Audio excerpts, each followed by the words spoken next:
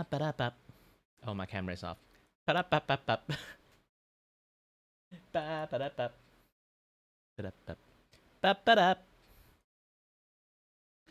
Ba-da-bap-bap. Ba-ba-da-bap. Ba-da-bap-bap-ba-dap. Bap. Ba-ba-da-bap. Ba-da-bap. Ba-da-bap. Ba-da-bap. Ba-da-bap. Ba-da-bap.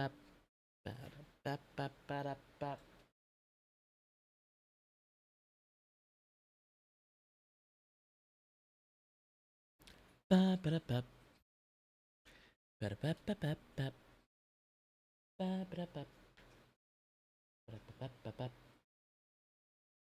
Ba-ba-da-bap-bap. Ba-ba-da-bap-bap-bap. Ba-ba-da-bap.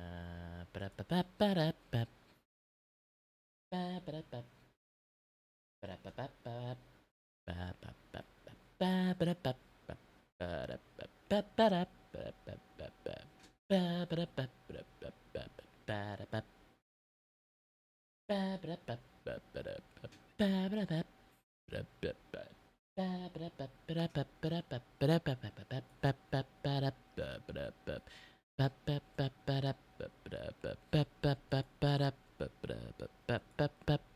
Ba-ba-da-bap.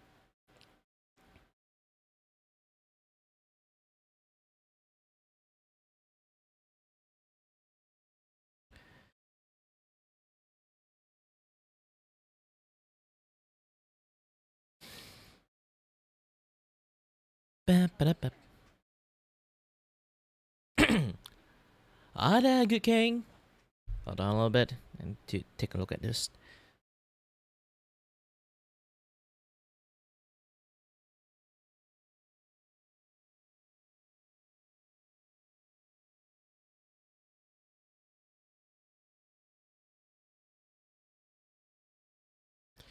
Yeah, back in the days, like the voice control thing is like really like accurate. Now, like I don't know what kind of update they have. Like the voice control is just bullshit.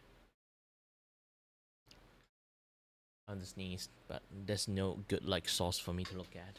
Hold on a little bit.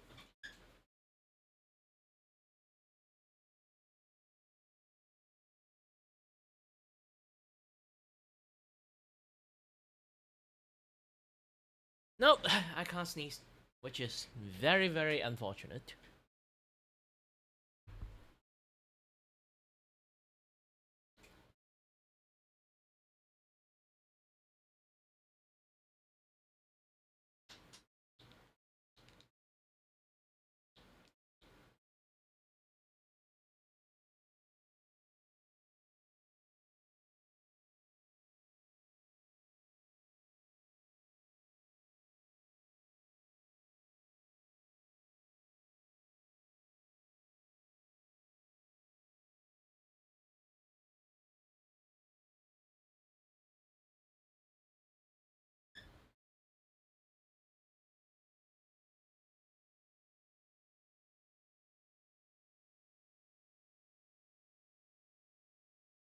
Ow, get away, bot.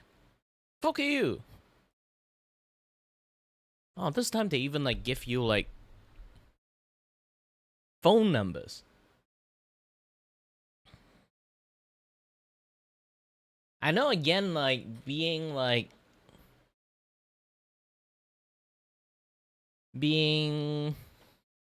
affiliated or like partner with like Kick is like really good thing, but I want to earn my viewership organically instead of like cheating it. If you don't know, actually, like if you yeah,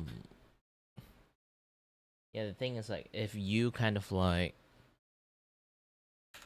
got partner with like Cake, okay, you earn monthly payment. Not like revenue like ad shit. They literally pay you salary. This is why there's so many like bots like blatantly like advertise that they will like bot you until you get like partnership. Kind of like service, you know. The reason is if they get you partnership, they essentially get free money.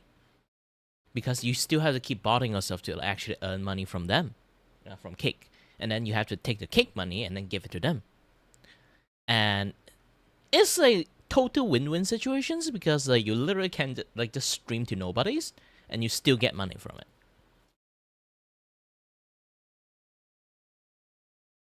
It's like a money earning loophole. The only thing is like you also like incentive to have like a lot of interaction within like people.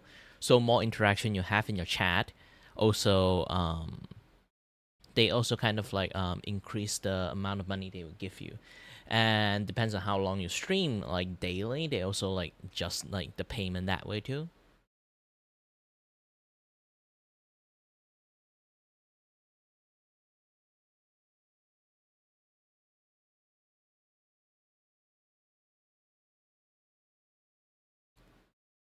So for a long time streamer like me, like it is like for like lots of like bot target. This is like the greatest target to target at. But you do earn half of the money only if you kind of like multi-streaming. That's the only caveat. If you do full-time streaming in Kick only, then you get a 100% payment. If you don't, you do like multi-streaming, then you get 50% of payment only. So yeah, that kind of issues does happens too.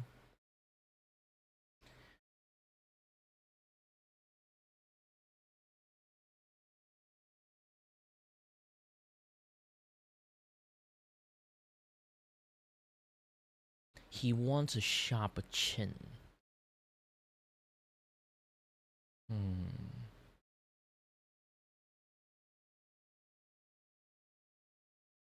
Yeah, it's either you do full time kick streamer or part time kick streamer. Part time you only get part.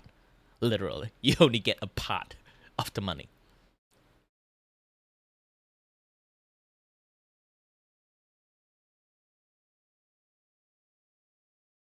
Oh, my phone. Ah, still in the back. Hold on.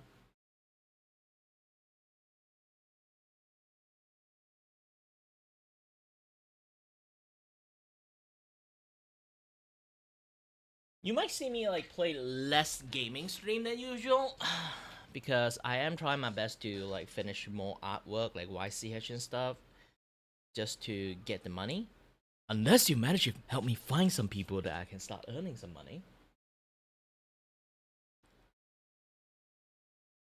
Oh, speaking about like earning money and stuff like doing great, let me open up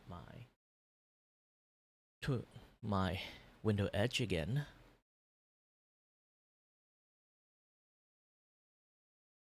I need to show you guys this.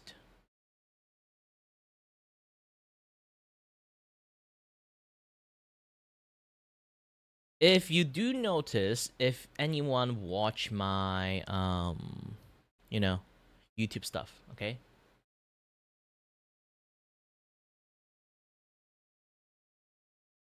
I've been actually like having like a big leap on my like my view and stuff. So my channel is actually getting more and more people. Let's go to the analytic.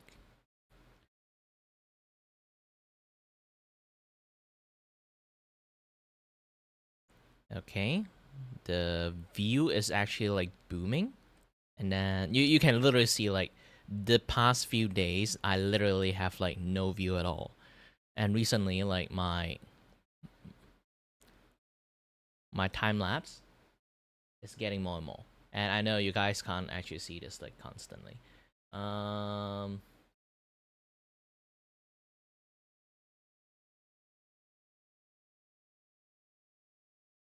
Hold on.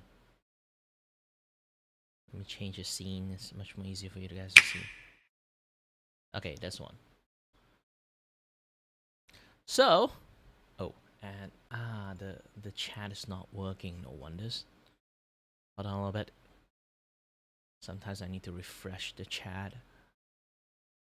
YouTube 3D. Where's my chat support? Yes, chat support. Refresh.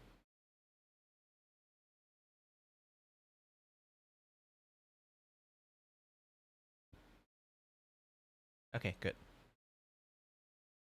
So you can see the numbers is actually like growing quite well.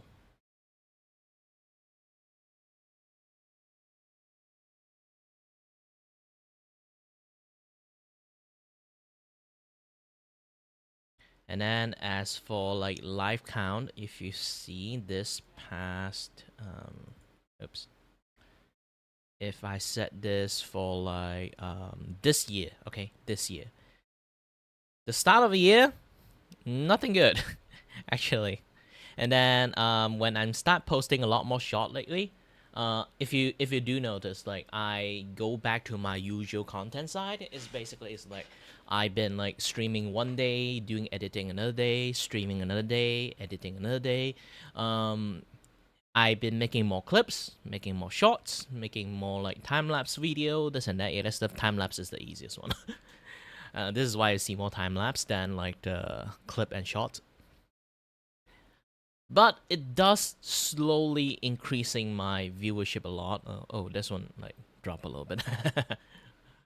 But yeah, you can see like it's growing quite well at the moment. The only issues I have for this thing is just my. I still have. I almost reached the second state of like getting 1,000 subscriber, but only issues I have is like getting the view. I need more public watch hour. But once I get like 1,000, things will change a lot more. That's the thing that I will like talk about. Like, once I hit this, once I like hit 1,000 like subscriber, there will be a new algorithm change for my account. Which, if you guys don't know, YouTube actually have a weird algorithm shift when you reach a certain numbers of like subscribers. It only works until you get like if I remember well, it's like 100K subscribers. It's like the last stage you will ever like get the algorithm change on you. It's basically like 1,000 subscribers. You basically unlock some hidden features that YouTube never told you, and then it basically like it will promote you more to more people once you hit like 1,000 subscribers, and then when you get like 10K, 25K, and then 50K, and then 100K, like subscribers. Like each stage will give you a certain amount of like viewership change, like numbers, like people impressions, this and that other stuff. Those things will like get drastically changed. Sometimes, obviously, there will be like some like random like algorithm shift that will like favor you for no reasons, but if you want a very stable organic shift, this is like from subscriber count. But once you like get to the last stage, the 100K, your algorithm will just be level the playing field with everyone. So you essentially, even you have like 10 million like subscribers, okay, even you have 10 million subscribers, your algorithm is still going to already set stone and be same with a person's who already have 100K subscribers. It's going to be the same playing field. This is why like some people like say like I have like that many like subscriber, why I get like shitty treatment. Yes, because your treatment is same with people who have 100K subscribers. Treatment it's the same, unless you're super duper like famous like Mr. Beast, or like some other like famous streamers, YouTubers, those kind of things. Too bad I can't say Smosh because things has changed a lot. I do feel bad for Smosh, to be honest.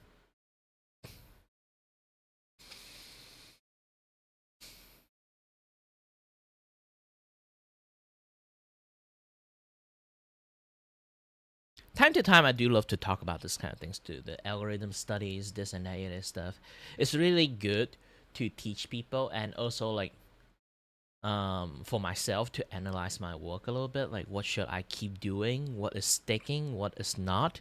My content wise, the video format stuff I put have been on like a very flat like viewership. You can see 19, 104, 31, 92, 100, 43, 30. Like This and that stuff. Uh, So it takes a lot to change like a lots of things to actually get like some view. Like this one, I talk about like popular things. I still only get 59 view only. And then this one is like the recent one, talking about Simon again. Again, I think like Good King, you were there when Simon is like terrorizing like in my chat, right?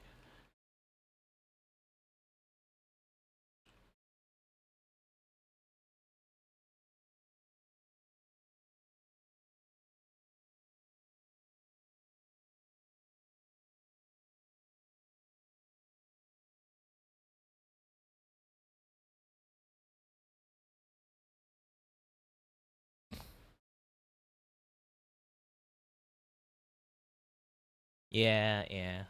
Those were the times. Thank God he didn't interrogate you that time. Like almost everyone that this is why I kind of like feel sad about it, because like around the time that Simon kind of like invade my stream, it was the time I'm keep getting like new like chatters inside my streams. But every single time someone say hi, he would immediately ask like, "Hey, do you play Geometric Dash? Hey, do you like music? Hey, do you do this? Hey, do you do that?" Like scare the crap out of anyone who just drop into my stream. They want to talk to me, but Simon literally is like cock blocking them, and then scare them away like a fucking scarecrow.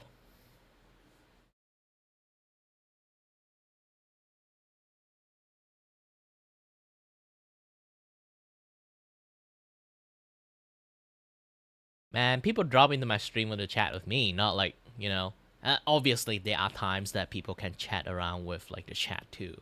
Depends on like the stream cultures. But yeah, that's the problem about him, is like he will go ahead and disrupt other people's stuff. I warned him like so many times. When I ban him or time him out, he will immediately come in with another account. Hey, why time me out? Um, okay, okay. And then I explained to him.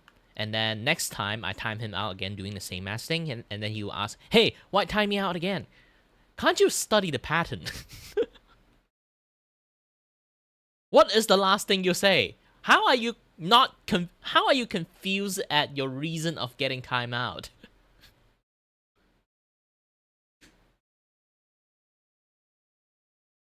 And usually, I only time people out once. I'm a very stern and harsh person. Yes, if I time you out, maybe like after like 2-3 months, or like maybe a month, or like I give you even the more benefit of generosities, okay? After like maybe a week, you do it again, I can still time you out again. A longer timeout. The problem what he does is he can get a warning, get 2 timeout in the same day. I am super fucking generous at him at that point. Because usually people already get banned a long ass time ago.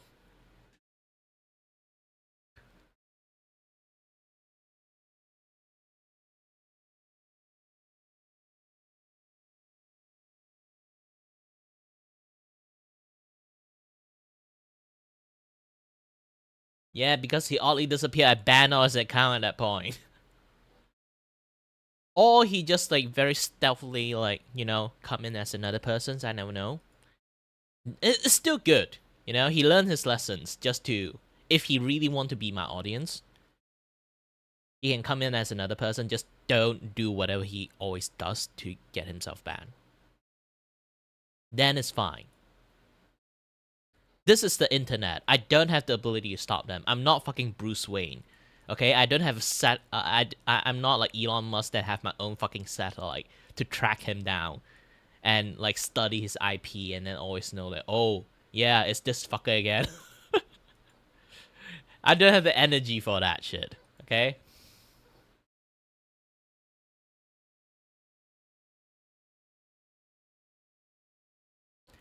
Long as people, like, even the people I banned that came back, long as they behaved, okay? Long as they behave, I will be fine. I will only, like, time out, warn people, and ban people when they're not behaving. They are disrupting the mood of the stream, or, like, basically just a general, like, disturbance. And here's the thing, like, if they have to make me, like, stop my entire stream, like, halfway I'm chatting or halfway I'm doing stuff, I have to stop everything just to warn them, is it itself is a disruption of the stream. That is already, like, a very, like, high bar, like, very low bar to not to, like, disrupt it that way. But he managed to did that and then try to argue with you. The moment argument is, like, happening from getting warned and timeout, that is already a complete, like, extra disruptions adding on into it. You know? People get timeout or banned or, like, even get warning, just the most minimum side, is because they did some things that can disrupt the stream. Disrupt the viewer, disrupt the, maybe I have guests in my stream, like, disrupt the guest, like, all those kind of things. You know? And those things can happen.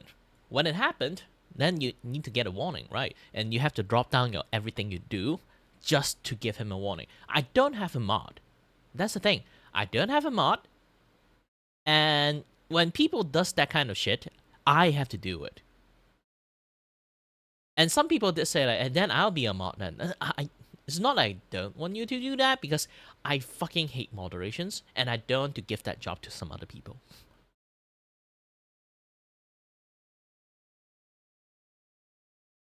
Because it's like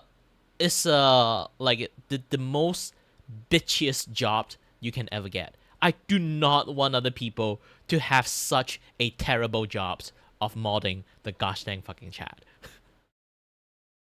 I know they do exist so that I can just like keep doing my stream and other people will be dealing with them, but I don't want that kind of things happen, because, like, for once, if I give them the ability of mod stuff, they have to deal with those guys.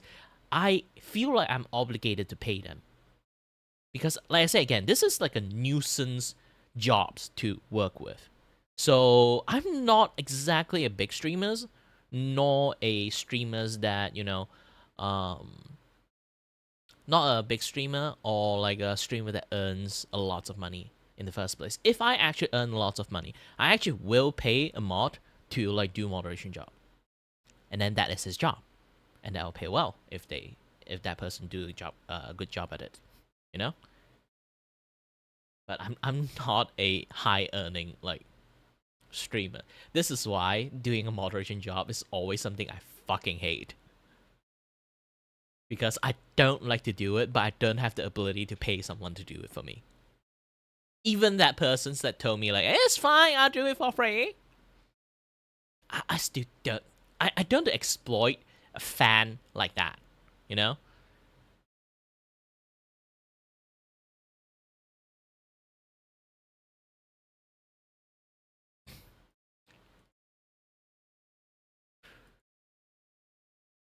But anyway, let's move along. Move along to my shot lately. This one I just posted like an hour ago. It's more or less a repost at this point, but let's hope this thing works. Okay. Um, there's a very big ratio of like lately with my shots, especially on my time lapse. You can see, like, this time lapse I did for the Doki Bird one. I literally got 0 like. The view is abysmal. Okay. Even I get like a shot with, like, like time lapse, like, drawing, I only get like a very low minimum of, like, reaction from it. Like, look at this. Like, back in the days. Nowadays, like, the like ratio have been, like, going crazy a little bit, but if I scroll back a little bit more to the past, most of my shots and, like, even like time lapse drawing, if I get 3,000 view, if I get 1,000 view,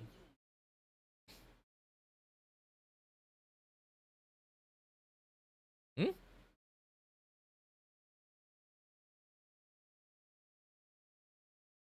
The picture video? You mean like the things that right behind me? Yeah, it's just a video in the OBS. I just put a media source, putting in there, put like the video in there, done. If it have music, you don't want people to hear it, you can just mute it. If you want to talk about the, like floaty 3D thingy, um, floaty panel, that is like a plugin called 3D, literally called 3D plugin. Or 3D panel, yes, 3D panel. The person who made this, he created like two different things. One is called 3D panel, another one is called 3D block. 3D block is, they will actually like follow the form of the PNG. If it's like the what again? If it's like the PNG have like blank space, if you're using 3D panel, that blank space would turn into black colors. So it's a little bit annoying. This is why he created like the 3D block thingy. So it would like crop around the transparency too. But that thing like eats up a lot more like resources than normally you would have. So yeah, you have to be like a little bit much more careful about that one.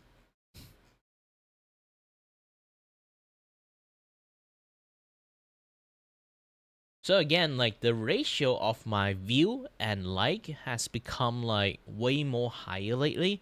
I am actually like really surprised at that. Like, even low view, like usually I put time lapse, nobody give a shit about it. Nowadays my time lapse, like even I have like a lot of view, I never have a lot of like. So this is like the starting point that I actually have a lot of like.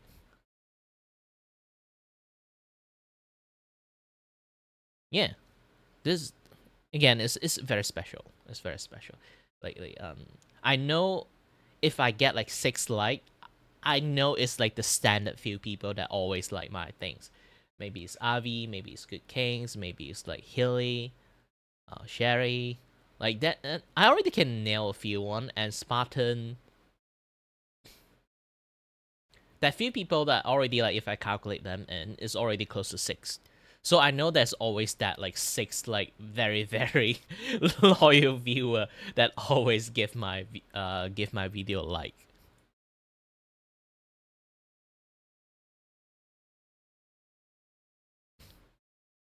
Normally, if you see 7, most likely I like my own thing. Okay. Do you know why I paused so long to actually start saying the 7 one? No, I refuse to follow the meme. I will not say it in a highly short gap of numbering. I will space it out and say it, okay?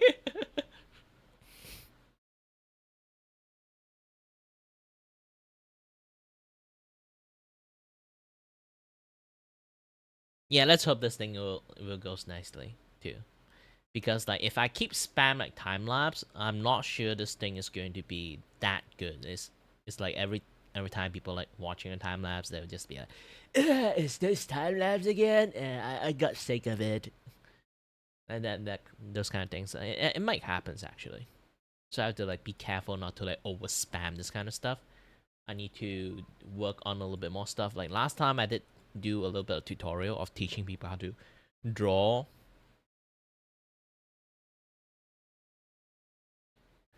I don't even know why that become like a meme.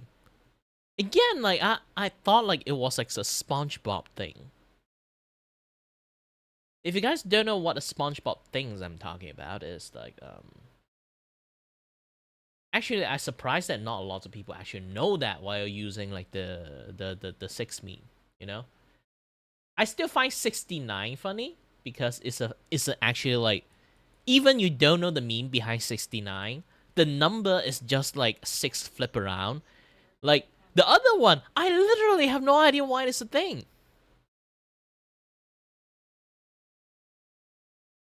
Let me try to find it.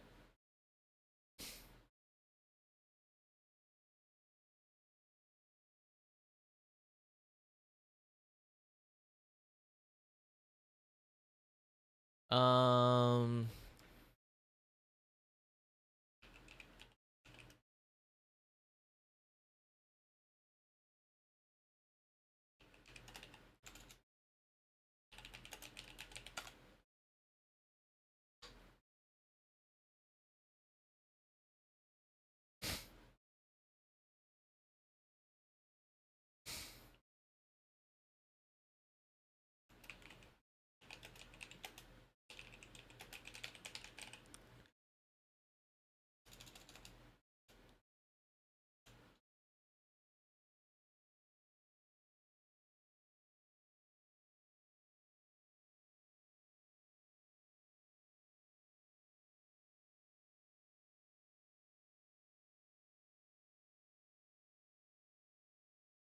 Okay, this one.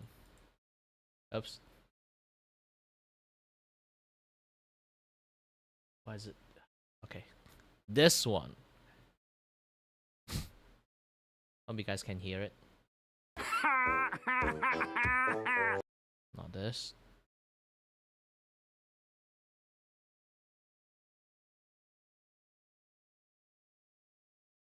What happened to YouTube?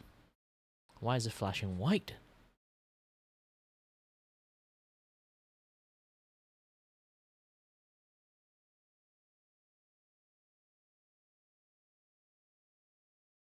Let me try to find another one with just the pictures.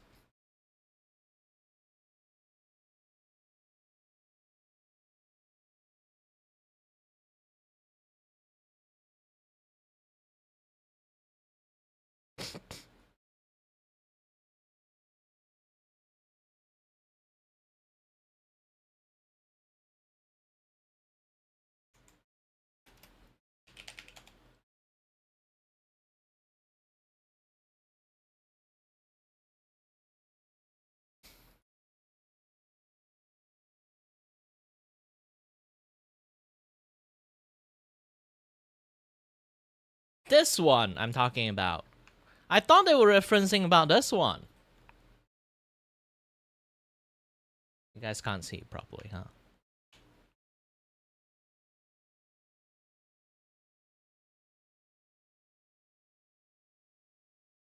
Yep, now you guys can. So this one is I thought of something funnier than 24. Let me hear it. 25? Yeah, I literally thought it was this meme. Apparently it's not.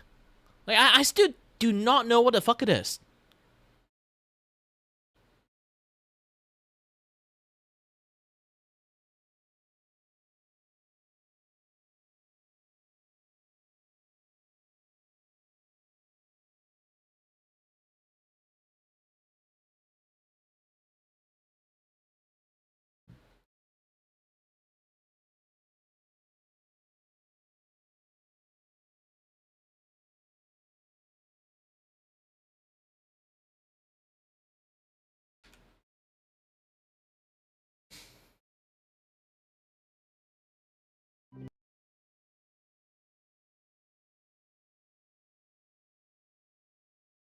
Now, speak about this, I need to write something for the shorts.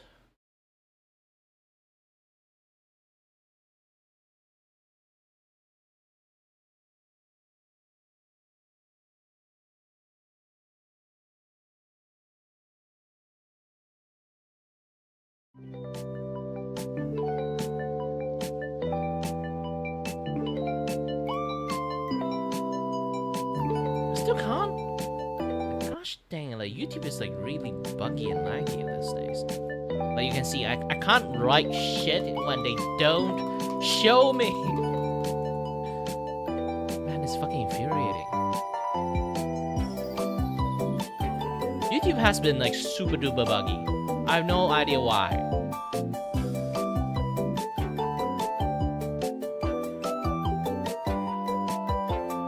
I can't write a thing in there. This is why sometimes I reply to people instead of like writing stuff like in there. Because I literally cannot write stuff in there.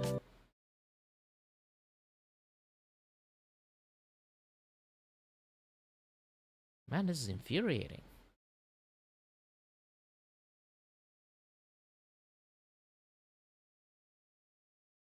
And yes, it's been happening like when I'm not even streaming too. That's the issues.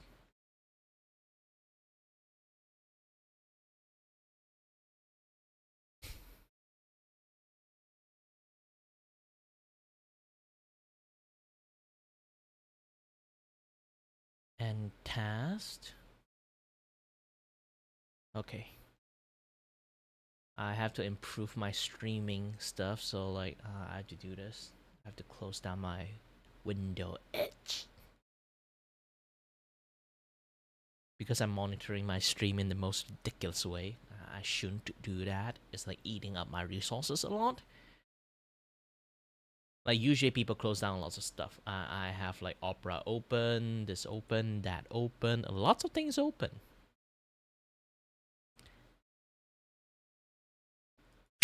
Let's go back to the off screen. Oh, by the way, my friend actually like tell me that I should do something funny. I'm not sure it's funny or not. I think maybe it can if I play my cards right, okay?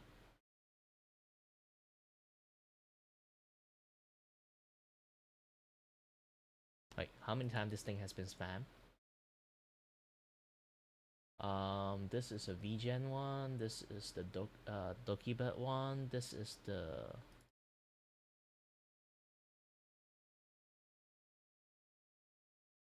Discord server one. Yes. If anyone say a word in YouTube right now, like that's the thing. I have like a checking systems. Okay, I can even show it to you guys like the checking system I have. So I have a checking command.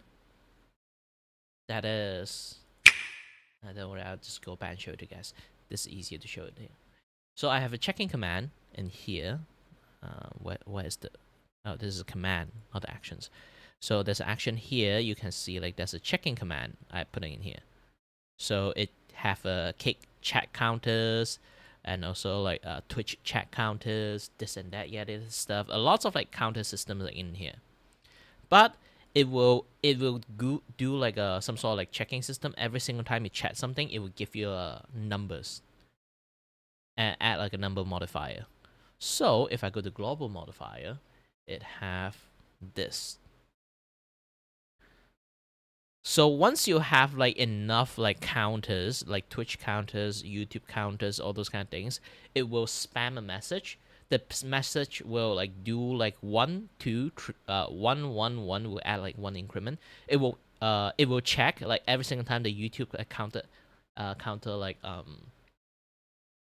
YouTube counter will like if you say one word, if you say hi, it will have like increment of 1. But before it add like an increment of 1, it will check did did the bot already like spam did the bot already like kind of like spam like the link out. If they spam like the Doki Bird one, basically donation link, so like the donation link has been spammed, add 1. And the reminder is like the Discord thingy. So see, after you say like one thing, it add like 1. So the after the Discord sharing things out, it will like add 1 into it. And then after the VGen say 1, they will add 1 into it. And then next time you try to update, it will see like is all this tree already have 1. If they already have 1, they will reset the YouTube counter back to 0. Why I do that is because when YouTube when they have to like spam the link in YouTube, they actually have to check YouTube counters. Have they already reached the numbers that I want? Because I set a if statement.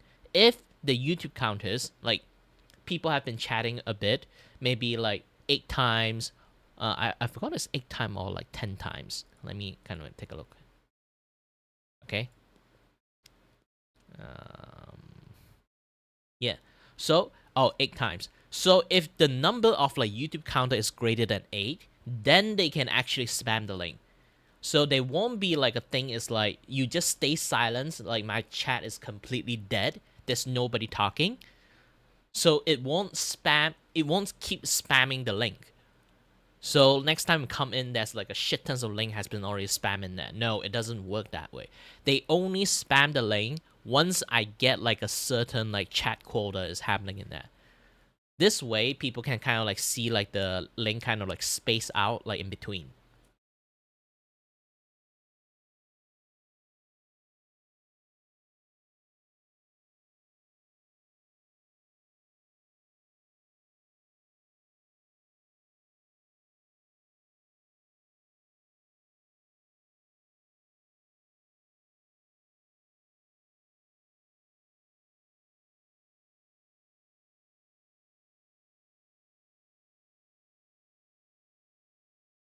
But this thing is not exactly will always be working. I'm not really sure like how well this thing will work because like kick is already the this and that other stuff.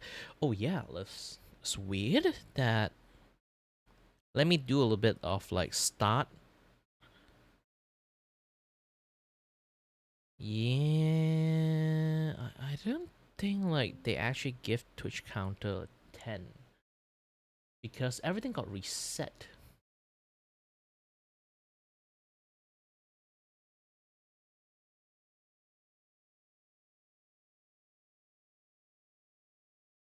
Hmm.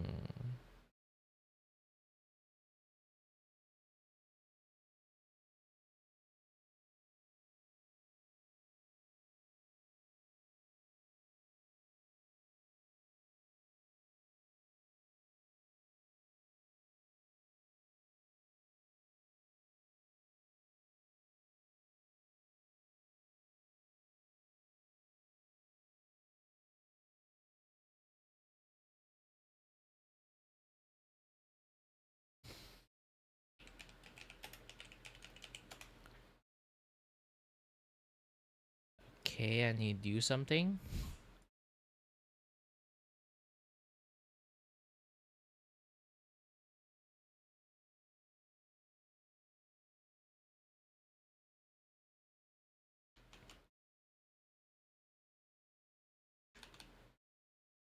Doing this is actually much more better. Kick reset and Twitch reset. Add them into group. Well, there's no people watching me in Twitch anyway. It's fine. But yeah, yeah. That's the thing. Like, no matter how much I do, my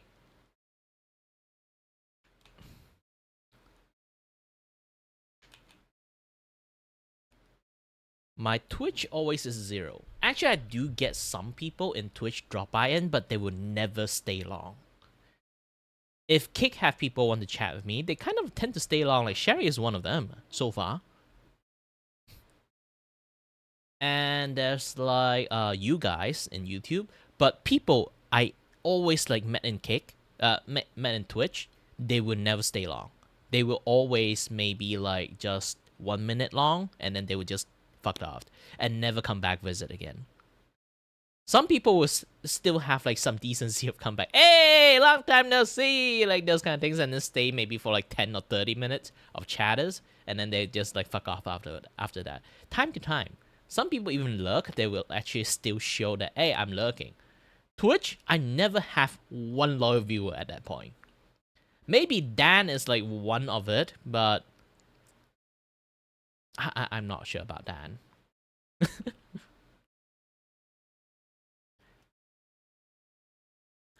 Because here's the thing, like Dan sometimes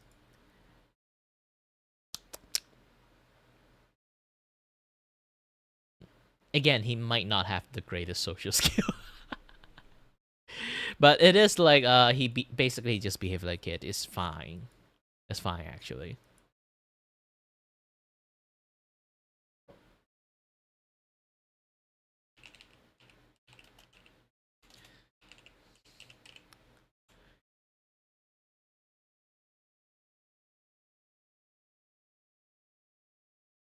Hold on a bit. My mom's need some help. Oh no man.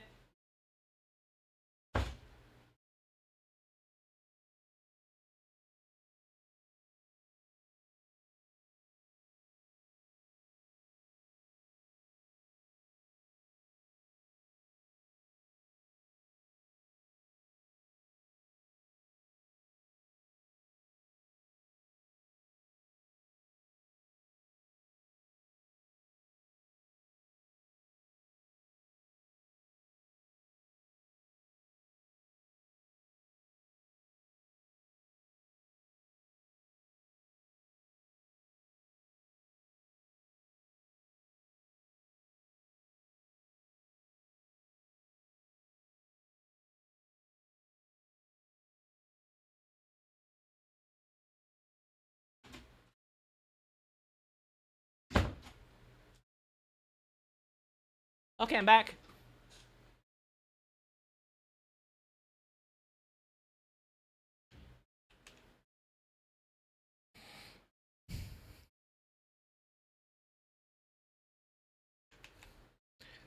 So the reason I'm doing this right now is because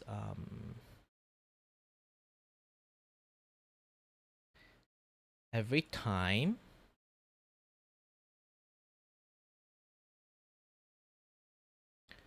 the stream ends, they'll reset all the counter back to 0.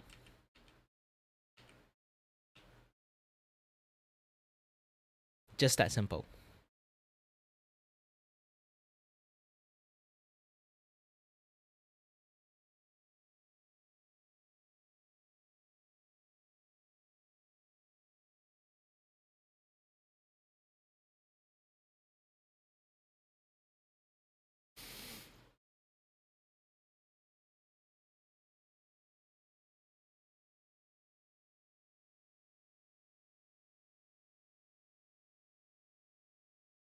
I do have to do the start counter thing though.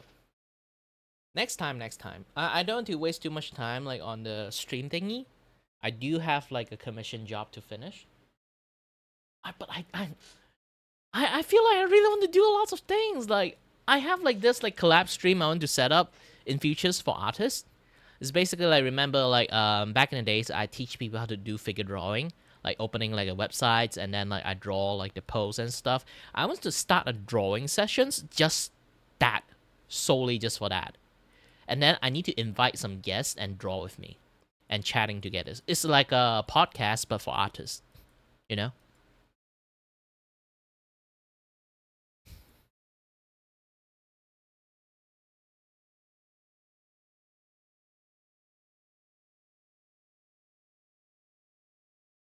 I want to create like a podcast for artists. I want to use this scene. Technically, not use this scene. It's like I want to reinvent. Oh, not this one.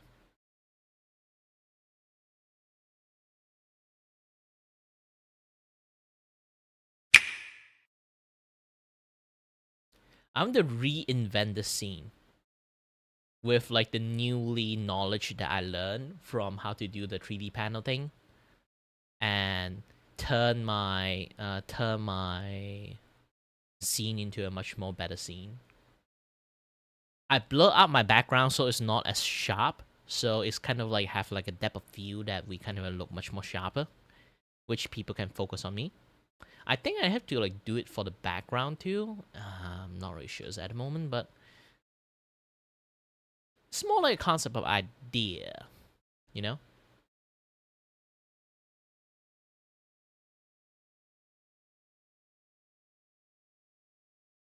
And then this support message is going to be in the centers below. So only people kind of like donate to me, they will actually, the things will actually pop up.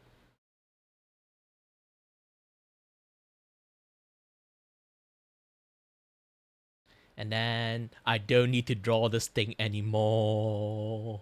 Do you know why? It's very simple. Let me try to find it. Yeah, that's a big issues when I try to do this thing back then. Back then, I have troubles because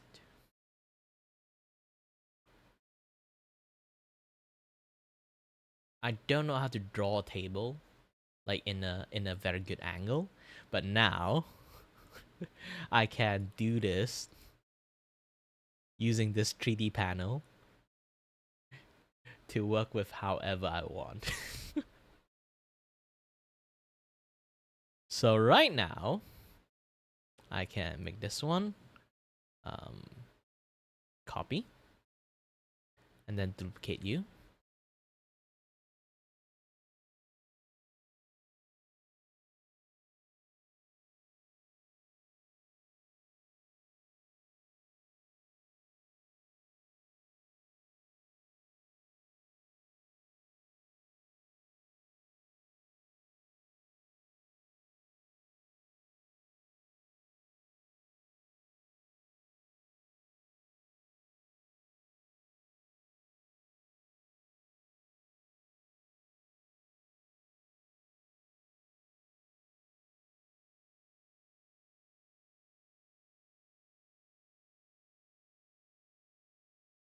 And it crashed.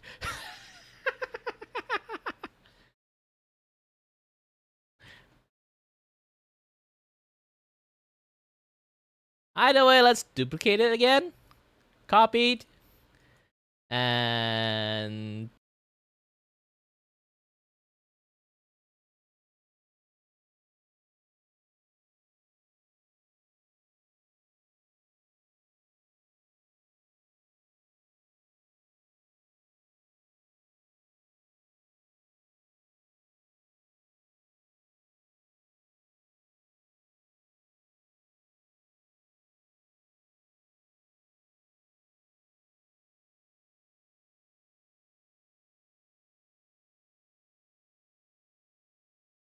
well, again, lesson learned.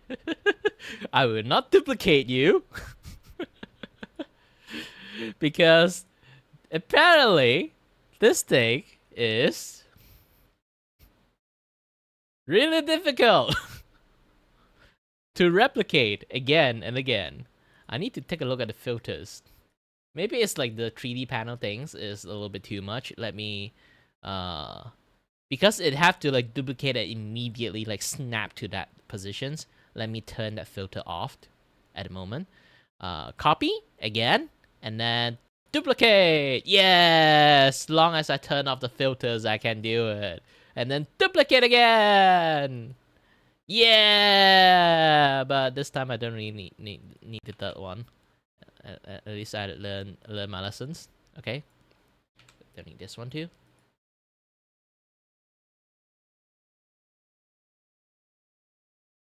Okay, what questions do you want to ask? Also, hi there, Taco. Oh, by the way, is the thing I sent you have you already taken a look?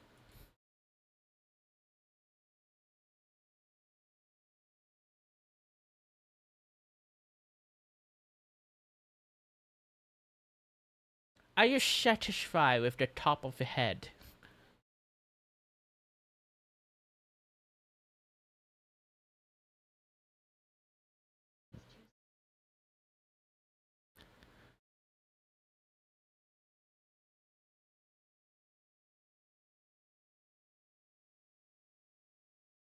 Is this angle good?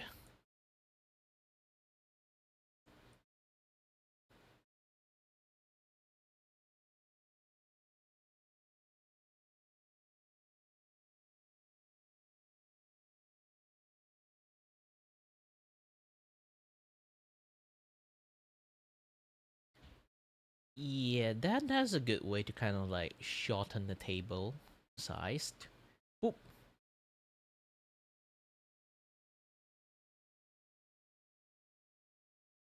I'm a genius.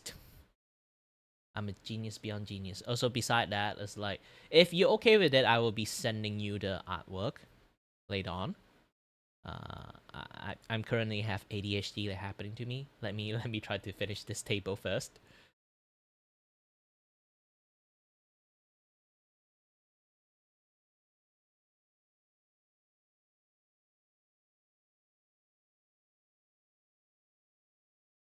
Okay, let's tilt this thing.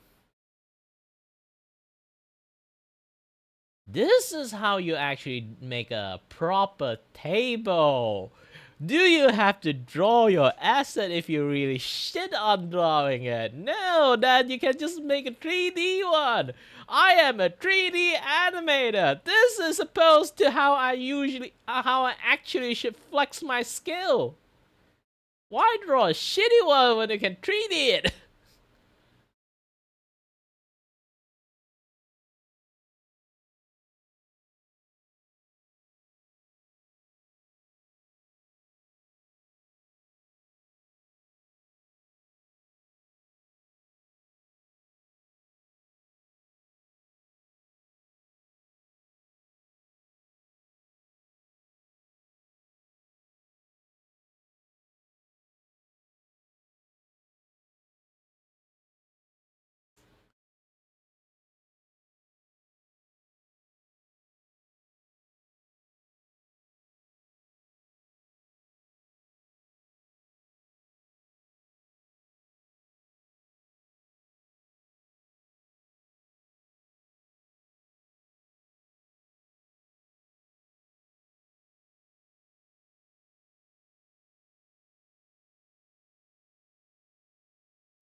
Need to rename it into cast table.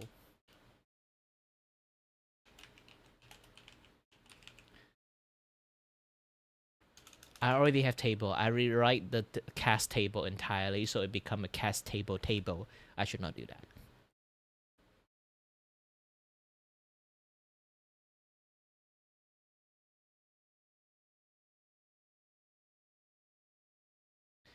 Okay. And I learned my lessons. I'm going to turn off this thing.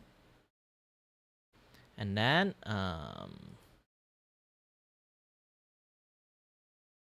duplicate.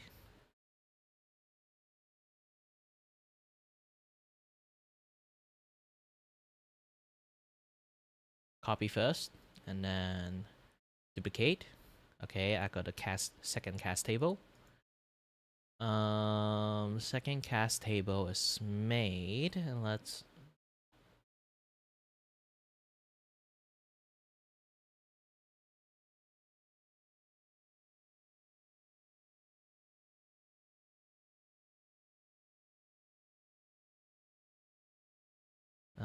my brain turn back on the 3D table.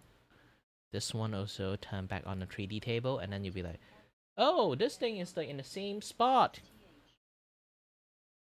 Wait, we already have like 8 chatters happening there? Oh yeah, cooking is spam very well. Means that my stream is entertaining and engaging. Loved it.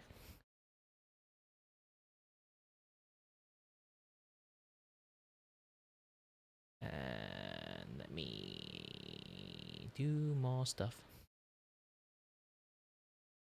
Okay, this is my second cast table. I will be doing transformation. Flip horizontally. Now I have 2 table, but this table, the lighting is weird because I'm going to switch the lighting for this particular one on the left side. Yeah, now you can see it's much more brighter in this one. And then I'm also going to switch to the lighting of this one into left side. Yeah, now it's brighter, slightly brighter. And I realize that my table is not really horizontally aligned. I mean, how? Why?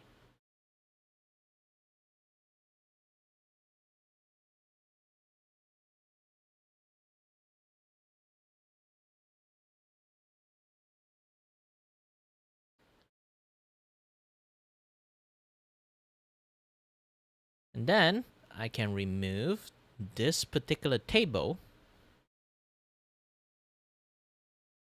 that's underneath me.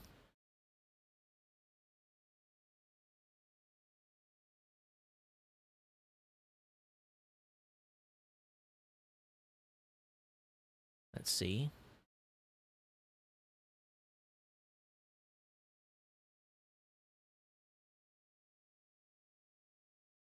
Boop. Aha! And my lower half body is exposed. I need to open another thing. Okay, another thing. And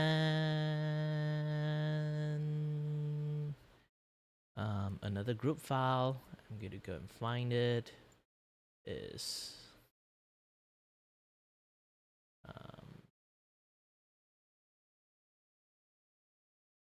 tabletop table holders. No, this is tablet holders. I need something else.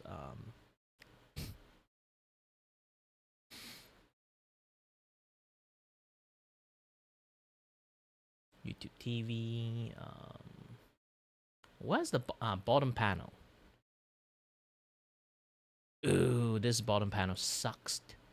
Let's change it.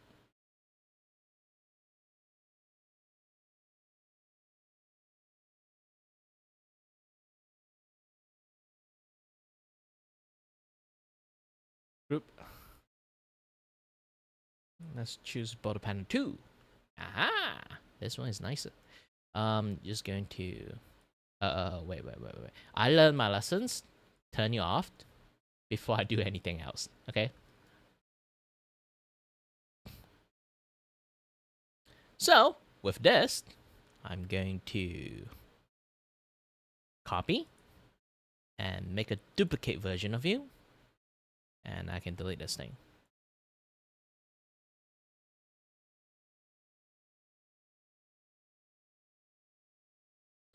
And then I can go back to the filters, turn back on the 3D, and now flip.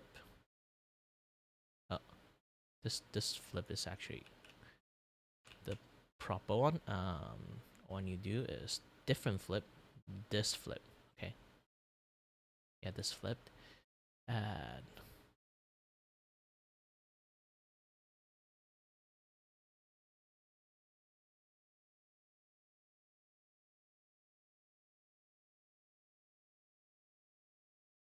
yeah, there's nothing wrong. Nothing wrong with it. And with this, I can extend it back. Same with the gradient. Extend it back. And oh, voila. Voila.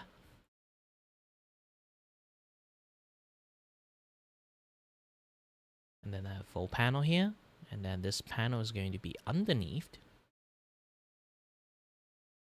the cast table.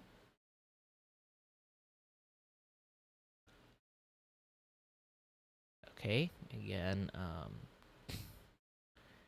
going a little bit proper 3D. Not you. Roll you properly.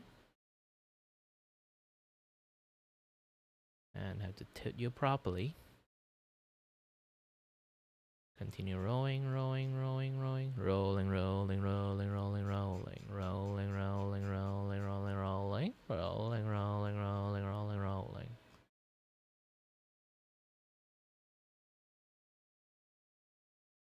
Okay, good.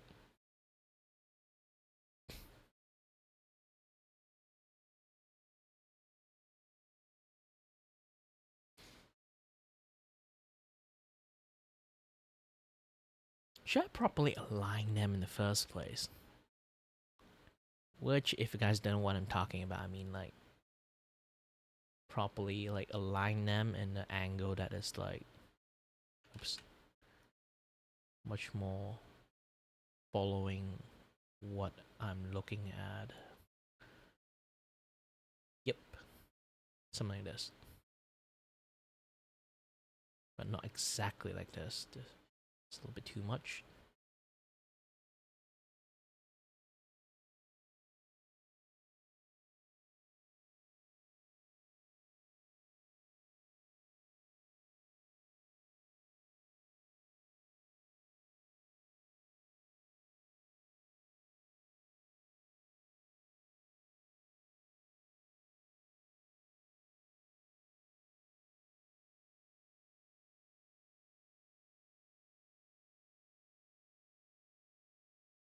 Yep, they can't barely see anything at all. It's fine.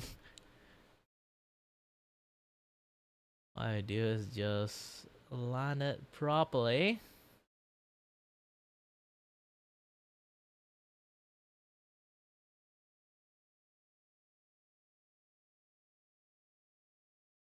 And then, yeah. It's working well. It's working very well.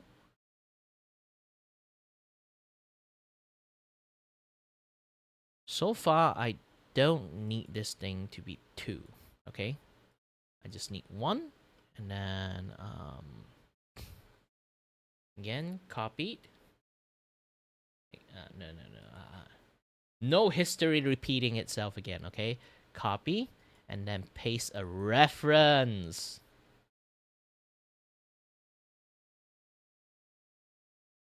Did I paste a reference inside? No. Paste a reference. Oh, gosh dang. Paste a reference. Oh, no. So, yeah, paste reference doesn't work, apparently.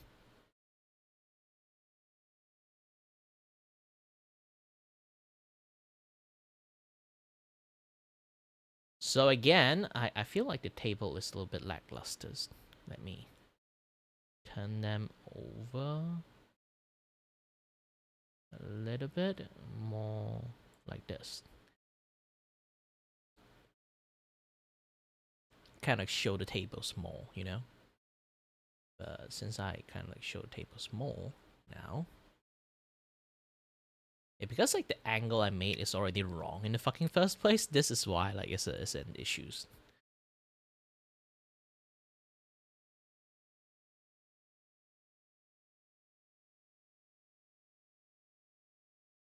Rolling, rolling, rolling, rolling, rolling, rolling, rolling, rolling, rolling, rolling, rolling, rolling, rolling, rolling, rolling, rolling, rolling, rolling, rolling, rolling.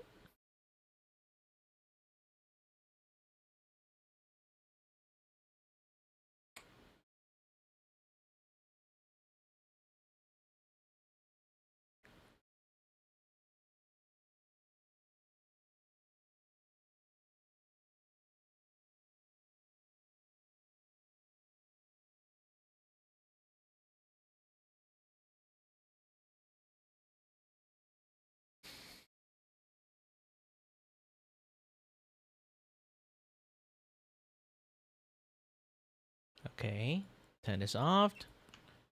Copied and paste a duplicate.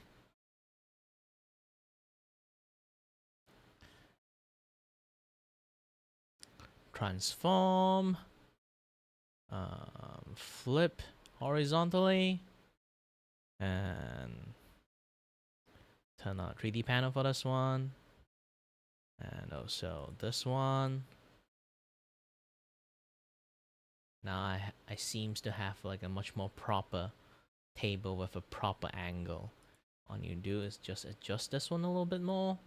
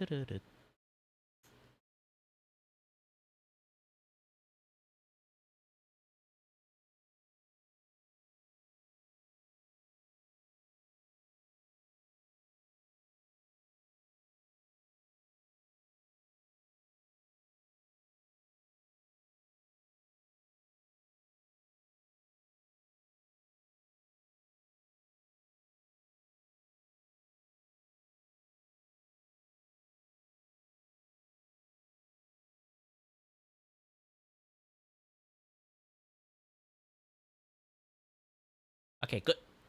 Good! This is very good!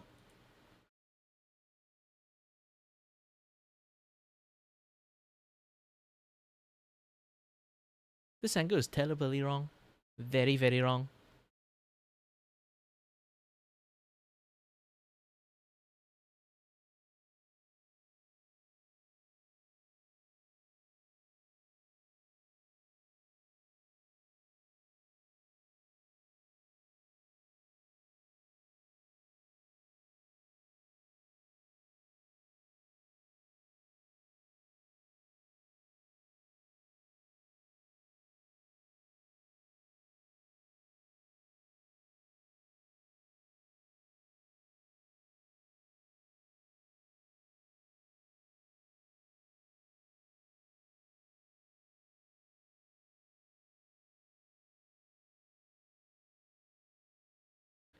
I'm still at the end a professional 3D animator, okay? I know what's is wrong when I see one.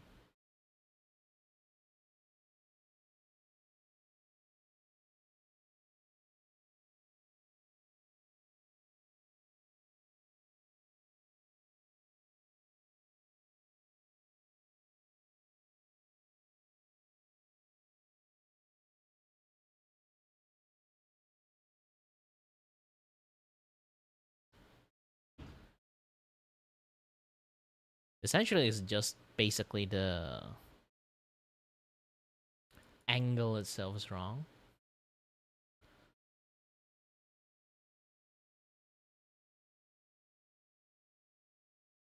Okay, now I can turn off the 3D panel and then duplicate you. Copy, duplicate, turn back on 3D panel on that one, and then turn back the 3D panel on this one. And then with that, I'm going to right click you again, transform, flip horizontally, and now I have two sides of the table been made.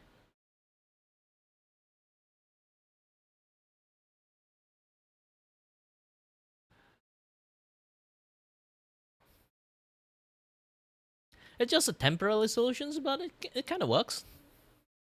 Yeah, it kind of works.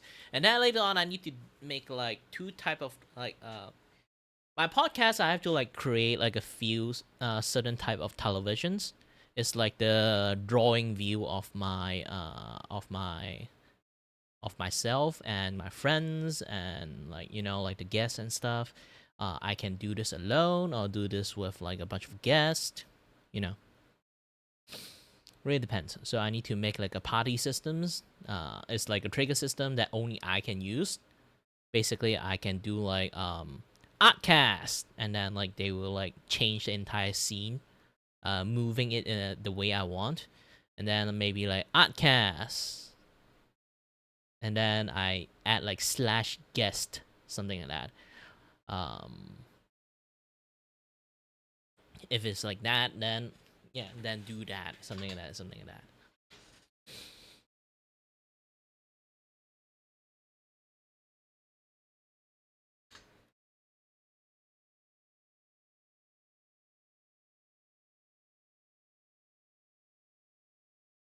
It's basically a lot of panel shifting and flipping around, 3D style.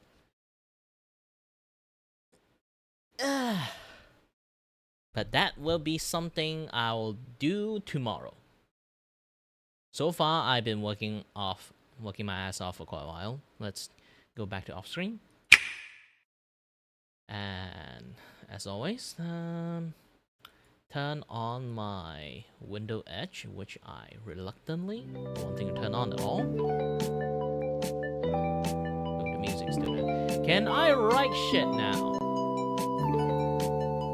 No, I still can't.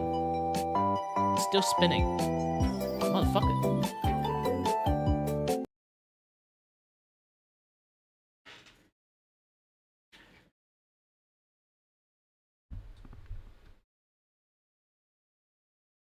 You know, you find this like very oddly. Asian people actually, when they curse way more than average, above average than most people does.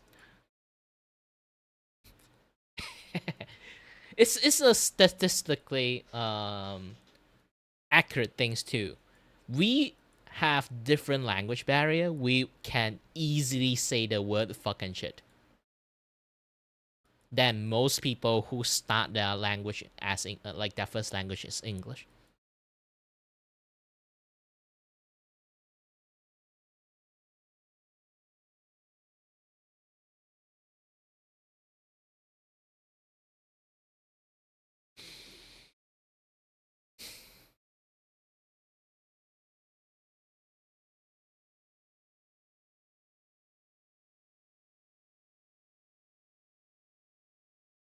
Okay, I need to do the final delivery to you. Well, it's basically like if I teach you a bad word in Chinese or in Cantonese, you might think it's just some very funny word. You can just keep spamming it. There's a lot of VTubers or like streamers, they learn this kind of language. They can actually just say it without remorse. Even though it's basically something someone troll them and teach them a really bad word, they just can say it without knowing what the fuck the meaning is.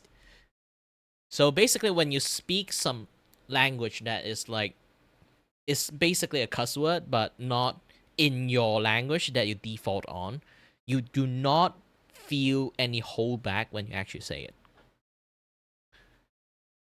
This is why sometimes people might say like Asian people is like really racist. It's just the way our language translate to English doesn't really work. If we do direct translations, the meaning behind it is different.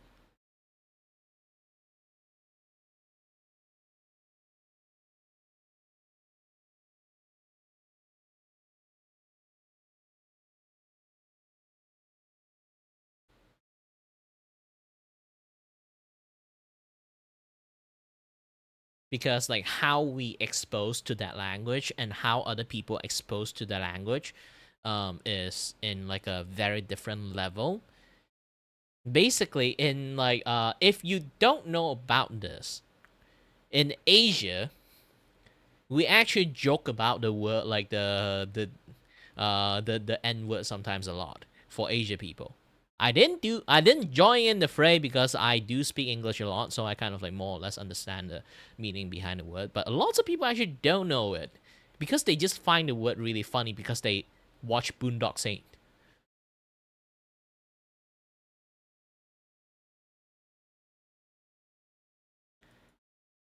Yeah, if they don't want Asian people to say the N word that much, like people should like ought to not use that language in the funny, ironic way, and then people might think it's just some funny word people say.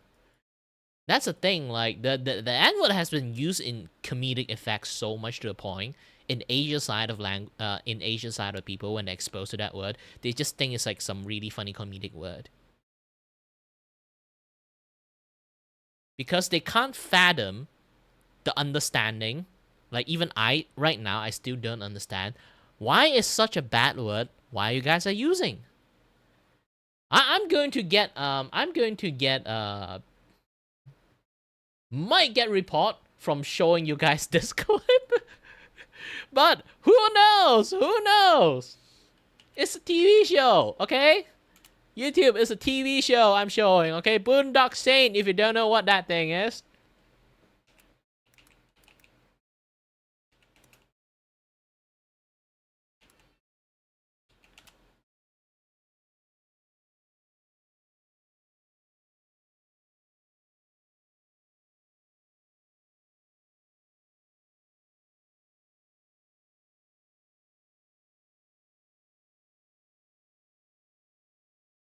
Don't get too offended by it. It's written by actual black people, so it's kind of fine.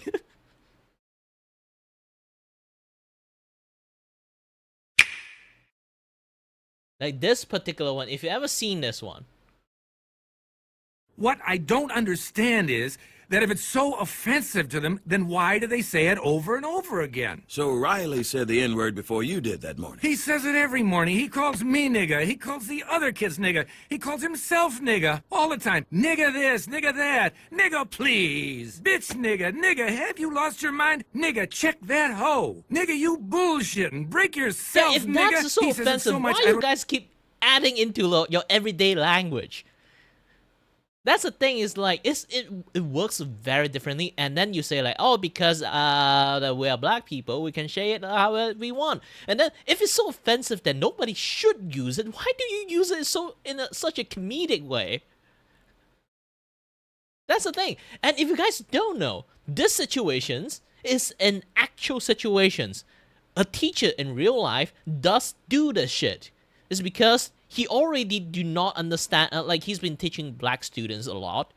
I remember he's like in a black school, so he's been like teaching so long. He has been hearing that word so oftenly. Even he started to say it.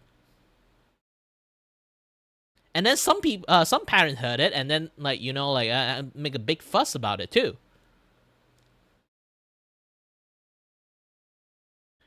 And if it's like again, it's so offensive. Why keep using it? Man is like, I don't like you to call me banana, and then you refer to yourself banana. Like what? I don't even notice it anymore. Again. Break yourself, nigga! He says it so much I don't even notice it anymore. Last week in lunch, Riley says to a classmate, "Can a nigga borrow a French fry?" And my first thought wasn't, oh my God, he said the word, the N-word. It was, now how is a nigga gonna borrow a fry? Nigga, is you gonna give it back?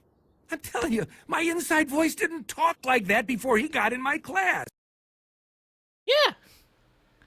If that is such a bad word, why keep using it? And it's an actual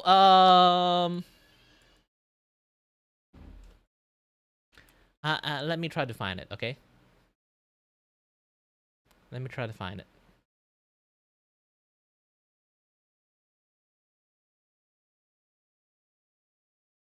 Because after me actively finding this thing, I might get into YouTube list, okay?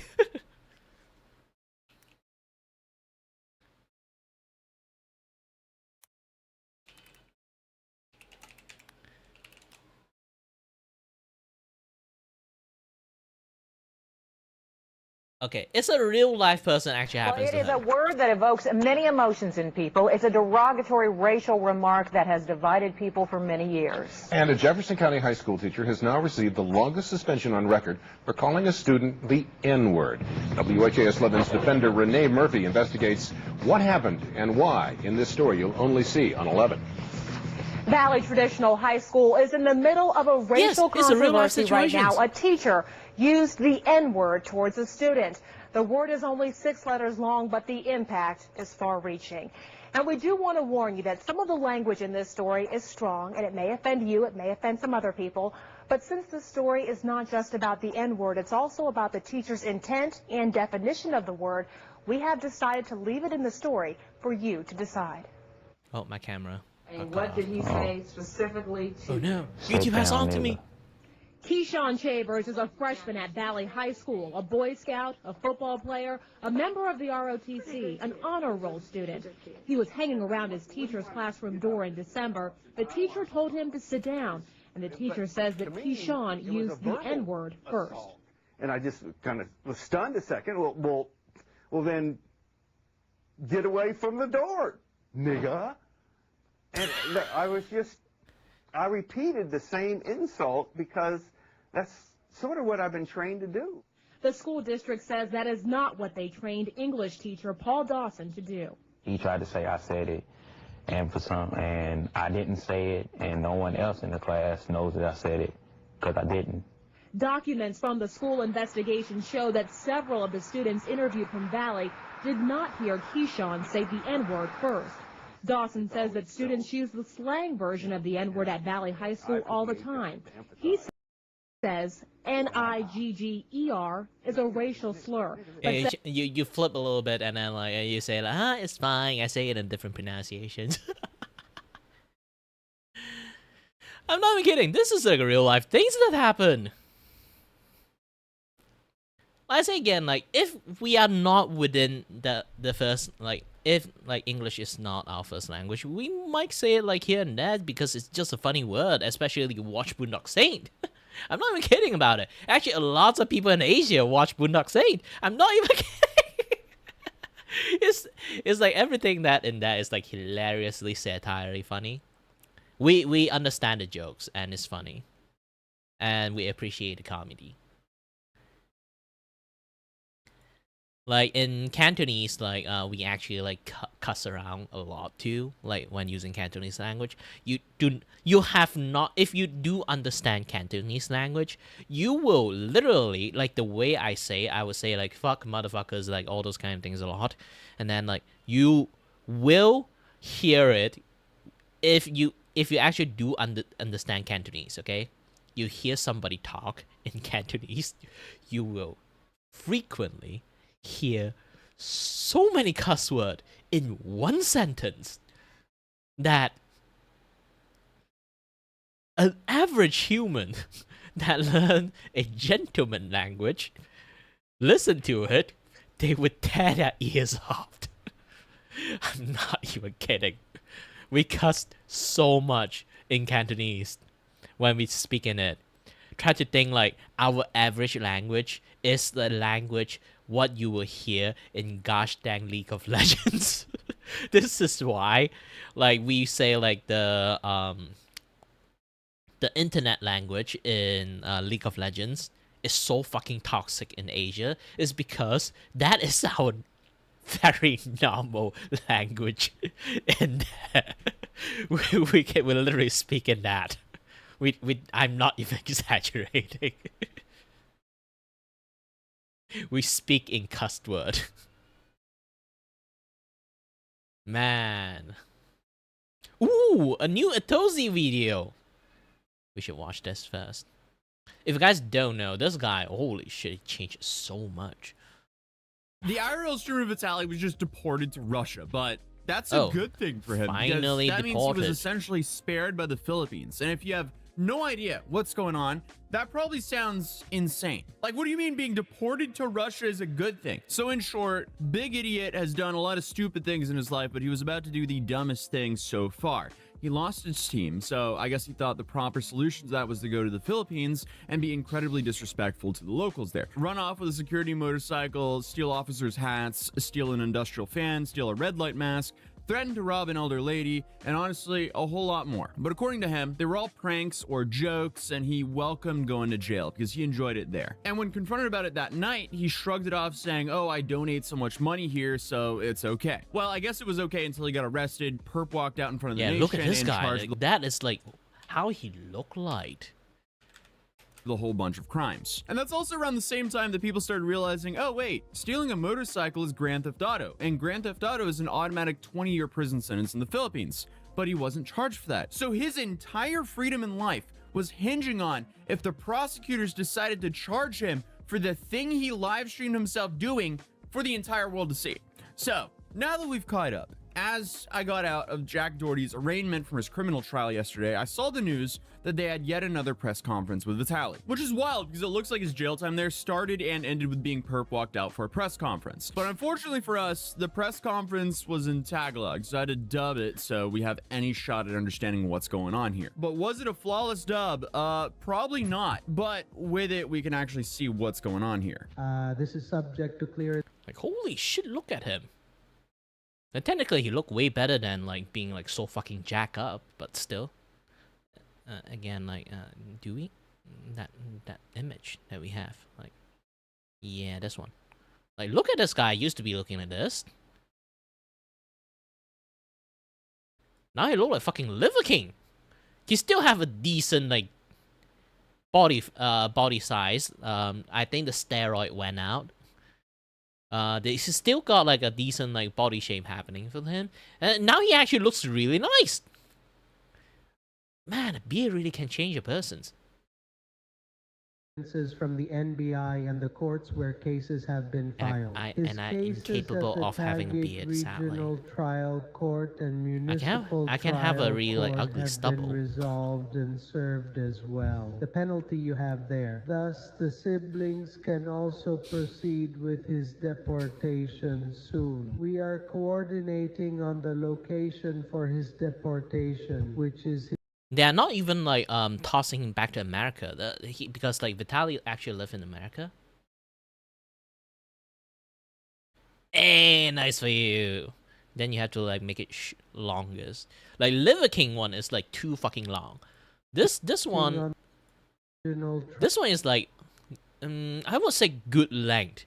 You just need to trim a little bit on like the like there's always like have like some wild strand.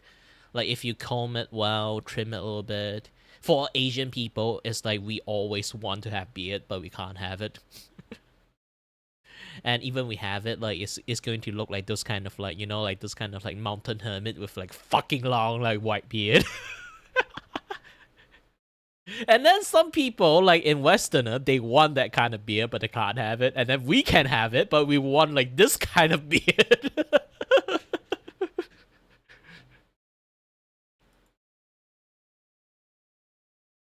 proceed with his deportation.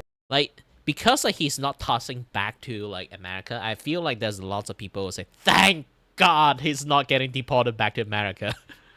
Soon. We are coordinating on the location for his deportation, which is his country, Russia. Interesting. You I guess they resolved it. Vitaly is a holder of a U.S. green card, but is a citizen of Russia. Thus, the normal process is not about the country of residence, but the passport. Is that easy to get a green card in like US? Technically, if you have a green card, you're a permanent. You're kind of like sort of a semi-permanent resident in like US, right? Not really sure about that.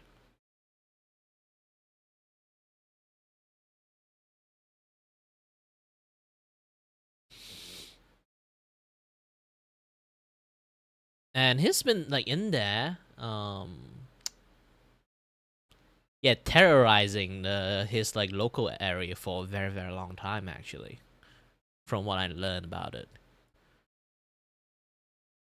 because that guy was always like high on something, so like it always like disturbing the peace of the entire neighborhood. And that's like one time that he got fucking arrested because like he was on mushroom, and then like a lady just like jogging by, and then he somehow like I think like he is like naked on the top, like he's still wearing pants, but jump on the ladies and then bash the shit out of her face. I mean like really bashing the shit out of her face. And then when they kind of like caught him and then take like the photos of like him, like, you know, like mugshot, like his pupil is like super widened, so he is like still high around that time too. Of origin. His It's passport gonna be is terrible, from like, Russia, hard to so like that get him off too. Like he is like super jack. Like even now he's not on steroid, he's still like quite jack himself. And look at him like around that time. Perp walked Like, out in front look of the at this nation guy. and- Like when he is on steroid, holy shit! This guy is like, imagine he's like climbing on top of someone, like bash the shit out of someone's face, and you can't pull him away unless you are jack as him. Like seriously, even the muscle is just for show. He's going to be fucking heavy to lift or lift out. that we continually welcome tourists and visitors. We treat them with respect and anticipate they will follow the same rules we do when traveling. We have no ill feelings towards Vitali. He has served his time, shown remorse, and he is now a free man going back to Russia. Thank you very much. All right, and just like that, he was allowed to go home. So that's essentially how the headline of being deported to Russia is a positive thing for him, because normally... Because here's the thing, like, when foreigner did something bad, it's a really difficult subject to deal with, because, again, sometimes the country is going to pressure you to release them. So, all you can do is just, like, deport them. And then there's also a lot of, like, law in many countries. They actually do not know how to deal with the foreigner. If you don't know, Kikihime, like in Japan that time, like got stalked by stalker and even got hugged by stalkers, grabbed by stalkers and everything. The Japan, they can't do jack shit because like Kikihime is a foreigner in the country, so they can't do anything until literally something happened to her. Like, around the time, actually did something happen to her, but police still can't do jack shit about it because, like, they have a really stupid fucking, like, stalking law.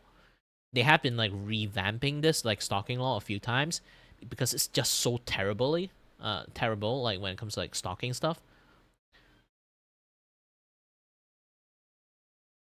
But, yeah, like, there's lots of, like, stalking cases in, like, Japan, like, the worst one, too.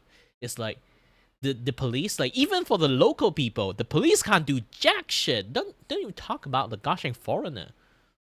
Foreigner, they completely hands off. But when it comes to the local, they can literally go to the police stations, finger literally pointing out the guy standing right in front of the police stations. They still can't do jack shit. Because according to the law, he haven't done anything yet. Police literally cannot do anything. Even though that person is following her right in front of the gosh dang police stations. And she is literally in the police station, finger pointing at that guy. He's not even shy away, just stand there because he know he's like more or less getting protected by the fucking law.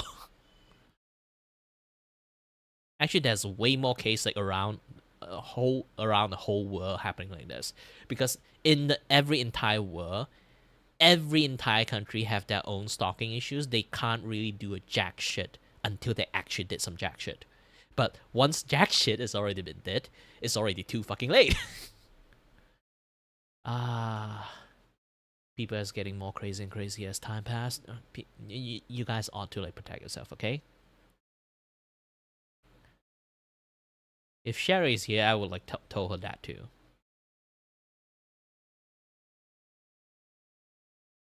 When you use the word deported, it has a negative context. And I mean, it makes sense because like there's no longer any real pressure on the government to actually punish him. Because around half the people I talked to didn't know who he was. A lot of other people said they already forgotten about him, even though they still didn't like him. Well, I knew him like a long time ago. Dude was pretty much a online. So when I heard that he came over here, I knew he was up to no good. And after hearing about what happened to him, regarding his incarceration, I know he's in jail now. I think he should receive the maximum sentence. But what I do notice is a lot of people here pretty much forgot what happened here, and some people do know. Because Vitaly is nobody. They don't give a shit about him. I guess if they followed you, they would still know about it. Yeah. But pretty much. Johnny Somali on another case. He is somebody on the negative side. Like a lot of people here have just forgotten about it. Usually cases like this tend to drag for months, years. So I wouldn't be surprised if you didn't hear about like his case this week or the next month. So yeah, the justice system works really slow here. Interesting. Yeah. But at least as of right now, it seems like that nightmare is ending for Vitaly. And we've only seen him just a handful of times since he was arrested, with the most recent one being of him looking like he was getting baptized. And the last alarming rumor that broke out about Vitaly, and like, I think it was like 2 weeks ago, someone was saying that he got his hand cut off. So it was nice to see him all in one piece at this press conference because that completely disproves it. But I mean, the dude spent almost a year in Camp Bagong Diwa. And just before he was thrown in there, there was this whole coverage on what it was like to be in there and how overcrowded it was. The Bureau of Immigration is planning. You know, I have a fucking foresight to see this. He will go back to Russia and then go back to US afterward, and then he will write a book about it. And then be fucking rich by like basically wrote a documentary about like how he went there, fuck around and find out, and like the life in prison in there, like how it is, this and that, yada stuff, and then like write a bunch of sob stories that's just happening in there, and then he get fucking rich out from it. No, I'm kidding. It will happen. America. For the rehabilitation of their detention center. Like, I literally will bet my left nut on this. Okay? At Camp Bagong Diwa in Taguig City. Even he don't have any intention to do that, there will be some opportunistic, like, like documentary writers that normally exploit this kind of stuff will go and contact him immediately after he went back. Due to the congestion problem. According to immigration spokesperson Dana Sandoval, the capacity of the current VI facility is only 100, but more than 300 foreign nationals are currently detained. That's crazy. Importante din kasi is make the area livable. That's crazy. The bar was like, okay, we have to make this livable. Currently, the Bureau of Immigration is cooperating with the other law enforcement agencies, so not all foreign nationals who will violate the law will be brought to their facilities. So this segment right here is really just showing a lot of the hallways, not actually what it's like inside of the cells. Camp Diwa. I'm trying to see if I can find what the jail cells look like. Duarte wants TV sets in all Camp Diwa cells. I guess to monitor what's going on. But I mean, this looks extremely cramped. I wonder how many cellmates he had at a time here. So I mean, hey, good for him that he is out of there, because I don't think anyone would ever want to spend any time there. Unfortunately for Gino, though, he'll be probably spending some time there, because speaking of Gino, who's the other IRL streamer who just got arrested in the Philippines, I got confirmation from someone that knows him pretty well that he's been missing since he posted that he got arrested. So, yeah, another that was one? Probably him getting arrested. It's kind of like they were doing a relay race, and Vitaly's like, all right, I'm gonna pass this baton on to Gino, and Gino's like, yeah, I'll keep this cell warm for you, bud. I don't know. It's so mad. When the fuck people is going to learn? When the fuck people are going to learn? Sorry, the first thing you hear is me cussing around like, hi there. Like, oh my gosh, why there's so many people like that?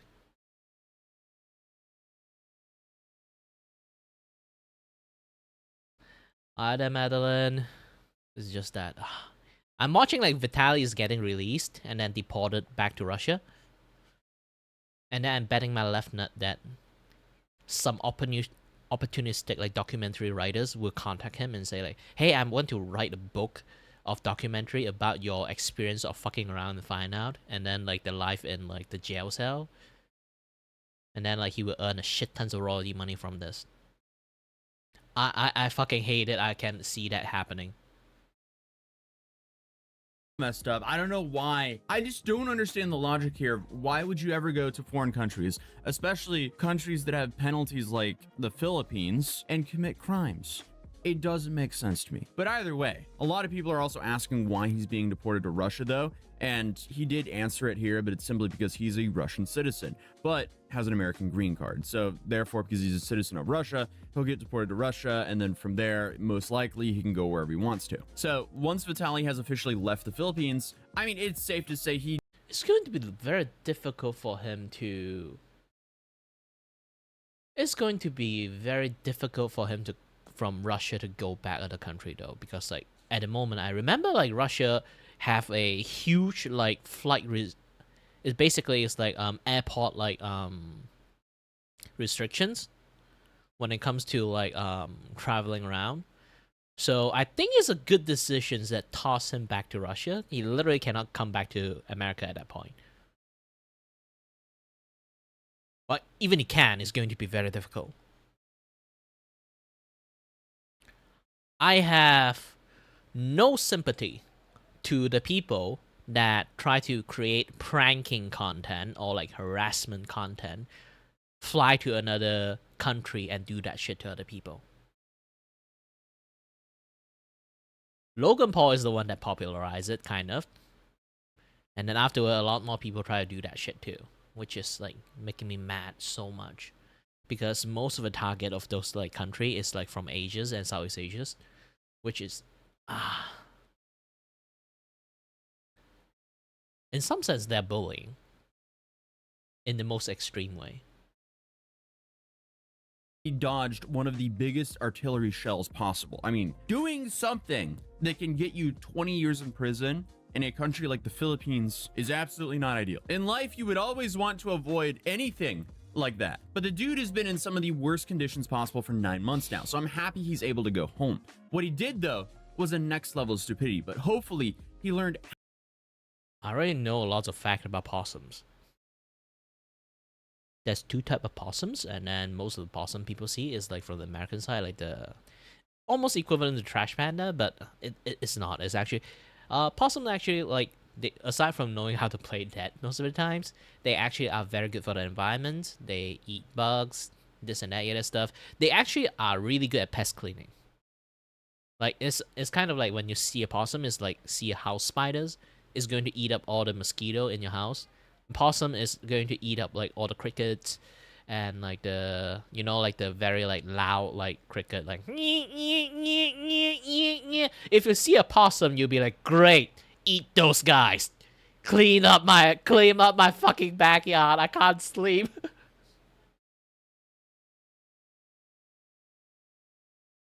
Kind of is, but is mainly because of their diet. A lot of like animal with like with a diet of bugs, generally just bugs, they actually have lactose intolerance. It's just that. It's because like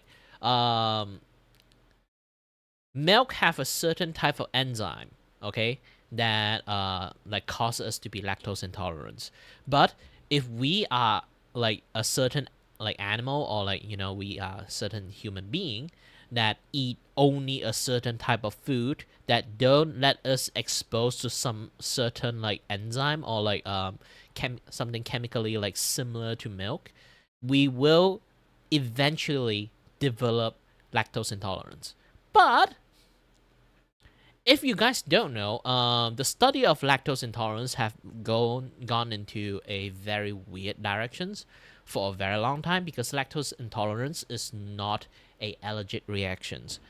and people realize that you can actually like if you eat a certain stuff, it's like, you know, like if you put milk long enough, there's like a solid surface like will form up on top of the milk, right?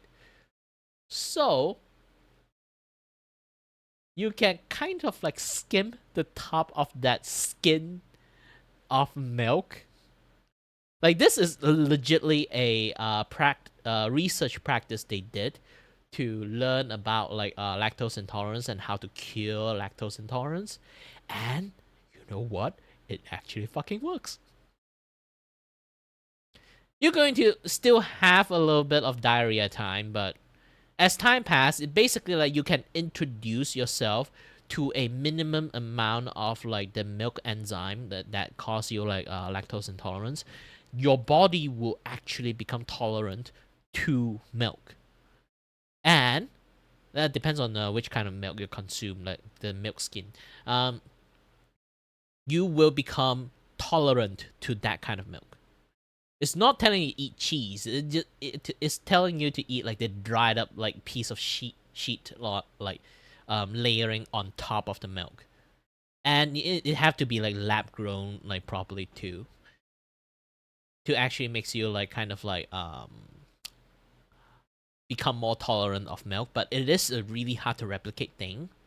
Like if you do it like in your indoor itself to create those kind of like milk sheet to eat, it doesn't you might get food poisoning if you are not careful. So that might be that because of that issues, and it's also impossible to replicate that in a 100% safe environment. Even though there's literally a cure for lactose intolerance, they can't tell people or let people do it because it's more or less medically dangerous to do it if you didn't do it properly. So we do have a cure for lactose intolerance a long time ago.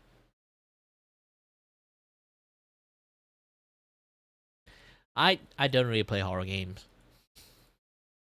I play games in hardcore. Itself is horror enough.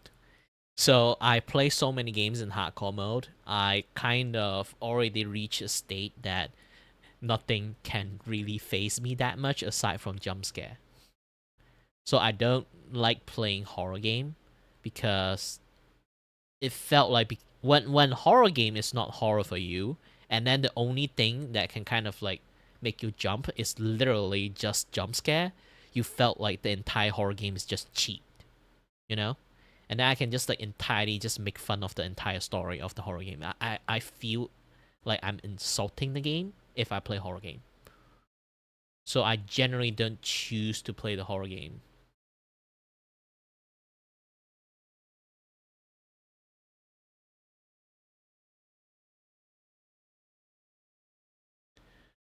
And besides, I'm just like hopping off, like doing some like funny ass shit only. Currently I'm still doing like work stream. I just hop off here, have a little bit chat and those kind of stuff. And I should actually like finish my like my work properly. Have I already? Yes, like this is taco thing. And technically I already exported like both of the file. I can just like send it to you immediately. Sorry that I've been like lollygagging a little bit too much.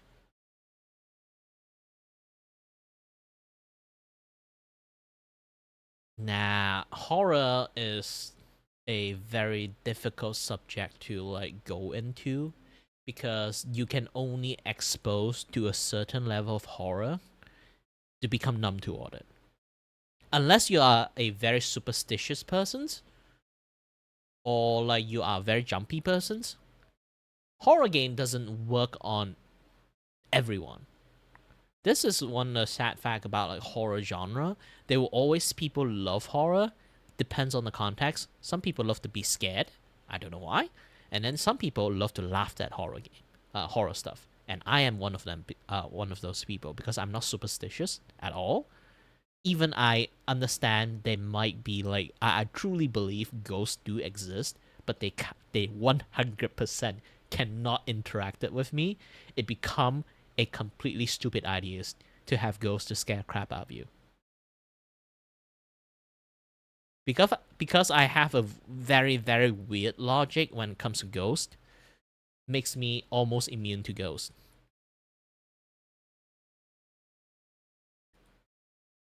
Because I have this belief systems that ghosts are more or less something of like a lingering memories of a dead person's. Okay? The ability you be able to see a ghost, you have to check one thing, because there's a lots of horror story when they talk about the ghost stuff. They always say like the ghost will raise their hand to wave at them, or just standing there, this and that other stuff. In some sense, this is why I say ghosts are somewhat of a lingering memories.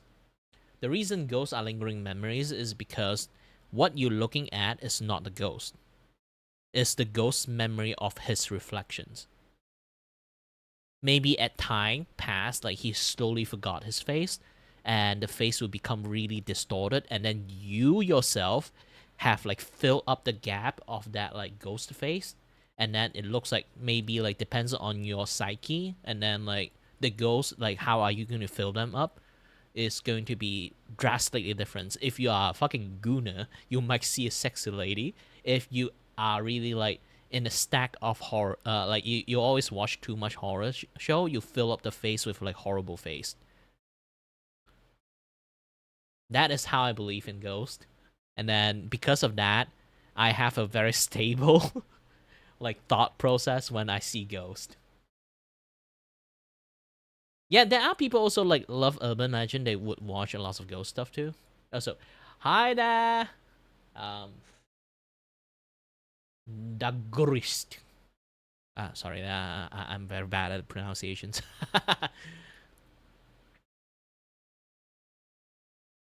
So again, like this is why I say like ghost is really, really not a thing for me. Even though I believe in ghosts, but I believe in ghosts in such a weird ass way that it doesn't have the capability to affect me.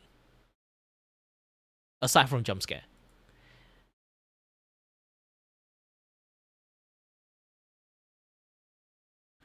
And the thing about that is like another thing about like ghosts, like let's tackle like a few things if you want to like ask. I would go for the standard one, like what is ghosts, and I already told about they are lingering memories.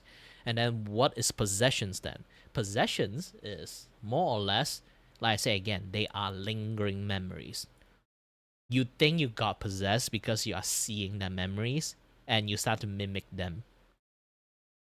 You see that memory as your own memory, and then as time passes, you get like you start to think you are them, and then you got control, and then like possession kind of stuff like happens.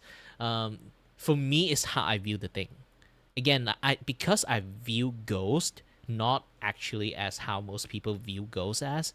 I view them as like a lingering memories. Because of that, I literally have full on explanations on how a ghost is ghost, and somehow it can explain everything.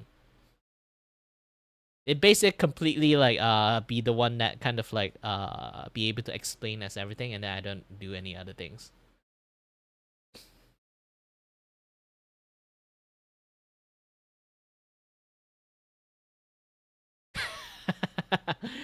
It's fine, it's fine. If you go to my YouTube, if you really are boring, you need some like noise. You need like some like background noise like happening in there. You can go to my YouTube. My stream is like archived in there.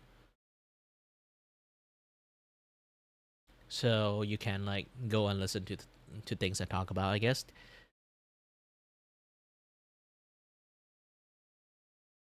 Depends on your viewing cultures. Some people don't like watch archive stuff. So yeah.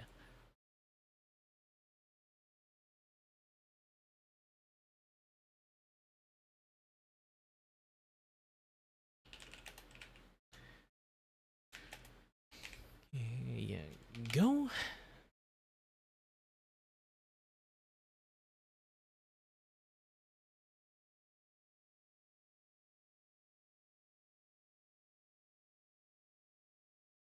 I'm doing great. A little bit of streaming, a little bit of like chatting, working on artwork. This is something that I finished like a few days ago. Oh, aside from that, can you try something for me?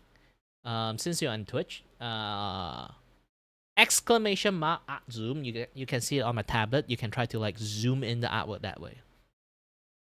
I set a system for that. You can try to play with it.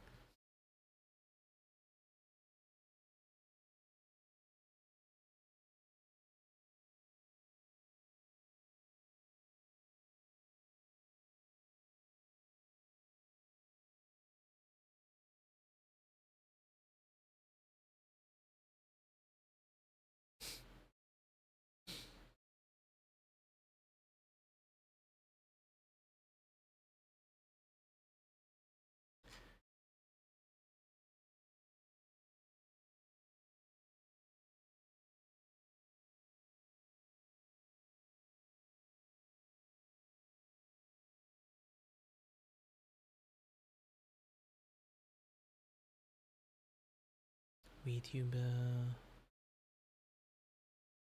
illustrations. Do you see like the word on top of the drawing tablet? Or right beside like my camera and stuff like you see that? Try to type it. Exclamation mark art zoom.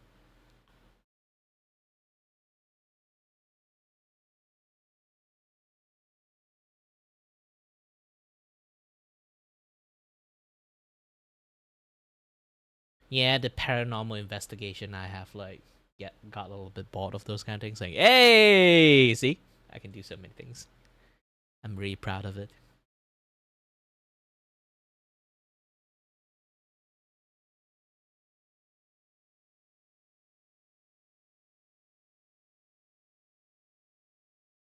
Yeah, I have another one for like the TV zoom too. It's basically like time to time I would do like work stream. I would be like watching some YouTube and stuff while I'm doing the work. And then if you guys are kind of like, you know, are curious about like the video I'm watching, you guys can like try like the TV zoom too. Kind of can see like the things that, you know, I'm working on. I'm watching this and that other stuff. At the moment, there's not a lot of things to watch. I see it in my YouTube. Like aside from like looking at people laughing at Mr. Beast being like an anime tourist, he is an anime tourist. Trust me. The list he provided have so much gap. Okay? I think he basically did not watch anime. He just pulled out my anime list and then like go in there and see which one is like the top 50 and then he just pull out anything come out from the ass. Because if you watch Naruto, you would naturally, like not Naruto Shippuden, okay? If you watch Naruto, you would eventually watch Law of Ueki, Fairy Tail, Gun X-Blade, Sayuki, Axel World, Sword Art Online, all those kind of anime. You never mention a single one of them. There's so many other kind of anime exists around that time that you would at least, aside from Naruto, would have at least one of them exist in there. But no. No.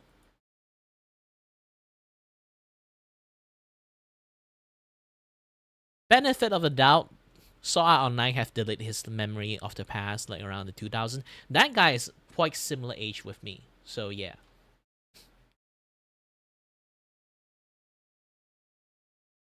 Yeah, at least you know about them. Especially Fairy Tail. If you watch Naruto, you gradually, at least you would enjoy the first few seasons of Fairy Tail.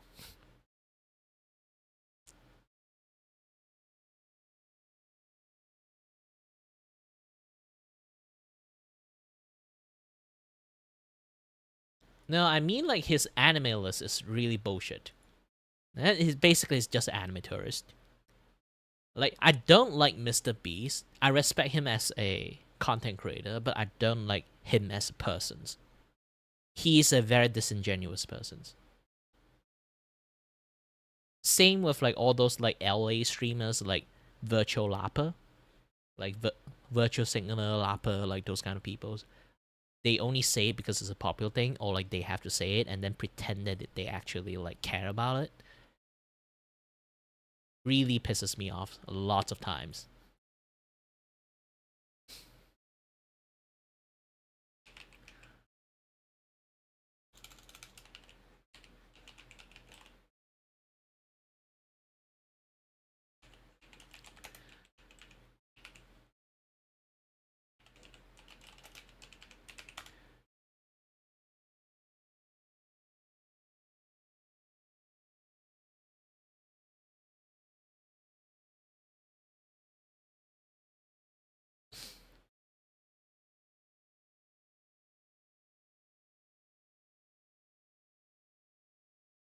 It's fine that you didn't manage to give your chance to like watch too many anime. Like I say, like it's fine if you're not like an avid like anime watcher, you know?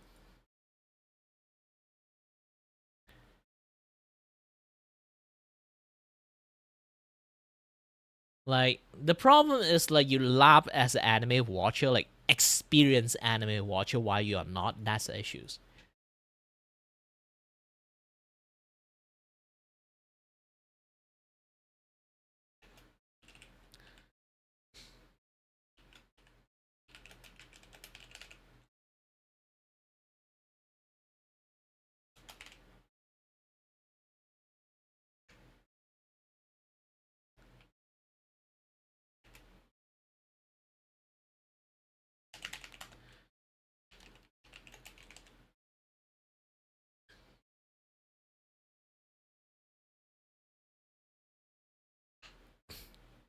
Like everyone can give like a lot of anime like a try. If you guys need to watch like older anime, but you can't handle the cringe of like Japan used like always is, then yeah, you should just keep staying watch the newer anime. Like I say again, the anime back in the days, it really is a different breed.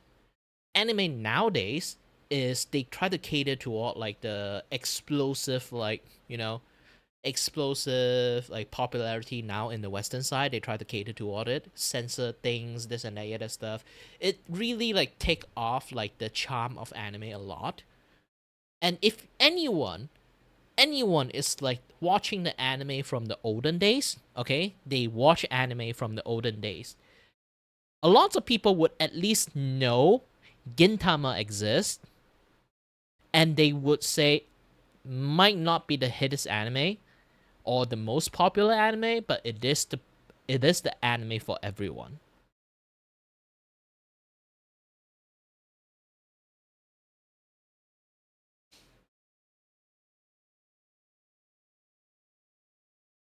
All right, good night, Madeline.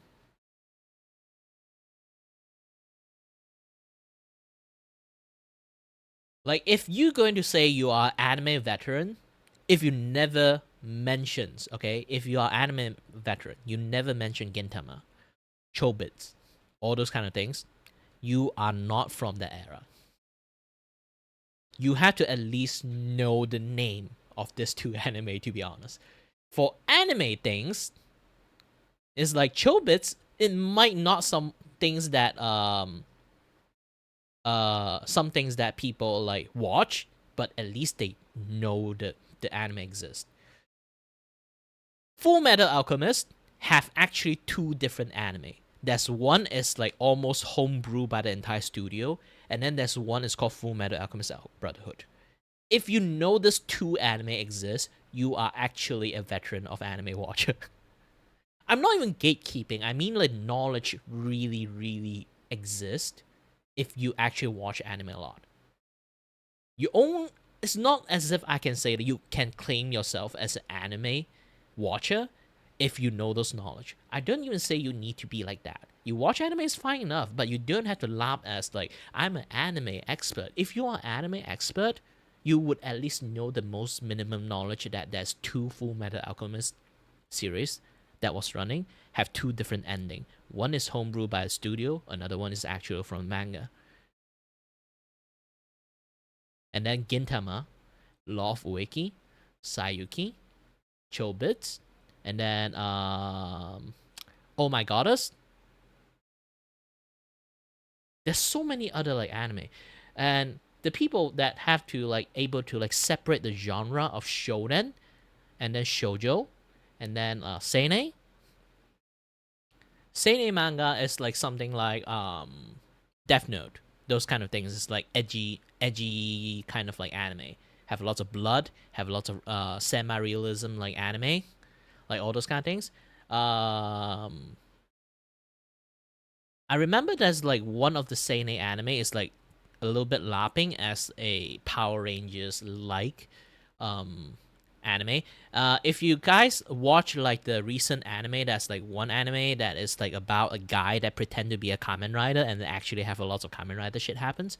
There's another one is called Flamingo. It's basically a guy who also believe himself is one of like the Power Rangers so much he actually starting to have actual Power Rangers adventures.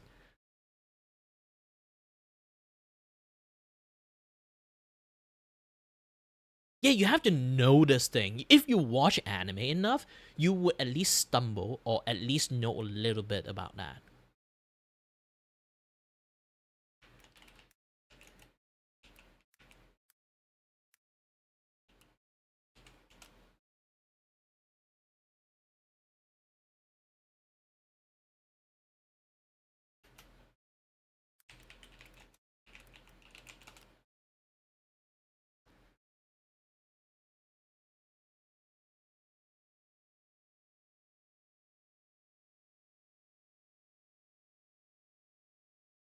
How do you even find the anime? It's been ages. I can't. It's buried in the buried in like the algorithm and stuff. You can't even like find them properly.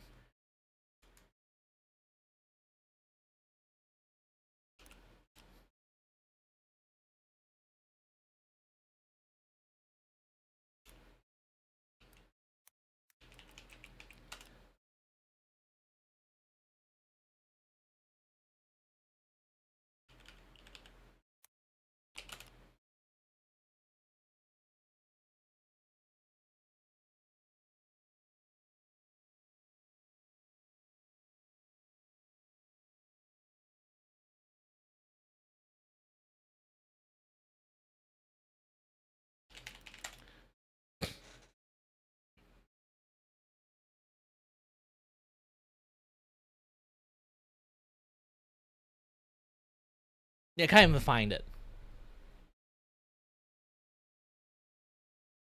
But at least I know its existence.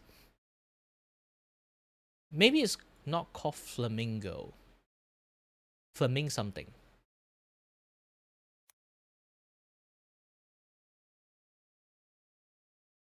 Let's try to find it.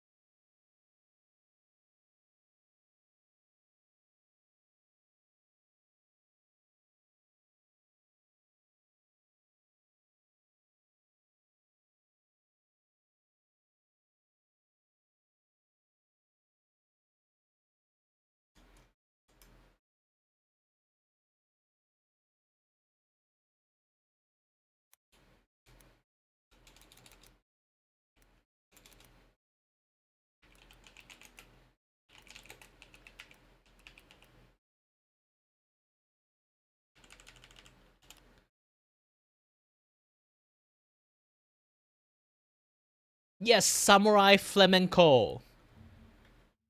Yes, yes, yes. This one. This one. Let's try to find like a.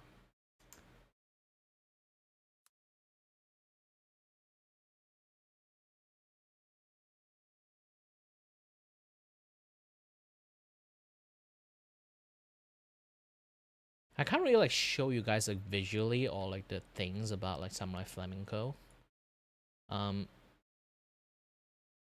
Hold on. I'm just going to show you guys this one. You guys can just go and watch this. It's like Samurai Flamenco. This is like anime from like when?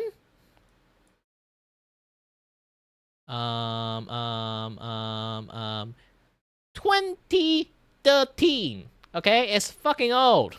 See, I can pull out an anime out from my ass without like pulling out a fucking like generic list. Okay, if you really are like a person who watch a lot of like anime deeply enough, you would able to pull out something as unknown as this one. You know, Bunny and Tigers. Yes, you almost can tell me like any genre. I can like pull something out from my ass. You know, there's like a very like 18 plus.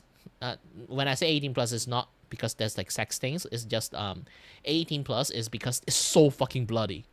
Okay, there is a Kamen Rider like anime is so bloody. Everything is like blood spewing everywhere. It's like trying to think like a lesser version of Devilman Crybaby, but it's in the Kamen Rider. It's in like the guise of like Kamen Rider parody at that point. Okay.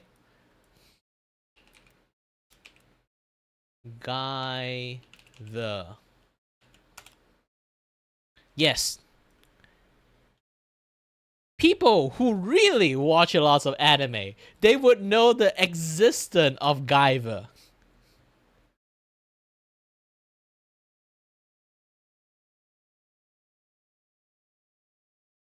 Guyver is such a banger. I watched it when I was a teenager, which you should not watch it when you are a fucking teenager. This thing can traumatize you, some of the scene. Like, man, the main character has to kill his own fathers.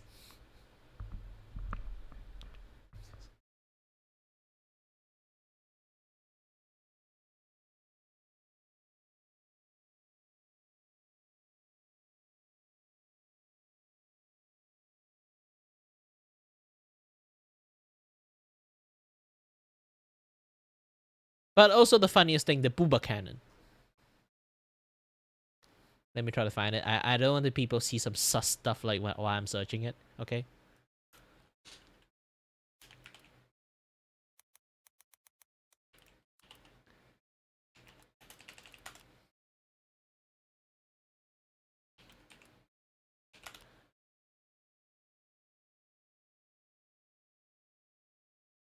Yeah, this is the booba cannon. Well, technically they are bioweapons, so like they can like shoot lasers, have this and that, like sonic wave. And then like one of the most powerful is like, do you know like Iron Man have that kind of like unibeam, like shoot like a beam out of the chest? They actually have the same things, but they have like the jellies in their like chest that actually, oh, there's a lot of blood. Yeah, they have the jelly in the chest and focus like a hyper beam in their chest, and then they can shoot it out. But they have to pry it open from the chest, so it becomes like that. Boomer cannon.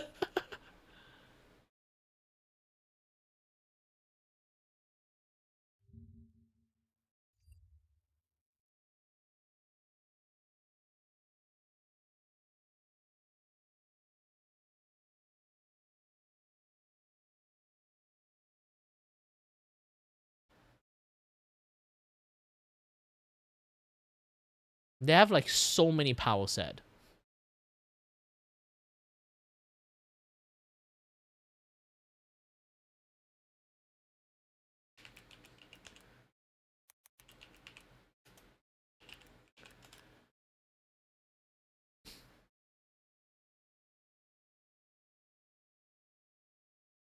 Yeah, they can shoot laser out from the forehead.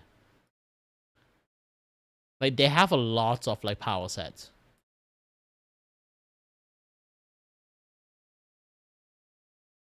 Try to think like Kamen Rider is for kids, and then this is Kamen Rider for the matured audience.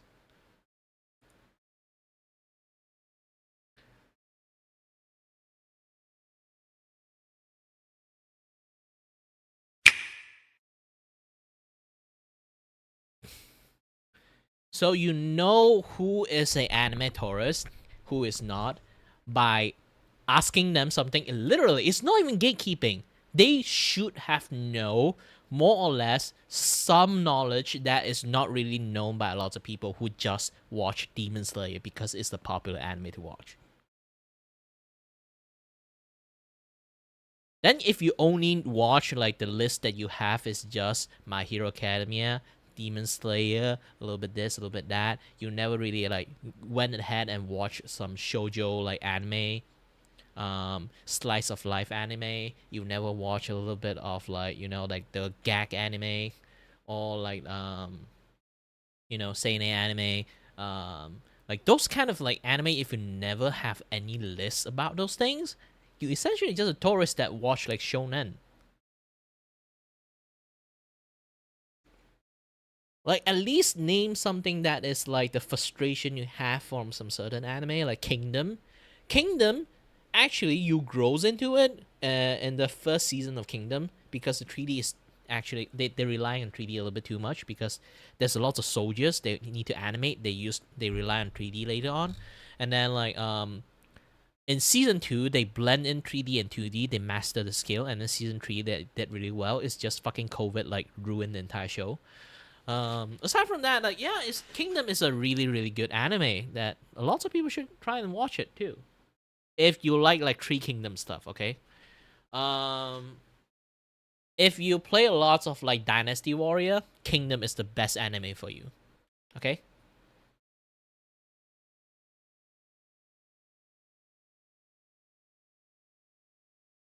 Because essentially, Kingdom is the era before Dynasty Warrior.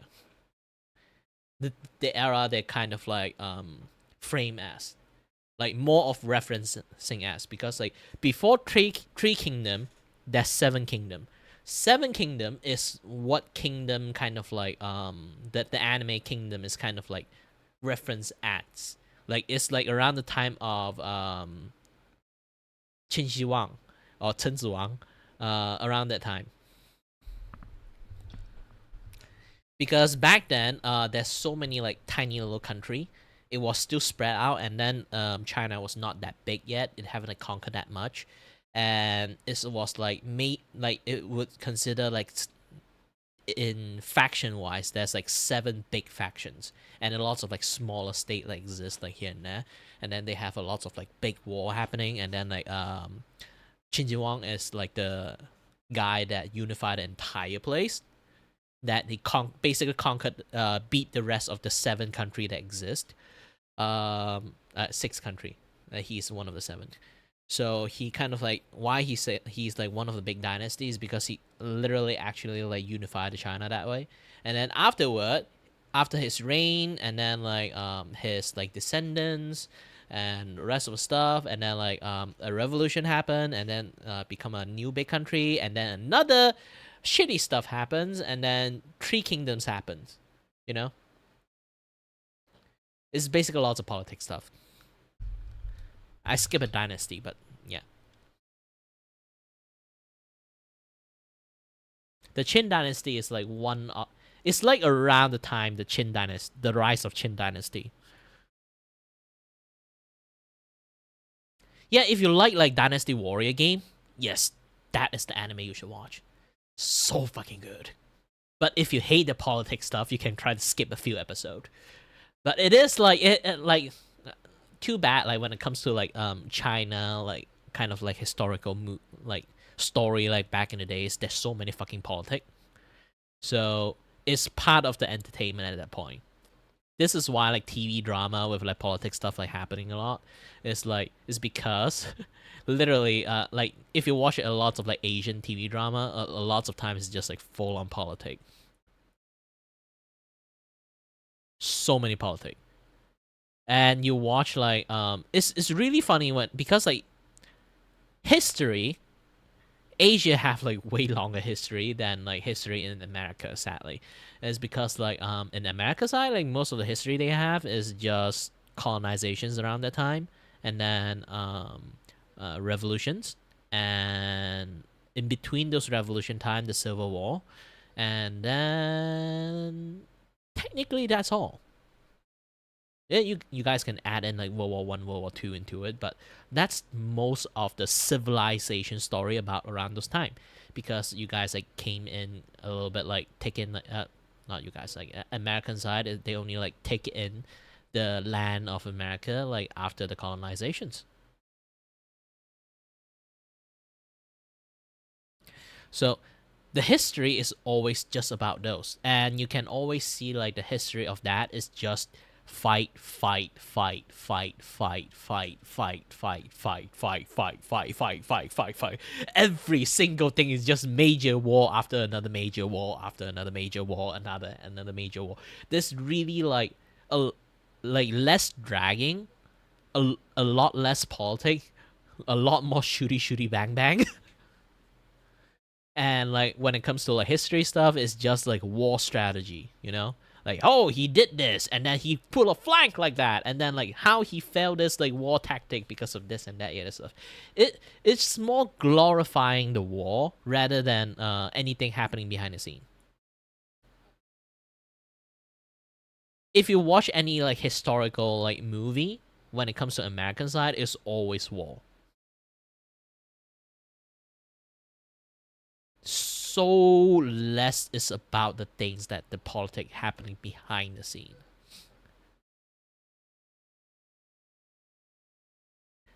Like this is why when you see like any other historical stuff from other country, Asia country, like always is like there's always a lot of politics stuff happening there, and even in a lot of European history, aside from having lots of war, there's also a lot of like history about like the different king, different political stuff happen, this and that stuff, span out through multiple generations. Like most history in America is just their fucking presidents, like what they did. Either what smart thing they did or what stupid thing they did. It's just that. It's always framed around the presidency around that time. Even now, the entire history of America is still framed around the presidency they have right now. Like what they did, what this and that other stuff.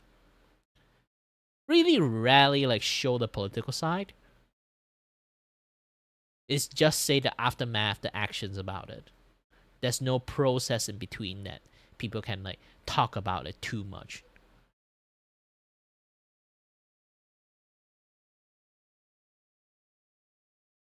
They can kind of sensationalize it, but yeah.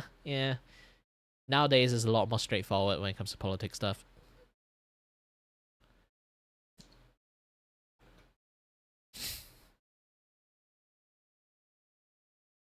So this is why like there's not a lot of people want to like watch a political scene like in kingdoms. It's just for them it's like boring. Boring. No war. I need action. I need war. But it's actually very successful in many other countries. Kingdom like as a series. But as anime, ooh, I feel bad for the anime.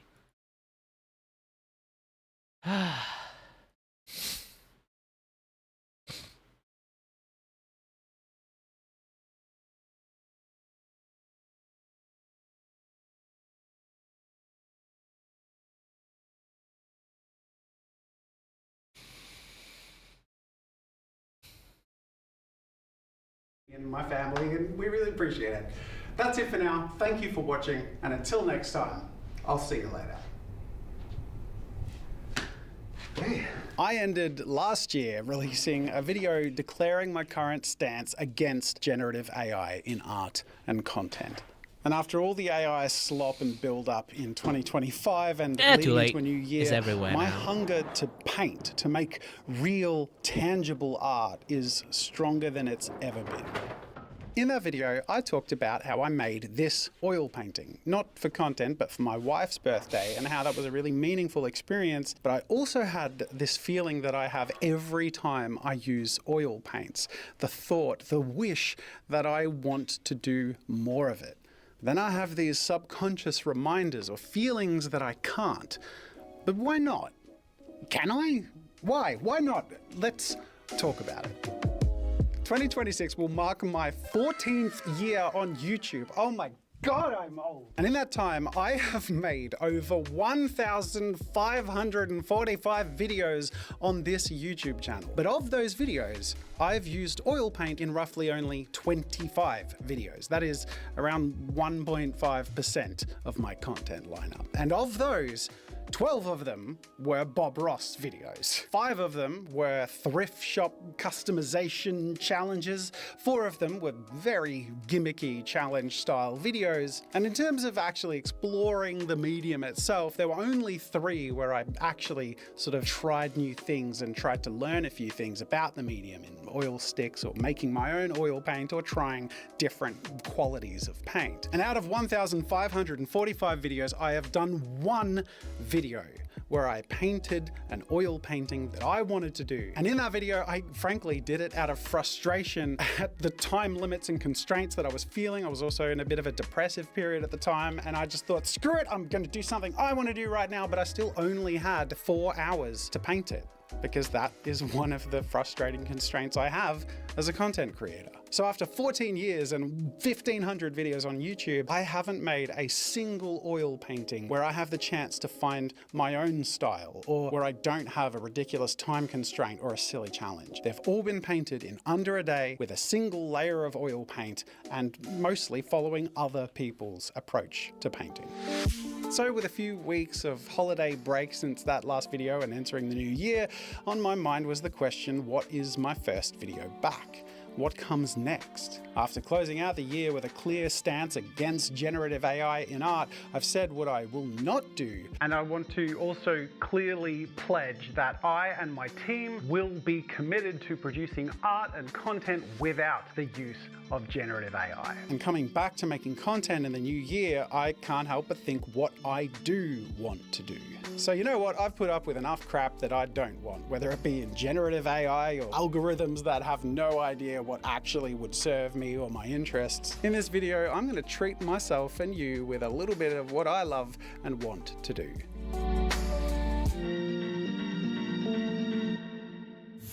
I love playing with new creative toys. I mean, in the beginning, that is kind of what AI felt like it was to me before I changed my views and the way things have evolved. But I have always loved and still love playing with new art tools and mediums, and oil paint has always been one of those things I've wanted to explore deeply, but by virtue of being a YouTuber with a production schedule, I just haven't been able to. So I got myself a little Christmas present.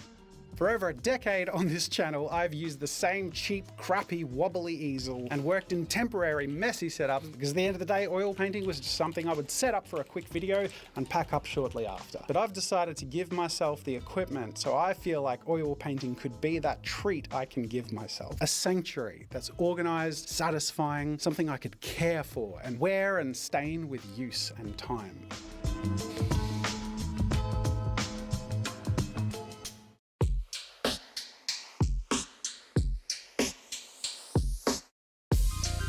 I really want to do more painting. Not Bob Ross, not a challenge or a gimmick. In a world of slop, more than ever, I feel like I just want to be a part of making content and art that feels intentional and passion-fueled.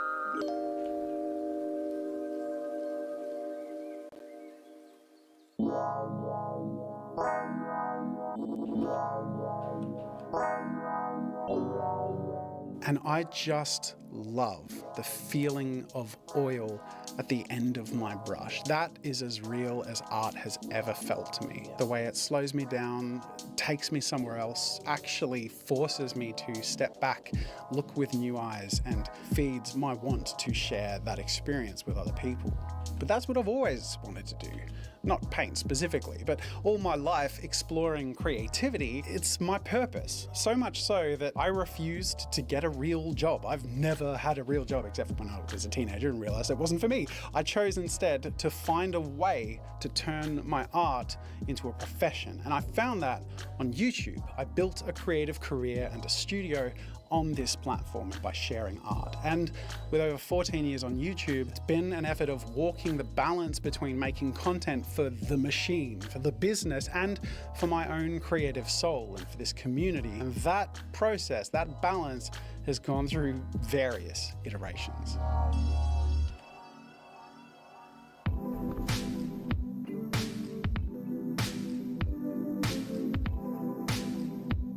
Now, when deciding what to do for my first video in 2026, I knew I wanted to oil paint, but I felt like I shouldn't. That would be the wrong thing to do as a YouTuber.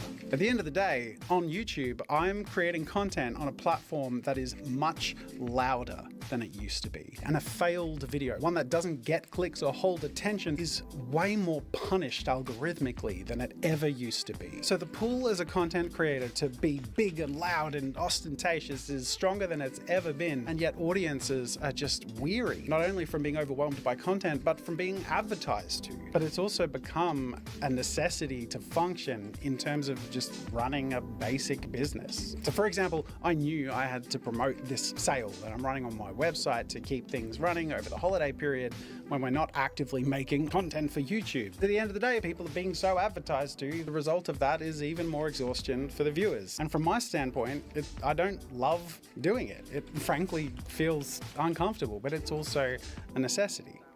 3 weeks, 50% off of all digital products on the jazzstudios.com shop. I guess all of this is to say, in coming back to making content, I feel that really frustrating pull in multiple directions, and so many ways that pull away from my want and needs as a creative person.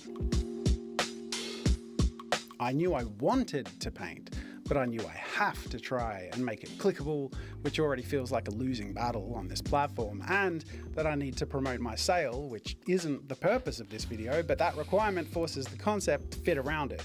The point is, in today's day and age, and especially in content, creating art for the sake of art really feels out of the question. I know you don't want to be advertised to. I get it. I feel the same. We just want to paint or draw or sculpt or just do big, dumb, ambitious things that we regret, but also glad we did, because that's who we are. But to do that, to paint what we want to paint, to make the games, to write the stories, to bring ideas of our imagination to the world, we have to dance this dance. And it feels grosser than it ever has, because this space we share, the internet, is less about art and exploration than it has ever been before. But for many of us, that was the magic of what brought us here in the first place. Which has me wondering, not only for this video that I'm making, but for this channel and for the creative spaces we want to claim in 2026 and moving forward, especially in the face of AI, how do we make a place for art and creativity in a world that seems to be moving away from it or requiring it to be sold,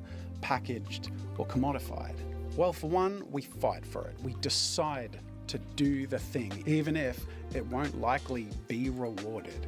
Like I am in this video. I'm taking a risk, and I know it's really unlikely to get great views, but my soul wanted to spend a day painting something and to feel my way through my own style in a medium I've wanted to dive into a bit deeper. And right now, I'm choosing to do that, even though it feels like the world right now doesn't want me to. I will claim the space to nourish as much authentic creativity as I can.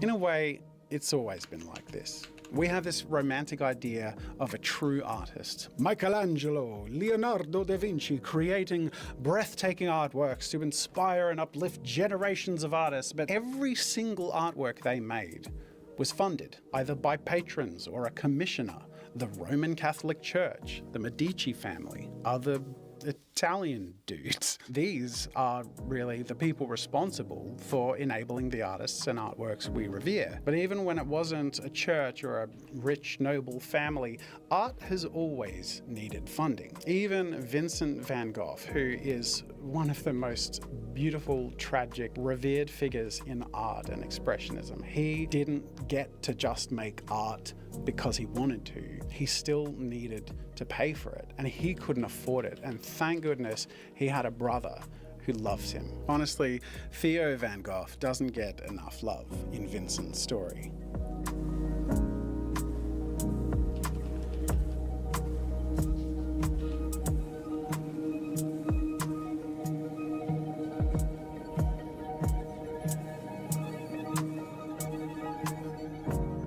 For those of us who were born with the need to create, that has always come with the need to finance that creativity or work within the constraints of a culture or a marketplace that seem to dictate what we can and cannot create. Artists who fight for the ability to create as they wish often find themselves in a field adjacent to their passion. They might become teachers or commercial artists, which always obligates them to things that are not the things they want to make. And even the lucky few who find they can create what they want, it's because they found an audience to sell it to, and then still need to work within the confines of a marketplace and its own commercial realities.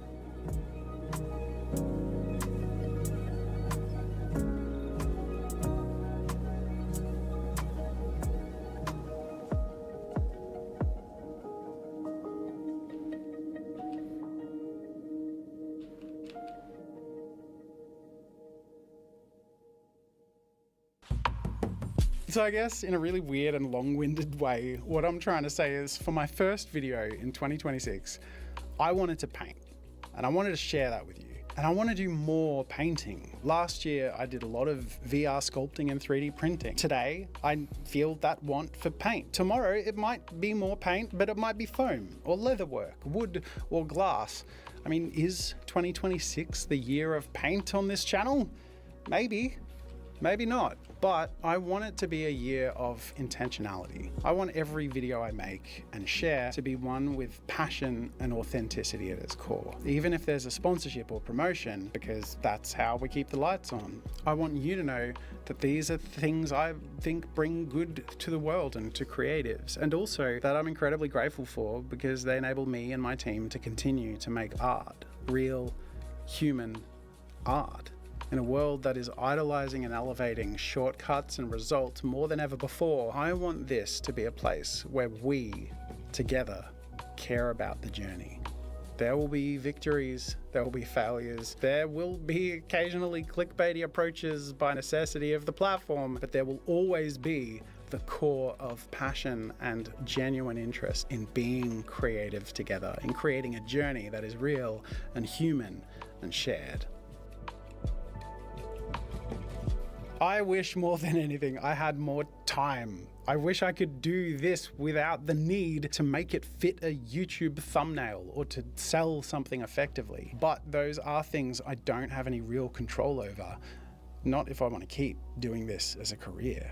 And now more than ever, it's a career that I and other artists have to continue to fight for. In a world filling with artificial slop where art feels no longer valued by the platforms that distribute it, I will care about what I make, and I will make this channel and my content a place you can return to and trust that everything you see was made by humans with the earnest goal of pursuing creativity and exploring it with you, in spite of and against all of the challenges and boundaries and restrictions that are in our way. Because at the end of the day, that's what it has always meant to be an artist. And I'm incredibly grateful to be doing that here with you and moving forward into 2026.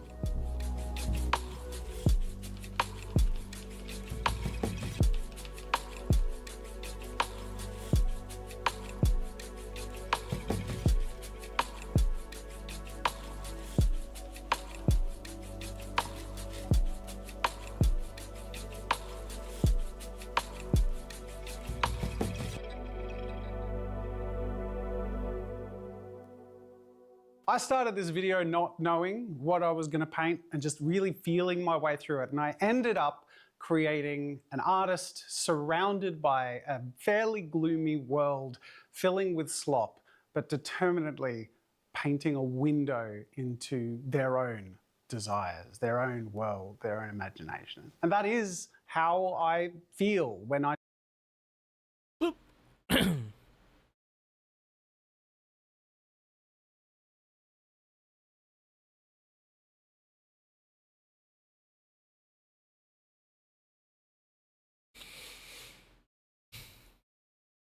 Hey, what's up, guys? Urf here. So there's always been this intensifying narrative over the past couple of years where a lot of people on places like Twitter or Blue Sky are trying to not only create their own headcanons of characters from anime, video games, what have you, but they also want to make it so their own headcanon is the truth, where they're going to say, if you disagree with my headcanon, you are wrong and you're all kinds of bad things. In fact, it's gotten so bad, we've had situations where people create headcanons about a character and tell the creator of the character they're wrong about their own creation. And that's exactly what we're going to see once again in today's video. So we have this series called Gachi Akuda, and its author Kei Urana, okay? And recently we had this post that's causing a lot of controversy where, in quotes, we see, they're saying things like Tamzi is transgender. I don't think that's the case at all, referring to a character from the series. Now, of course, a lot of people are celebrating a creator, telling people, hey, I know what my own character is, okay? Stop forcing your headcanons. You can have your own personal headcanon, but stop going out there and telling the creator of the character what they should think. And we're seeing moments like this, people saying they're about to start pulling this, and people referring to Oda, and people saying, don't take him as a source with the whole Yamato debate, right? He said, this character is female. People said, no, this character's trans. And you, Oda, legendary mangaka, you are wrong about your own character and your own opinion of it. But that's exactly what we got again today. People trying their best to tell the creator of Gachi Akuda she's acting like she's the author and knows stuff. You know, these days I would hope this is a troll. I don't know. But that's just the way things are. In fact, people are trying really hard in the proposed notes, which is a gold mine, a hidden gold mine in many cases, because yeah, you're seeing kind of the thought process. This is not live yet, but you see how hard people are trying to defend the situation or defend their own agenda. And this person wrote all of this evidence to say this whole thread is out of context. And then they provide the context that just lines up with what the post was summarizing. So what was the context? So the creator of this series is on Twitter, and you can see they're Japanese, but someone created a impersonation of her account saying that character is trans and no one will believe you, ha ha ha. So they're trying to impersonate the creator with the screenshot. This is not what the creator said. But the creator would respond saying close but not quite. I don't use the poop emoji after laughing, making a joke response to this impersonation. Now, unfortunately, people took this as confirmation that this character is trans, and they're running with it in the comment section. But eventually, she would respond saying, they're saying stuff like, Tammuz is transgender, but I don't think that's the case. So now they're saying, no, that's not the case, and as we'll find out, it was a joke, right? A joke response to someone impersonating them. And they'll go further saying, don't impersonate me, you hear? Watch out for fake screenshots. Also, people are saying it's the real Yura because it's got the poop emoji attached. Identifying by poop is slowly catching on. I'll let it slide this time because I thought it was a bit funny. Now, returning to the main thread in this video here, people were very, very upset in the quotes. I think there's a great dichotomy on this where you look at the replies who are saying good on you for correcting the record and not allowing people to run with their headcanon. Then a lot of the quotes are angry that they did this, and they're angry about their series now being infested with all these awful, terrible people. And you can see examples. F. It was a joke. Now effing transphobes and lolly conservatives are misgendering them and trying to say fight back against woke. This is the worst. I don't really know how any of these things were relevant, but they're trying. They're putting as many buzzwords in as possible. Here's another one saying, all of the people celebrating in the replies don't know the series is super ultra mega woke. Oh my goodness. I don't really understand why the actual Man, the idiot in the internet series really itself and its content it's called really idiot in the matters internet, that but much. still. Okay, it can be mega woke. That's not why people are cheering this on. They're cheering it on because someone actually said, no, your headcanon's not real. And you're not going to like force that opinion onto me, the character's creator. That's why people are saying something positive about this. They're not saying, wow, this is the goated series. I'm going to go watch this right now. I'm going to go read the manga right now. No, I don't think that's really what's going on here, but people are trying to pretend like that's what's going on here, saying comments being transphobic when the author themselves goes by they, them, and woke as F. In fact, we'll see a lot of comments. No. They aren't even ladies and gentlemen at this point. Lapping this kind of like gender stuff is always like the weirdest people in the world. Like there are normal people that is like in the lesbian and like gay, maybe even trans people, but most of them, like, imagine this thing, while there's like one normal person among them, there will always be like 9 to 8 weird people in like among them.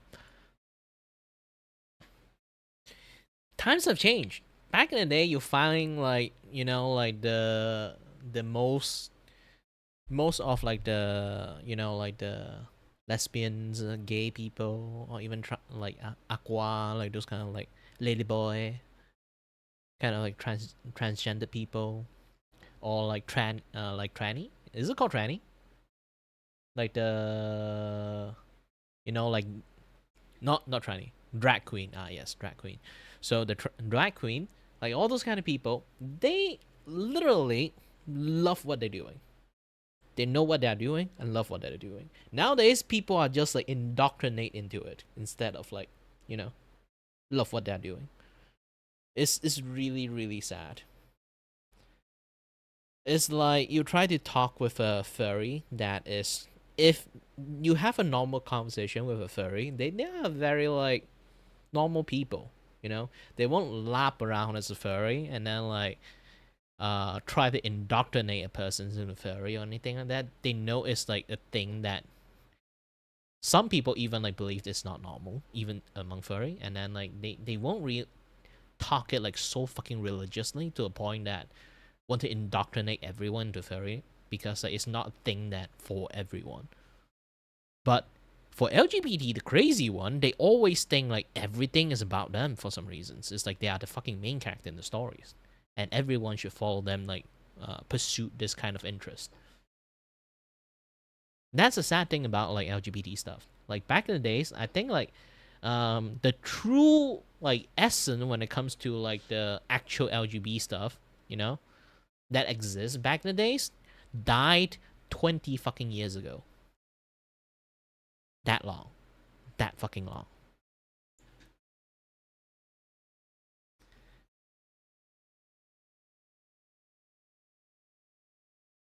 Hey, hi there, mute. It's been a while. No, I did not draw naked people like right in front of you. I'm doing character designing.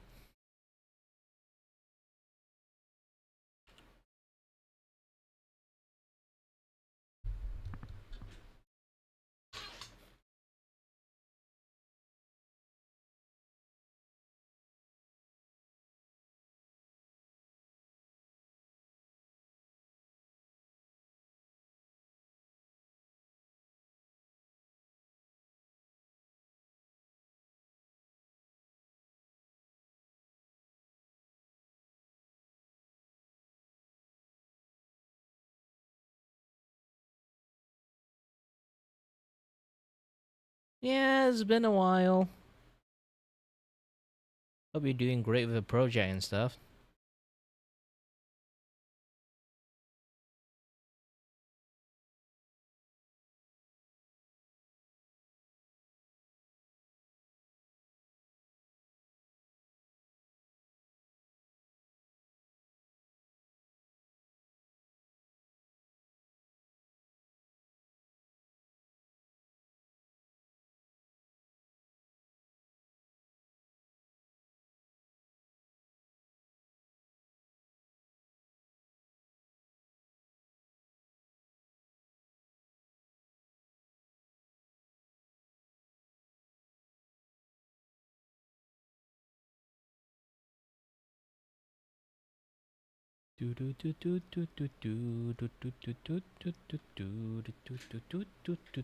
Oh, by the way, if you want to look at like what I'm drawing, you can use the exclamation mark at Zoom, or want to know like what I'm what we watching, just saw. you can Not go for about just the exclamation mark. character, but the author.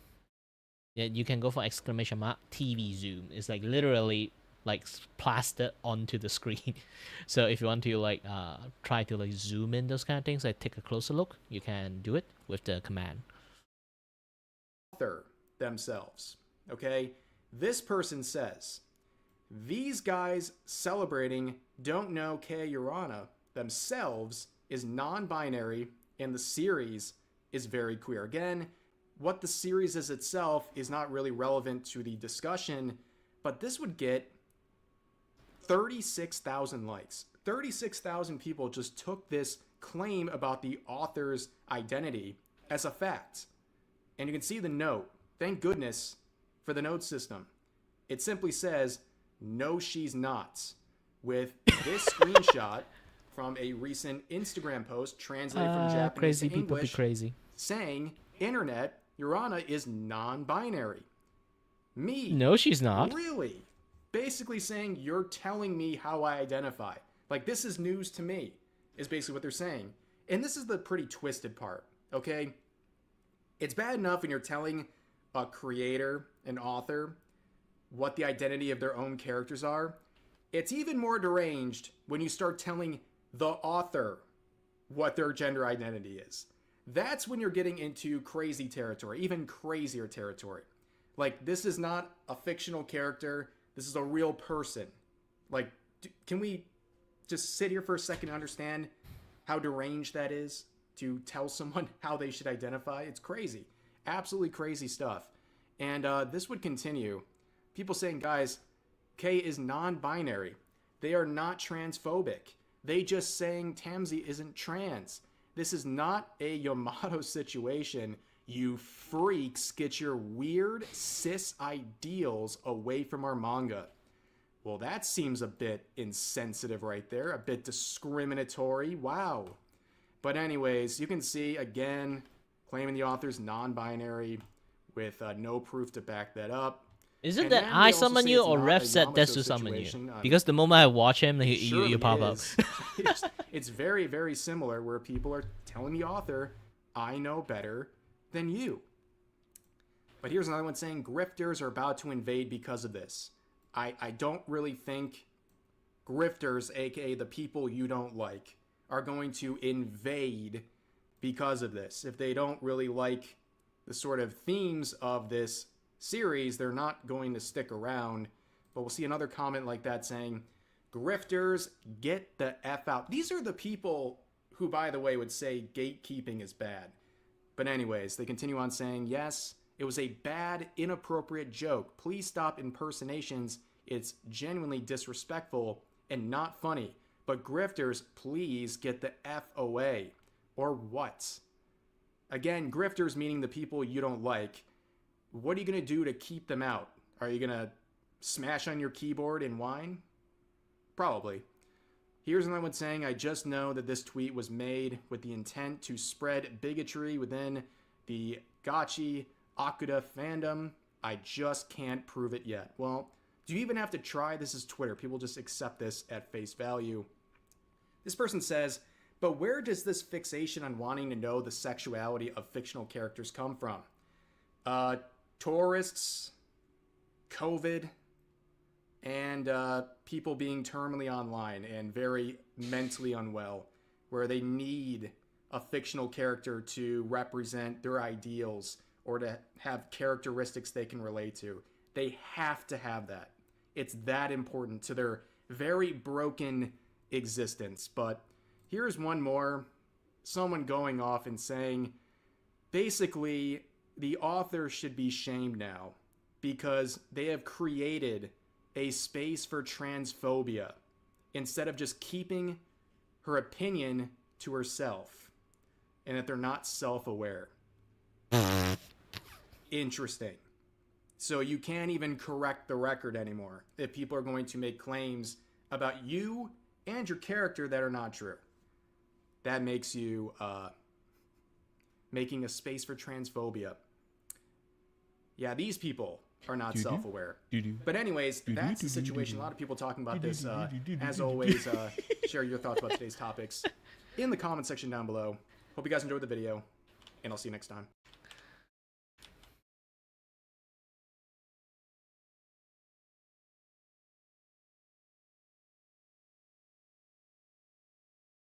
This is the reason why there are people don't like, you know, the LGBT people, is because they literally, like metaphorically and literally ruin shit for people. Ah.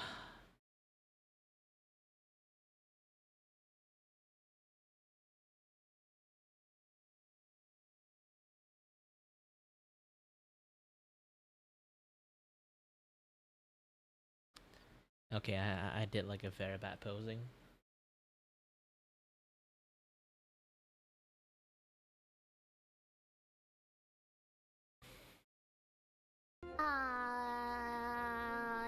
Yo-ho. Today we're playing Hightail, and I promise you by the end of today's stream I will have probably called it Hyrule, and I apologize. But it's called Hightail. You're so weak to hype. What do you mean? Do I not sound excited? I'm so excited. I'm so hyped. Whoa! Yeah! Fake fan. Yeah, you're right, because I just saw about this game maybe like 2 days ago. Hey guys! What is up? Today we're playing Not Craft. I feel bad comparing it. Does it hurt the game's feelings if I compare it? Hi! Which one of you took the name Samiko Saba, by the way? Because I looked for it and it was already taken. Saba was taken. Samiko Saba was taken. There's only one Samiko Saba. Cute. Okay, wait. First I need to... Whoa. I guess, default abs? Abs are default? Let me see. Okay, blue. Soft and feminine eyebrows for my soft and feminine face. Oh god, wait. Yeah. Look at all the clothing they have. Cute. Wait, I want to see. Oh, wait. Oh my god, she's cute. Can I use her as a base? She looks like a cute zombie girl. Oh my god, you can put glasses on her. I kind of like the regular eyeballs. We'll do that. An acorn hair clip? Shut up. Oh, Grandma Sababa. Okay, guys, time for the hardest part of this game. That's so cute. Wait, you can totally do like the like anime. That's just so darn cute, guys. Wait, look, they have the hat. A bandage. She looks so sad. No. Yes, no. It doesn't matter, I can change it anyway. We're gonna do bandage. Alright, let's make an exploration world. And we'll call it 40 minutes for that fashion disaster. You know? I think she's cute. Toilet world.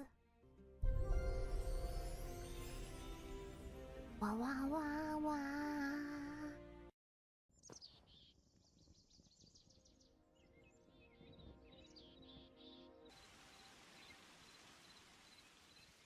Ooh. Can I have anything? Oh, okay. Ooh. I wonder if there's like alchemy in this game. Can we make super green man potion? Turn you into the green bean man? I want to take this candle with me. Ooh. Oh my god, there's a map. Ooh. It has jiggle physics. Does that mean that anything in this game could have jiggle physics? Oh man. so hard to move the hand sometimes. Don't hurt you. Wait, flax.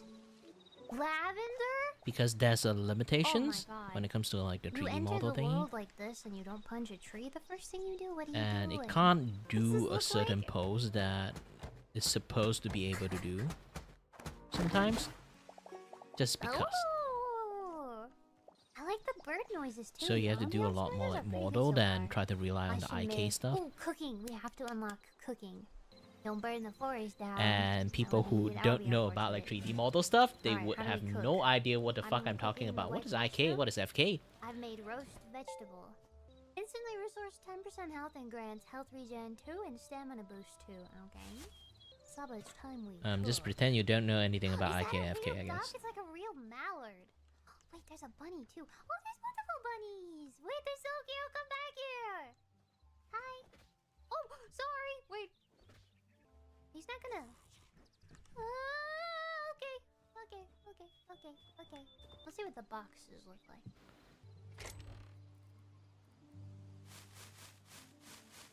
Oh my god, you can place a marker. Maybe. Never mind, it went away. It'll mark it when you put a bed down? Okay, we gotta make a bed. Nice! Yeah. Oh, you can cut on the... Ooh! Okay, we have all of our tools. I wonder if we can put our tools here. What? Maybe not. What? That looks very scary. That looks very advanced. I don't see any cows this way, so I'm gonna steal that wheat instead. Is this wheat? This looks like wheat. There's a frog! Hello, little pickle boy. Can you kill him? Come here!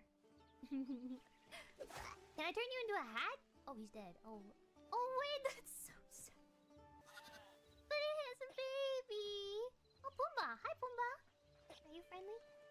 Wait, I feel bad. Okay, I'm gonna, okay, I'll kill this one. Oh, hi, wait. Oh, no, this way. We'll kill this one. But he's running towards the baby. You're not making this very easy for me. Oh, I got his bacon. Oh, I did get his hide. Ooh, wait, what is this? Oh, I have, like, ultimates. Guys, I've been covering, but look. I have an ult. Oh, I didn't even see it either. That's so embarrassing. So you can block like this, or you can chop, or you can use your ultimate. It's a squirrel!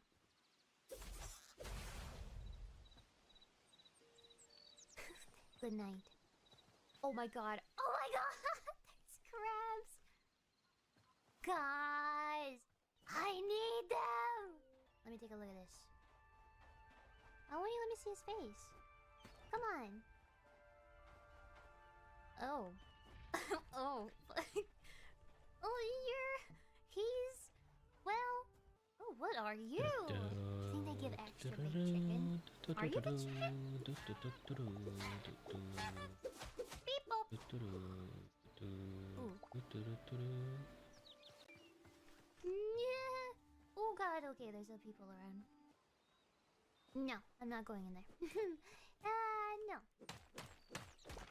Sababa's bed. Put the workbench. There. We'll put this bench. It's a little like Valheim. A little bit. Oh, yeah. Farmer's workbench. A chef stove. Salvager's workbench. Alchemy. I'm going to bed. What is that? What's watching me from the woods? Oh, okay. It was you. Oh, okay. Oh, okay.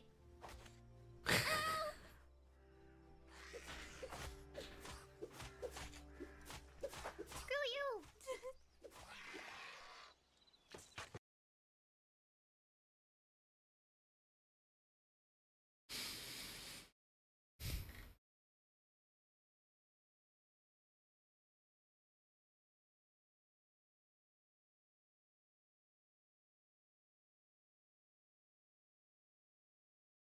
This video is sponsored by Strawberry.me.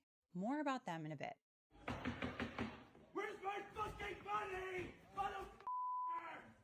Where's my money? Where's my money? I got this bracelet. Where's my money? What are you gonna do? What are you gonna do? Doc, motherfucker. You say VVS, I3, 14 karat, and you're using my name! You bitch! Little bitch, you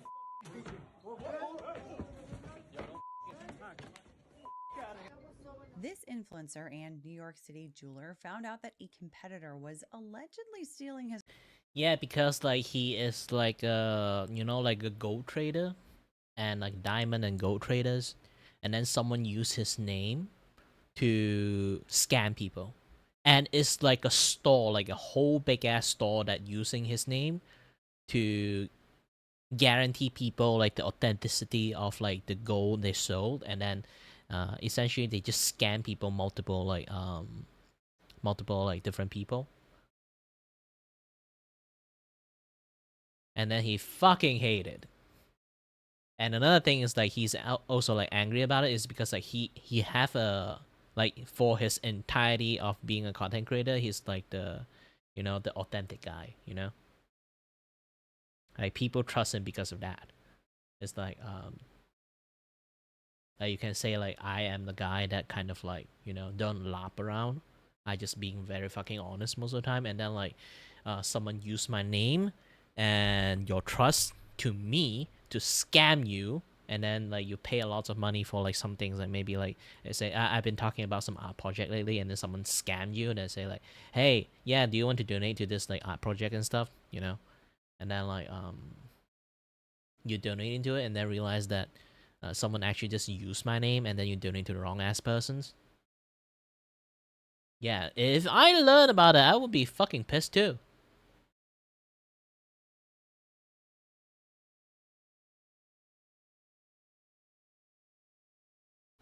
And it's not like tiny ass store. You can see like this guy have like this place have like a place of operations and in place, and they are like kind of a legit store that actually like, you know, using his name as advantage to scam the shit out of a bunch of people. And when he found out about it, like that, because like it's using his name, and then like some other people I found out that got scammed, they called him, and then the first thing he does is, no question asked, he refunded the persons. Yeah, he literally like refunded the persons that like got scammed. And then afterward, he stormed into the store and demand payment from all this asshole that scammed his customer. Or at least the customer that believed that they bought from him. Because he already took out the money and then refunded the person beforehand, and then he took the receipt and go to this place and try to get the money. And what he got is getting spit on. Literally getting spit on. And then a fight started because of that. And he's also really pissed off getting in the first place. It's not just this is not the first case, it seems. It's multiple cases.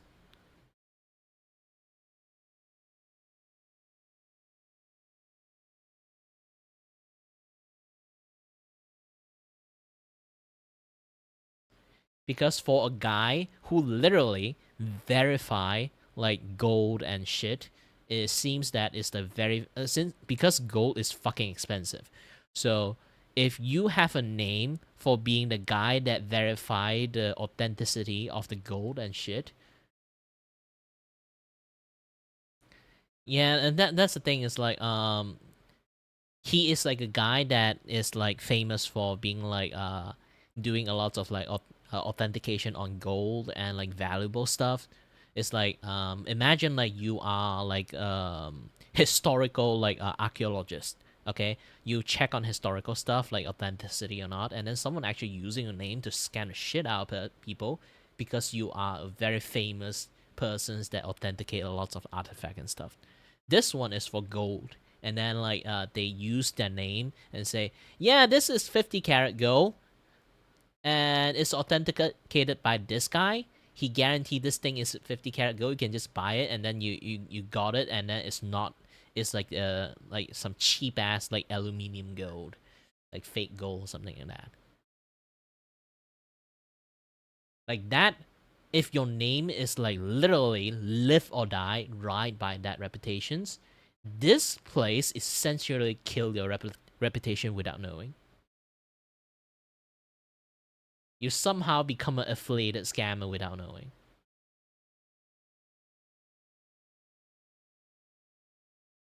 I'm not really sure. I think he did.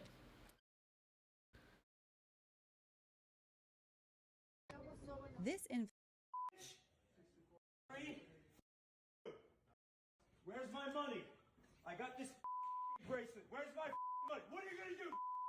What are you gonna do? I can see that partner. He kind of spit on him.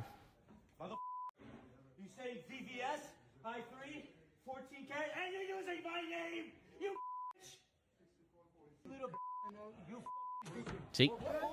Oh, he spit on him, and then he want to start fighting now. This influencer and New York City jeweler found out that a competitor was allegedly stealing his clients and fraudulently selling them subpar products, all while pretending to be affiliated with him. And when he went to confront them, a brawl broke out. But now, not only were these other guys arrested for, at the very least, battery against him, but it looks like he's about to take this to civil litigation as well. So Akai, for spitting in my face, for strangling me, I'm gonna make you an example for the world for greed, bro.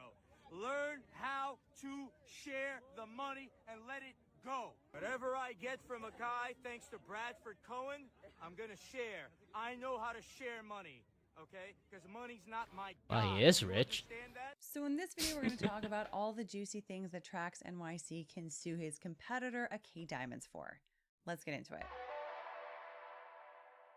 Trax NYC is the social media name for Maksud or Max Agajani. For purposes of this conversation, though, I'll refer to him as Trax NYC. Anyway, Trax NYC has a huge following. We're talking around 8 to 9 million subscribers/followers across his socials, most notably YouTube, Instagram, and TikTok. And he's known for a number of things. For one, the company Trax NYC is one of the largest, most visible independent jewelers in New York City's infamous Diamond District on West 47th Street. They make custom jewelry of all types, and they're also known for their competitive pricing and objectively high technical specifications of these pieces, which can be independently verified. This is something that is actually very important to understand because the Diamond District doesn't exactly have the greatest reputation for being a particularly, let's say, upstanding business industry. But Max from Trax NYC has made a unique name for himself in the Diamond District by creating a wealth of consumer trust on social media. In his videos, he not only gives behind-the-scenes content to sort of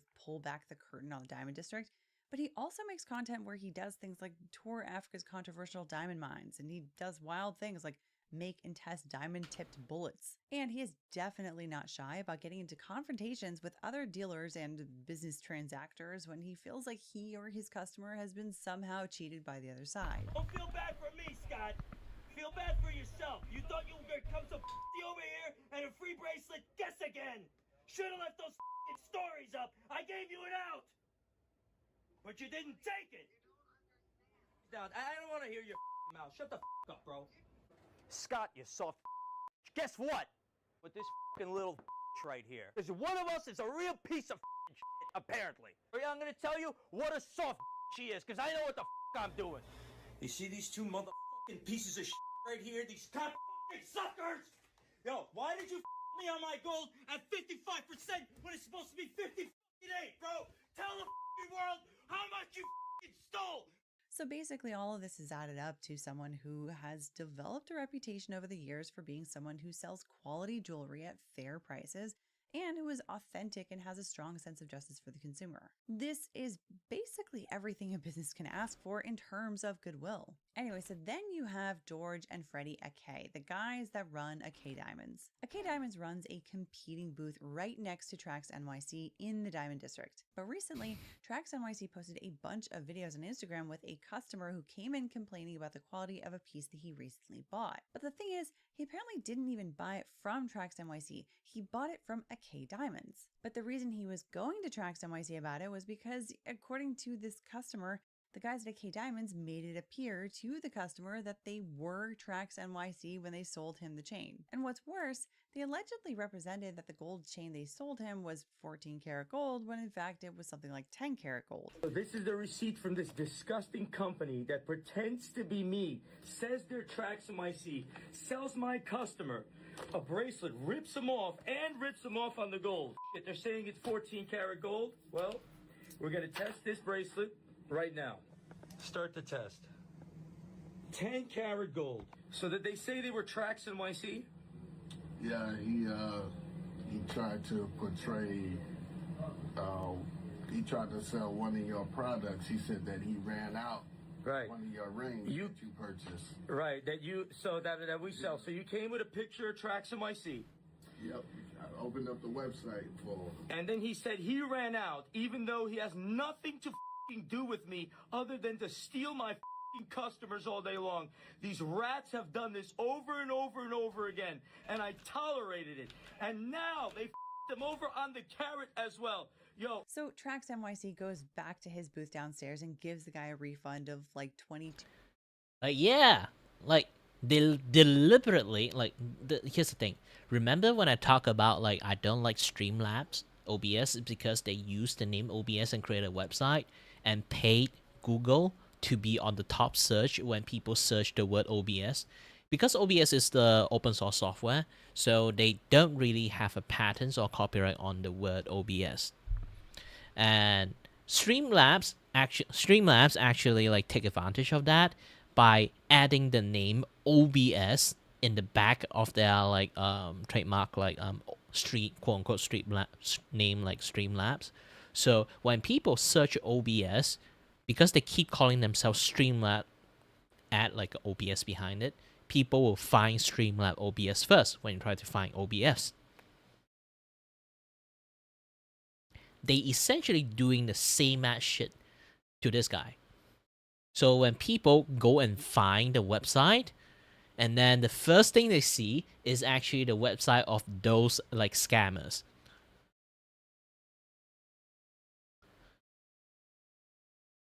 Because they write his name in the fucking title, so you go and try to find the website of like this guy. The first thing you see is the other one, not his.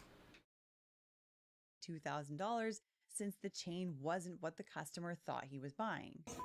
Pieces of okay? Rip you off on this fucking thing. It turned out to be 9 karat gold, right? You had a check? Yes. So they're gonna be giving you $1,000 on top. Here's 22,000 for your fucking trouble. These fucking bum motherfuckers, bro. You get people in this exchange, people in this. Stop being greedy pieces of like. So I'm Trax. I want this. Coming up with a scheme every fucking time. Keep scheming, bro. 9 carat this, 2 carat that, this, that. Security what, bro? Bullshit, bro. Stop stealing. Gotta come up. I want my money. So apparently immediately following that, Trax NYC decided to go and confront the guys at AK Diamonds personally and very publicly. Where's my money, motherfucker? Where's my money? Where's my money? I got this bracelet. Where's my money? What are you gonna do? What are you gonna do? Doc, motherfucker. You say VVS, high 3, 14 karat, and you're using my name. You. 6447. Yeah, 6447.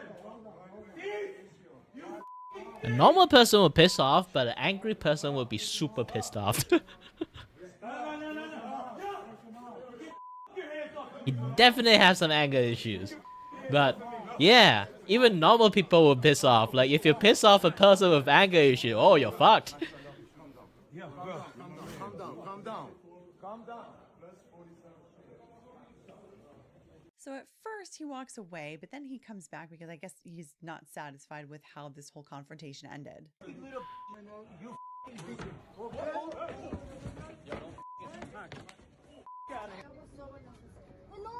Oh, they wildin'. Oh my god. What happened? Oh, they wildin'. Get that girl. Yo, David, So it didn't take long before the police arrived during this incident and arrested Freddie and Georgia K for assault. And meanwhile, Trax NYC later revealed from the hospital that one of the guys in the brawl actually tried to strangle him with his own chain that he was wearing. In the end, they tried to kill me, strangle me with my own chain. Get out of this hospital. TraxNYC.com. So obviously these guys were arrested, and it sounds like there are charges against them for assault, although there are definitely allegations of fraud going on here as well. However, based on what I've seen so far, I wouldn't expect there to be fraud charges brought against them on top of these assault charges. But Trax NYC does have the ability to sue Freddie and Georgia K civilly for some potential causes of action. And if the allegations by this customer are accurate, and if there are other customers who have had the same or similar experience, this could shape up into a much bigger problem for the Akay brothers. So let's talk about what Trax NYC could potentially sue the Akay brothers for, but first I have to thank this video sponsor. Strawberry.me connects you with certified career coaches to help you move forward in your career growth. Whether that means landing a promotion, switching industries, improving confidence, or building better habits. They use a collaborative process rooted in proven methodologies like cognitive behavioral coaching, motivational interviewing, and goal-oriented models. All of that is to basically partner with you to gain clarity on your goals, to build a personalized plan, and to stay accountable so that you can actually follow through on that plan. And if you go to strawberry.me/legalbytes, you can claim a special offer to help you make all those improvements. After you sign up on their website, you go through a questionnaire that basically enables them to pair you up with the best possible coach. Then you have your first virtual coaching session where you talk through whatever it is you want to improve. Recently, ever since our latest move, I've really been feeling like a lot of my life has still been pretty chaotic. There's baby bites, there's the pets, there's the steep learning curve that comes with arriving in a whole new country to do things in a completely different way.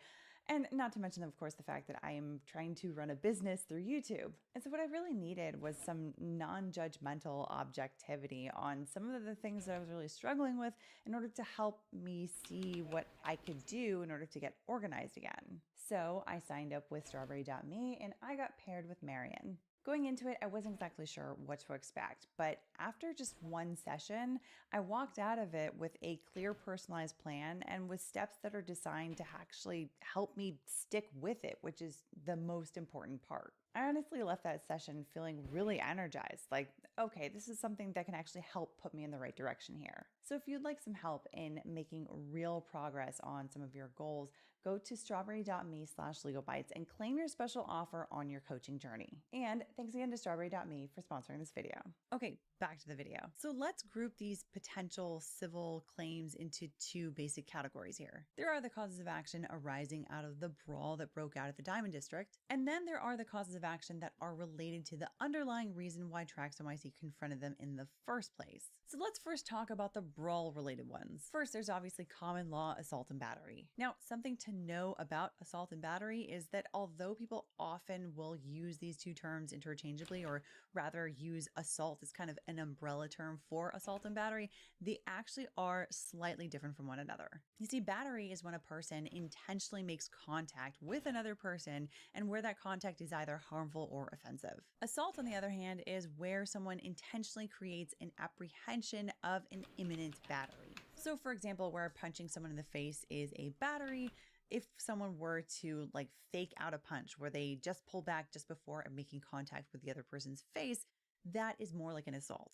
Now, in this case, we have multiple examples of battery. For starters, there's the act of spitting on Trax NYC. Prior to this, the argument was totally verbal by all appearances, even if Trax NYC was screaming his head off at the Akays. And yeah, spitting counts as a battery. It's obviously offensive, and his spit clearly does touch Trax NYC's face and chest area. Anyway, then we have the other punches that were thrown, as well as this attempt to choke out Trax NYC with his chain necklace. All of these are harmful, and they're all caught on camera, and he went to the hospital afterwards, so there are almost definitely going to be clear records of his injuries as well as the hospital bills that can be compensated for. Okay, so that's assault and battery. After that, we also have a potential claim for intentional infliction of emotional distress, or IIED. To win on a claim of IIED, Trax NYC would need to show the following. First, he has to show that the Akays engaged in extreme and outrageous conduct. Second, he has to show that he suffered extreme emotional distress afterwards. Third, he has to show that the Akays caused that extreme emotional distress. In other words, that he didn't have emotional trauma that was caused by someone or something else. And finally, he has to show that not only did they cause it, but they intended, or at the very least were reckless about causing him that distress. Recklessness in this context is generally defined as when someone knows that what they're doing is going to have a substantial likelihood of causing that distress, and they willfully disregard that and continue their conduct anyway. Now, in my opinion, I think that there probably is enough here to state a claim for IIED in a lawsuit and to not have it be tossed out right away. But I don't necessarily think that it's a particularly strong claim for Trax NYC to bring. That's because, for one thing, in IIED, the emotional distress that is alleged needs to be truly extreme emotional distress. We're talking like maybe he needed therapy, maybe he had trouble sleeping over a long period of time afterwards, or other ways that this has impacted his overall mental health. And maybe this is just because what's been placed on social media since the brawl is placed through a particular filter and they want to make him look like a certain way. But I don't see much evidence that Trax NYC is actually fearing for his safety, or that he's feeling humiliation over the assault, or that he's dealing with any emotional trauma over it. Anyways, that's why, in my opinion, IIED probably isn't one of his strongest claims, but I wanted to mention it anyway just to highlight how arguably it's still something that could be gone after. But I also want to say that in the interest of full transparency, I do feel the need to point something out that might undercut both his IIED and assault and battery claims if he chooses to bring them. Now, since this whole thing erupted, Trax NYC has been talking with a bunch of other influencers about the whole brawl and about the alleged fraud and everything else, and even making funny collab spoofs. Where's my f***ing money? Sucker, bro. That's not, bro. That's Vinny's with a Y. I think I know what a Vinny when I see one, bro. Bro, Uh-huh. I'm Vinny with the IE. Yeah. That's next door. Right. That's, Where's the f***ing money, bro? I don't. That's next door. We're a merch store. You're a merch store. Yeah. So give me the goddamn Okay, mother. take the merch. Take it. Here. Here. I'm sorry. Just don't yell. Bro, here, shove this up. All right. You're in the wrong place, though. And as part of that social media blitz, he had popular streamer Aiden Ross tour his office in the Diamond District. But when he was recounting the brawl, he said this. Playing with me for f***ing years, and I warned them, don't do it, bro, because I don't have little bullets, bro. I only have nuclear weapons to deploy, bro. Oh, wow. I didn't want to take that one. Because that's how I do it. All I need is God on my side, and that's it, baby. Everything plays out, you know what I'm saying? See, but the thing is, I don't want them to look hurt. I want them to hurt me so we could do the real business and them up, man. All that other shit. Yeah, we want that money. You know what I'm saying? Yeah, let them get their rage out. Let them do this. It was business, bro. And he'll get that money It had out. nothing to do with hands. It had nothing to do with nothing. For 4 years, they were playing with me in here, bro. For 4 years, they were playing with me in here. And I finally caught them red-handed. Okay, now maybe he didn't mean it this way, but this statement could be understood by a reasonable, objective person to mean that he was intentionally goading them into committing an assault and battery against him. And so I think these words could potentially be used against him by the other side if they choose to argue that getting hit and strangled was the exact outcome he was looking for by confronting the Akays. And now that doesn't eliminate the fact that by all appearances they did in fact lay hands on him. But in a civil case, I think that this is the kind of thing that could prevent a jury from telling the Akays to pay Trax NYC for the battery and any resulting harm. That's because they might look at Trax NYC and say, you're not exactly blameless here. You also have some unclean hands by your own admission. But now this statement by Trax NYC, in my opinion, shouldn't impact the other potential claims that he might have against the Akays related to the more like seedy alleged business activities. So let's talk about those. So the rest of the claims here are more to do with the fact that Akay Diamonds is allegedly using Trax NYC's name for some kind of an affiliation as a selling point with customers, and that at the same time they're selling subpar products while using his name and trying to pass them off as something that is of higher quality than they really are. So obviously, if all of that is true and accurate and correct, that's something that can definitely hurt the goodwill of his business, which he's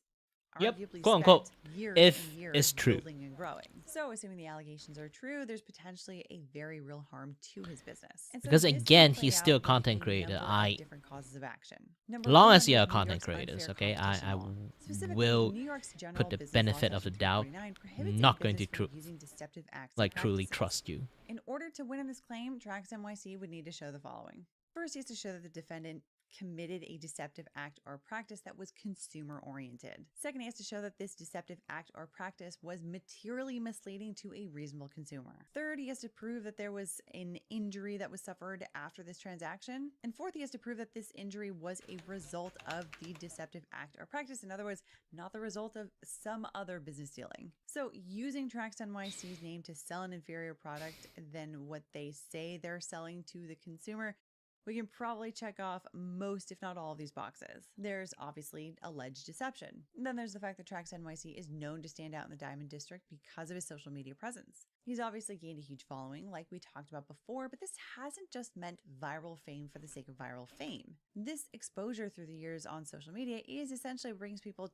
to his business in the Diamond District. And there are others who have agreed that as a result, Trax NYC has become a draw for business in the Diamond District, particularly for people who previously weren't familiar with the Diamond District. And now then there's the fact that in the Diamond District, all of these jewelers are in open air booths right next to one another. So if you figure that a good portion of Trax NYC's customers who are coming in looking for him are less familiar with how connected or disconnected these various businesses might be, there could be an argument that it's reasonable that someone might come in thinking that the booth right next to his is somehow affiliated with him. And so in my opinion, I do think that there is likely enough here that he can show that this is a deceptive act or practice that is materially misleading to a reasonable customer, and particularly one of his reasonable customers.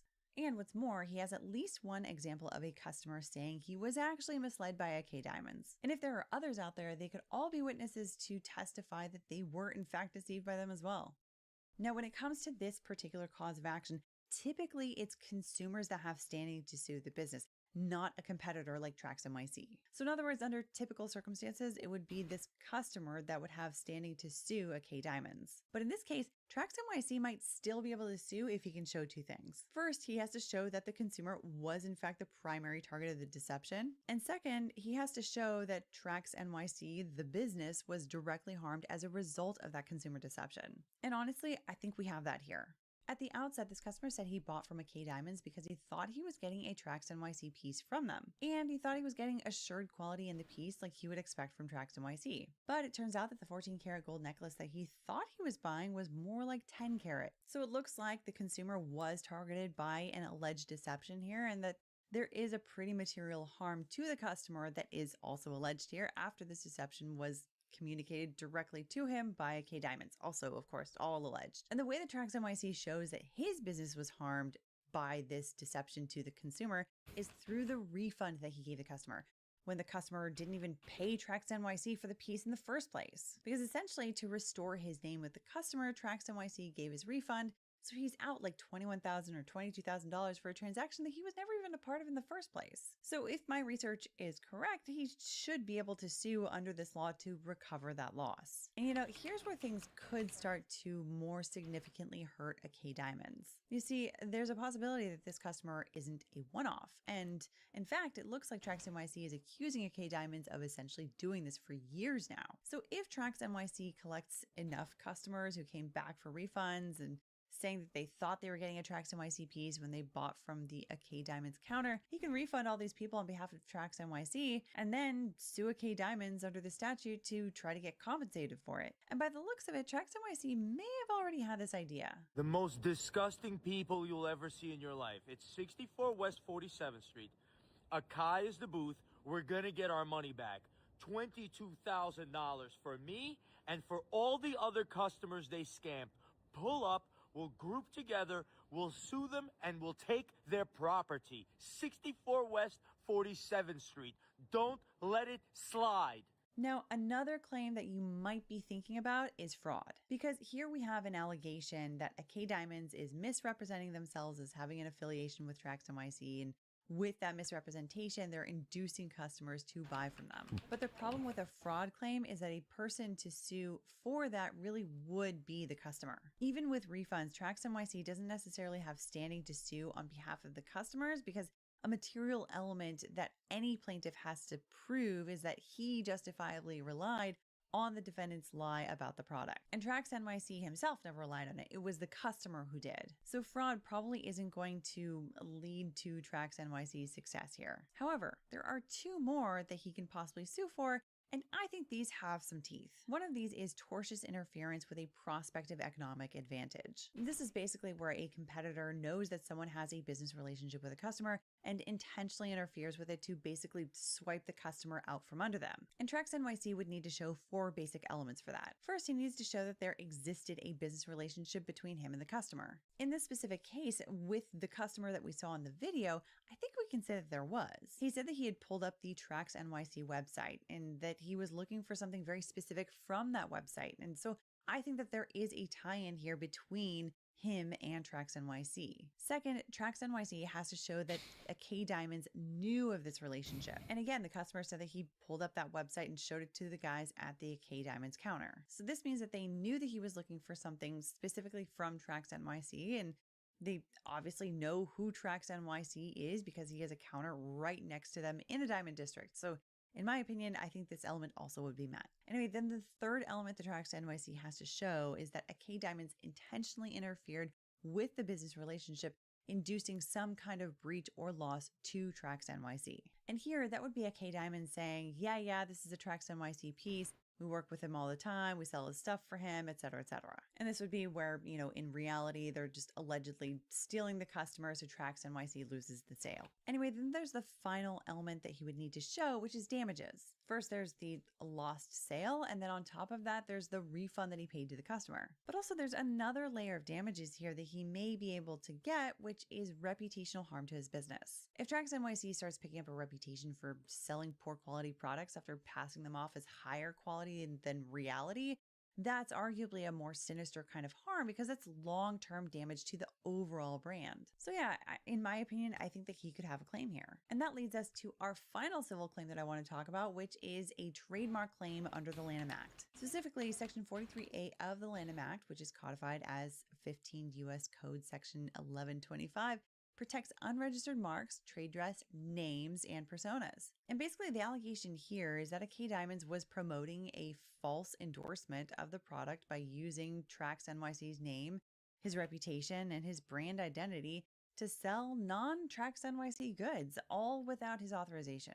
Now, there are a few things that he needs to show, but looking at this generally, I think that there is a bit of runway for him for this claim. First, he has to prove that he has standing to sue. And in my opinion, he should be able to do that by showing lost sales, refunds, reputational harm translating into economic loss, and diversion of customers. Anyway, second is that he has to prove that K Diamonds used his name, likeness, or association either in a commercial advertising or promotion, or in the sale or offering for sale of goods. And if what this customer said is true, it sounds like they did just that during the sale of this chain. Anyway, after that, the third element that Trax NYC has to prove is that there was a likelihood of confusion for the consumer. In other words, he has to show that customers believed that the product was either a Trax NYC product or somehow associated with Trax NYC or otherwise met his standards. And he has to show why confusion is likely. Personally, I think having a customer say he actually did get deceived by K Diamonds is a good place to start. But we can also go back to pointing out the way that the Diamond District is set up with these open air booths next to one another,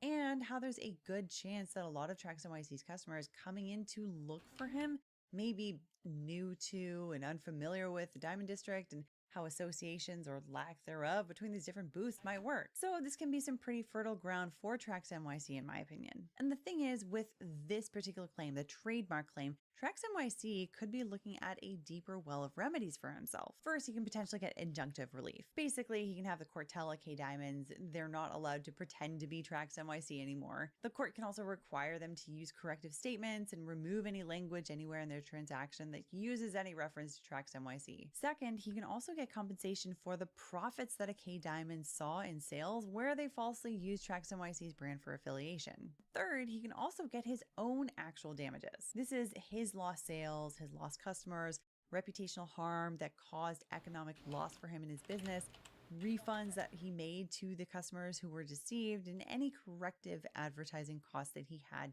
to incur. And if the court finds that this case is an exceptional case of trademark infringement, Trax NYC's attorney's fees are also on the table. For this, the kinds of things the courts will look for is evidence of the defendant's willful infringement, any bad faith conduct by the defendant during litigation, and objectively unreasonable defenses. And not only that, but the court also has discretion to enhance the damages according to the circumstances of the case, so long as that enhancement doesn't amount to punitive damages. So basically, they would give extra compensatory damages so long as it's not like 3 to 5x the compensatory damages, because that could be considered punitive.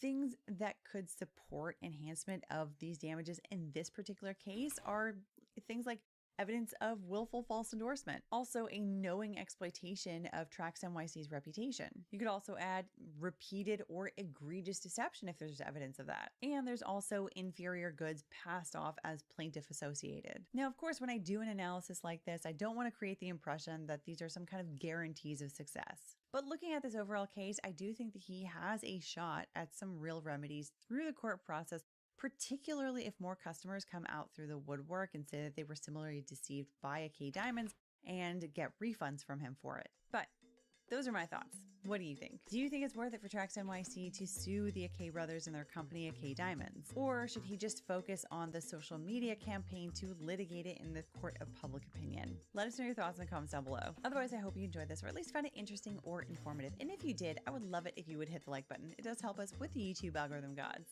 And if you're new here and you want to see more coverage of crazy cases,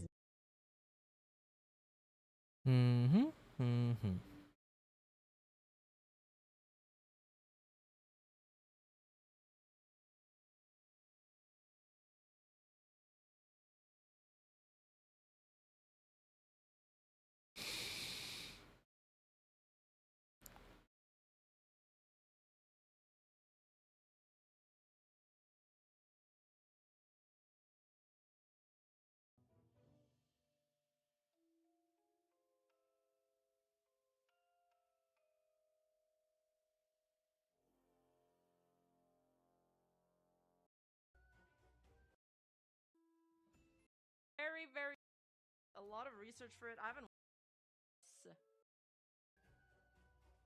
a lot of things and or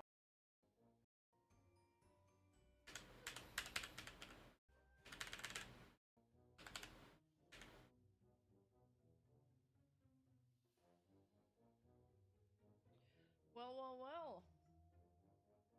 Today is a good fucking day. What's up, everybody? How's it going? Yep, I'm watching YouTube while they're doing this thing too, so like, if you guys are interested while I'm watching, go !TV Zoom, you can see what I'm kind of watching. finished everything I had to do earlier than I thought, so I could afford this. Oh, what an interesting turn of event. Oh, how have the tables turned? Because Mr. Mugen here has released a new video, complete story of Elfin Psyop, and I've got a lot to say about this. I've released my own video about her, and things ensued, but I'm not gonna spoil everything. Not gonna spoil everything yet, because we're gonna watch a video together. It's an hour and 23 minutes long. I did not expect it to be that long. Mugen did a lot of research for it. I haven't watched it yet, but I mean, if it's that long, he probably did a lot of research for it. Yeah. Yeah, what a Friday surprise. Hey, Cass! Ooh, finally back from working on commissions. Hey, Rima, thank you so much for the 11 months, Cass.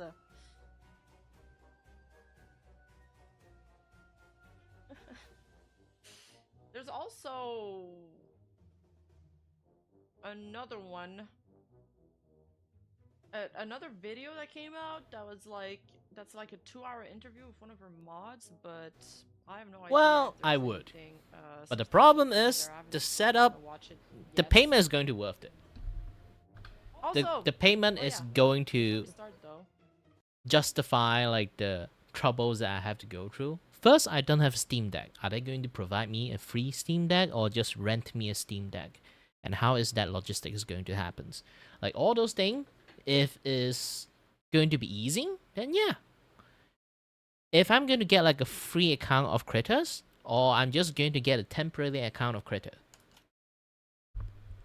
Again, the pay function and non-pay functions is like, there is a difference. So, are they going to be, when you say like paid you, are they going to paid with Dosed? Or are they going to actually just rent you this kind of thing temporarily and then pay you money, actual money, for doing this? Because drawing using Steam Deck is not impossible. But the problem is, Steam Deck do not have pen support. So you have to either buy yourself a drawing pen, like a pen that you can draw, or you have to draw on Steam Deck with your fucking fingers.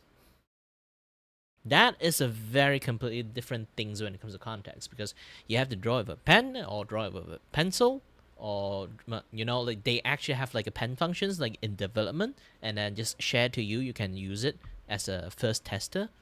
Like all those things is like is really really like contained within like a thing that you have to try to like make it happen. And if you really have to like use your fucking fingers to draw on a Steam Deck, it means that you have to relearn how to, draw using a finger in the first place. Because finger drawing on a tablet is, I won't say difficult, but it does take some skills and like some things for you to get used to be able to draw properly.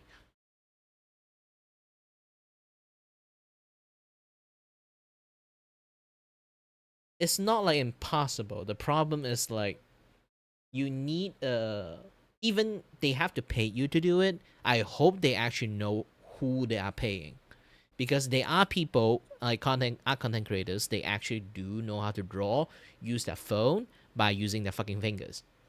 Is really important for that particular part. If they want a person who draw with the fingers, they have to find that particular persons. I'm personally persons that draw with my, pen and stuff. Unless you want me to use Steam Deck as a screen only, and then I need to draw like using the intours style, instead of like a display tablet drawing style, I need to draw it like in like an intours style kind of like tablet. Then why? That's the best question. Why? You can choose to have a bigger screen, but you want to choose it on a tiny screen using a drawing tablet to do that, then it's not going to be a lot of benefit. That time, then that you have to ask the question is, you just want the novelty of being able to draw in Steam Deck, or you just want to show Critter can actually be played on Steam Deck? Even it does. What does it show? Do you want it to show as a product that you can draw really well using fingers, or you want to show that it can run Critter? It's a very like big difference. The necessity of this thing, I don't see anything that can display well unless there's a good explanations for it. Because the logistic that's going to happen in there, and stuff like just going to like plan out how to do it in the first place, you really have to go through a lot of stuff to make it happen. But if you really have to go through a lot of stuff to make it happen, would a normal person do it?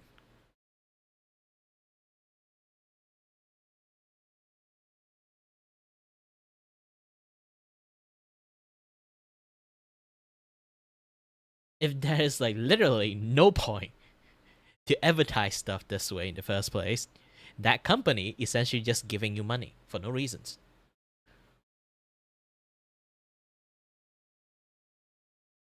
Unless they just want to showcase that Critter can run on Steam OS. That is the most important part. If you want to show Steam Deck, if you want to show like Krita can run in SteamOS, then they shouldn't just run on Steam Deck. SteamOS actually can download and install into computers in the first place.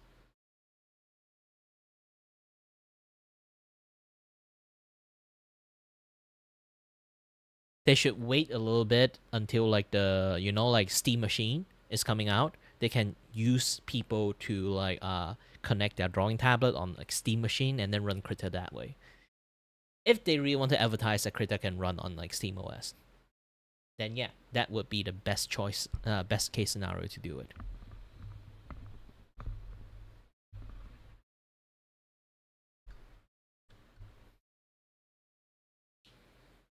Else, I don't see the reasons to actually draw in Krita. Yeah, they can. Like, they just give shit to me. I just do it. But like I say again, like if they actually like is just doing it for marketing purpose, I don't see any marketing purpose in there. And it's like wholly inefficient. If they just want to give the person Steam Deck for free for no reasons, then yeah, just do it. Personally, I rather just get money.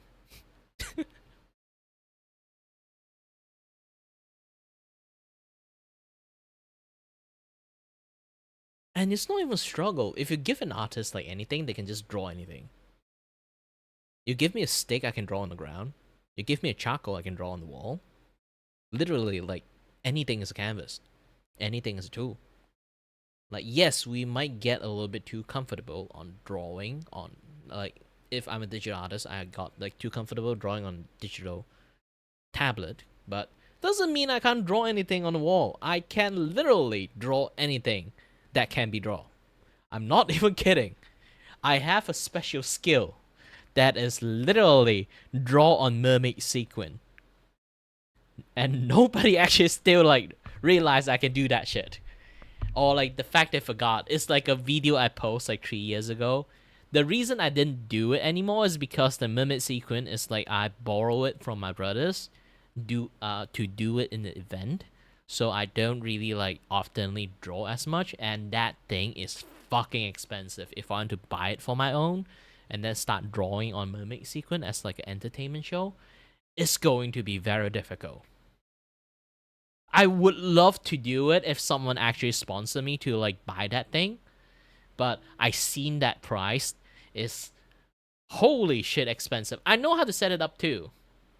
Like, because I do like photo shoot stuff, so I know how to do a backdrop. You try to search mermaid sequin backdrop, people can actually draw on that thing, but the reversible like scale, like mermaid sequin scale backdrop is basically you only can flip up and down to show the other color of the mermaid sequin. If you're good enough, you can actually draw on that thing, and I learned how to draw on that thing. And I always show off the capability of how I can draw on that thing by draw a circle. If you guys haven't drawn that thing before, drawing a circle on a item that you can only do up and down stroke is really difficult. For most people, normal people, it's nigh on impossible. Because again, you only can do up and down, okay? Perfect up and perfect down. So how the fuck you manage to make a curve? It takes skills.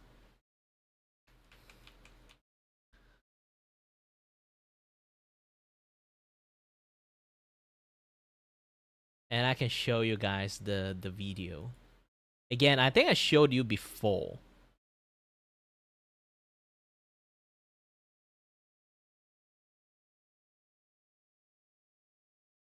You show me a canvas, I literally can draw on anything. Draw on anything. And for artists, it's not an issue. It's like no matter what kind of like canvas you show us, long as it's possible to like draw on it, we can draw something on it.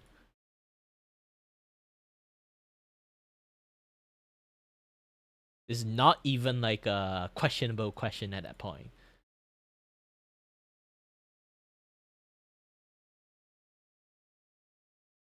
Like we can draw on sand, like if possible, if it give us the possibility of being able to draw on fucking lava, we will be able to.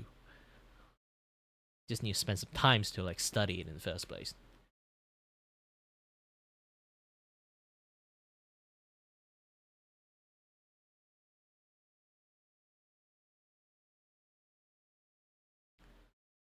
Might spend some time to figure shit out, but generally it's going to be some things that being able to doable and possible.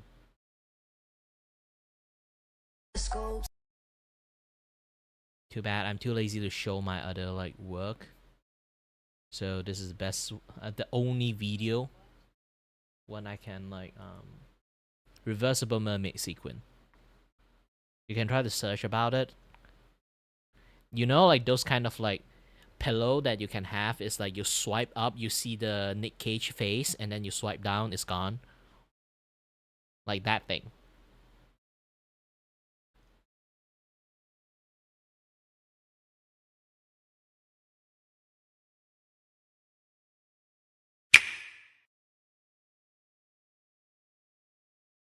Oops. I need to show. Not this one. Maybe this one. Yes. So you guys can look at this thing. Like you see the black and white. I choose a black and white version one. Basically, you flip up, you see the black. You flip down, you see the white side of the sequence. I decided to use it to draw a, you know, like space theme stuff. You can see like the red suitcase. This is the suitcase that I carry my fucking drawing tablet. Like display drawing tablet, because it's a fucking 15-inch tablet. I can't just stuff it inside a bag. I need a fucking suitcase to drag around in my fucking universities. I'm the only guy that use a fucking suitcase that walk around in the universities. And it's red color, so I'm really eye-catching for some reason. I don't have other colors, okay? I got it from my sisters, and I only got red colors. Since I also like red colors, kind of fine. And also, I really love this thing. I really love like the way I kind of like just the only guy that I'm not trying to always be unique, but I do find it's like much more easy for me to like take stuff. But funny thing is, once I actually start to drag suitcase like walking around in the university ground, and slowly, eventually, more and more people copy me. They're all starting to have like fucking suitcase around, walking around like me. Like, yes, not like nobody does this. And then until, which most of my friends told me, yeah, you started a trend. Everyone's starting to use a suitcase because of you.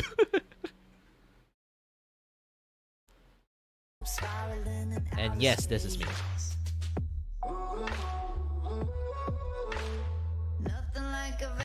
I should mute it, else I get like, you know, copyright claim and stuff. So yeah, the Doraemon face, I didn't draw it. I didn't draw a Doraemon face. I draw like a spaceman first, and someone erased the head and then like draw a Doraemon face on it after I went to toilet and come back. The thing is, I let people draw however they want, if they can draw it in the first place. So like, there's a lot of like tiny amount of stuff is people drawing it. I wrote the word draw in an angle, and then I draw the planet and everything, did the texturings and stuff. And then like the spaceship, the spaceman, lots of people like add a lot of like their own stuff onto it at the end. Yeah, I let people have some fun on it while I kind of like draw what I want. I can draw the main thing on it, but like all the empty space that all like they want to like add on a little bit of stuff, they can like do it however they want. You kind of like notice like all the angle stuff is like actually legitly really difficult to actually make it happen. Like you can see like how I draw a curve and everything is basically just like flipping them like tiny amount, this and that other stuff. I think with my drawing skill now, I can draw even better art on the mermaid sequin. But the problem is, again, it's fucking expensive. I'm not even kidding on this fucking expensive part. It's actually legitly fucking expensive. I can try to like search it again. Let me try to like search.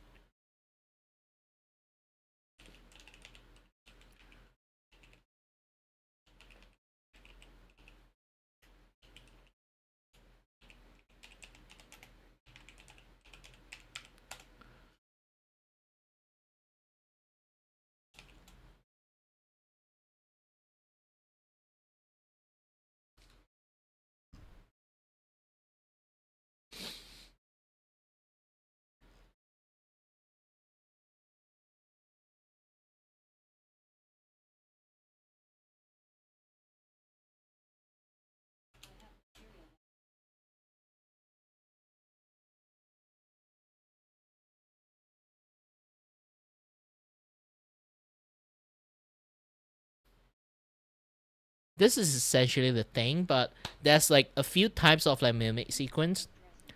This is the one that is like the loose one.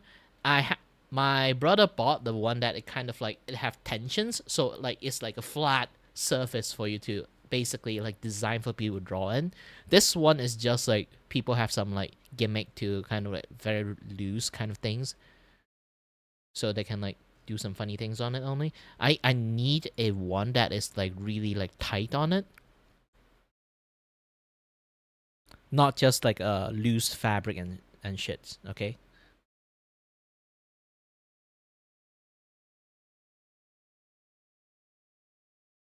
I can ask my brother to buy it, but last time he told me it's really fucking expensive. Even like buying it is not that expensive, but the problem is the delivery from sea.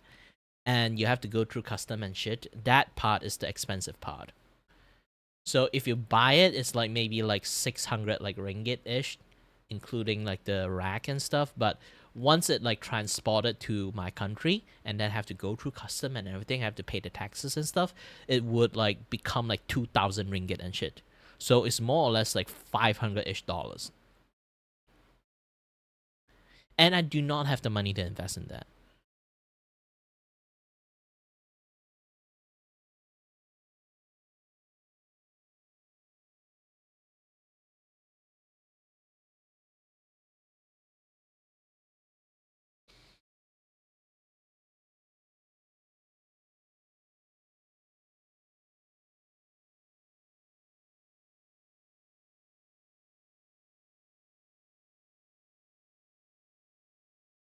Yes, it's so expensive to a point it's not feasible unless I actually want to like invest this into my main thing. Like I would do this like maybe like every week, at least like do it once or something like that.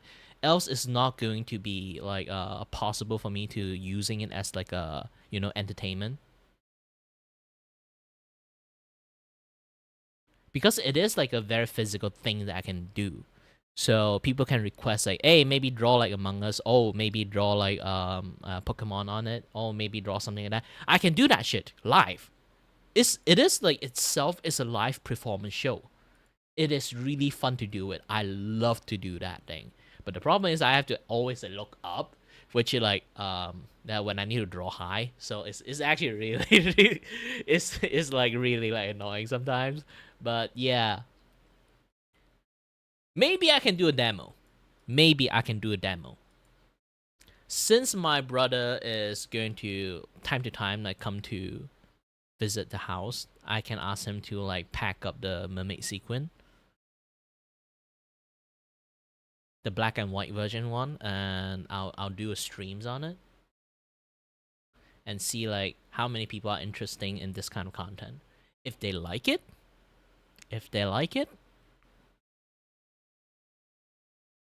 I'll consider buy one. If I actually get money from get like donation from doing this.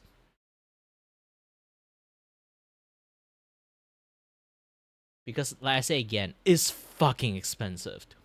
If I do not have incentive to doing it, it's going to be I'll be like, why?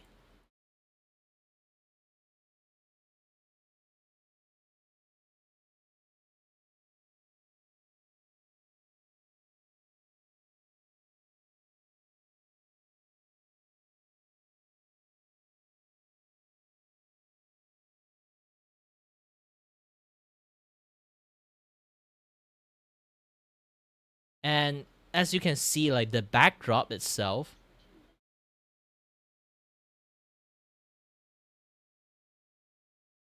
Oh, Passport, I accidentally remember that like fucking stupid art that I draw that time, and then I got like I got level up that way. I became like the fine art artist that got locked in the fucking tower. Yeah, I fucking hate it.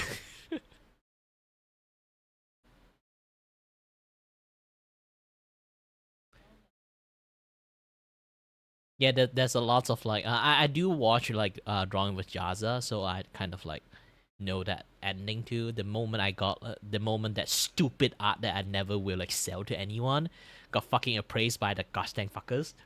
And I got shit, I got into that route. I can't even escape from it because like it's like a straightforward route. You can't even divert from it in the first place, unless you literally are bankrupting yourself on purpose.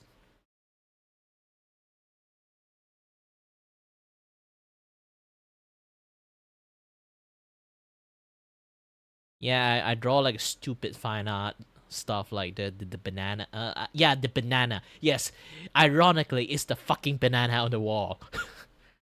Motherfucker. Now I got even more hate on the fucking banana on the wall.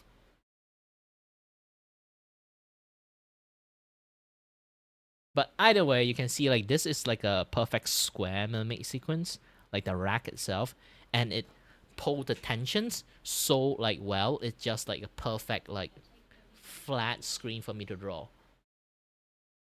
I really like love this thing, but again, it's so expensive.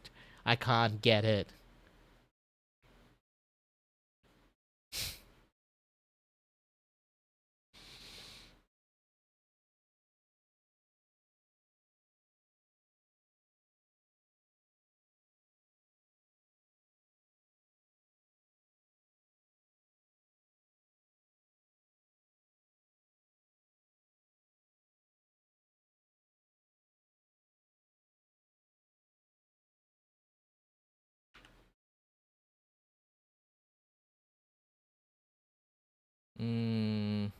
Yeah, I'm kind of like shopping around it to see like, is this thing still exist?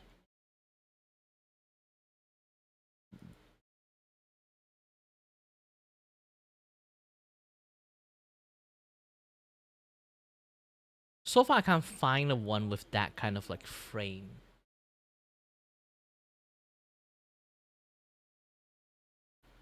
No, like the problem, like it's the problem is not like you have the fabric or not. The problem is like this thing is made with like like those kind of like really like flexible, stretchable like fabric, and also at the same times it's on like a very particular kind of like backdrop rack. That's the thing.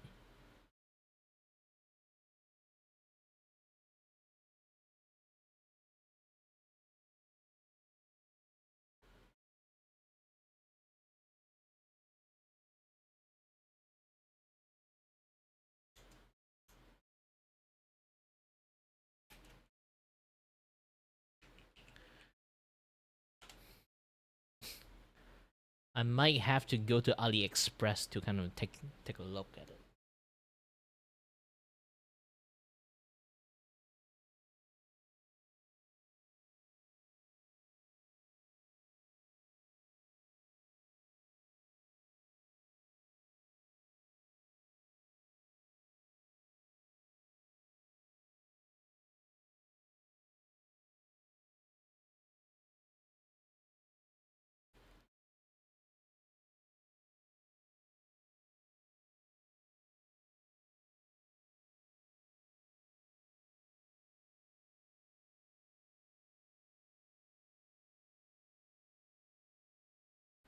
Like again, like I need something that can stretch it out like this, and then they can do like some sort of like, you can see this is like a very like flexible fabric, but on the reversible sequin, not this kind of sequin. I mean like the sequin can flip.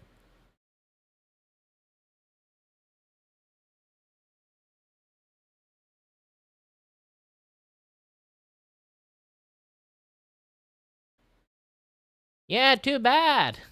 We live fucking far away, not just normal far away. It's like really far away.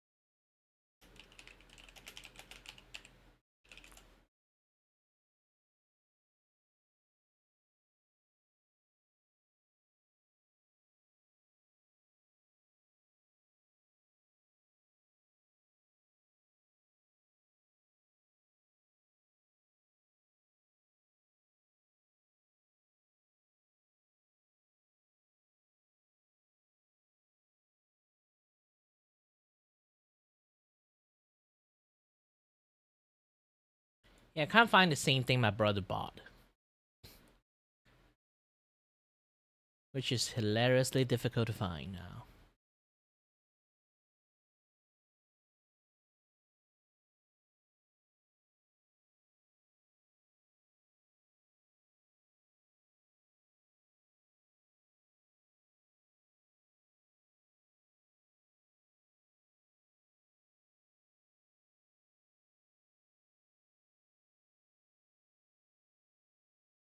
Well, I tried to find. I can't find any a single one of them, sadly.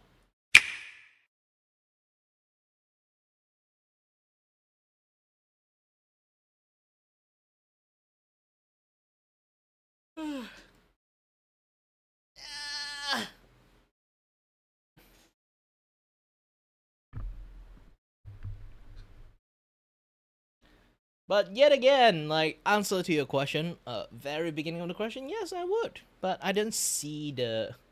Personally, I didn't see the needs to it, but they want to waste their money, is fine. But if they need some like advice for advertisement, that is stupid. That is stupid.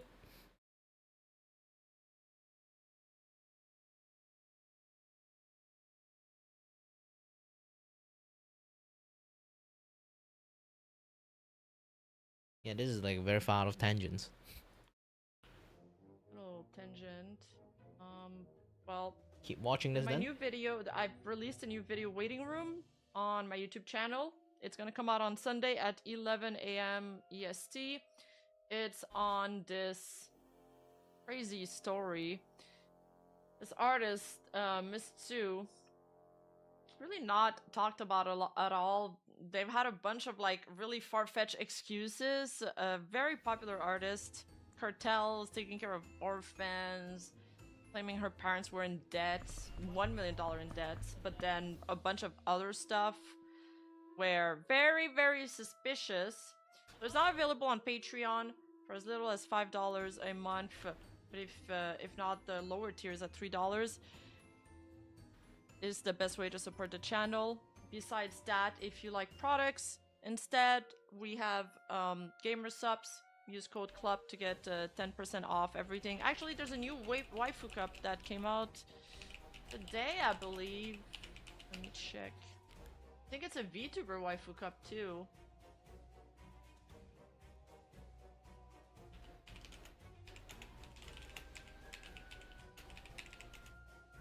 Yeah. Throw this waifu bone.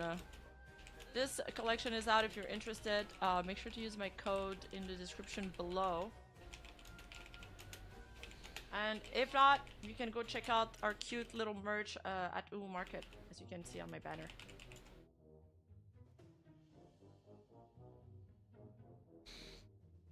Aren't cartel like drug things? They're like, well, sometimes they do a bunch of different crimes. It's not just one crime.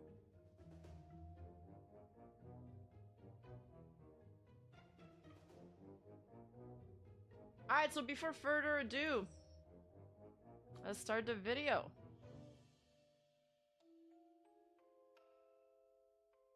Anyone who wonder who I'm watching Rima Everstar watching something else.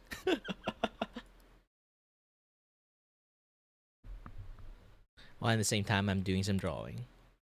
Chung is a, let's say, political commentator that truly got in the spotlight in the run-up to the 2024 US presidential election. You see, Ian would tweet daily. We're talking hundreds of tweets, all centered on the topic of this election. The guy was acting like his life was hanging in the balance if the wrong candidate ended up winning.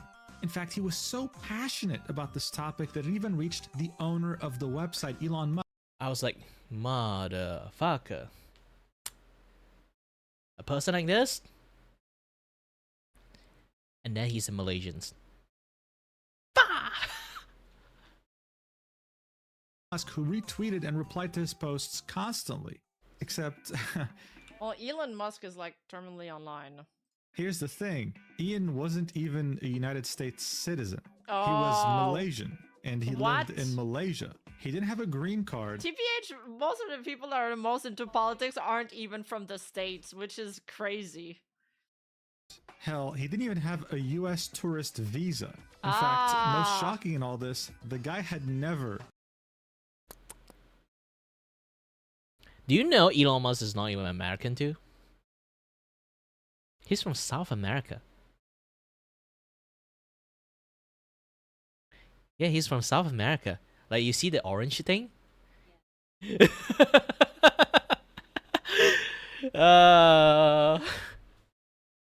It's basically like that thing again, like watching watch Pippa talk about like Mr. Beast. Like they would like it would be funny that like both like Elon Musk and like fucking Mr. Beast like sitting there talking about the shit that they actually like don't like not really involving with at all.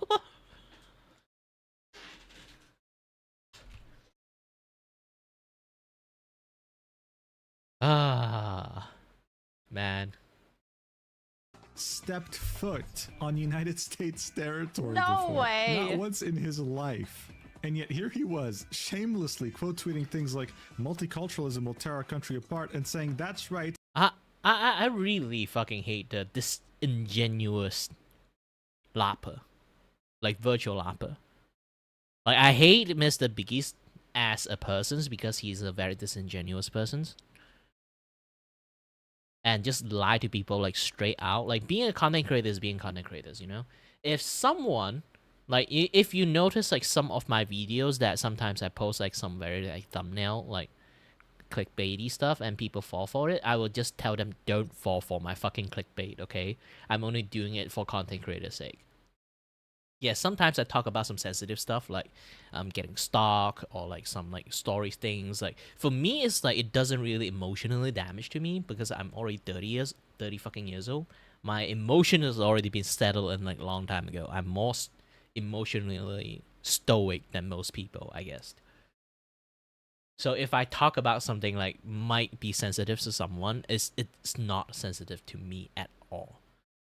They have to learn that I'm a content creator. I talk about those things because it's a content. Okay? It's not because I am emotionally damaged and sensitive. I want to share this out to people. I'm a content creator too, and I do content creation stuff. And don't fall for this kind of bullshit that I just said. Okay? Sometimes when I talk about those things. Like, I'm the next, like, honest person, but doesn't mean, like, an honest person can't do those kind of shit, too, okay?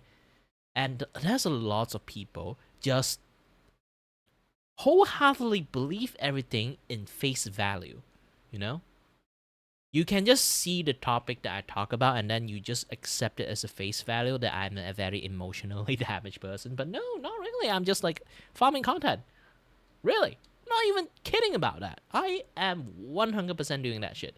And most people that know that I am, at the end, a content creator, I can do that shit and then you can see it, listen to it, but try not to emotionally invest into it. Best thing in the world, you just be like, alright, moving along. That is how you should treat content creation as much as possible. They are created for entertainment, for you to sit there and waste a little bit of a time. Okay?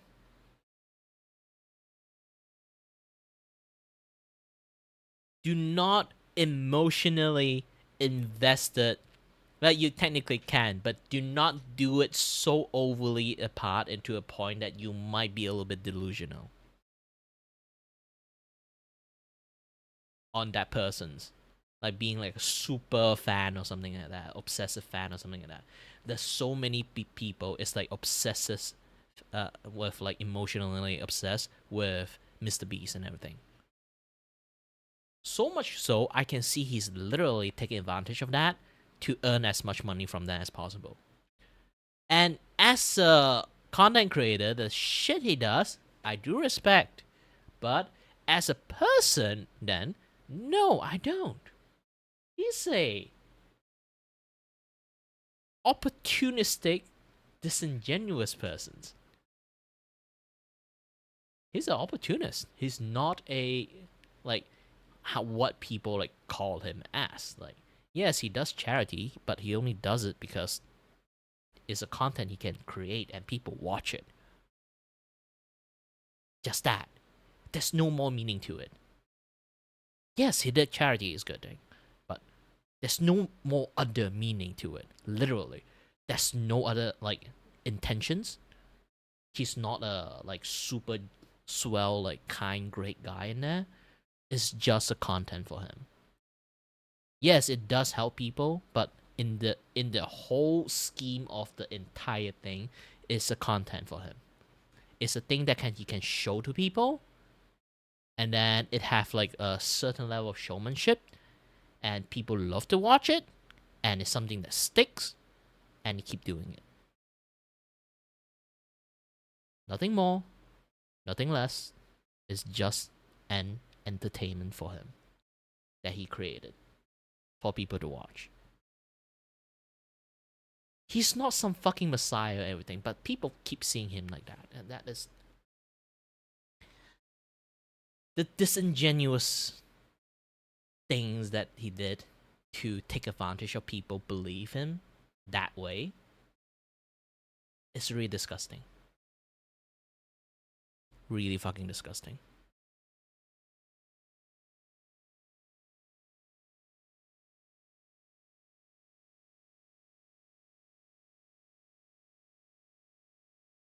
They need to get out of our country, bro. What? Stop the LARP, dude! Stop the LARP! There's no way. Hail Rima-chan, my favorite French-Canadian horse waifu. Hope you're having a great day. Oh my god, thank you so much. Magician Sapphire, thank you for the 5. Let's go. It's funny because the people that are the most into United States politics sometimes aren't even from the States. I see what kind of tangent Muujin is going with this. What do you mean our? What? That's Or how hilarious. about, I refuse to be governed by an Ugandan named Zohran Kwame Mamdani. Get out of my country. What do you mean your country? Excuse me. You see, the thing with Ian, if that's even his real name, is that he was the perfect example of a grifter. Someone who pretends to believe in something while not giving a shit about it, all to benefit directly from it, whether financially or by other means. And he sure as hell did. My Not only God. does he have 1.2 million followers, he also lives in the United Arab Emirates, a country that's significantly more expensive than his home country of Malaysia. Right. So why am I telling you all this? Well, it's simple.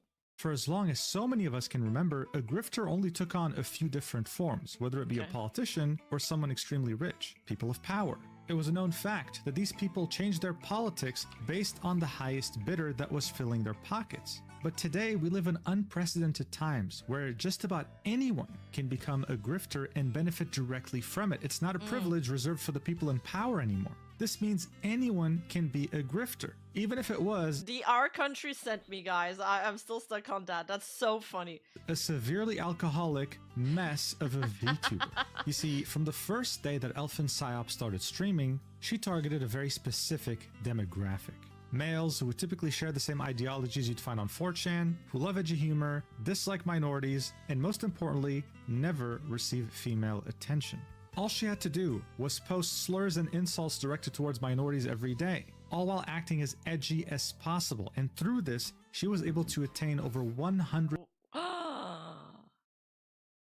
The Gojo slander? No, that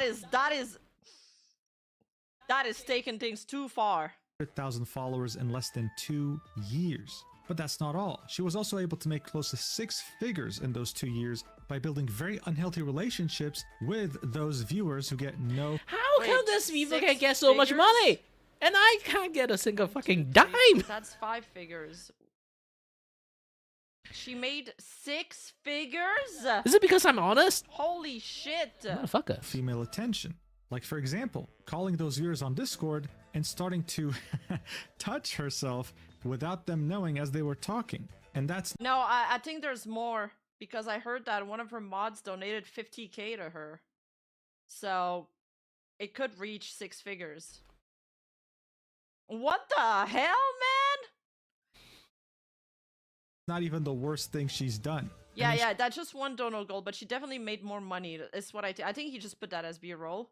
She was literally posting audios of her gooning to her general chat in her Discord server, accessible by anyone, okay? But this, of course, had its massive benefits. Elfin was so successful in doing this. She was so unstoppable too, invincible to all sorts of criticisms, that you even had bigger and more viral VTubers try to emulate her, try to copy her. That's how dangerous her influence had become. But that would all be until December 2025, when demons from her past would catch up to her and expose to us all that she's actually one of those minorities that she insulted daily. It would turn out that she is Pakistani. This is where her entire life falls apart as her simps try to grapple with the fact that she is a minority. But of course, it doesn't end here, because she might have committed a pretty serious crime that made her eventually want to delete all her socials to scrub the proof. And yes, it involved a minor. This is one of the more uniquely It always involves minors. Why can't we leave children's out of this? disturbing videos I've ever made. Well, and as word they of get warning, entertainment throughout industry, all of it, praise on you'll minors. lose hope in humanity multiple times. So before we get started, I thought I'd get the good news out of the way first. I was able to achieve Scam a them very while cool I'm young. goal of mine. Hiring my artist Wei That's Wei. why I always like say, like, if you're kids, Wei do Wang not is fucking so donate to me. talented, man.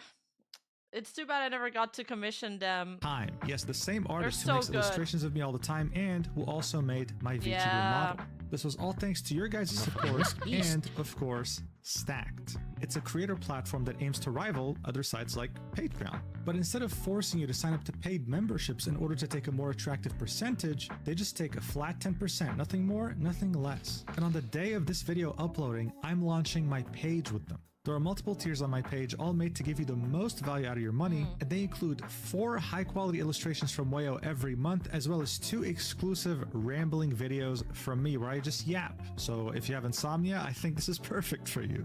I'll be very active there, so if you're interested, the link's going to be in the description and the pinned comment. And now that the good news is finally out of the way, let's get to the bad news. The entire story of Elfin Psyop. Let's do this.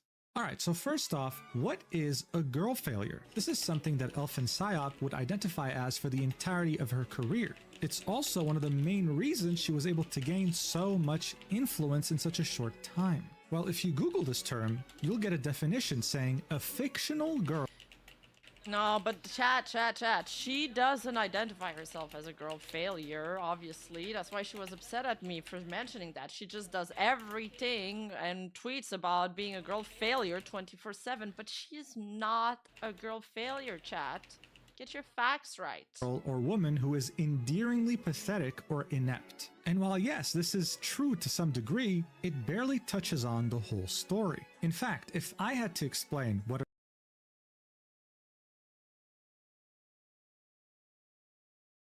What could I draw with anything with buttercream? I have no idea what you're talking about.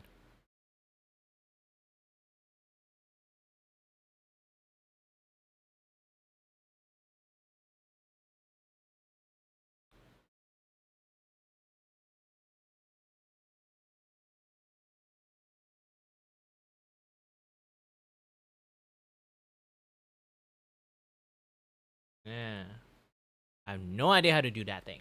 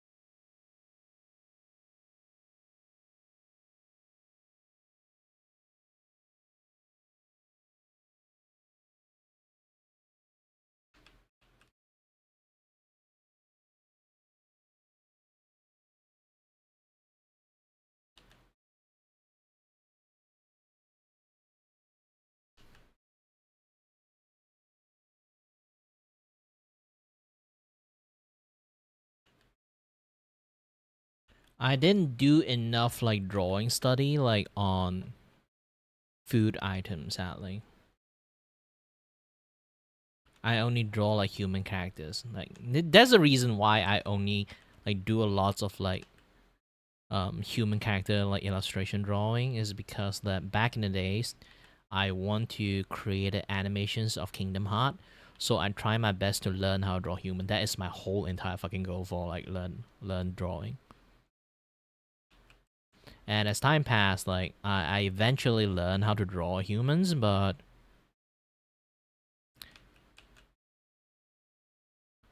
that kind of become like, you know, it will start with a certain obsessions when it comes to like learn how to do the drawing. And because that obsession is gone, so my strive of like keep learning more different like drawing stuff is also like disappeared along with it.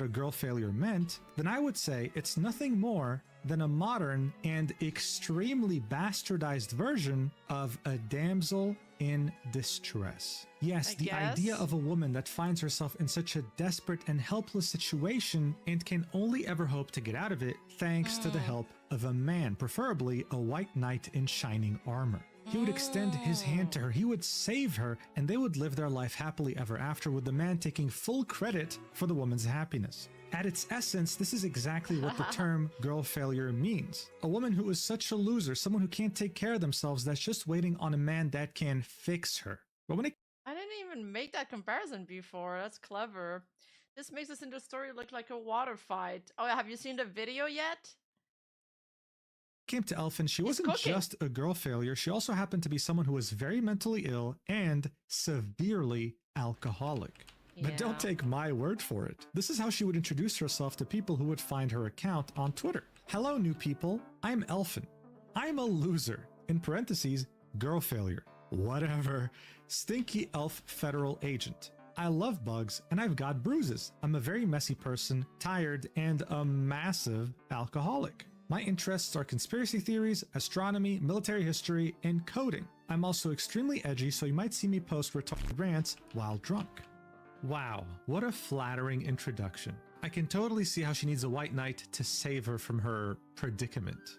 But other than her making alcohol her entire personality and being a very clear example of what a pick-me girl is, you'd probably never guess that this person started streaming in February of 2024 and by mid-2025 had over 100,000 followers. So Not gonna lie, that is insane. That's insane. how the hell did she manage to become so big in such a short amount of time while having an extremely loyal community that would practically die for her? Well, it involved a multitude of different factors.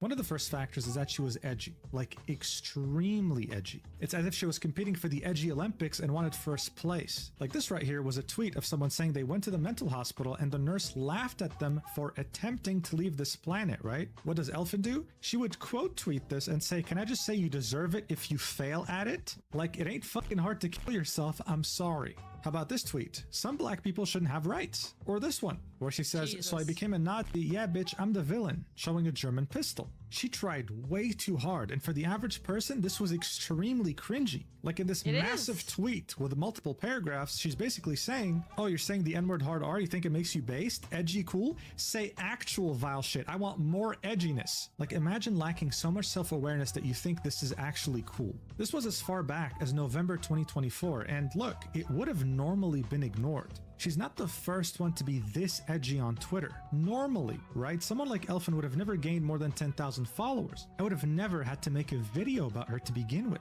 So what was really one of the main factors that put her on the map? What changed everything for her and her entire career? Well, her belly. That's right, and I wish I was making this up. I'm talking about her belly, her stomach, her abdomen. She would periodically post pictures of it on Okay, the music change is so funny. Great editing so Twitter, far. and she would gain tens of thousands of likes. Like, for example, I remember this one because I saw it on my feed. It had the caption of "whatever, enjoy," and it Rima Belly when? Bro, I feel like am I doing things wrong? I think I've been on Twitter for 2 years now and I don't have 100k followers. was literally just her abdomen. Here's the high res. I mean, it's nothing special, right? So why did this post in particular gain 15,000 likes? Well, because she's a VTuber. I wish I was kidding. At this point, one could call this a kink, and the Twitter algorithm rewards it heavily. Like recently, I saw a picture of cleavage on my feed. It had over 20,000 likes. I was like, what makes this cleavage so fucking interesting? I went to that person's profile and I saw they had 200 followers, but get this, they had a VTuber profile picture. That's Is that right. the play? The appeal that someone who is anonymous, that is too shy to show their face, is sharing skin. Elfin loved the attention this brought her. So as I said, she would post this periodically, and every time she would gain so much attention on her profile. It's insane. But it doesn't simply end here.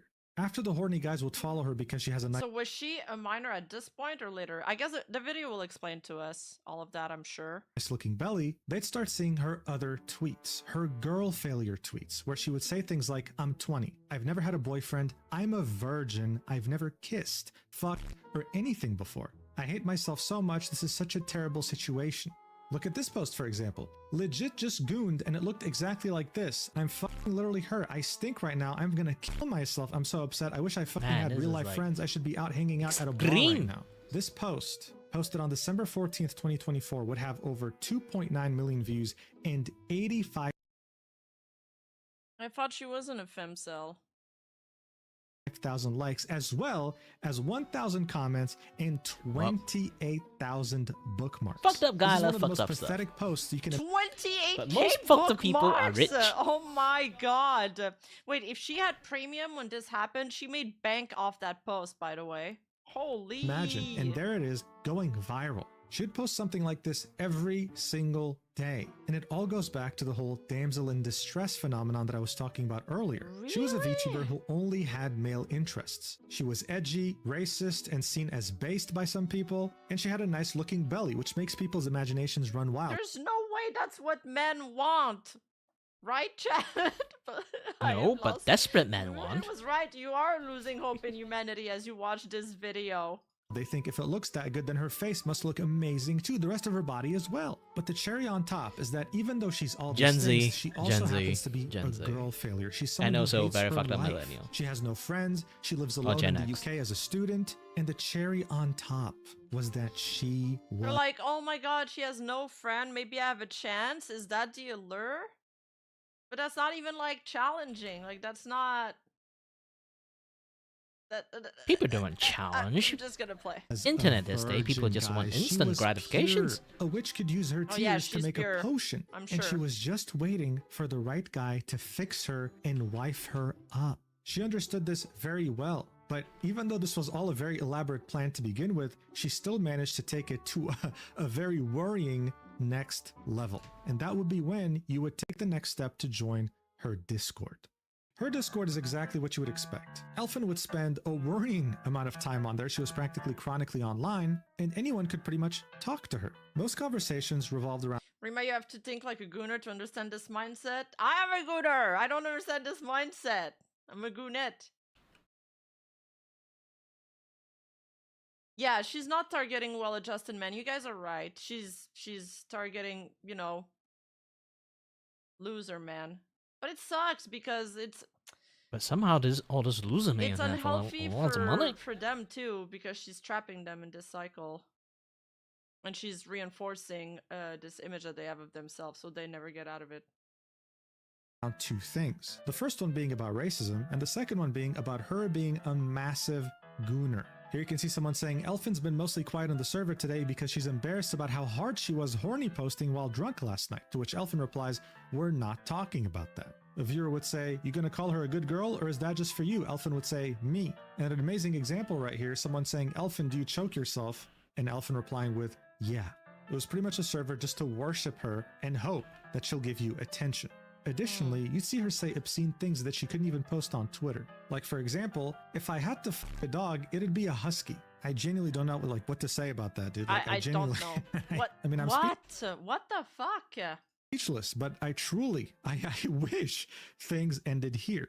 Elfin would take this parasocialism that she had built in her Discord server to a level I fucking love the music change you got. Like, I notice all these things because I produce videos too, but I love the attention to detail put into this. that no other VTuber had ever taken it to, especially if they were the same size and I don't know, people be out there admitting things you couldn't torture out of me. Like, if you threw me into Guantanamo, I can't say this name. That jail. That one jail. influence. During her career, she would post over 11 different audios of her literally gooning with a vibrator. And get this, she wouldn't like post them in a private channel with her top donators or whatever. No. She would post it. Azkaban, yeah, that's the one I was thinking about. Azkaban, yeah. I feel like that Discord is sticky as fuck. Stop! Do not put these images in our head. Oh my god. In general, in the channel that anyone who joins the server has access to.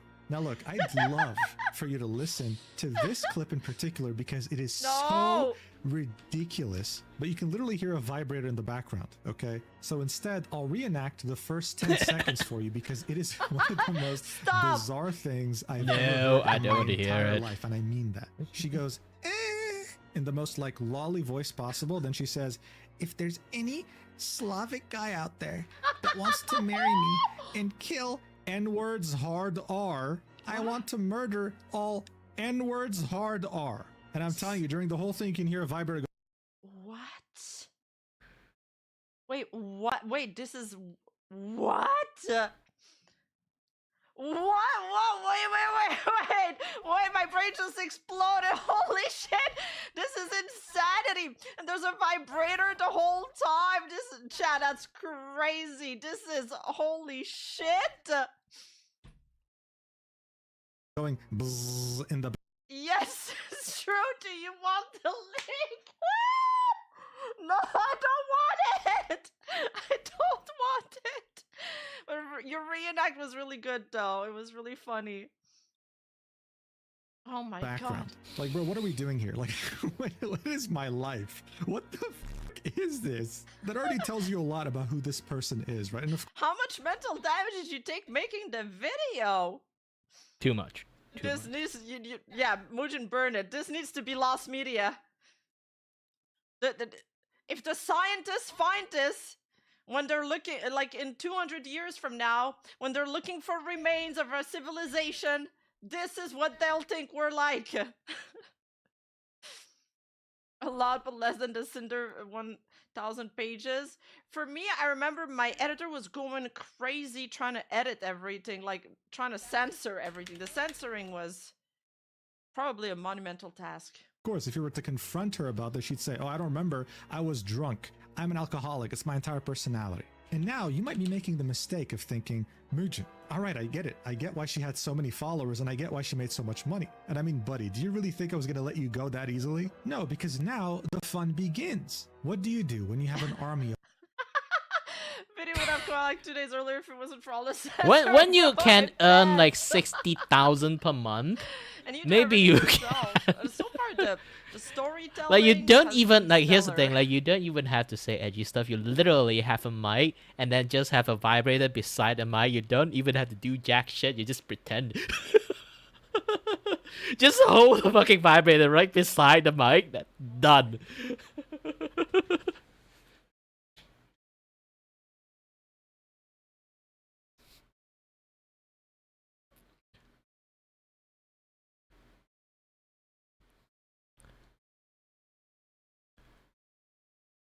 Some girls are expert at this. Pretend orgasms. Insert pretend orgasm like jokes in there.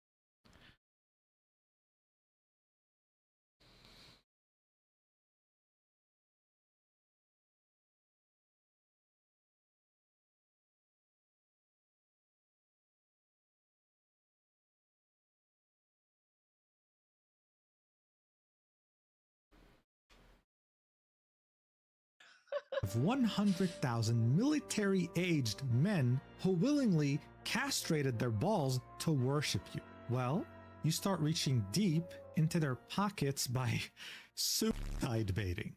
Tweets like this wouldn't be an uncommon find with Elfin, saying things like, genuinely want to kill myself, man. Or how about this post on her Discord saying, I just got charged like $1,800 about as tax. I'm literally exempt from paying that. Since she's a student in the UK, they just plainly took my money for my tuition and I have to pay rent soon like a year's worth. I'm gonna actually fucking kill myself. She would then talk about how depressed she is and unmotivated and oh my god, I need to earn rent. Even though, as you might guess, I also none of say this like was that actually shit, true. but She I kept didn't this say the lie going on KMS other stuff. But platforms why too, do I saying, get I'm money? going to top my apartment soon if I don't pay for a whole year up front. Because Time she's to a find girl, a house huh? or go homeless, I guess. Streaming from under a bridge.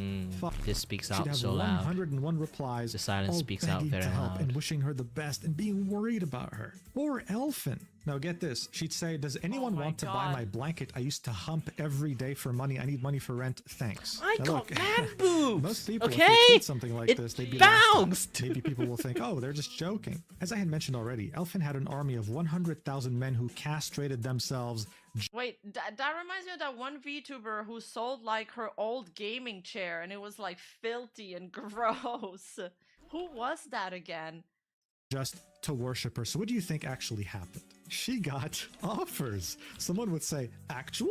Question mark? Offer? Question mark? Alphen would reply with $1,000 runes, to which someone would say, PayPal or Venmo. Oh my god. She had these guys wrapped around her finger, and she knew that. She'd somehow always end up being short on money no matter how much people donated, and at some point would even open commissions. Yeah, well, it turned out that her commissions were her just finding a Japanese artist, stealing their art, and then adding small modifications and making it her own. But her What? Are you serious? That is insane. Her fans didn't care. Listen, she was a girl failure. She wasn't perfect. Yeah, she did some weird things, but don't worry. They'll be the one to fix her. You know what?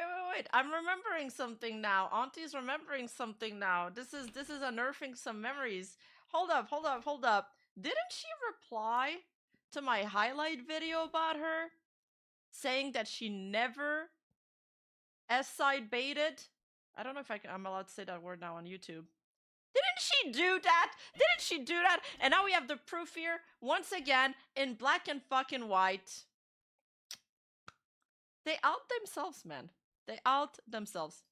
So chill. Elfin had essentially done what no other edgy VTuber could have ever hoped to achieve. She said some of the most vile, racist shit known to mankind, all while having a massive army of simps supporting her. God, I mean, she must have felt invincible, like she could do anything, like she was untouchable, and to be honest, she was. But that was, of course, until her entire world crumbled right before her very eyes, all due to someone she thought she could trust.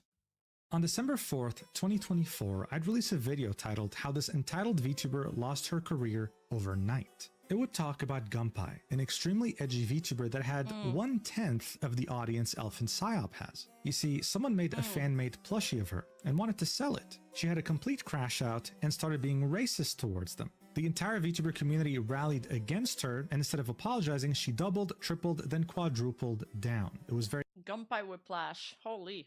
embarrassing and humiliating just for about anyone who had self-awareness. Now, after my video would come out, some people would take it upon themselves to investigate her further. What they'd end up finding is a very, and I mean very, parasocial community. You couldn't even join her Discord server if there was any doubt that you were a woman. Yeah. Gunpai would immediately ban you. and say that she doesn't want any other man in her server to give attention to any other woman but herself. She essentially acted as everyone's girlfriend, but it went way beyond that. If you sent her a picture of your sausage, yes, your straight up genitalia in DMs, instead of blocking you like 99.99% of women, she would instead give it a rating. She'd compliment it. She'd write a paragraph about it. Yeah, trust me, I was shocked too. Anyone could essentially DM her anything, and she was chronically online in her Discord. This is how she was able to get so many different gifts and so much money from her community. I know this already sounded familiar to you when it came to Elfin, but it went deeper than that. Gunpei had another account by the name of Zuba. She used to post normal things on there, but then one day posted an image of her in a bikini, specifically showcasing, yeah, you guessed it, her belly. That tweet would get over 20. If I take a picture of my fucking fat belly, will I actually get lots of money? Knowing she can take full advantage of that, and she did. She was practically invincible. That whole I do one better. I film it as a video and slap it and then make it like do the belly dance movement. You know why? Well, it turned out she had a boyfriend. When you tell your community that you're their collective girlfriend, it's always like that. Like, it's not even the crazy ass shit they do, the racist comments. It's always just the thing that's making them. It's the opposite of the image that they portrayed themselves as to their community. it turns out you had a boyfriend behind the scenes, you lose all your fans. It's just that simple. When this was revealed, she would scrub her YouTube channel, delete her Discord server, and deactivate her Twitter account. She would briefly reactivate it later and sell her entire model and assets for around $2,200. It would somehow get bought by a viewer of mine. I hope he's enjoying the model. Really? And that was that. It wasn't her racism. It wasn't her weird attitude. It wasn't her being an unlikable person that canceled her. It was simply her having a boyfriend. When you're parasocial, you're invincible unless you're lying to your community. That's the one taboo rule you can't break. What's really funny is that she would go as far as trying to reinvent herself, creating a new VTuber identity. That's her! She looks completely different. In May of 2025, and in just the span of like a couple of months, people would discover that there was a lot of similarities between Gunpei and this new Mirio Maki. On July 8th, she would post an explanation apologizing for her past behavior, and she hasn't posted or streamed since then. Now, you would think that since her and Elfin shared so many similarities, back when her controversy was happening, Elfin would have maybe came in and defended her. I mean, Gunpei wasn't even saying half the edgy shit that Elfin said on her feed, right? Yeah. So come on. Surprisingly though, okay, it's not really a surprise, Elfin would join the dog pile, saying, "Oh my god, my based racist Chuba, ooh, it's only funny when they say unintentionally and not in an active effort to harm/insult someone. When did we lose sight of what's actually funny?" Hold up! Wait. She said that? I am seething. Hold up. She said that? That's funny. That is funny. Because that's also what I said about Elfin. And she was like, "Oh my god, get these normies out of the community." All right. I see how it is. But I am getting Vietnam flashbacks from this. So look, this tweet makes absolutely zero fucking sense, okay? This is just Elfin being the typical pick-me, seeing that someone's being hated and trying to profit off of it. How? Well, it's simple. Gunpei had a lot of parasocial fans, so Elfin clearly wanted some to come to her community instead. But above all, she wanted you to know that she wasn't a grifter, okay? She was a real girl failure. She was somehow taking the moral high ground. I'm not fake like you, okay? I'm authentic. I'm as real as it gets, and I know what I'm doing. And that's the attitude she always took when she saw someone doing something similar to her and getting canceled or getting into trouble. What's deeply ironic here, though, okay, is that barely a few months after she was taking this moral high ground on Gunpei, someone would come out with a 51-page Google Doc about her on April 18th, 2025. His name was Average Bird Enjoyer. And this was significant because he was watching her from the beginning back in 2024, and he was one of her lead mods. He was always there for her, as well as always in her chat. I mean, look at this. On a scheduled stream on YouTube, there was a pinned message saying, Elf is currently dead asleep. Potentially no stream today. We'll move to tomorrow if that's the case. The stream was still running as she was doing some sort of a donathon. It's kind of like a subathon, but it involves direct money. You'd hear some sort of a Discord ring on the stream, and average bird enjoyer would come in and say, "That was me calling her to see if she'd wake up, lol." So this was someone who, as far as the community was concerned, was close to her. In fact, the guy wasn't just close, okay? He was borderline insane. At some point, Elfin would be streaming and she had a donation goal for PC funds set at $100. Average bird enjoyer would come in and donate.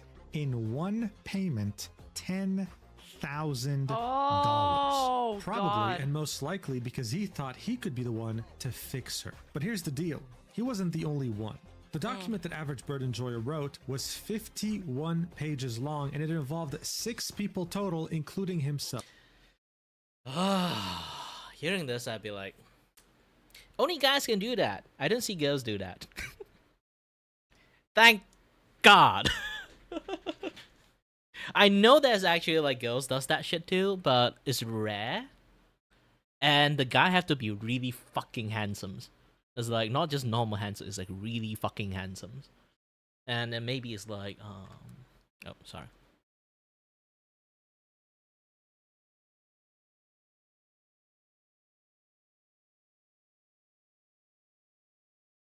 Like again, like maybe it's like I say again, like Niji Sanji. Actually, most male VTuber in Niji Sanji is like Guna baiters. Try to think about this. This one is Guna bait, the male side, which is like very profitable. Niji Sanji, most male VTuber in there. Like technically, like half of the male VTuber in there. Not everyone, but there is evidence that most of them are targeting that way. Even they don't want to. Niji Sanji want them to do it that way. To target the Guna side, the girl failure side of the female side of the VTuber watchers. So they can actually take money from them. This one is the extreme version on doing it to the male side, but Niji Sanji do like a low level or medium level version of it on the female side of the audience. This is why Niji Sanji is almost the only VTuber agency that have like super successful male VTubers. I mean like super successful, not just normal successful. Earning wise, I mean. Not fame wise. Fame wise, Holostar technically have much more better on fame wise. But on the earning side, the most successful one is at the end, Niji Sanji. Because they do ASMR shit and then they do like like the boyfriend experience shit to basically like I just say like farming those female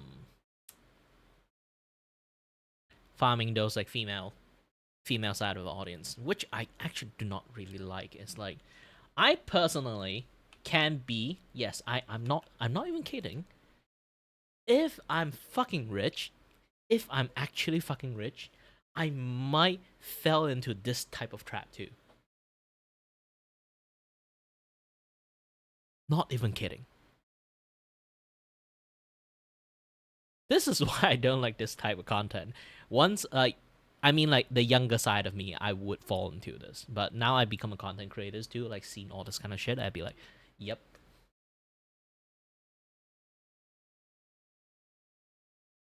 Yeah, that's the thing. It's like, men are disgusting creatures. This is why I will always tell all my audience, all my friends, we just have a very good tolerance and a very good self-control. If you ever give men the reason to let go of their fucking self-control, everything will go into shit. Do not let us relax.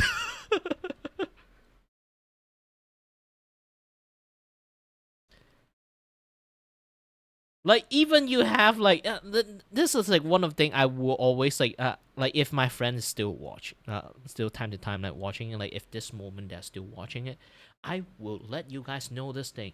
Your really close male BFF, most likely case maybe in some times or form, they literally have a crush on you, okay? Super crush.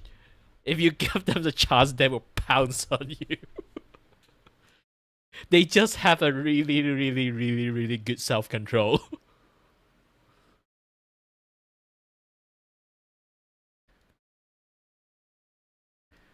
I hate to expose this to expose the male this way, but essentially it is. I won't sugarcoat it.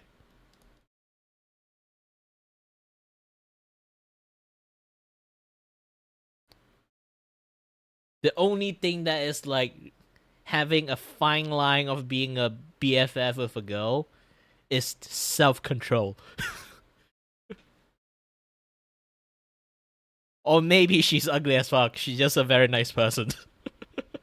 If she is like a BFF and then she is like for that person is a 6 or 7, even it's like a 10-10 or like 9 for them, it's like holy shit, that guy is like have the world most powerful self-control in the world. It's either that or he's fucking gay.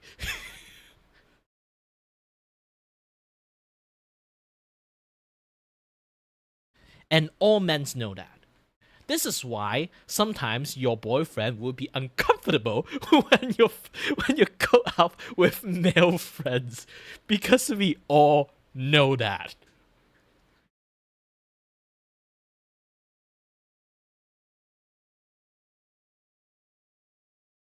This is why I will always tell a lot of, like, I will always encourage, if you want to become a content creator in the internet, do not fucking show your face. If especially you show me your face before, and then I know you are in my range of like above 5 range, do not show your face. Show yourself as a gosh dang VTuber or something, unless you want to go for a parasocial route, do not show your face. You are going to attract so many weirdos.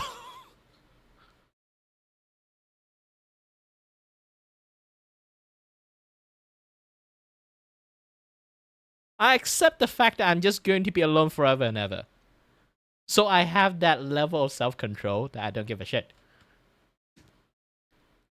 Like, if like a super hot lady is sitting like right beside me, talk to me, try to seduce the shit out of me, I can't have any like... I basically dead in the inside. It's just not going to happen. Unless they literally just like pounce on me.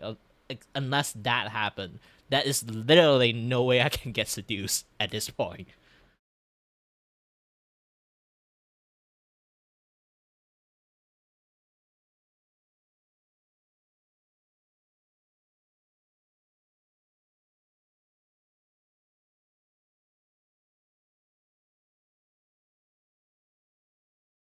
And that's the truth.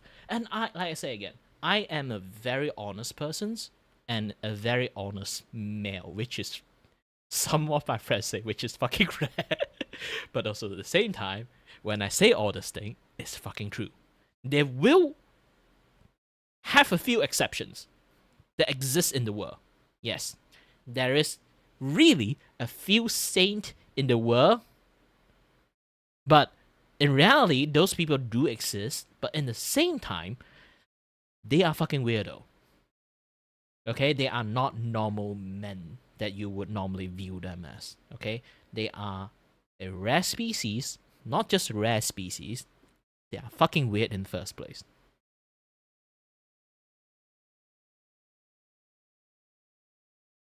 It's so easily for a female to prey on a male emotional like that.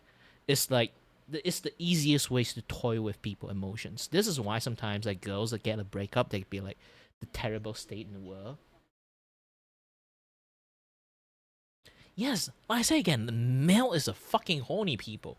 Like most of the time, if they have a girlfriend, they like that side of them would be like much more tamer. Because, you know, they have time to release that horniness. But aside from that, if they are single, remember, unless you actually do low-key maybe want to give him a chance, like, see when he actually, like, will, like, do some things. No, I don't think that's like a very good benefit if you have a boyfriend and then you want to stick with another guy for too long. Okay, have a clear boundary set up and then like let them know that boundary and then they won't pounce on you.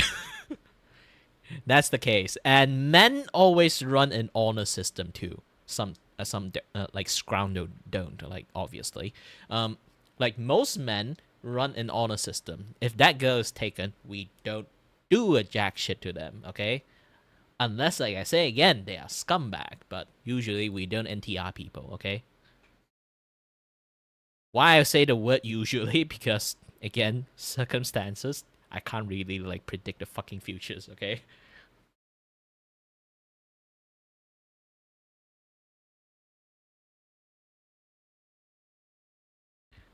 They are a thing called accidental NTR does exist. And I do not even excuse that thing, but it does exist. Like, here's the thing. There will be a scenario which actually legitly happens to my friends. He always went to a cafe, okay? He always went to a cafe and have this like very cute barista. He's interesting in, and he's been hitting on her very, very like 2 year long.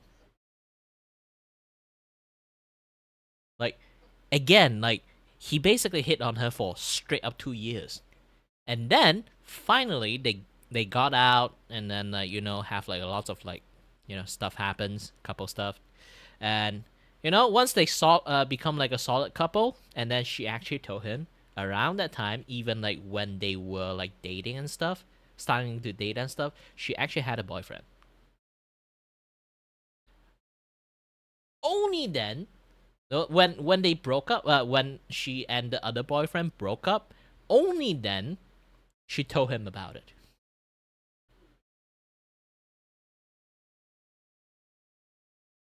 Because she actually do not have it's basically like they don't have a very good happy like boyfriend girlfriend relationship. They kind of like childhood sweetheart, something like that kind of happened, but gradually that guy is basically like slowly and gradually become more and more of an asshole. So she was kind of like planning to leave him a long time ago, but girls being girls, sentimental and stuff.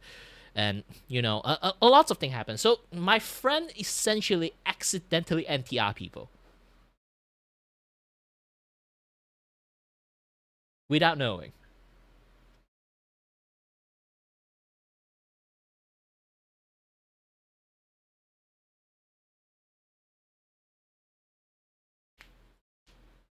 It's fine. It's fine. She got a better place. He's rich. They are happily married now. But yeah, that's like I say again, like accidental NTR actually does happens. This kind of scenario is like very hyper specific scenario. But still, like this is why I say like love is a very complicated relationship. Like girls can actually quite easily take advantage of guy. And you might think about this like she hide the fact that she has a boyfriend and then let him on for like years, and then finally like date him, and then like while around the time she actually still like have a boyfriend. Like if a woman hear this, they will be like, fuck, this is such a bitch. Bitch move. And for us guys to be like, we will be more understanding on the circumstances. Depend on the circumstances, we choose to forgive and forget.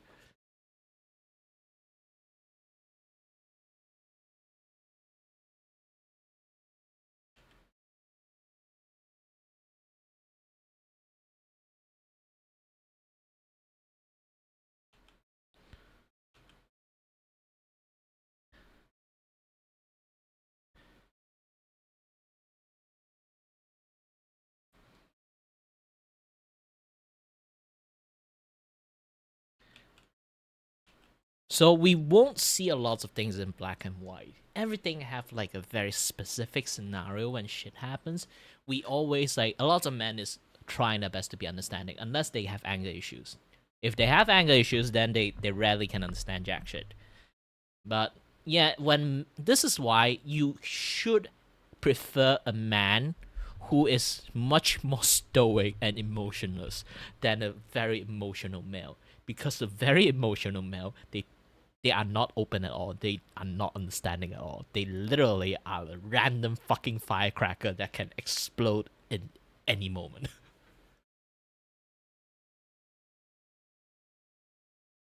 Hey, Aligraza. This. He found her when she had less than 500 followers, probably 50 viewers. She was not a big streamer by any means, but average bird enjoyer went all out thinking that he'll genuinely be able to like be Elfen's partner. Okay. This is like the Parrots, and you guys remember when Parrot and Nuzagi were explaining to me how some people were like grooming small indie VTubers? This is it. This is the phenomena that we're telling me about. That they're gonna date. He thought they were exclusive to begin with. He sent her $10,000. Not just on that VTubers, stream. streamers He hired her too. an editor. This is like the most prevalent that actually happens in TikTok.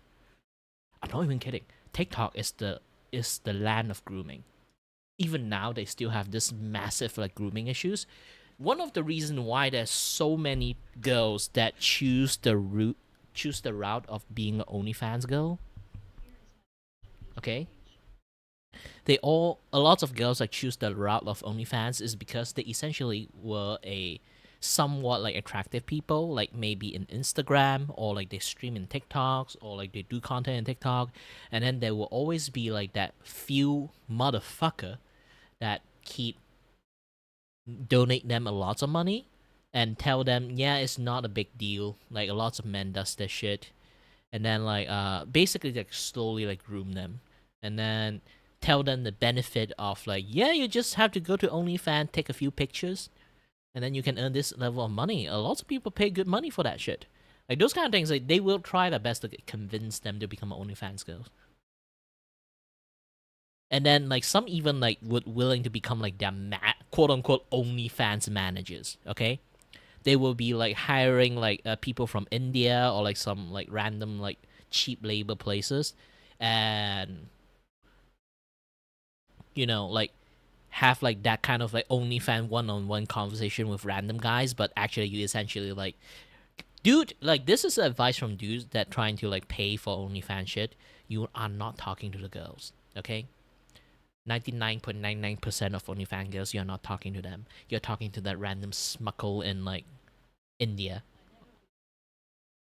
You are talking to Rashid in like some like random place like call centers, okay?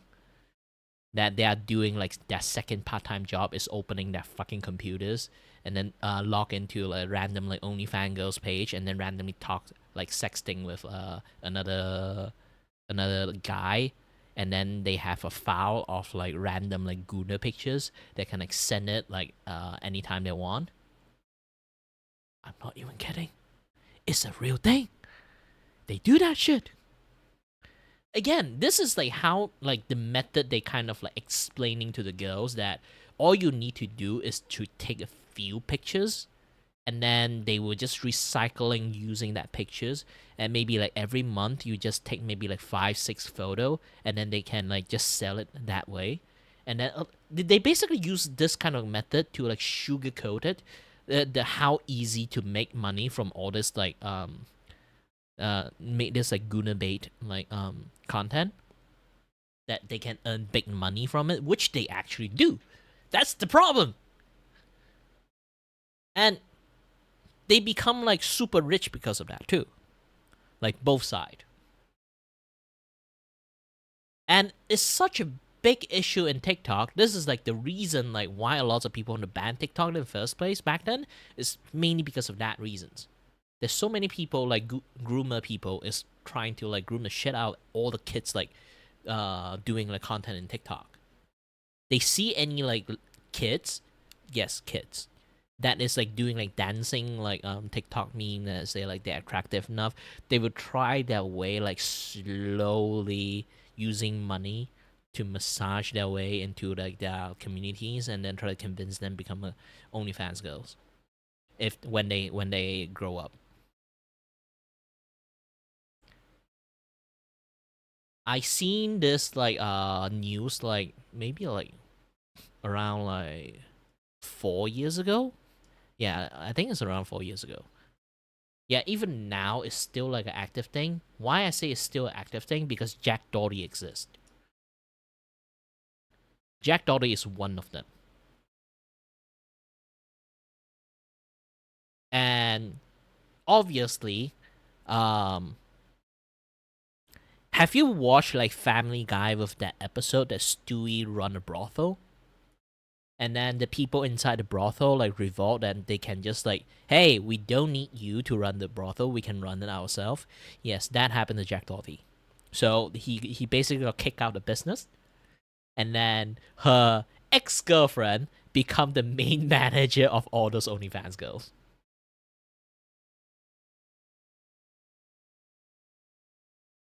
Yeah. Oh. The world is fucking horrible. Fucking horrible. OnlyFans ruined so many things. And opportunistic people also ruin so many things. And I believe this stream, if I turn this into a clip, YouTube will suppress it as much as possible. Because YouTube hate this kind of shit. I have to, if I really need to, I have to censor the word OnlyFan every single time I say it. Not even kidding. Like, YouTube do not like that word. The view of the logo, the talk about that thing, you can't even say Tinder. And I'm not even kidding. I have a few videos like I'm getting like a steady like 2,000 to 3,000 like viewership, and then the moment I have that one video I mentioned the word Tinder, immediately I only got 50 views. It's really stupid.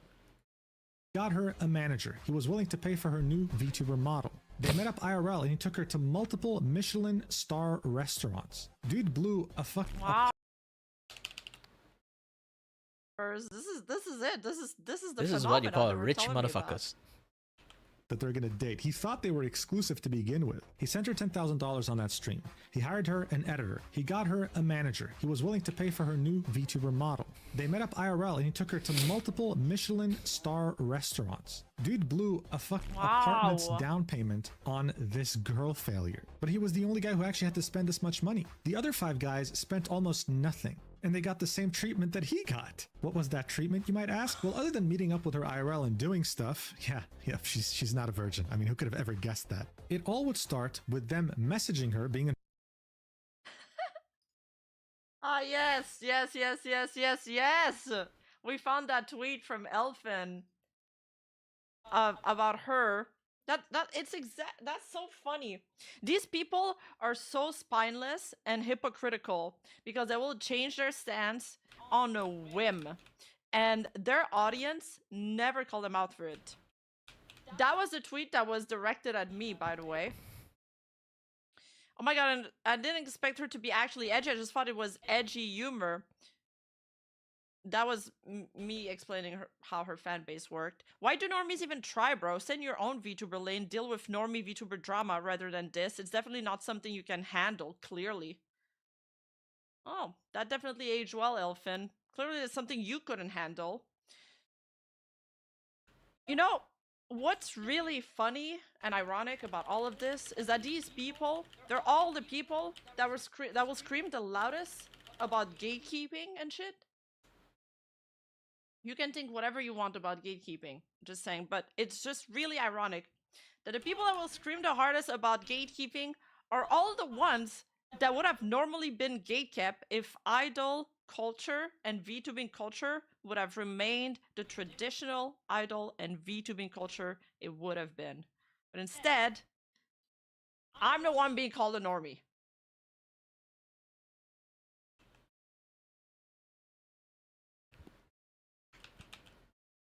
in her Discord, right? Messaging her and her reciprocating. She would then get in calls with them. Okay. listen, she would then get in calls with them. And as they were talking. And the worst part is the amount of brainless monkeys that were just agreeing with her.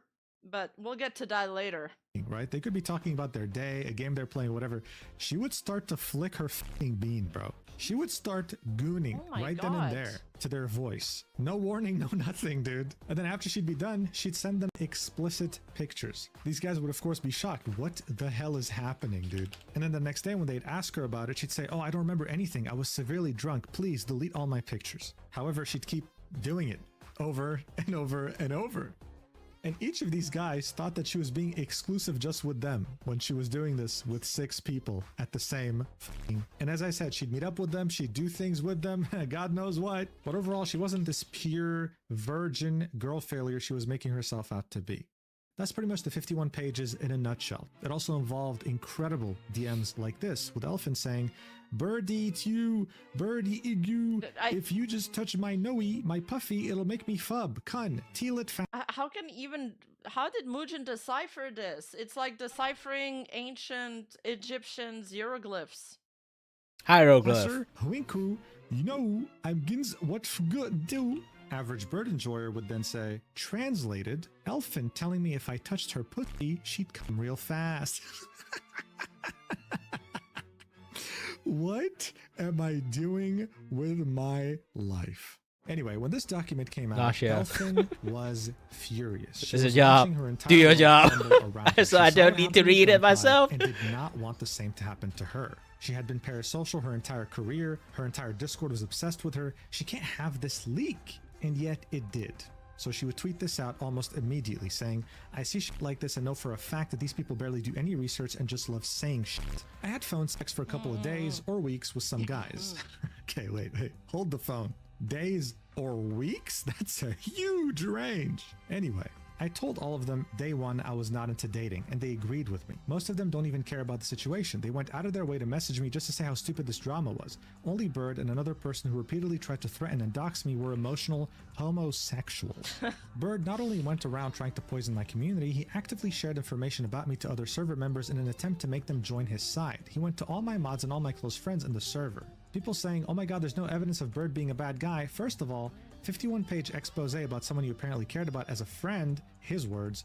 If you really wanted to help me to stop my pattern of behavior, you could discuss it with me like everything else. Just to cut her off here, something else that was mentioned in those 51 pages was how when every single one of these guys found out what she was doing and confronted her, she would lash out. She'd get very angry and she wouldn't want to listen to a single thing they had to say, especially when they had something to say about alcohol, okay? Anyway, let's continue. But no. She said something like, oh, they're grown men complaining about a 21-year-old manipulating them or some shit like that. I mean, TBH, what they did to her was also not right, and the doxing and stuff is also not right. I do think both sides there were in the wrong. But it's what she did after that was worse. I only talked to Bird that way for a month. I crave not worse, because I'm not gonna compare trauma, but she escalated everything. It's her behavior after that escalated everything even further. Validation from men. I admit I wanted compliments and I wanted attention, but he acted as if he was my dad.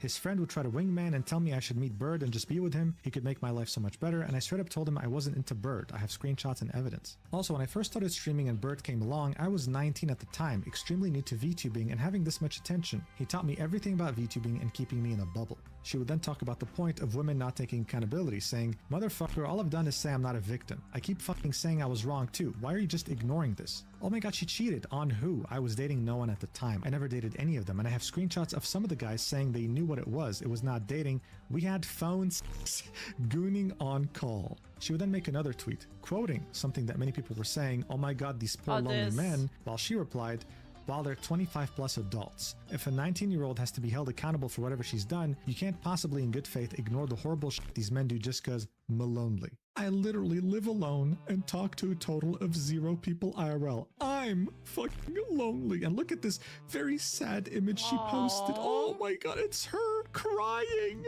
But guys, don't worry. As she said in her own words, she is not acting like a victim. But look, to be completely impartial here, these guys were really weird, especially Average Bird and Joyer. Look, if you go and donate $10,000 in cash right now to a top streamer, they'll fucking block you because they know that you can't be donating this much money without ulterior motives. This document was made on purpose to destroy her career, isolate her, and further take advantage of her by manipulating her as she was all alone, okay? The document also revealed that she's always been known as being a certain person on 4chan. Someone who has had a history of sending nudes and being explicit. They'd even go as far as saying that while she was talking to these 6 different guys, she had an IRL boyfriend. It was an attempt at totally annihilating her entire reputation.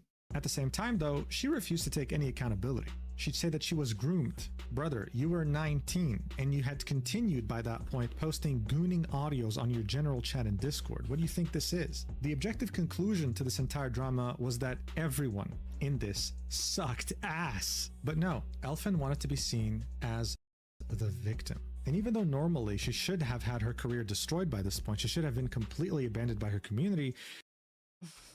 Wait, so if any of us drop 10k, are you going to block us? Well, technically this is 10k and you're still unblocked, Kawasa. It's 10k of, but I don't know what this currency is. The opposite ended up happening. She again had defied all odds, and let me show you exactly why. Rima Evenstar is a VTuber who makes some very detailed video essays about the VTuber community. A couple months after this document had dropped, she would release the video titled "She Played Her Fanbase Like a Dating Sim, The Elfin Psyop Situation," garnering over 100,000 views. In this video, she— Mom, I'm on camera! Wujin's video is way more entertaining so far, though.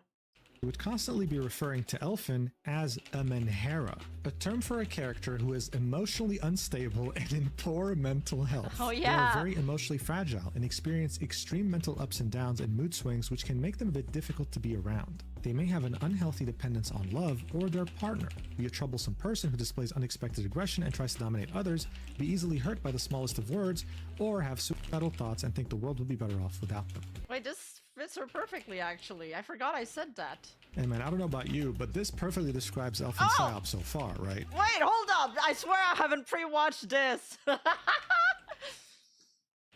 But Elfin was outraged.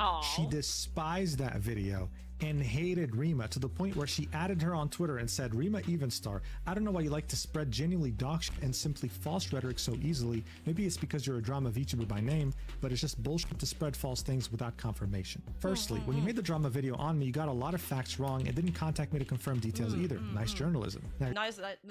The journalism thing, I don't know where the fuck they get that from. I never called myself a journalist. I'm not a journalist. I don't work for a journal or a network. I don't, you know, journalists, there's a lot of things that they do that we don't, they have access to resources that we don't have. I am a commentary channel, just like so many others on YouTube. I comment my own thoughts about topics.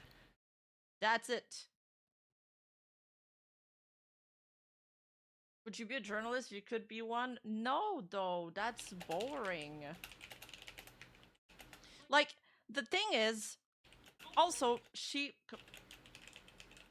it's funny how she always says that, oh, this is full of lies and false rhetorics and blah, blah, blah, blah, blah. Same thing she said when the document came out. And the thing is, when the document came out, initially, she made a stream where she showed her side of the story, right? I've explained this before to my chat, but I'll explain it again. I don't think Twitter fights, so maybe that's to my disadvantage because it doesn't reach the wider Twitter community, but I sort of assume that people will use their brain. Initially, when this drama came out with Average Bird, she released a video explaining her side of the story with her own evidence, etc. It was super not well received by the community. Nobody liked it. It was not convincing. The top comments on that stream are shitting on her, so she privated the stream. When I did the video, I didn't have access to that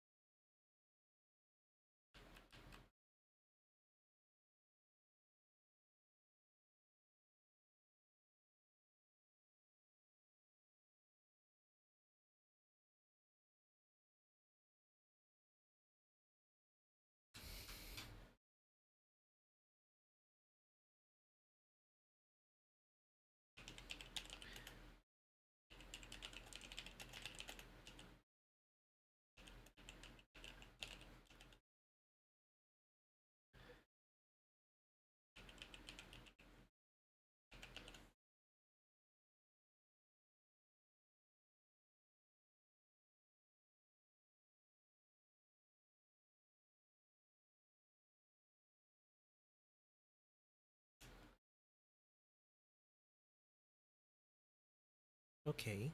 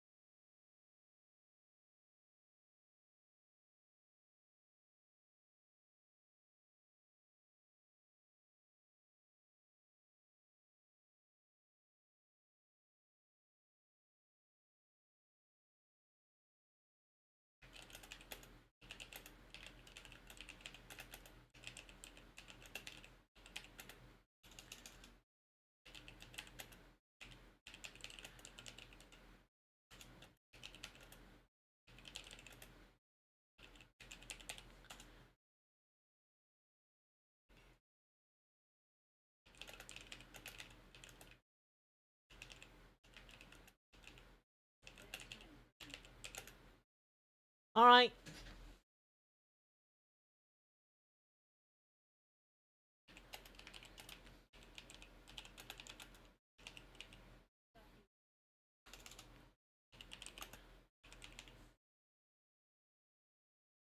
All right then. Good night, Midori.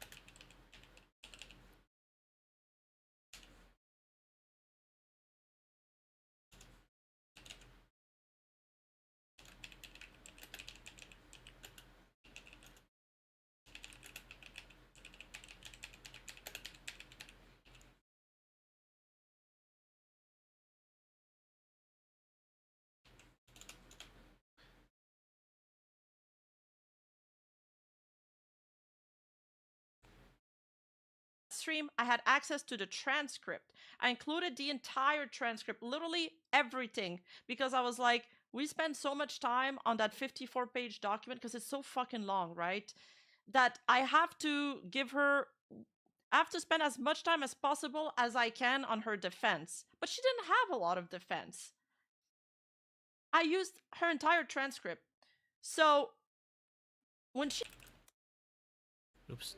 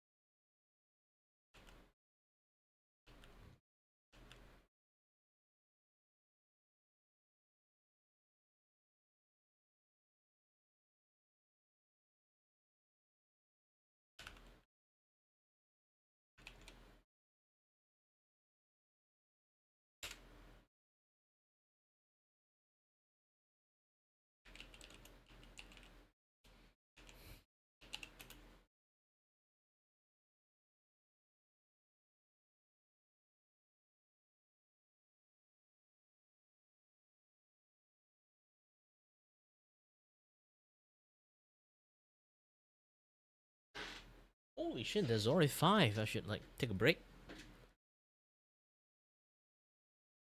How many works to do?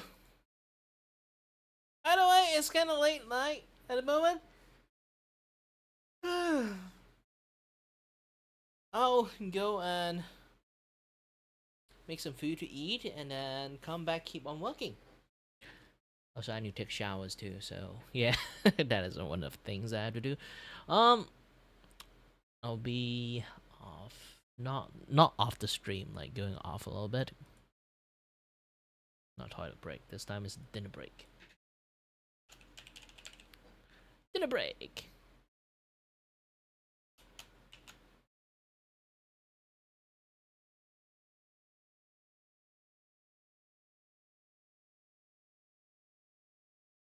Oh, I smell terrible. Yep. Do have to like take a shower. I think I should take a shower first before I cook. No. I think I have to cook, eat, then sweat it out, and then go for a shower. It's much more better.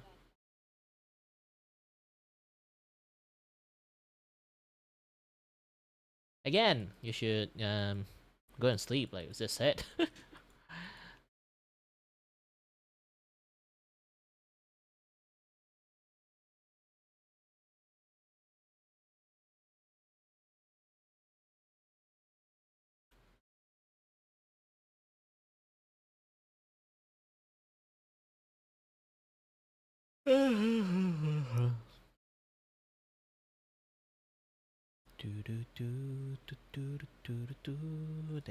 I guess I'll just like play some music while I'm off.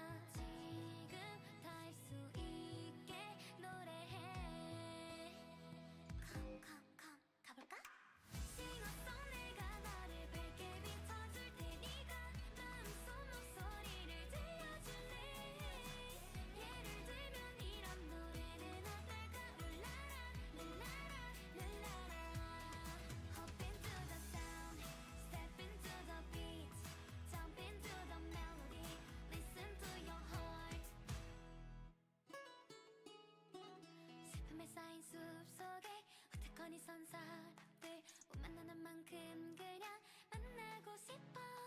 그렇다면 깊이니 올라타고서 이야기 여행을 떠나자. 그의 눈매토리에 오르면 프리덤인 거잖아. 지금 잠그고 있는 맘의 문을 No, no, no. 싱어서 눈물로 무지개를 만들 테니까 지칠 때까지 신나게 춤추면 돼. 예를 들어 혼자서 우는 날에도 랄라라 랄라라 랄라라.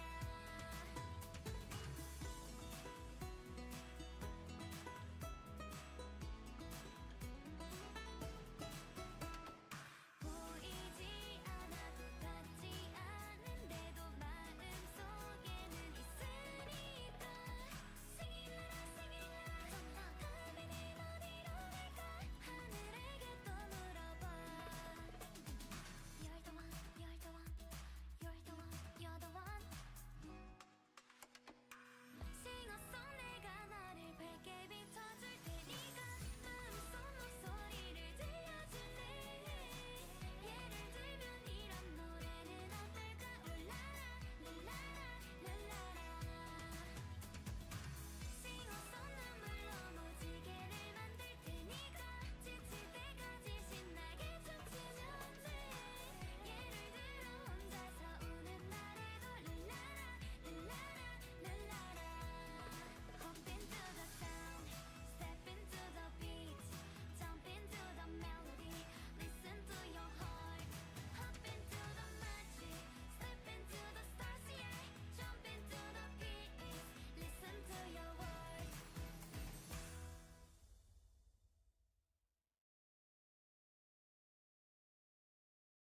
In the dark, dreams persist. Shadowed light steals the breath. The flower fades away, never touching the sunlight. A tragic fairy tales, happy endings awry, long gone. Enema turns around, truth and lies come to light. Nothing to fear, all is forgiven in time. Empty drifting, no scattered, spilling away. Deep inside the sea, a swaying requiem, a cappella night calling there everywhere. Malaysia, whisper a song in the air. In the dark, dreams persist. Shadowed light steals the breath. Lonely dreams.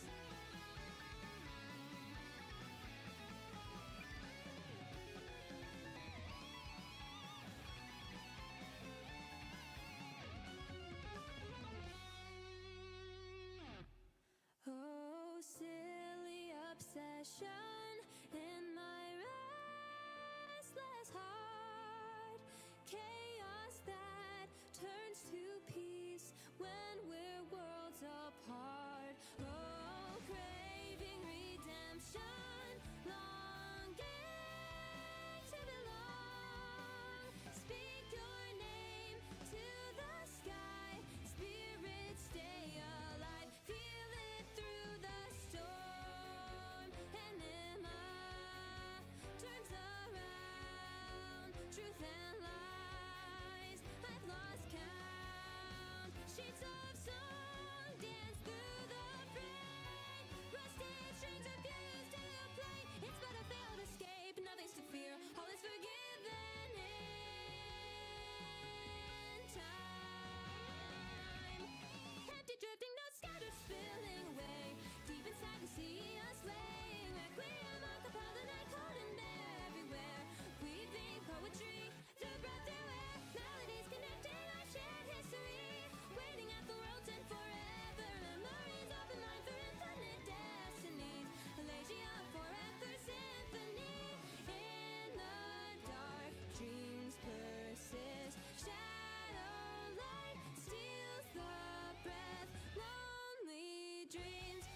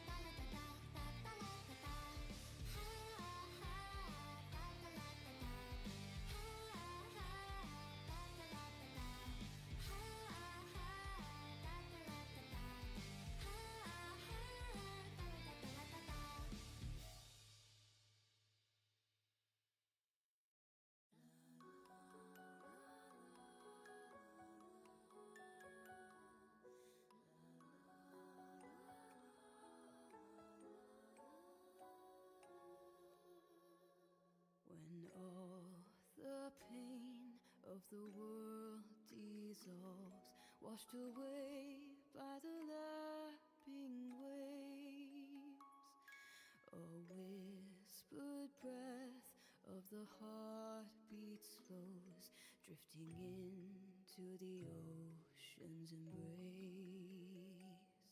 A fading wave in azure shades draws the sparkle from your eyes, stirring your dreams, my elixir sweet, melt into the quiet.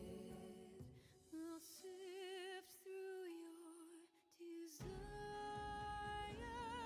So I sing this simple prayer, and I hope your heart will hear. Let my warmth guide you to the shore. No illusions of fear. Floating on a dream, give your pain to me. Love and purity, concocting a gentle release.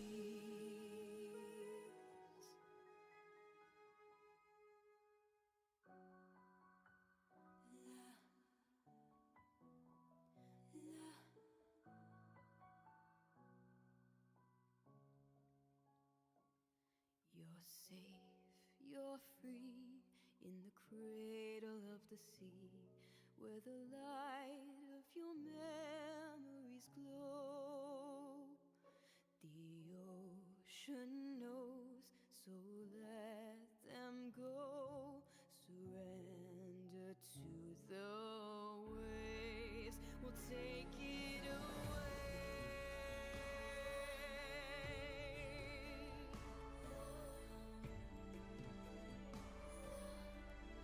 Look into my eyes while it fades. Here you're safe with me. Though I sing this simple prayer, and I hope your heart will hear. In the warmth of my song, find your solace and calm. Floating on a dream, give your pain to me. Love and purity, concocting a release. And now, good night, you're safe. The sea takes you, sweetest of dreams, giving in to gentle release.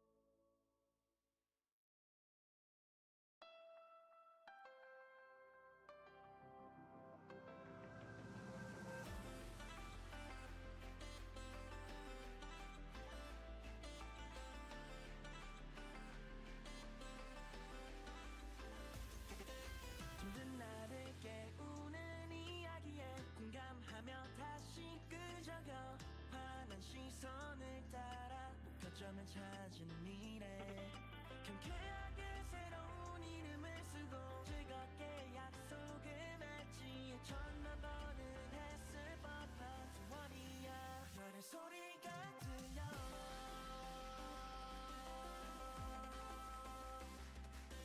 바람에 밀린 어두운 밤이 나를 재촉하는 소리인 듯해 내 발끝으로 동그라미를 끝없이 그려 더 이상 고요할 필요 없는 wandering 더 크게 외치는 weathering 침묵을 다 깨트리고 주파수를 보내 멀리 더 낮은 광야로 향해 가는 배터리 지평선까지 계속 wandering 외쳐봐 더 늦지 않게 우리 약속한 주파수로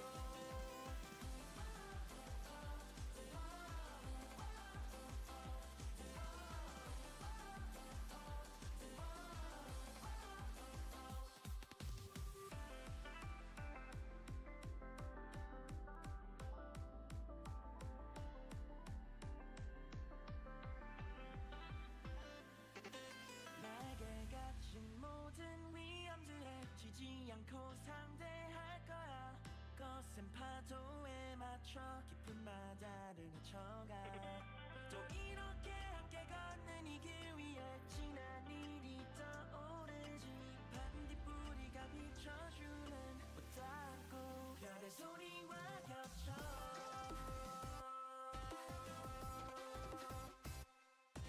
새벽 햇살을 담고서 핀 꽃들에게 웃어 시작해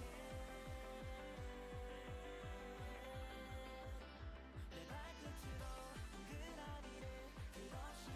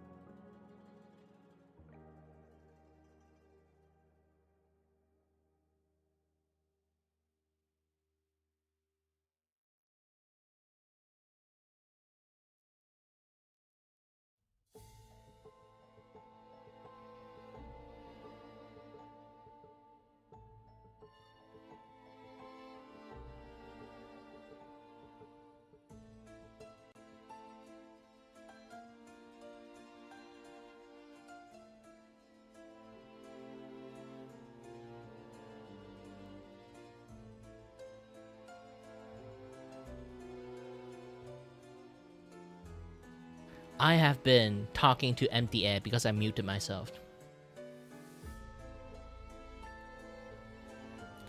Well, technically, I did say like I said like I can. For me, I don't really need alarm clock. I always wake up like before the alarm. If I really want to sleep, okay, there's not a single thing can wake me unless like someone shake me awake. Not even kidding. Aside from someone shake me awake, not a single alarm sound, even a nuclear sound, can actually like wake me. I would just wake up naturally.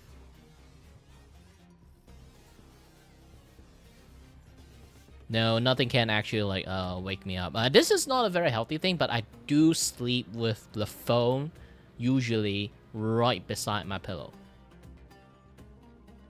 So with that close approximate, and it still didn't wake me up, you understand that if I really want to sleep, I will sleep through it. And I didn't even like felt like there was an alarm in the first place too.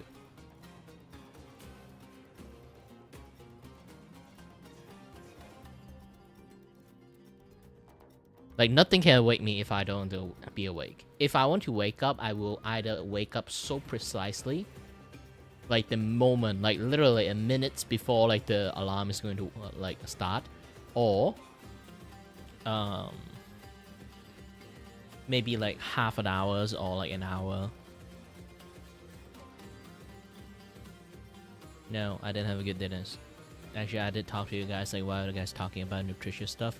I actually added that it's like, yeah, while you guys are talking about nutritious, I know lots about those kind of things too. But the problem is I don't have money to get it, so I just going to eat instant noodle for dinner.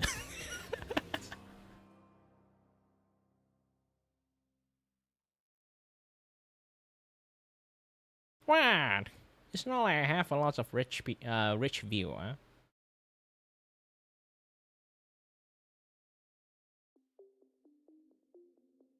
Too late.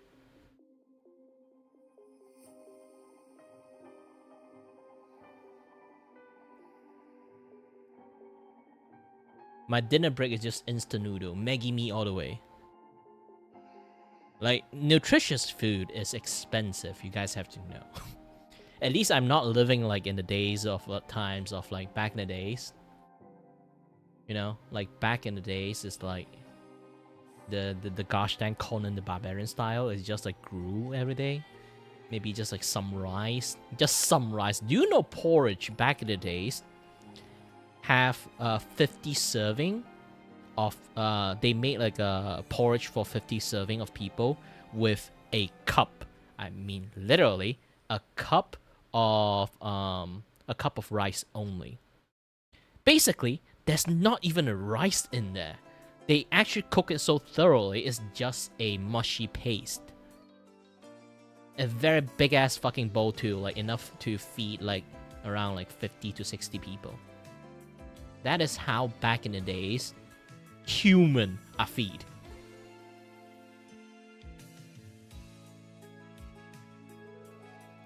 We do not know what the fuck is called starvation until that time.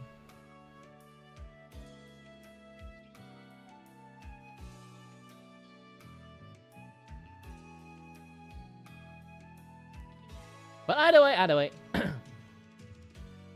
No, not tofu. Tofu is still very nutritious.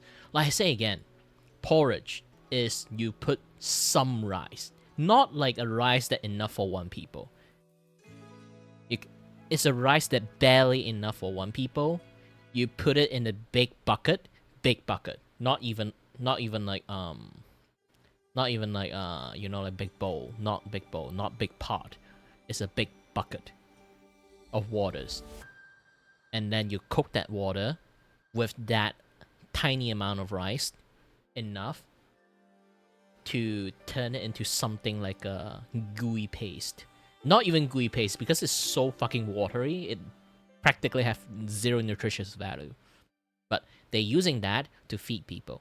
Around most, like each bucket would like around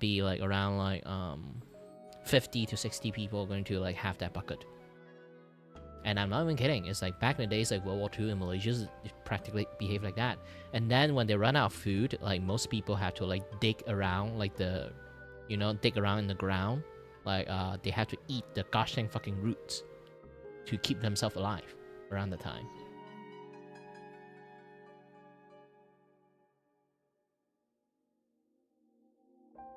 Yeah, you do not know what is called starvation until you have to dig around the roots of like the fucking trees to eat.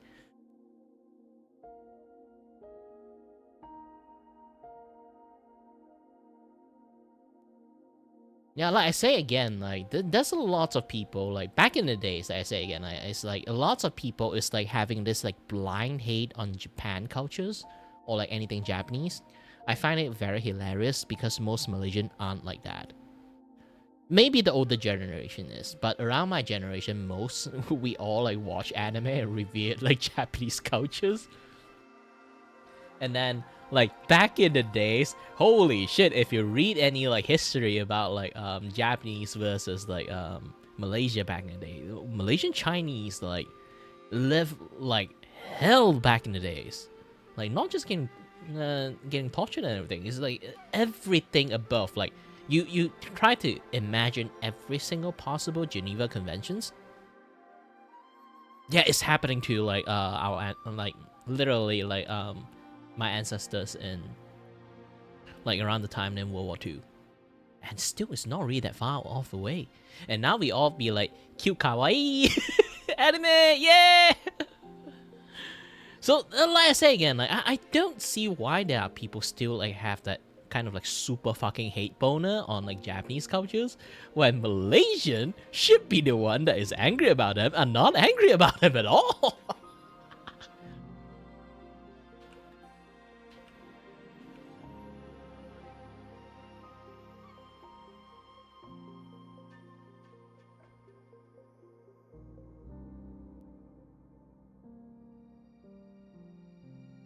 Oops, I accidentally pressed some things. I lost where I was looking.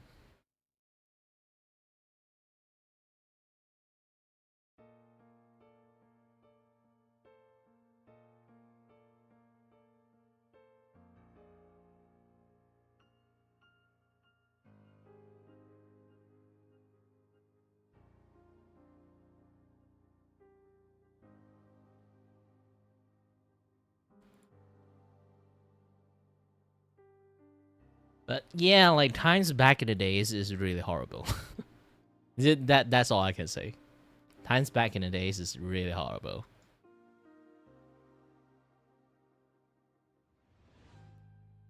I feel like I have to take a look, okay? Oh, it's not. Like I thought like because I see like there's like 32 view in my gosh dang YouTube, I was like, wait, how? When? And I try to take a look. I don't really have lots of view in the fluctuations at all. I thought I was like when I was like out like that. There's a lot of people dropping in. No, nothing happened. Weird.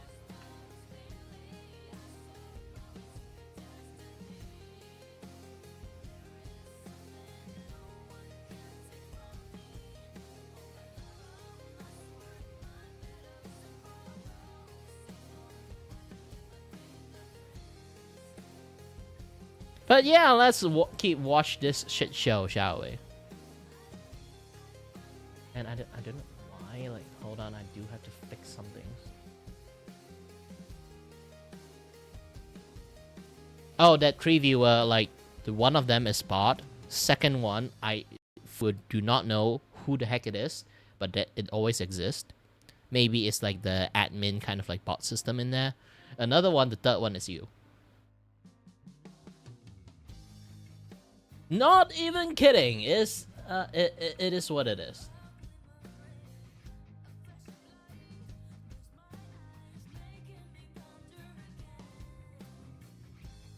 So technically, you are my only viewer.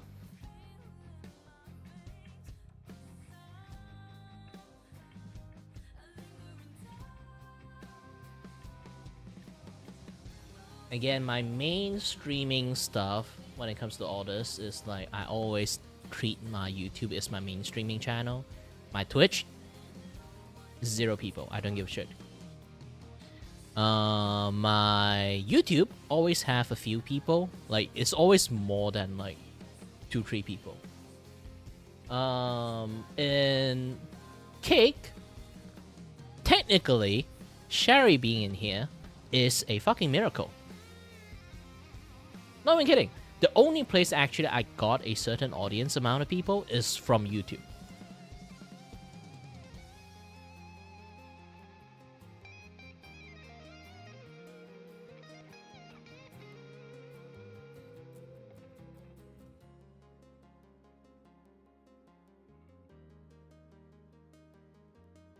I'm not really interested in any other place at all.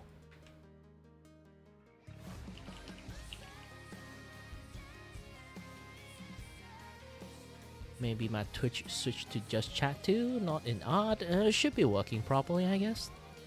No.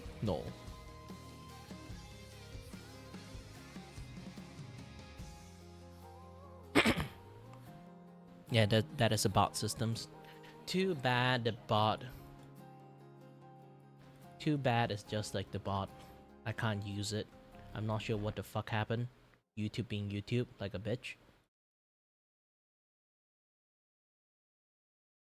I'm not even kidding. Like, is there like a way to like fix these issues? The bot is not functioning.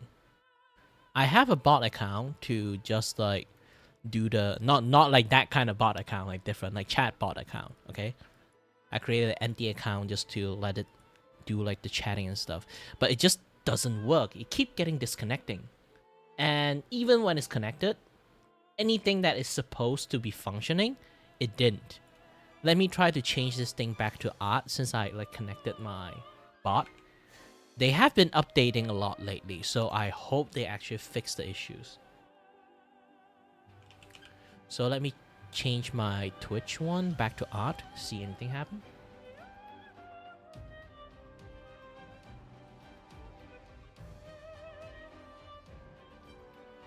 Yes! My bot system is back, baby!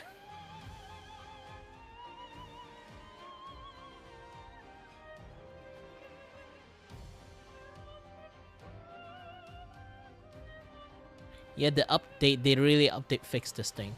Oh, thank God.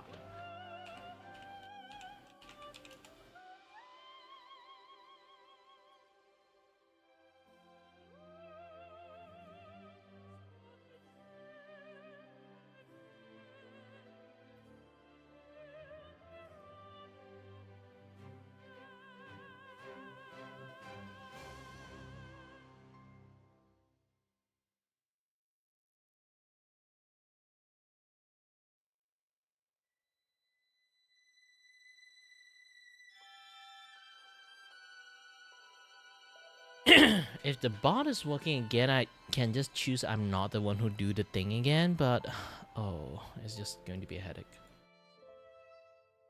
Don't really want to. I'm just tired. I don't do that.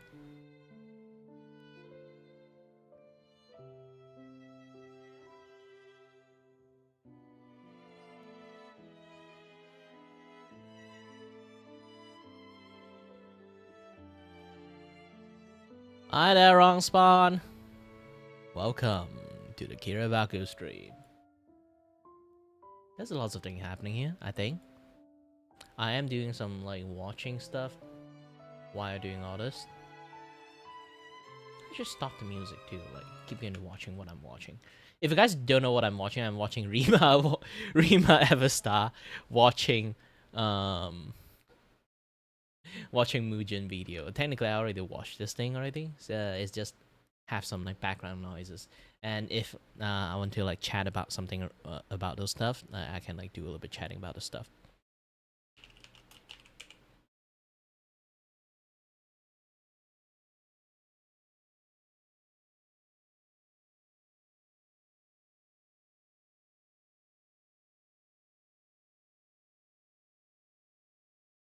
Yep.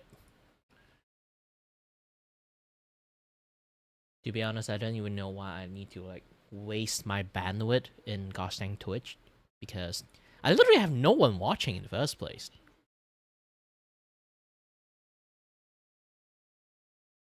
I have like so many other like zooming systems in the futures.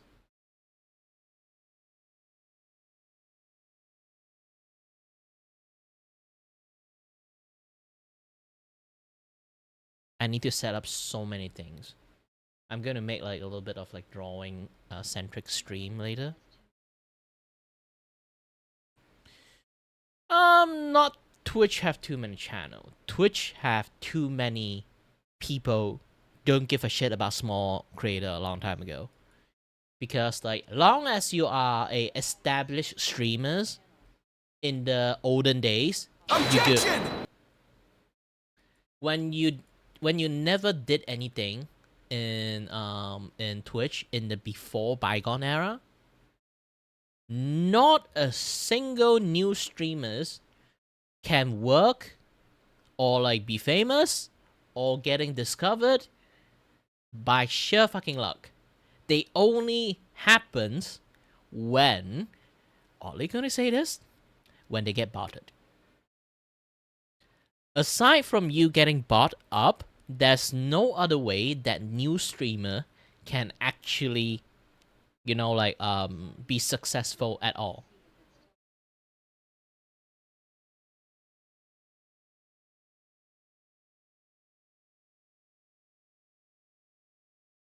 The just chat sections in like Twitch is basically abysmal, so it's not going to be like fine to do it. YouTube, I think, is like doing way better nowadays, despite like having all those kind of AI bot shit. It's still kind of like stabilizing. Long as you don't do any like infractions, it's kind of like being a good little boy. It's kind of fine. As for Cake is phenomenal. Phenomenal for bots that jump in and say, hey, do you want to get bot? Do you want to get partner? Once you get partner, you get like a salary, and then you can give me that bit of salary, and then I bought the shit out of you, and then you can earn more money from it, and then you can pay me more. It's a circle jerk like cycle for Kick. And Twitch is basically just Twitch is like using the shit out of you like no tomorrow. I personally do not like how Twitch taking advantage of like small streamers and everything. So, but yeah, I can't. It's not like I'm like some big ass like streamer that can advocate those kind of stuff. So it's useless for me to complain about it anyway. And then there's also YouTube with the AI shit that's happening lately. I can't even like complain about it too, because YouTube will actively suppress the viewership if I complain it too much. That's the thing. Online censorship is happening everywhere nowadays. You can't really stop it.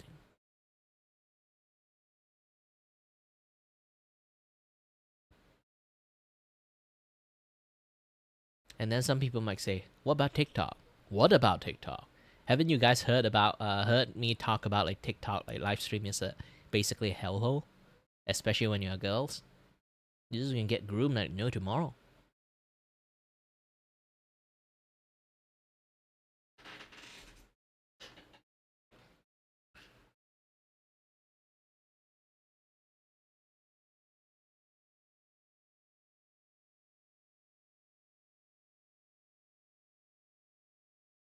I really don't have a lot of time to play lately because, again, I have rent to put, like electricity bill, rent stuff to pay, and like my phone bill. I need to like try my best to like work out lots of like art content and then promote myself as an artist to get some money. It's not like I can have like people like donate to me and then I get like enough to like sustain myself to play some games, this and that stuff.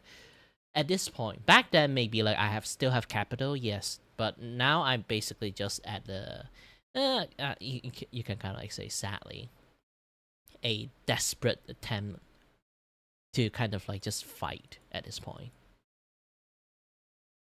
just fighting for my life.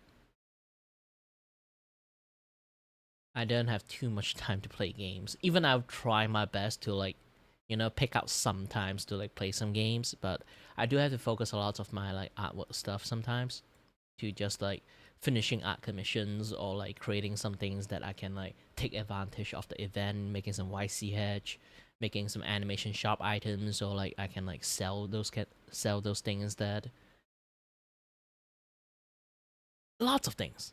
Lots of things.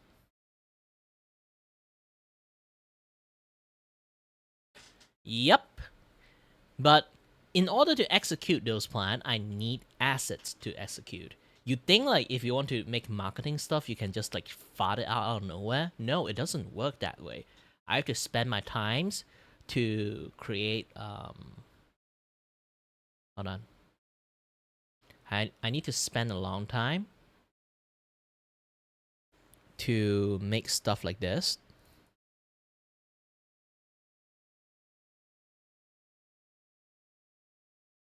Like, this thing is not like I just fart out of nowhere. Okay, I do have to spend some time, arrange it, make it nicely, write all the copyrighted stuff, and then I have to go to my Twitter, post it. I have to go to Instagram, post it. I have to go to this and that, the other stuff, did all the things, and then try my best, try to like promote my stuff as much as possible. It's just that, like, even like this particular stream is like I'm trying to promote stuff. Hi there, Ayub.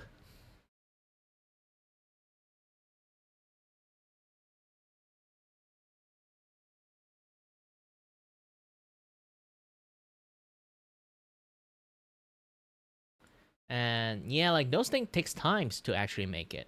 And when I need to make a YC hedge, like stuff like this also like takes some times to actually work on.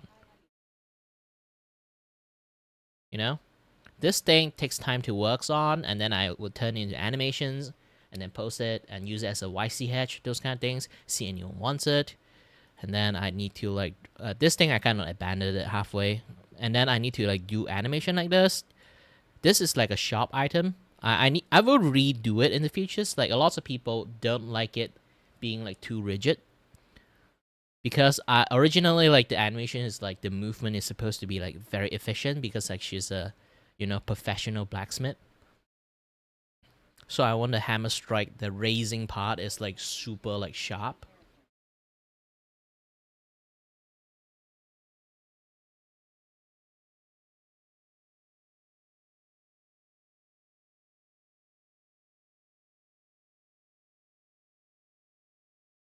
Customizable model is something that it takes times to make.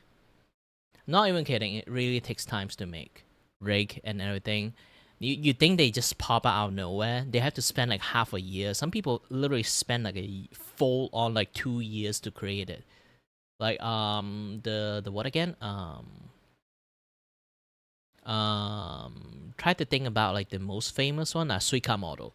It took her like I remember like 3.5 years to actually like complete the project. It's a big fucking investment.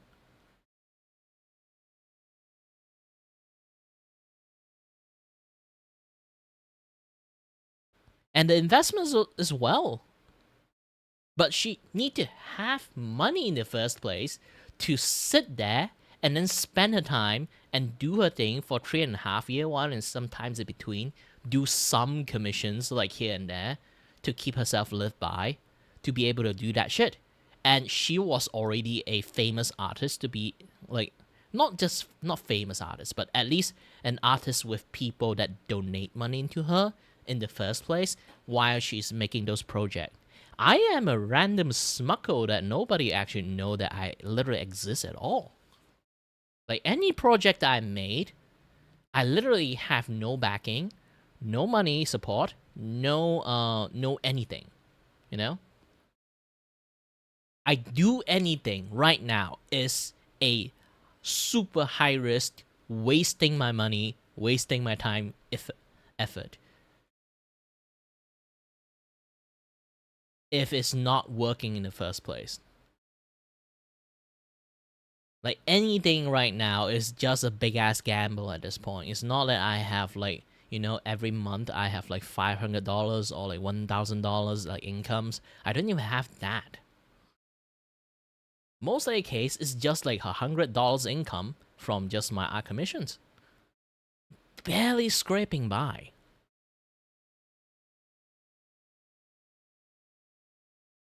My working plan is I try my best to create more YCH content. And as you kind of can see, I'm doing my switch out, like streaming one day, doing video editing another day. It's actually doing quite great for my YouTube channel, but the growth is still very like small. Like I have to keep consistently make it at first now. It's just no choice. I have to keep doing it. It's like my feet is already sunken into the mud. So let's just hope that there's a platform underneath that mud. Else I'm just going to sink down. Go down with the ship. Because like here's the thing, like this year, like last year is supposed to be my one last hurrah. I'm not even kidding. It's basically Mute Midori like been sponsoring me a lot of money, and I decided to keep staying maybe for a few more months. It's just that. I'm just going to be staying maybe like a few more months, and if things doesn't really pan out well, I might actually have to quit streaming. Not might, I will quit streaming because I need to get a job. With my medical conditions, I can't really survive properly after I finish the job. Because basically I only have so much energy with my constant dizziness issues. Even I manage to power through for a job, does not means that I can like I don't really know what kind of jobs I can take. I'm 30 years old and I haven't been employed for my entire life. Technically I did get employed, but not really like officially employed. It's more like, you know, backdoor employment. So essentially I was never employed at all. And I used to study engineering. I used to study 3D animations, but engineering I only out in diploma. And then like in my degree, I actually just only study for 2 years. And then my medical issue starting to happen. I switched from like engineering degree to 3D animations. 3D animation I did finish studying, but I didn't get the certificate because my final year project I didn't manage to finish it. Because around that time, my dizziness, I literally have like zero zero idea what was like going on with me back then. So the stuff that happens to me is like I really have no idea. It's just like, do you know how scary is it that your entire world keeps spinning nonstop and then the doctor says it's not like Meniere disease, which is the main culprit usually do this. It's literally unknown. They have no idea what the fuck is wrong with me, and I have no idea what the fuck is wrong with me. And I keep powering through my dizziness back then while I'm studying like my 3D animation stuff. And I just keep powering through it. And then as the last year, the final semester for the final year project, I could not take it anymore. When I say I could not take it, it's not that I mentally cannot take it, it's my physical body cannot take it. When I want to move my right hand, my left hand moved. It was that bad. My entire body coordinations has gone out of whack so much. I can't walk properly. I can't stand properly. I can't move my finger properly. Because I was so dizzy and disoriented to the point that I don't know which limb is moving in the first place. And the constant headache from the entire swelling of the vertigo, I literally have no idea what the fuck is happening. It's so fucking scary. Because here's the thing. Right now, I kind of got used to it because I know this thing exists now. Like, I just try my best not to trigger it. That's the best case scenario. But the problem is, in order not to trigger this thing, I have to live like a gosh dang fucking nobilities. Try my best not to have any activity that actually like stress myself out in the first place. But that is not a way how a fucking human can actually functions normally. Humans need to work, need to earn money, needs to eat. I can't just sit here and twiddle my thumb and do anything, you know? So I'm trying my best to do a little bit of streaming, do a little bit of art commissions, try to like earn some money from it. That's the best case scenario that I can, like, if I'm lucky, I can earn money while like streamings. But I don't have that luxury. My money is like dried off like maybe like a year ago already. I really don't have time.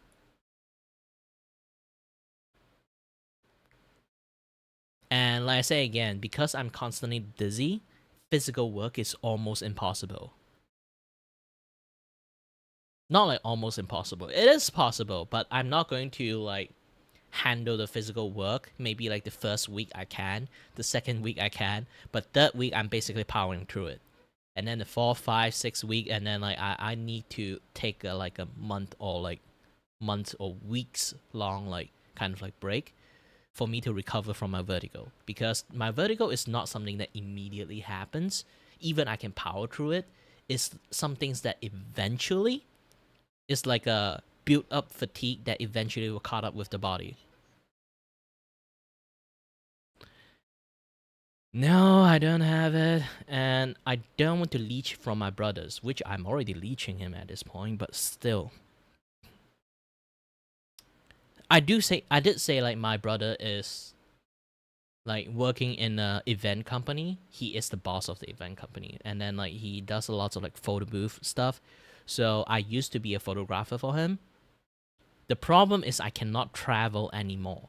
It's not that I don't want to work. It's just that every single time I'm travel from point A to point B, my vertigo was so bad that I have like a constant bad headache every time I reach a destination. Sometimes I can be so dizzy and so fucking grumpy, I can't even control myself properly.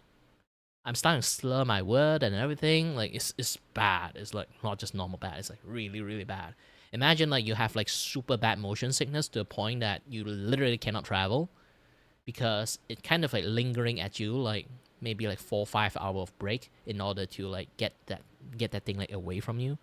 Or I have to keep on relying on medications. The medication more or less like a placebo effect. It doesn't really work that well on me. And if I just keep overtaking the medications, I not like overtaking the medication. If I just like taking it daily, which doesn't kill me, and it's a kind of a recommended rate, but if I just taking it daily, it actually affect me in a way that my right eyes and my head actually have like really, really bad migraine because of it too. So I cannot constantly relying on the medication. I have to literally power through it. So you can imagine like maybe like the first few months, maybe I'm working fine, but as time passed, like the more and more degrading I am. That's like how when my like 3D animation days, I quit 3D animation because of that reasons. I cannot handle like the final year project because around the time I'm working alone, and I have to deal with everything. Like I can't focus when I can't even move my hand properly. Like that is like a nightmare scenario that I can't handle. I think like even now I still have somewhat of a PTSD because like I spent like 5 years, like literally 5 years. Now it's like 6 years if I calculate everything now. 6 years to just like go to visit the doctors constantly, to the point that they notice one thing: when I get dizzy, like the vertigo start happening, like the entire will start spinning just a little bit, I will start to have panic attack. I would start to like have a hard time breathing, this and that other stuff, which, you know, if you got a hard time breathing, you get dizzy, which I already dizzy in the first place. When I get a hard time breathing, I get even more dizzy, which like makes me even more having like even worse vertigo. Having worse vertigo making me even more panic.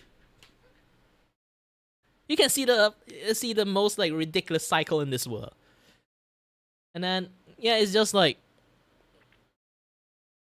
I really do not want that happens to me. It's not something that you can just like deal with because it already like happens to me like so often.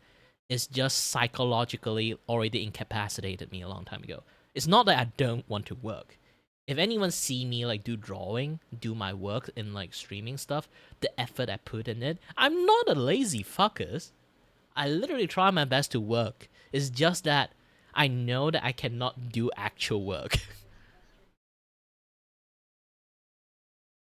I don't have money for those girls. Again, my money dried out a long time ago. That like Chinese medicine at this point is just a luxury to actually be able to afford. Like seriously, if you go to see the Chinese doctors, yes, they might give you free diagnosed. But when they actually give you the herbal medicines, it's so fucking expensive. It's just like maybe just a month of like herbal medicine is like 2K. And again, Chinese medications can't help me.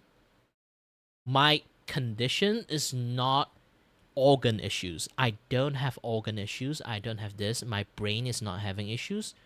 My heart maybe have a little bit arrhythmic. It's like, you know, boop boop boop boop boop boop boop, boop like random like beat. But mainly it's due to like my entire body is like out of whack. But also a hard time breathing and like lots of things. The worst part is, like I say again, my AICA stuff is not even the main culprit. Like the thing that I have that caused me dizzy is not even the main culprit.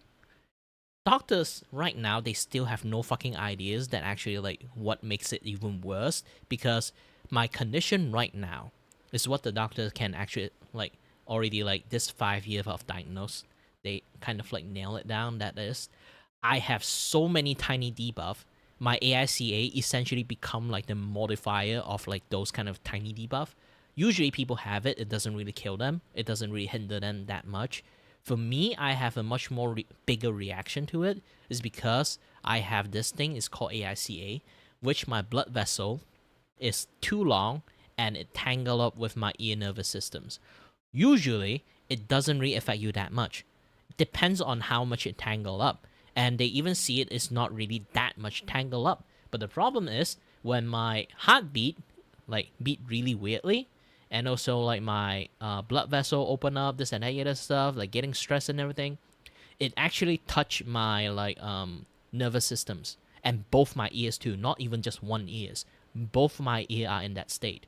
So it kind of touched my nervous system in different way, my left ear in a little bit different way, my right ear in a little bit different way. So it confused the shit out of my brain.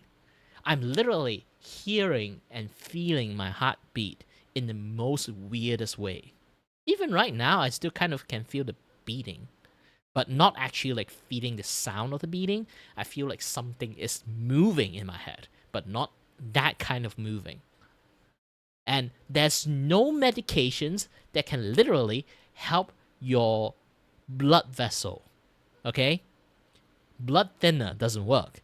Blood, unless you go in and do a surgery, snip that gosh dang like blood vessel that kind of like tangle up with my like ear nervous system, there's literally nothing that can help.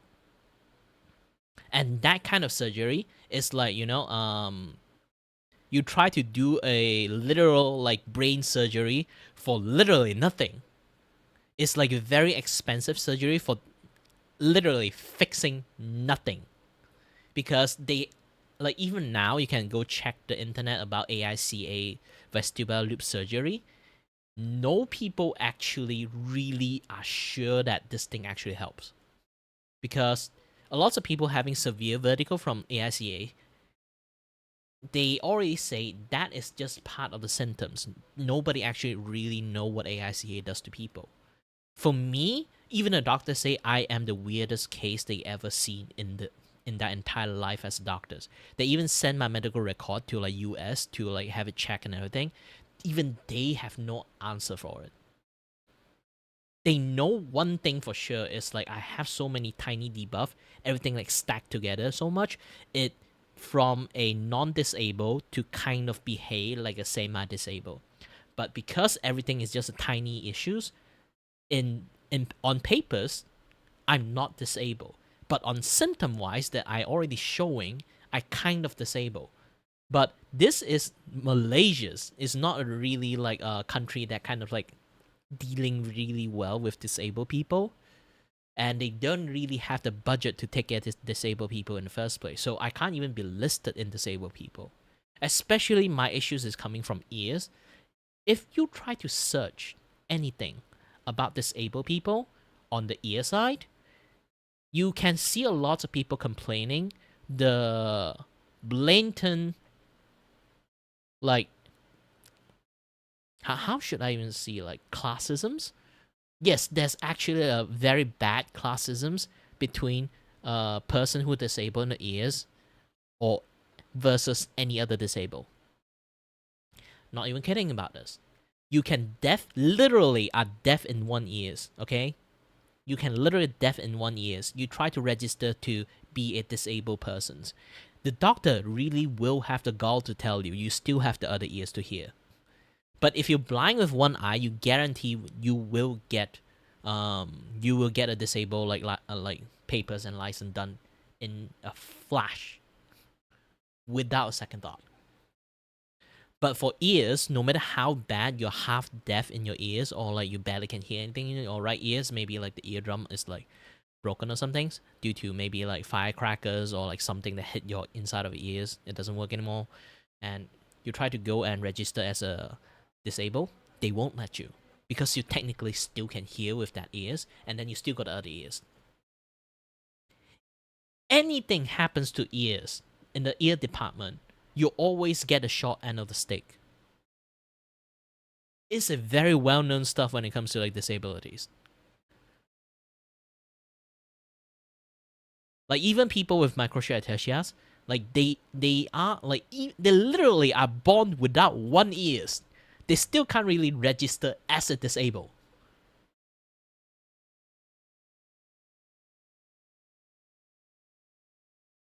It's that bad.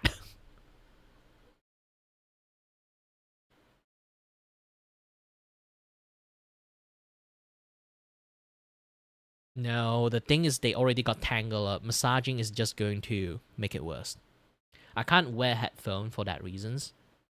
Like I have a headphone, but I barely wears it unless I really, really need it because like wearing headphone makes me dizzy. And another thing is like I cannot, like literally cannot touch the back of my head. If I touch the back of my head, I would start get dizzy. And you think about it, like, how do you fucking sleep? Spin myself to sleep. I'm not even kidding. My entire world is like really like just spinning nonstop when I try to sleep. And then I just have to wait. Like, you know, like people like drift into sleep. I really like imagine like the spin is like a swirl. And I slowly like flush into that swirl. That is how I go to sleep. And I woke up fucking tired. Not even kidding. I have lack of sleep. I'm basically a person who like super lack of sleep because of that.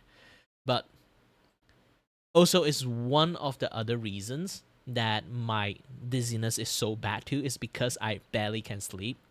That is one of the issues. I can sleep on the side. It kind of helps. Long as it doesn't touch the back of my head is fine.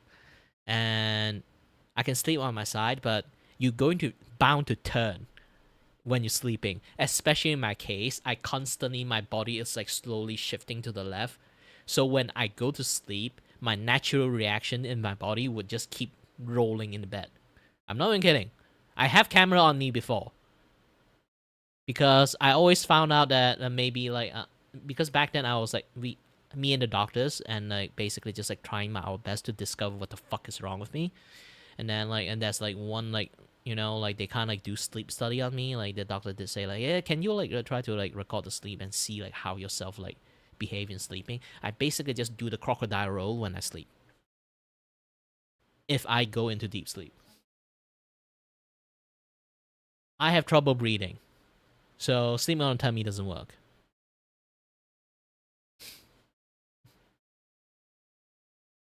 Because I have a very bad nose allergy. Like I say again, I have multiple tiny like debuff that makes it like even harder to kind of like adjust it to it. And this is like the main issues. I've been dealing with this my entire life apparently, because the doctor did say like my AICA thing, the blood vessel is like tangled up, literally tangled up with your ear nervous system. That is not like a coincidence. That is not like something that will eventually happens. That is something I'm born with.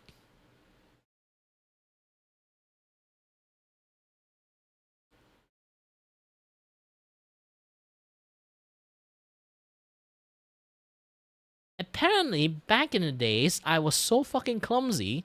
Nobody see it's actually an issue until like I'm starting to have issues because I'm starting to get old.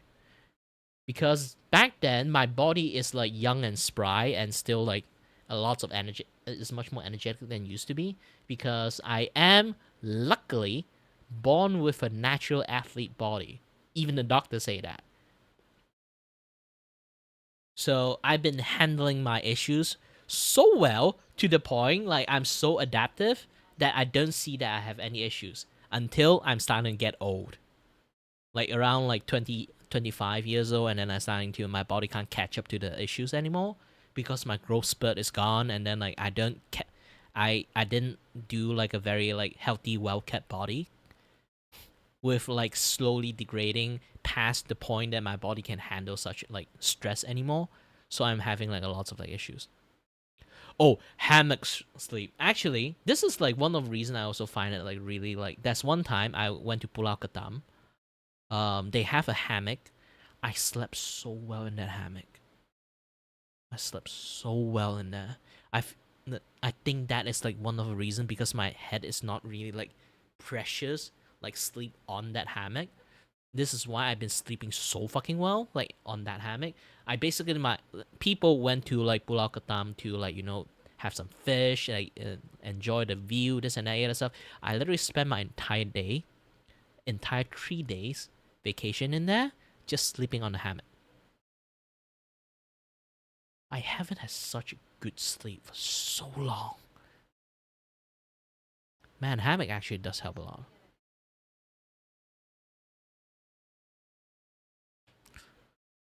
It's fine. I've been living like this for my entire life. I don't need a hammock.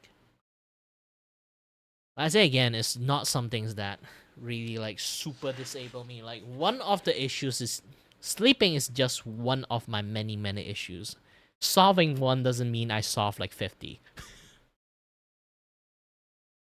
It's a very messy domino effect. This is why the doctors already gave up helping me.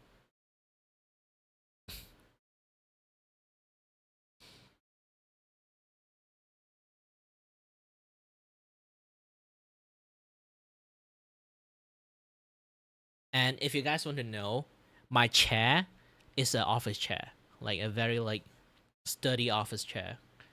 Basically some people throw it away. It's still looking really nice. I just took it back home. It's a really good office chair. And it doesn't have like that kind of like back headrest. Okay? It doesn't have that thing, back headrest. So I can just rest it like this. Yeah. Ooh. Without touching the back of my head is like really nice. This is why you can see like when I put my hands on my head, I actually put on top of my head. I never do something like this. I only do this. I'll do this or this, but I never put my hand like behind the back of my head because I put my hand behind the back of my head, I immediately start getting dizzy. I mean like it's an immediate effect. I know this like some people actually can't do it too. I'm going to show you guys some things. Good King already seen it before, but I think you're the first one who actually like will be witnessing this like stupid things. Okay? Ooh. Why is my camera so tiny?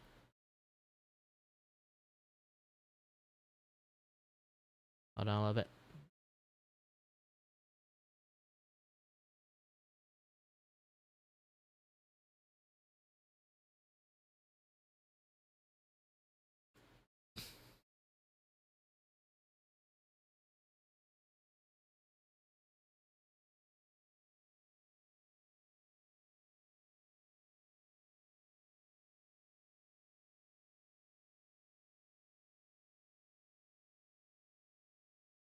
Maybe this one is better?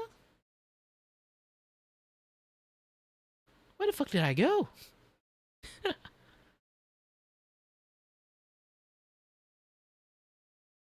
Like all my camera become like super fucking tiny. I need to like try to like fix this thing up a little bit. Hold on.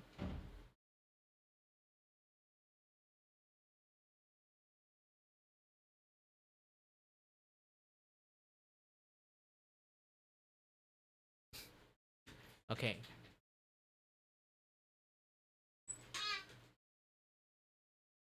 I'm going to have a little bit panic attack because very calmly because I'm actually triggering it on purpose. But hold on. Okay. So again, if I try to do something like a sobriety test, like catwalking, I can't. Because I can walk like a normal person, jump like a normal person, because I train myself enough to be able to do it. Like this. I can jump. No issues. I can walk. Run. Back. Because I've been living with this, like, here's the thing, because I've been living with these situations for my entire life, I can act normal. I can behave as normal as possible, but my body is actually trying its best to readjust itself really well. I'm basically so adaptive to a point that even the doctors are surprised that I can be like this. But when they actually try their best to stress test my balance, they found out that I actually do not have any balance at all. I just used to walk like a normal person, but when I actually try to test my balance by doing like, like sobriety tests, like catwalk, or like do some balance challenging stuff, I actually can't do it properly. And I can show it.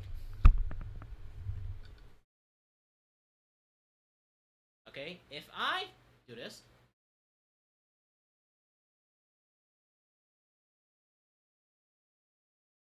just a few steps. Woo. I'm not even exaggerating. I'm not even exaggerating. This is just how it works.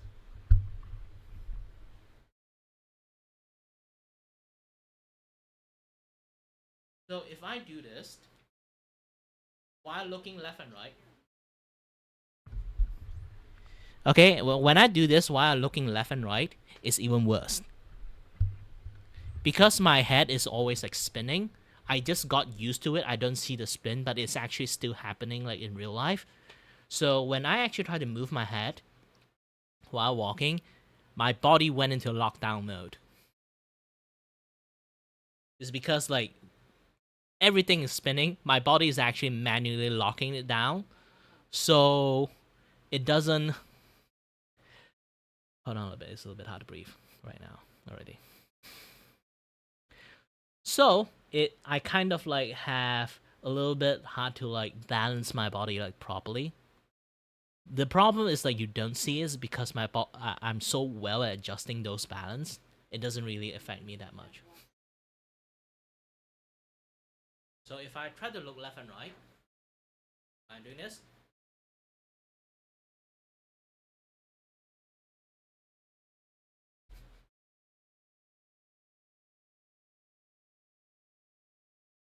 Yeah, I bet it can take like 5-6 steps.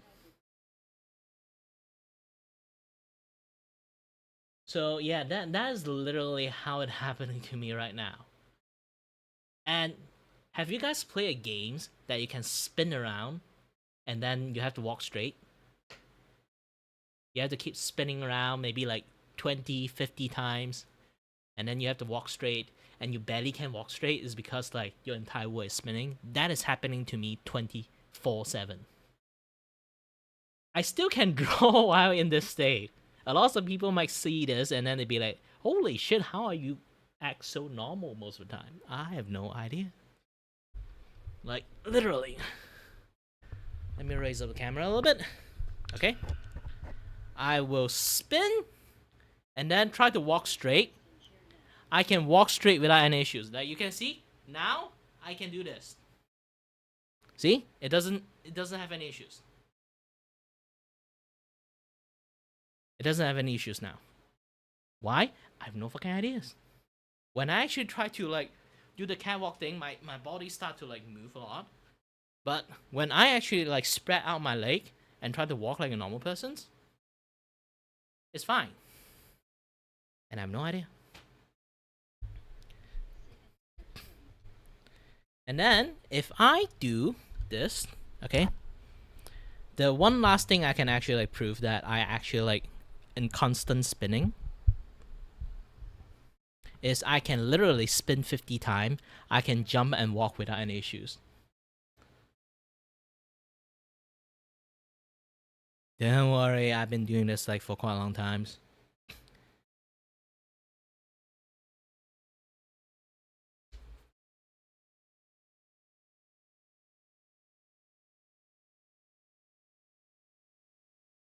What? Nothing happening to me. How is the listening like that? Now, here's the thing. My entire world is already constantly spinning. Some additional spin doesn't really work. See?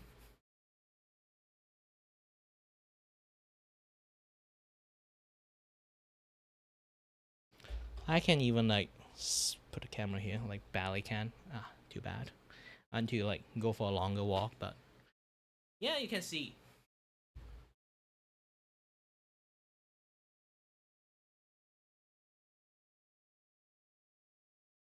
It doesn't affect me.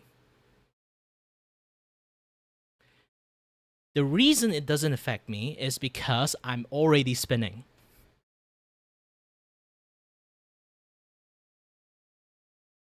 That's the thing. You can try this, and then you try to walk, you immediately can't walk at all.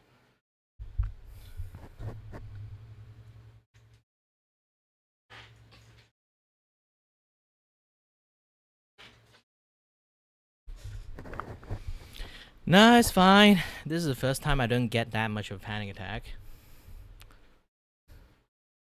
Maybe because I got used to it. But that's my case. That is, I literally can live fine with it. But the problem is I can't stress myself that much. I can handle this thing very well. But it is very physical taxing. I might win KO tomorrow. Not today. Today I still can handle it. See? The problem is the after effect.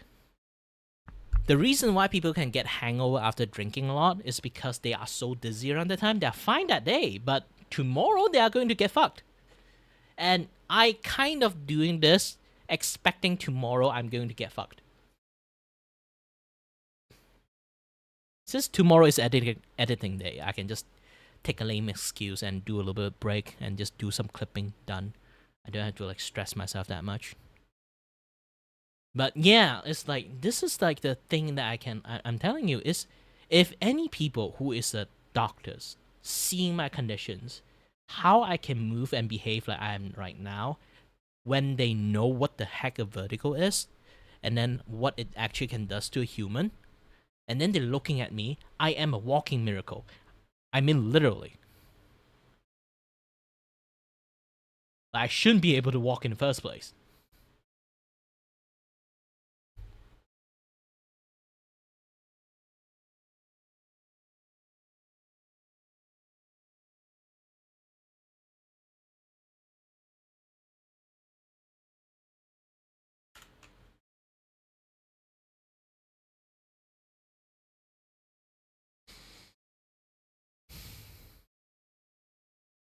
This is the first time I still can breathe. Wow. But just for safety reasons.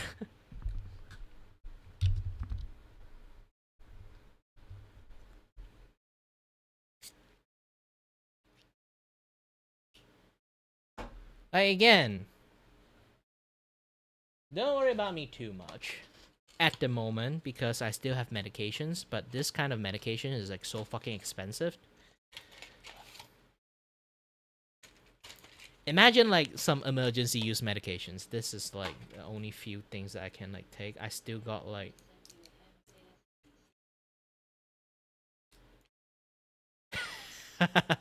I don't have those kind of things. Besides, I don't have any space to put a fucking hammock in my room, okay? And hammock doesn't really like help. Like I say again, it only helped a bit. It doesn't really help me truly at all. What I really need help, literally, I'm not even kidding, it's just funding for me to live. But I won't try my best to beg for money. That's the thing. Sometimes I do like, you know, joke around talking about it, but trying not to immediately start donating me after I showed you guys this, because I am trying my best to earn money from my skill, not because earning money out of my sob story, you know? I talk about it is basically just I want to talk about it. I already, like, you know, like last time I told you guys, like I told you, Sherry, about like my conditions is just that I already live a life. That's the reason why I don't delve into stuff that much, because if I really are a sensitive, emotional person, no normal human can actually handle what I'm handling right now. And I'm not even kidding. The doctor constantly check on my psyche, that trying their best to do some early detections that am I suicidal or not due to my conditions. And then they found out, holy shit, this guy, there's something wrong with his brain. Like, how is this guy so fucking cheery most of the time? Sorry, I can't use my finger there properly at the moment. I almost dropped my pill.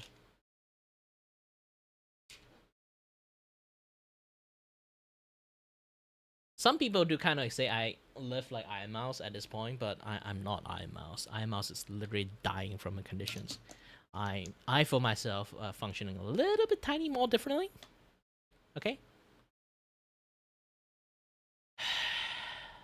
Hold on a little bit. A little bit dizzy right now. But yeah, like,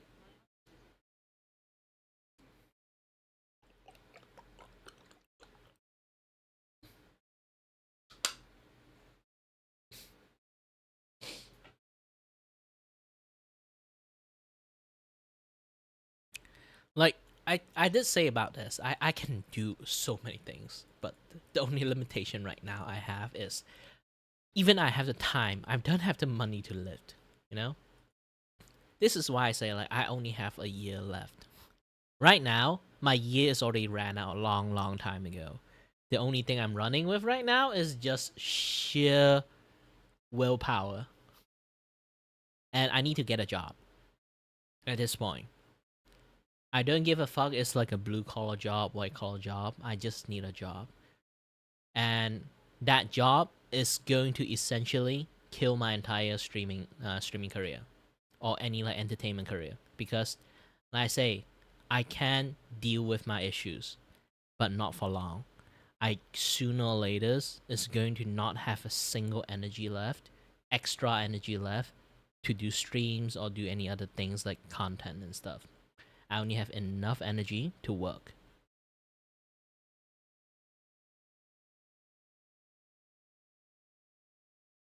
That's the harsh reality.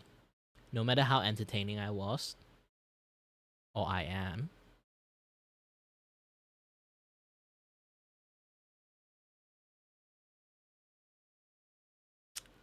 it's just going to be like that. Because unless you really are like someone like super famous, you can't really like bring yourself up as a proper content creators, because it really depends on your luck.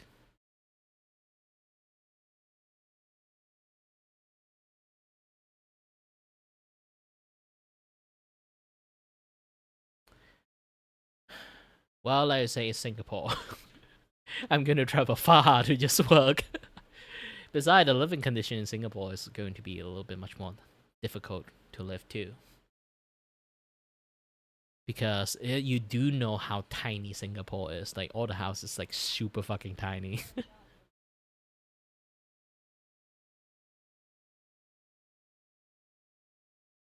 Like, the only jobs. Here's the thing. Especially if I got in a job as like favor. I don't know. Being a nepo hired is. I always like. Here's the thing. I'm going to be a fucking hypocrite if I like become a nepo hire. I always laugh at the people who like not doing jack shit in as a, you know. doing like a jack shit like business like on like people business and stuff. I'm not talking about film. I'm talking about like the Nepo Hyatt is basically like ruining people business and like basically leeching people like salary by barely doing anything. I always laugh at those kind of Nepo Hyatt like that. And then I become a Nepo Hyatt. It's going to be, oh shit. Well. How the turntable. Maybe it's just my fucking pride, but that's like a part of it. I don't take jobs from my brothers anymore. It's also because I don't want to become a liability to my brothers. Technically, I am already a liability to my brothers. You know what? If your friend has a job, she need a online salesman. I can't be an online salesman for her. Not even kidding. At this point, you realize that one thing I'm good at is just talking. And talking is my only job at the moment. Who knows? Maybe I'm charming enough, like I can talk my way out.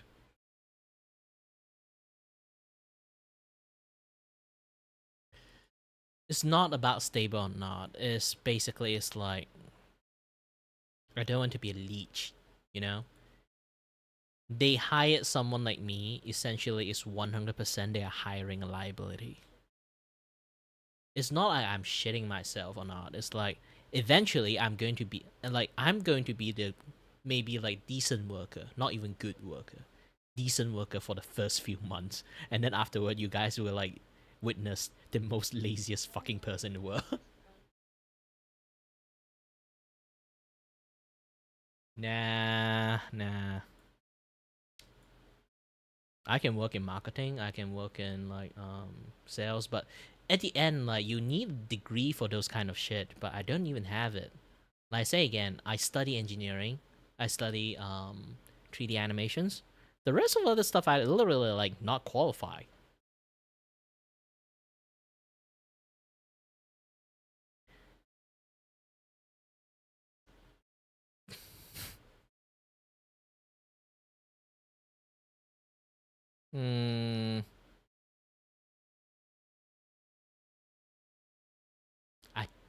What does receptionist do? To be honest, I really have no ideas.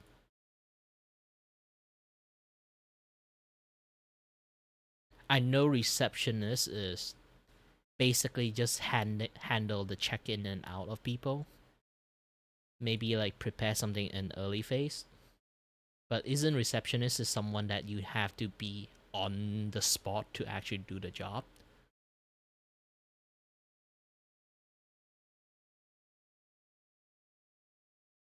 Like I say, I don't have a job for reasons, okay?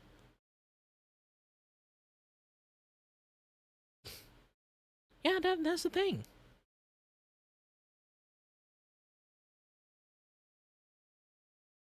Like you don't have to help me find a job at this point. I do have a tiny getaway from a friend too.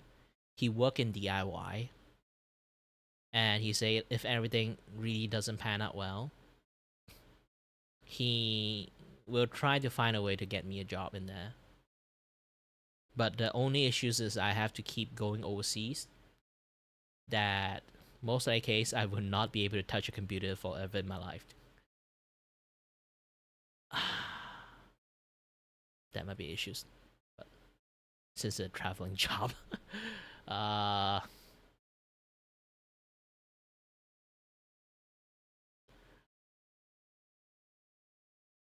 deal with it in the futures. For now, I'll try my best to see like if this like my VGen endeavor is like doing well, because I just got my VGen license not long ago.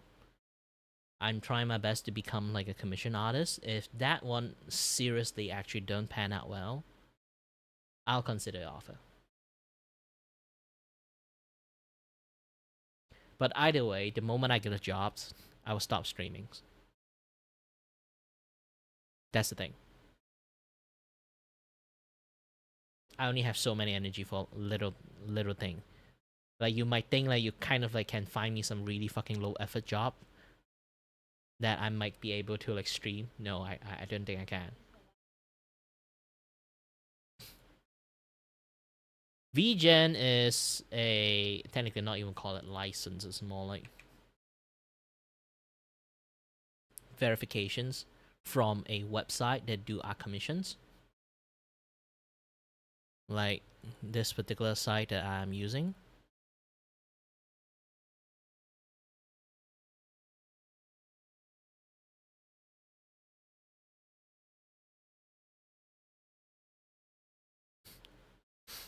I do art for a living. Oh wait, you guys can't really see it. Okay, hold on. Like this particular website, it's called VGen. I do art for a living at the moment. Trying my best. You know, I do animations, do art. I've been trying to get into the coloring book business. But making a coloring book is way more difficult than I think. But I don't know how many pages I need to like make, to be honest. I technically already have like 11 to 12 page of like coloring page. But again,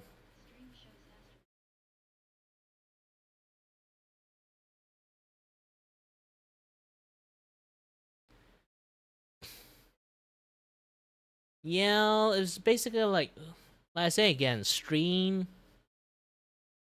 I'm technically already streaming myself working constantly. It's not even a proper stream. It's just like I'm practically just like procrastinating at my job at the moment. And spend some time chatting with people, doing some drawing, you know, having a little bit of fun times together. That is just how standard like most streamer does that things. Like what a streamer is lacking is actually an audience.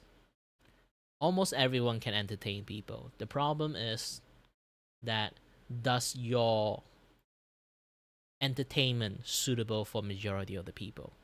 If someone find the stuff that you do actually is entertaining, and then you have to see a second stage of luck.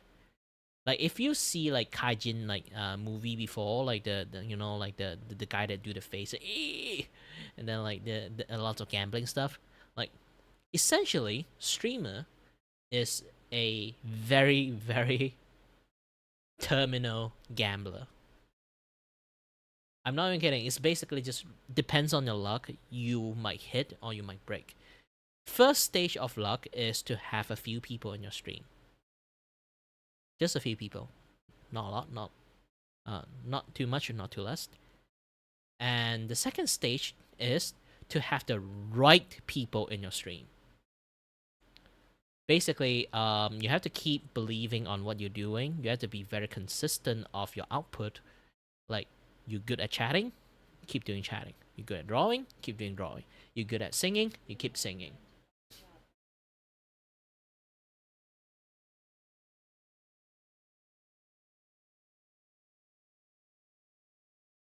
Yeah, this is why, like, I am streaming a long time. I'm treating my stream as like a 9 to 5, to be honest.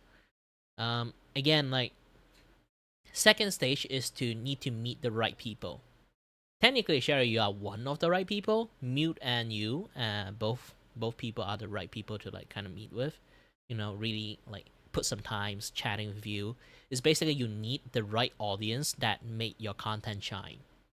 My skill is chatting with people, and then the fact that people chatting with me, so I can keep chatting with them, boost my ability to kind of like people like will just sit here and listening to me yapping a lot. That is one of the way that kind of like boosts the stream a lot because of that. And then hi Star Frog, it's been a while. And then you need a third stage of viewer. Third stage of viewer is the viewer that I won't ask you guys to do this, okay? I'm only explaining. Is Clipper. because once people like know what you're good at, they know what content other people like you would like. So they know how to clip the perfect moment that will be like represent you. Because no matter how much clip that I can create for myself, it's just a version of me viewing myself. It's like me watching my own content, and then I just, depends on my situations, I glaze myself. It's just that. Self glazing sometimes work. Sometimes people can see like their own worth. But there are also lots of people can make their own clip, but the clip never like hit or anything because their sense of entertainment, their sense of like self value on the entertainment they understand themselves is so fucking poor. Like maybe I always thought myself very good at like chatting. In fact, I'm just very good at something else. And then people come to watch me not because of me yapping, it's because of me fumbling or something like that. Is that kind of stuff. So when there's like actual people that will clip the stuff they personally wanted and post it in the internet, and people seeing it and say, "Oh, this is what this person does," and then I also like this viewer, what like this like viewer like about him too, and then like a lot.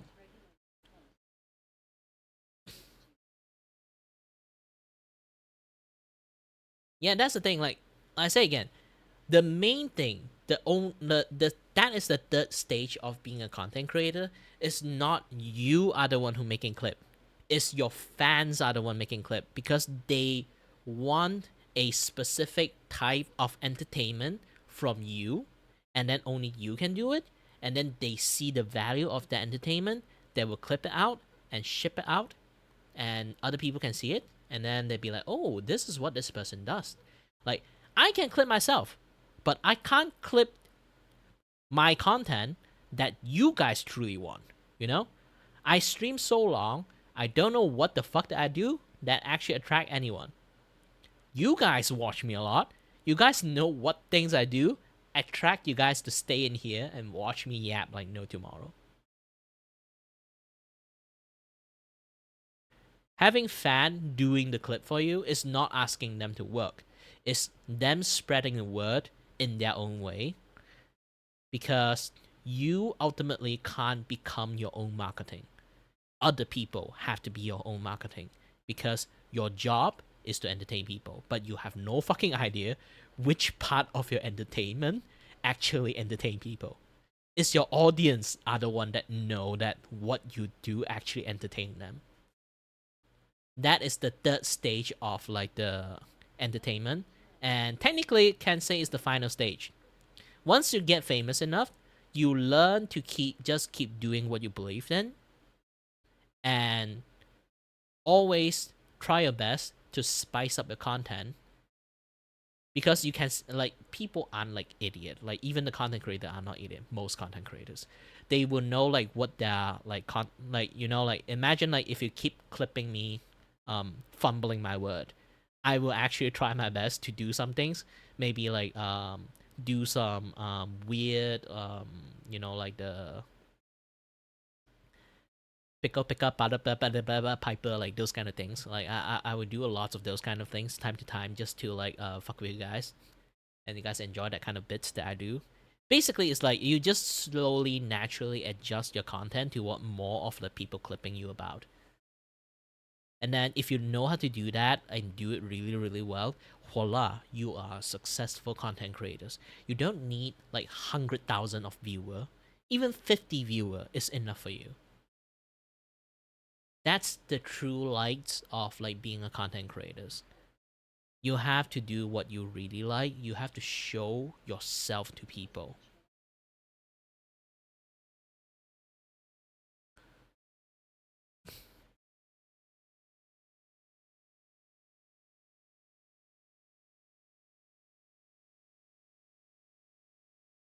Then I can very easily to do anything I want to. Again, like his thing. It's not exactly I change my tone. It's just the way I just speech is just different. I still use the same as grammar.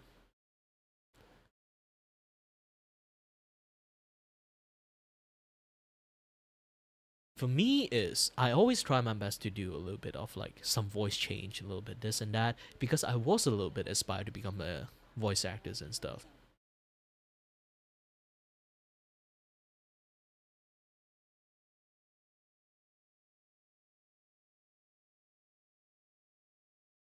That's the thing.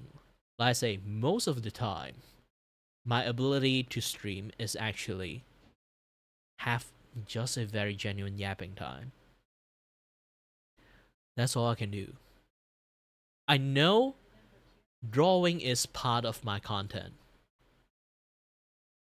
Drawing is part of my content, but it was never my main content. My art is just there for show.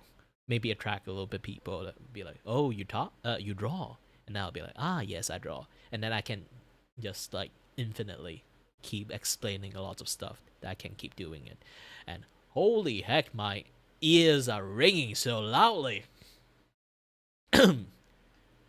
Yeah, hold on a little bit. It's ringing really loudly right now. The vertigo is like attacking me really bad. Ah, shit.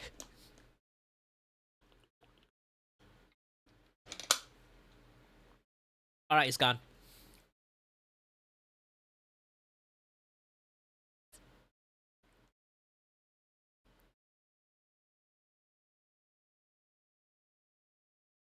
I can chat infinitely, to be honest. Give me a topic, I can keep talking nonstop. I live for like 50, like, here's the thing, I live 30 years already, okay? I do have time that I spend outside, I do have time that I spend with friends, that I do have time to sit there and listening to a lot of fact and stuff. And I study engineering and then study 3D animations. Essentially, I also study IT too. I essentially kind of have like so much like different topic I can chat with people. Because like the stuff I study is like stupid. Ridiculously stupid at this point.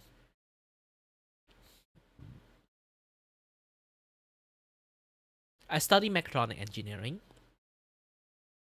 So I know electrical stuff, I know electronic stuff, I know mechanical stuff, I know programming stuff, I know robotic stuff. I do find like if you study mechatronic engineer, if you are a little bit overpowered as engineer.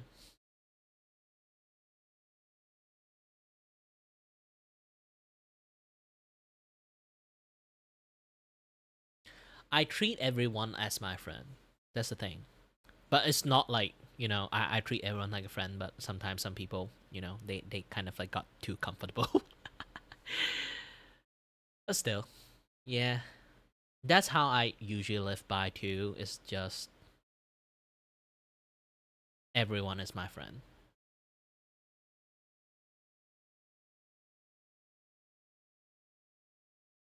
But sometimes some people are kind of a little bit too obsessed with that friend part, It's like I'm not like, here's the thing, I'm not even parasocial to the point that I kind of like, like go for like the boyfriend experience guy, But there are still like some people have it does happen back in the days when I stream. I don't know. Delusional people can be a little bit delusional. But still, I always have to let people know I'm not really into this parasocials like content creations. I will never do boyfriend experience. I would do a BFF experience at least, but the not even BFF, just like a like a chill friends that you can sit beside, like you can remind yourself like back in the days you sit in the class and then there's like this annoying guy like sit in front of you that keep turning around want to chat with you. Yep, that's me. That's me.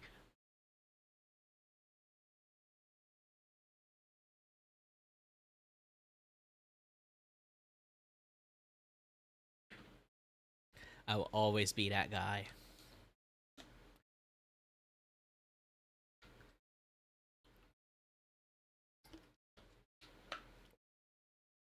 To be honest, I haven't changed that much. This is why I still have a lot of friends stick with me. despite how much of a failure I am.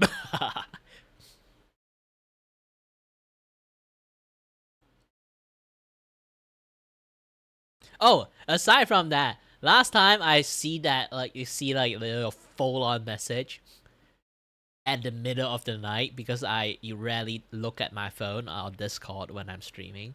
So when I finish all my work, I take a look at the Discord. I say, why there's like 6 message in there? And then I took a look, and then you talking about the TVB box, and I'll be like, I don't know how to fix it. I'm not there in person, so I can't really fix it, you know.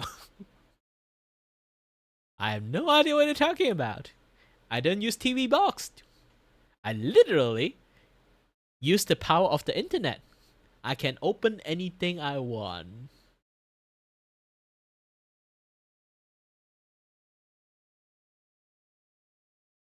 Not even kidding. The power of piracy is very powerful. I will not tell you guys how to do it, but that is how I lived. Being a Malaysian, you are very poor. You don't have money for a lot of luxuries. Sometimes you pirate some things. Maybe game, maybe music, maybe TV show, maybe movies. Who knows? I'm just suggesting. I'm not saying I'm doing it. Huh? Wink wink nudge nudge.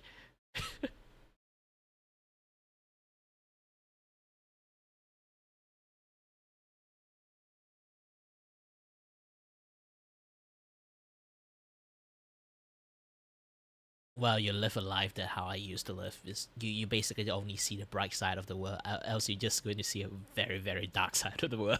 But aside from that, like, here's the thing, like, one of my happy-go-lucky style, like, some of my friends did, like, I have friends literally study psychologies, okay? They also find me very interesting.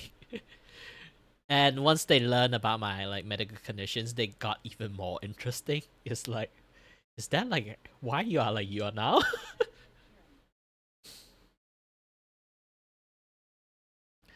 Like, basically, it's like they found out one thing. It's like, I'm not just the kind of persons who ignore the dark side of the thing. Like, lots of people are, you know, like, very positive, happy-go-lucky kind of persons. Usually, they are, like, you try to think about this, it's like, a very depressed persons will always try to act positive. They realize I'm not even acting positive. I am positive. And then they try to do a lot of tests on me, like psychological, like questioning, testing, surveying, all those kind of stuff. Like, they really trying to study me. And then they realize that I really behave. Maybe I went cuckoo a long time ago. That is like one of their conclusions, one of the many conclusions. Another conclusion is like, I'm actually willing to face the truth. That's the thing. It's like, hey, life is shitty. I understand. But look at the bright side. I literally, like, that's the people, lots of people, like, trying their best to avoid shitty stuff by being positive. For me, I look at shitty stuff and be positive. That's a very big difference of people trying their best to avoid shitty stuff and act positive. For me, I literally swim in negative and then be like, yeah, I literally swim in lava, but what the heck. Hey, not lots of people have the opportunity to swim in the fucking lava, you know.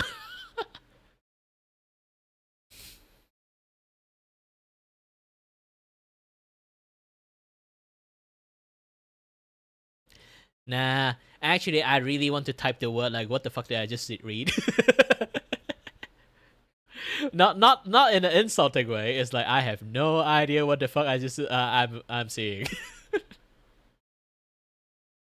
I'm like good at tech stuff, but those kind of things, yeah, those TV box is not my forte, okay?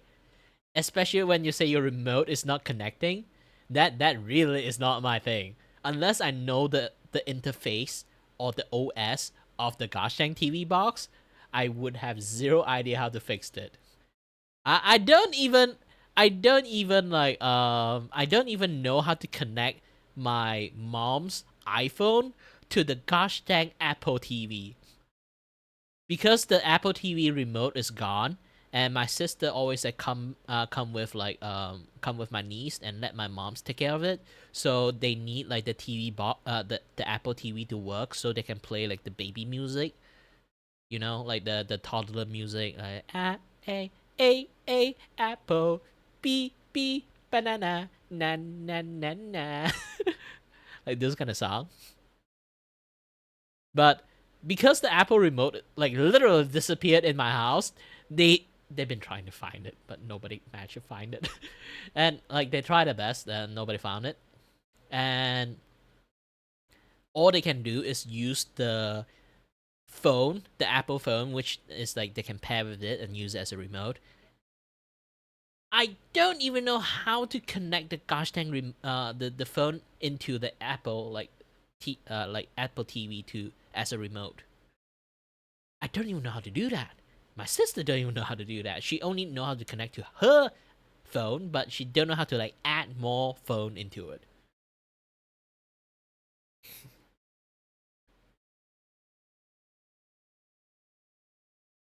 Apple TV remote is fucking expensive. You can try to take a look. You can try to like take a look inside Apple Store. Not even kidding. It's actually legitly really, really expensive. And besides, the remote is in the house. It's just we have no idea where the fuck it is. That's all.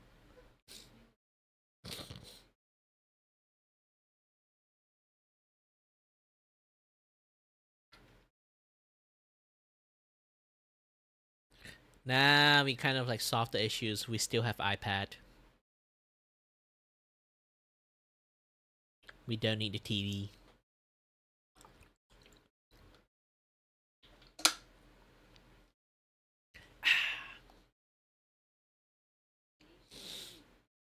And here's the thing, I'm also not an iPhone user, making things like even harder for me to connect with.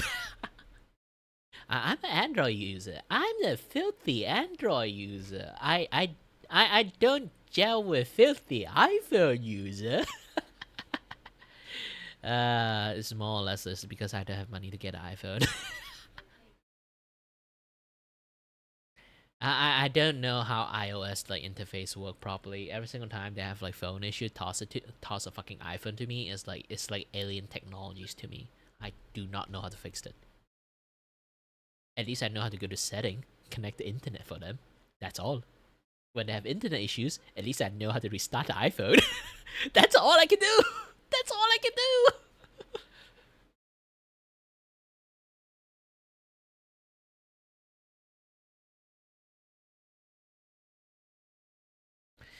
Yeah, the only thing I can fix is just Android phone. Technically, not even Android phone. I barely know how to fix Android phone. And computers. Yes, computers is the only thing I can fix. Okay? But sometimes there are computers that is beyond help, which is my aunt one. My aunt is living with I live with a big ass family, so my aunt is like living in the house. She have 2 computers she want to use. She insisted to have 2 computers. So she will actually like sometimes to time like come and ask me to fix the computers. But the problem is, it's not her computer issues. It's the hardware issues. The hardware is so fucking old and so outdated. I'm surprised that I still managed to make it running. And every single time she have internet connection issues, all I did is just restart the computers. I restart the computers, it works. Okay? I don't even know how. I don't even know why. Every single time she asked me how I did it, I told her I restart the computers. And every single time she called me back to fix her computers, and she said internet having issues again. And she told me, I already restarted computers like you asked to. It's still the same. And then I restarted computers. It's fine.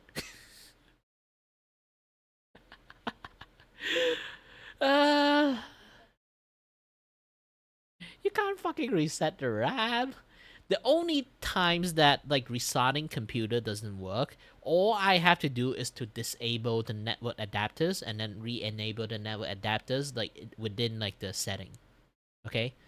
If that thing doesn't work, that thing is beyond help. I can't help anymore. That's the only few things I do regarding to internet. Okay. And then I, at my wit's end, I will right click, auto-diagnosed, auto-diagnosed, and let it solve itself. And lo and behold, it actually solved itself. Yup. And she will ask me, how did you do it? Well, I let it auto-diagnose, so I don't even know how it happened. I don't even know what it managed to fix, but it did fix something. I can't teach you how to fix it because I have no idea how it fixed itself in the first place.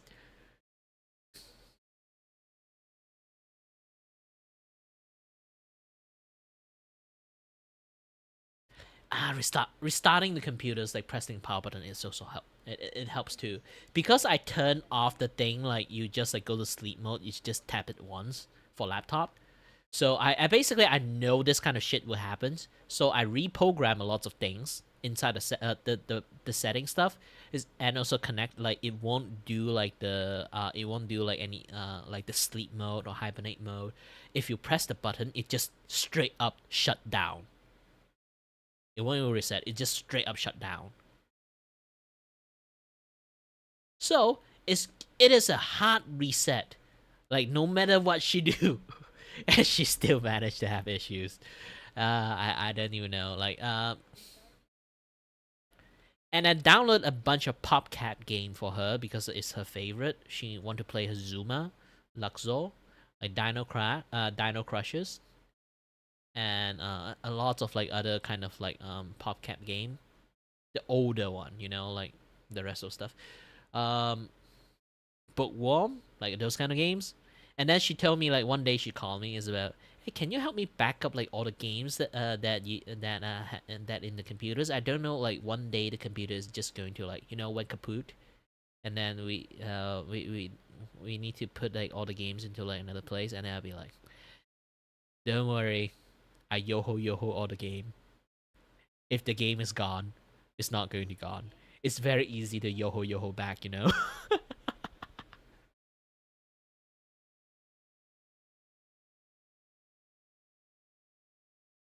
Spore? Oh, I do play Spore. No, not in CDs. I know how to download PopCap games. Actually, I'm the guy who like I'm technically in my entire university. I'm surprised actually not a lot of people know how to yoho stuff. What with the people with like nowadays and age, they don't know how to yoho stuff. If you guys don't know what the yoho stuff mean, it's like, arr, where's me booty? Not lots of people actually know that. I'm in the university. I'm the yoho guy that they will come to me and say like, hey, I need this. Can you help me yoho it? And then I'll just yoho it for them.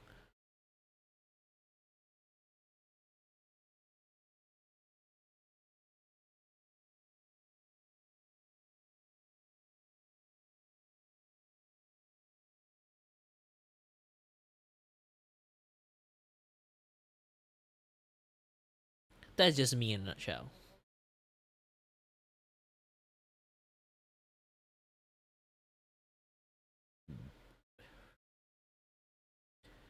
It's not that hard. They literally have no idea how to do it. Because when people try to do it, they immediately caught virus. I have no idea how they manage to catch a virus. I say like, go to this website, don't go to other website. Just use this one. They still somehow choose some other website and caught virus because of it. I was like, holy fuck, you can't even like, why can't you guys like do like the simplest step? I literally sent you the link.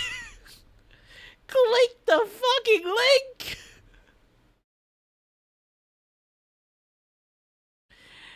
That is the day that I realized that I might not want to become an engineer. Because here's the thing. Why the fuck someone study engineer do not know how to turn on a fucking computers. I'm not even kidding. I actually met someone like that. Like, what kind of day and age we're living in? I feel like if I actually like legitly graduated as a engineer, I have to do so many things for myself and have to do so many things for everyone else. I'm going to shorten my life so much. Thank God I have issues and then like quit medical issues and then quit studying engineering.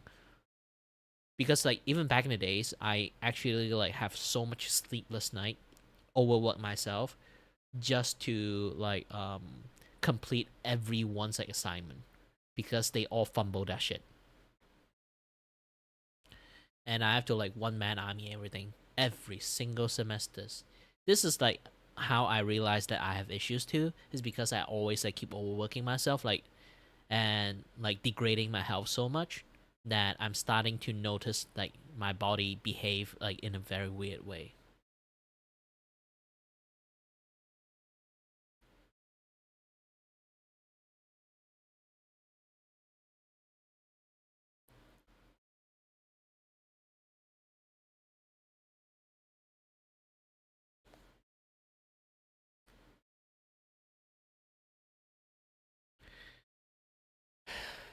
Anyway, I am.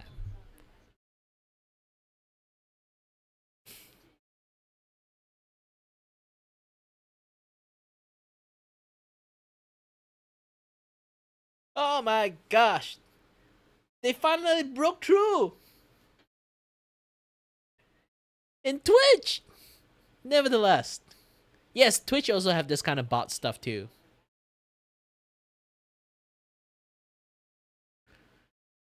It's been a while. This is the first time like something got through.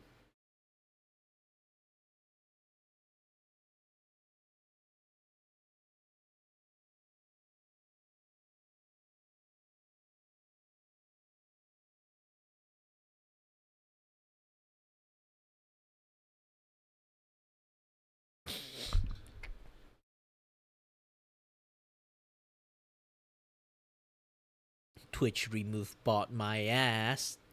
People are still getting bot.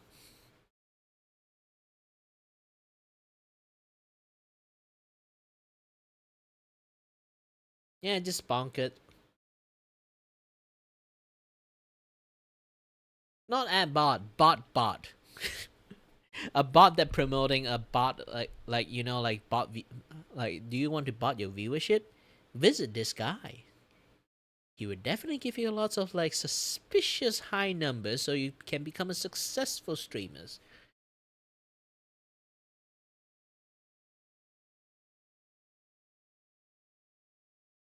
All streamer are bot. All successful streamer more or less got bot.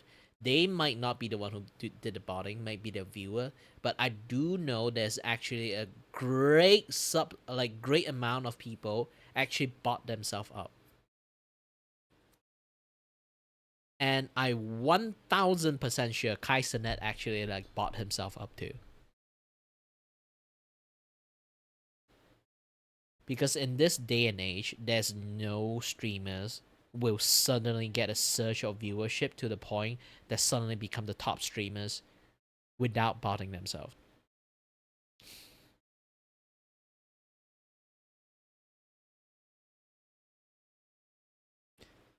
Trust me. Yes. There are still people, that's the thing. There are still people who manage to get organic growth.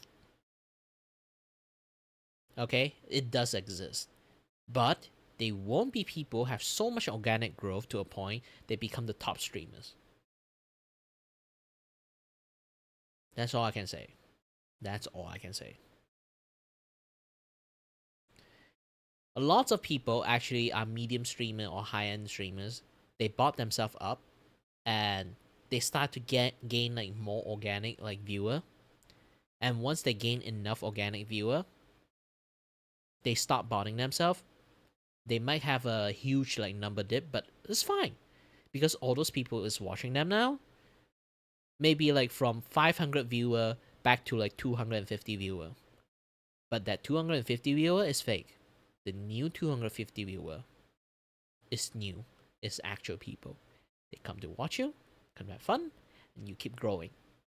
That is how most people did streamings works. It's not a hush hush secret. Everyone does that. Everyone. People who don't do that, they only have maybe 5 viewer, 10 viewer. Some people are lucky enough to get maybe a 50 to 80 viewer organically, but they will never boost themselves up better than hundreds viewer organically until they actually manage to stream so long, have so many arsenal of clip. They have like I say again, the gambling part about streamings, the first stage of viewer, the second stage of viewer, until they actually gain the third stage of viewership, that is the viewer that do clipping for them. They create a clip channel dedicated to just clip that particular VTubers or particular streamers. Once you have that kind of channel exist, that you don't control them, they are the one who just clip whatever the heck they want, you're gold.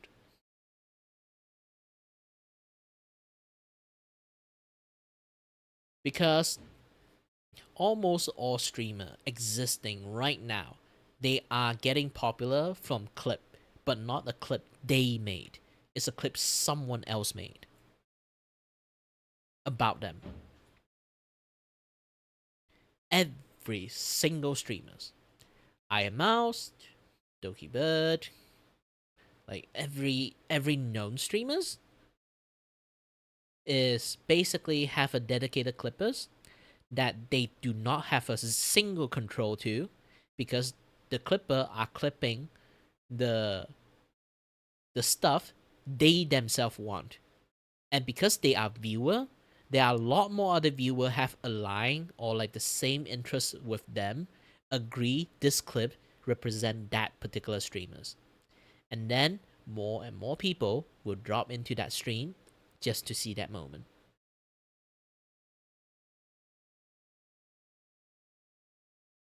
And that's how you earn actual viewer. Not you clipping yourself, it's other people clipping you. To become a successful streamers, that is the biggest part. And some people might think other people are clipping your shit, so they are earning money using your appearance. I'm fine. Yeah, clip whatever the heck you guys want.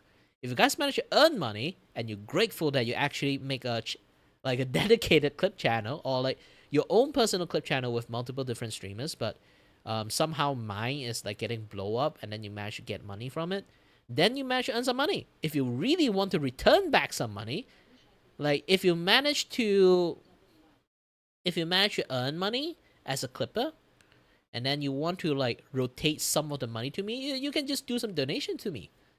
But I don't mean you guys. I mean if there's a clip exists, okay?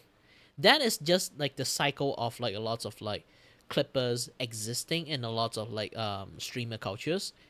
They take the clip of the entertaining part of the streamers, and then they post it themselves, and then because of that they manage to earn money because a lots of people watch those clips, and then they earn money, and then they, while the money keep themselves sustained, they can live a better life, and then they can use the extra money left, and then they donate it into the streamers they clip about. It's a cycle of money recycling, okay?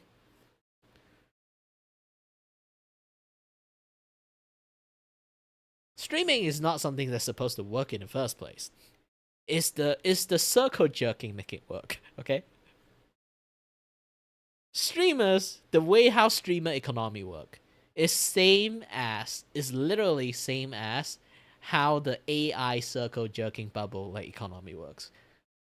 If anyone study how economy fucking works, the AI bubble is not something that's supposed to function in the first place. It's a miracle how it works, how it's still standing right now. And streaming is one of that miracle.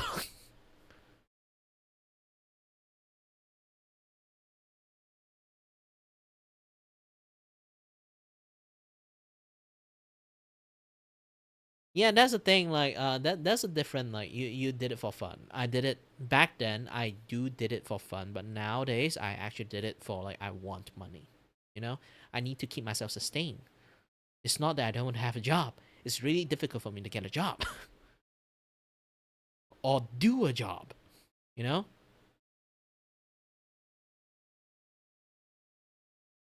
that's the issues.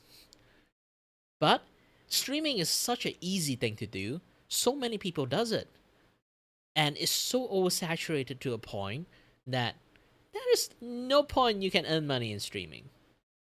Trust me, you literally have zero chance to earn money in streaming. Unless you are like girls, or like you're just super fucking famous for no reasons. Or like someone like Jinsek Wong Lo like that, like one like really fucking like rich millionaire just enjoy the company that you provide, and then they'd be like, you know what? Here you go, 10 fucking K, live a good life, and make more content for me, and we shall have some fun together. Usually, what happens to girls more than guys. Okay, it's really rare it happens to guys. Generally, it just happens to girls. That's the thing. Ugh, my head still like splitting headache. Yeah, the medication I took is like, is in fact I don't have like vertigo anymore, but I have headache now, and my right eye is in pain. Ah.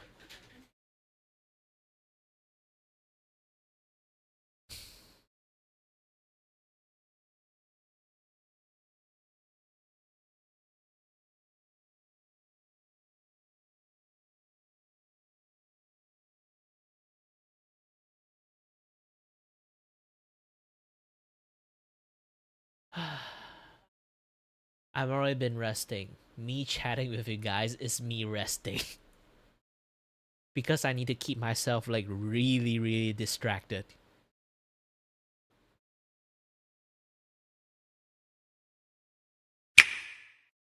You know what? Let's keep getting distracted by watching this, I guess.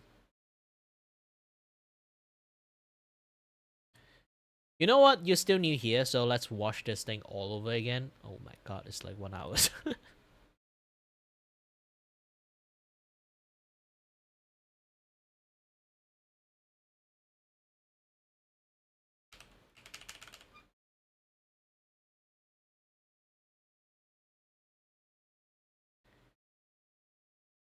Here's the thing. My vertigo, I constantly spin. I constantly are disoriented.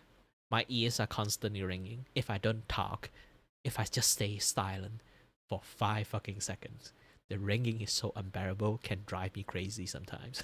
That's the thing.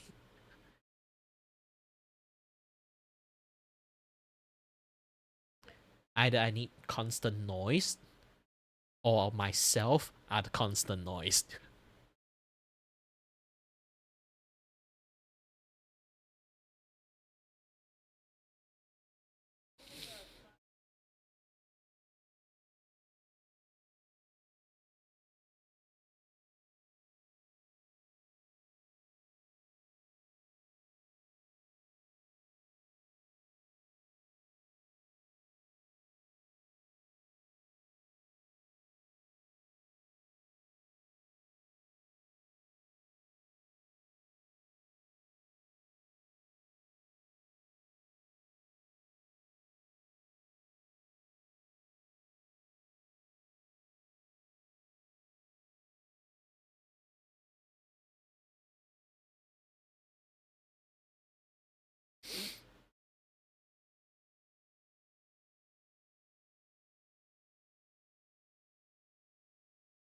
Spoil everything yet, because we're gonna watch a video together. It's an hour and 23 minutes long. I did not expect it to be that long. Mujin did a lot of research for it. I haven't watched it yet, but I mean, if it's that long, he probably did a lot of research for it. Yeah. Yeah, what a Friday surprise. Hey, Cass. Ooh, finally back from working on commissions. Hey, Rima. Thank you so much for the 11 months, Cass.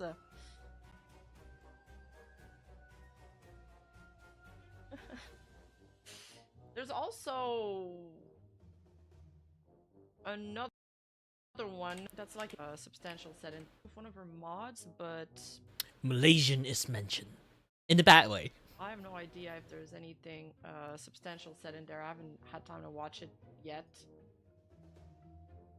Also, oh yeah, before we start though, little tangent. Well, my new video, I've released a new video, Waiting Room, on my YouTube channel. It's on Miss Tzu. Crazy story. This artist, Miss Tzu, really not talked about at all. They've had a bunch of like really far-fetched excuses. A very popular artist, cartels, taking care of orphans, claiming her parents were in debt, $1 million in debt, but then a bunch of other stuff were very, very suspicious. So it's not available on Patreon for as little as $5 a month, but if not, the lower tiers at $3 is the best way to support the channel. Besides that, if you like products, instead we have gamer subs. Use code You want club me to to get boost it louder or 10% something? off everything. Actually, there's a new waifu cup that came out today, I believe. Let me check. I think it's a VTuber waifu cup too.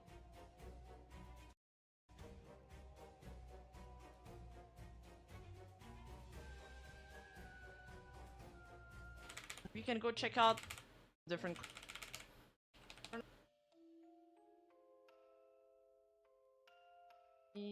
Turn off the. Really got on this Chung.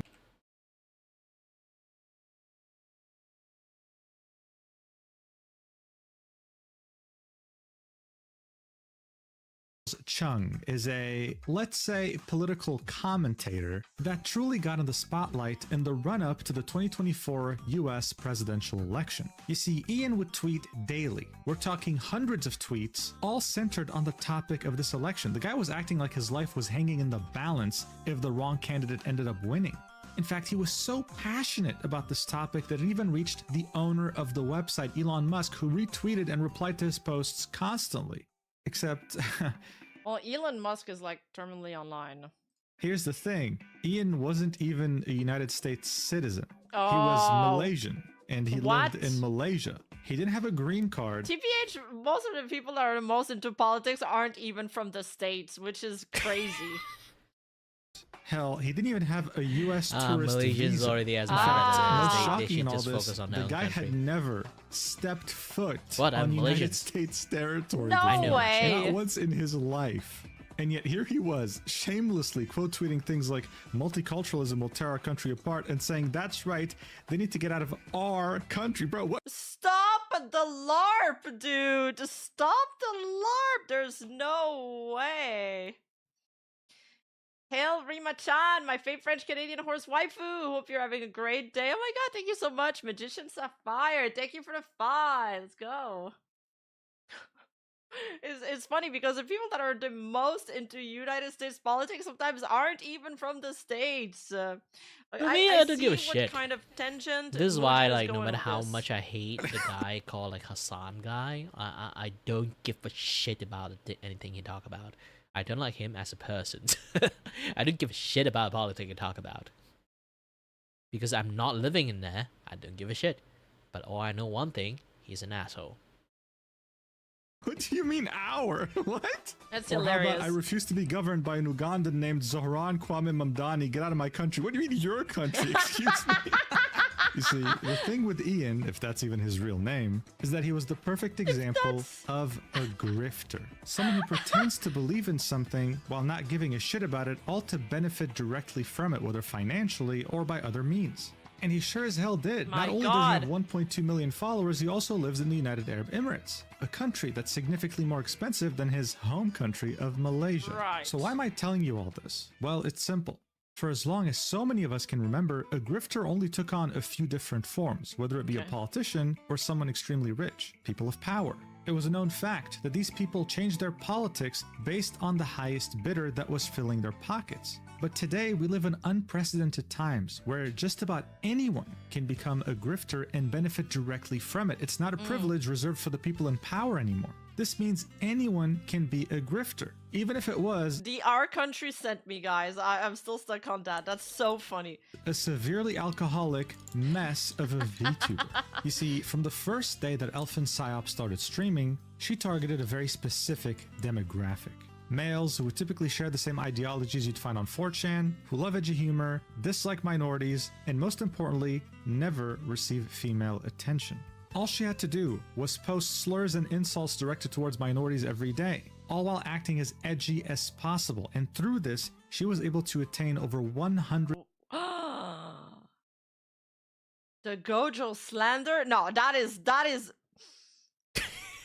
taking things too far. 100,000 followers in less than 2 years. But that's not all. She was also able to make close to 6 figures in those 2 years by building very unhealthy relationships with those viewers who The get fuck do no... you get in Wait, 6 figure doing six this? Here's the thing, figures? like I say again, like 1, 2, 3, 4. why your boy is struggling, and then there's like people who literally get this much.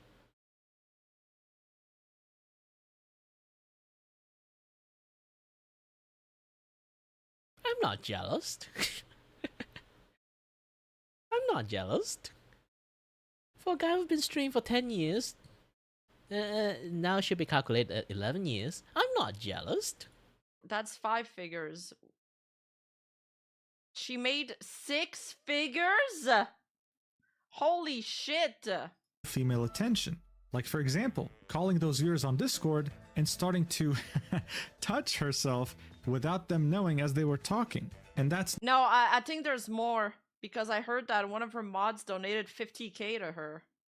So it could reach 6 figures. Why I don't have millionaire like viewer?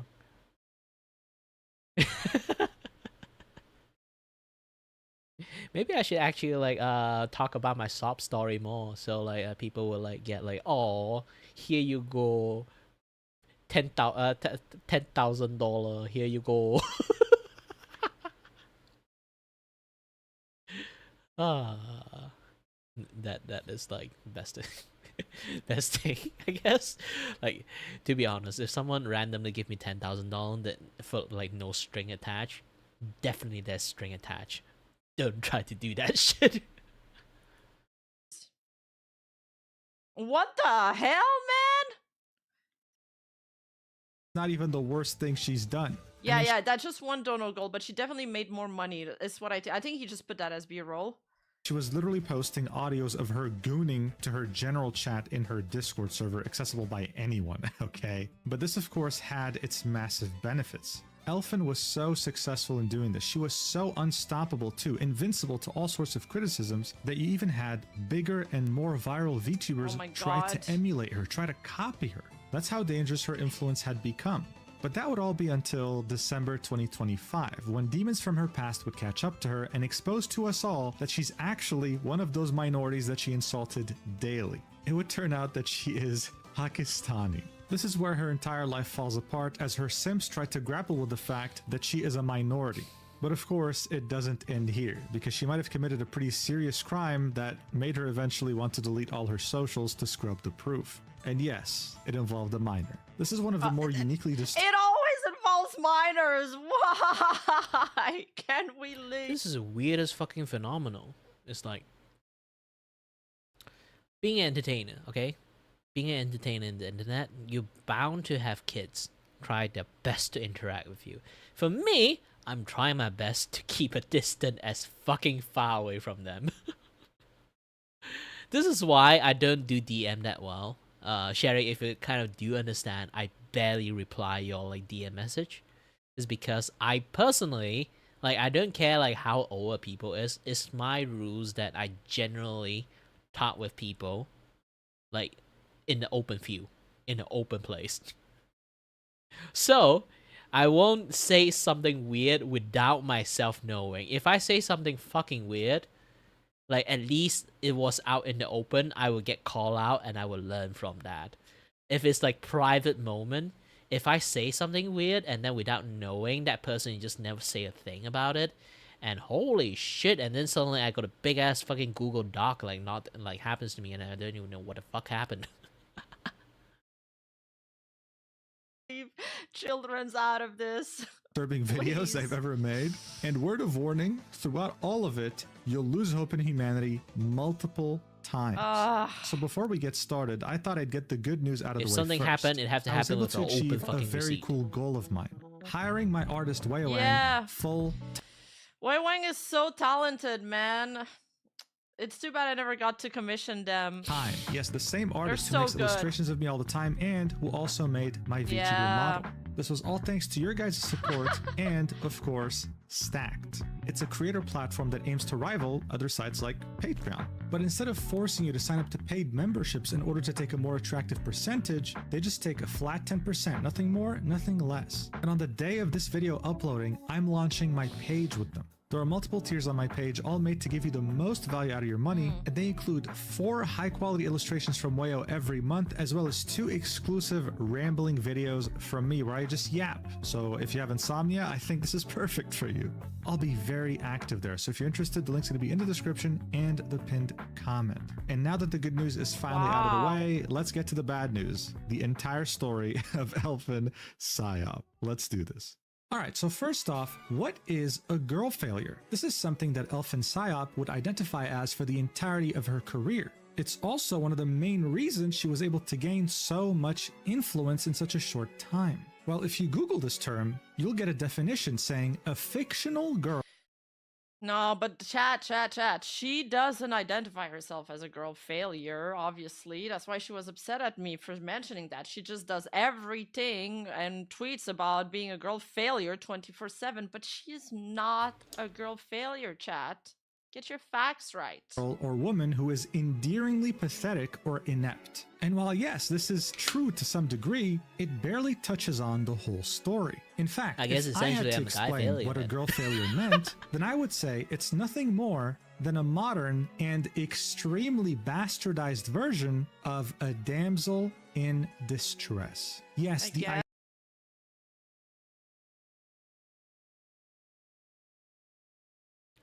Obviously I do. When I streams, I always talk to the empty void itself because it's the fucking streaming rules that when you are streamings, especially when you do just chat stream, you have to keep chatting even though there's no audience, like a schizophrenic. I've been streaming for like 11 years. That this is like the 101 rule for streamers. When there's no audience, you still have to find some topic to chat about. And if anyone is interested, then they can just take a look at my older streams, like especially the stream that dedicate to like chatting and stuff. I will not just sit still and then wait for people to come. Unless I'm doing drawing stream. Technically drawing stream, I am working. I am doing what is intended. Aside from that, I actually like when I do chatting stream, I just chat non-stop.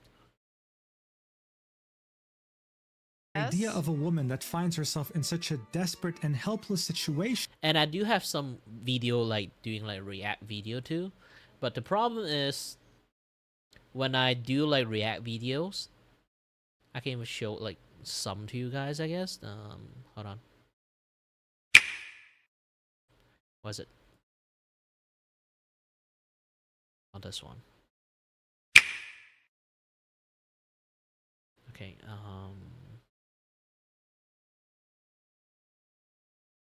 okay, you can see I actually do react content too. It's not like I don't. Okay. 30 viewer, 30 viewer, 50 viewer, 8 viewers, 23 viewers, 14 viewers, 30 viewers. I do that. I do those kind of content too. But the problem is nobody managed to see it. Yay! Yep. That's the issues. I don't have a good algorithm with me at the moment because I didn't post like all video kind of content like, consistently. This is why you can see I've been spamming a lot of like, you know, I've been spamming a lot of like shorts. I want to build up an audience first. I want to build up a momentum first, because if I don't have any momentum, like any video I released, it's just nobody is going to watch it.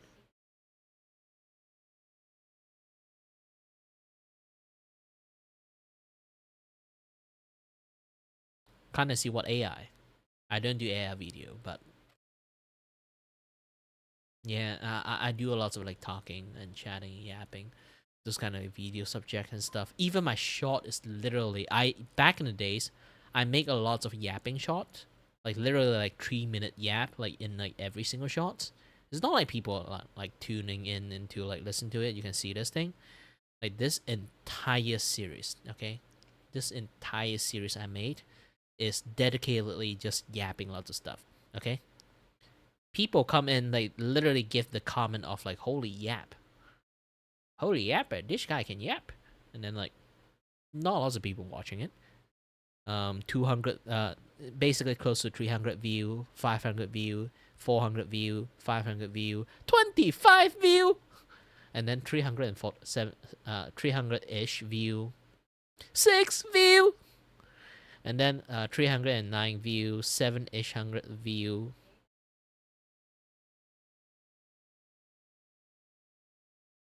Because sometimes it's a trial and error stuff. The reason some of the view is actually have like abysmal kind of like viewership is because of the fucking thumbnail. Because YouTube Shorts, they don't let you choose the thumbnail. I have that one particular image is me pointing the middle fingers. And for some reason, no matter where I fucking put that pictures, even in just split seconds, the AI will keep choosing that middle finger pictures. No matter how fucking rarely I actually use it. So I end up in a situation, all my fucking thumbnail have that middle fingers. And I stop using it. And then, and that is like the first lesson I used. The AI don't like middle fingers. But also at the same time, they love middle fingers. Okay?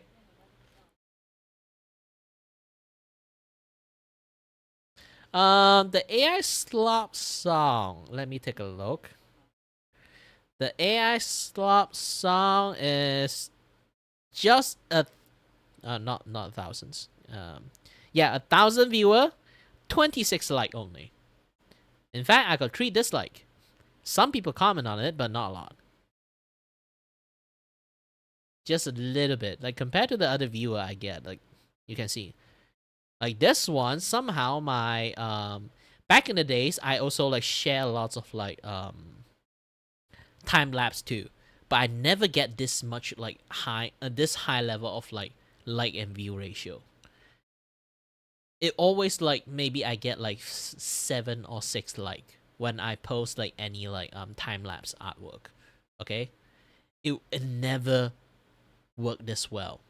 Suddenly, nowadays, when I post any time lapse, I'm starting to get a lot more viewer. And the only thing is this particular this particular time lapse, I get only like 468 viewer. Do you know why?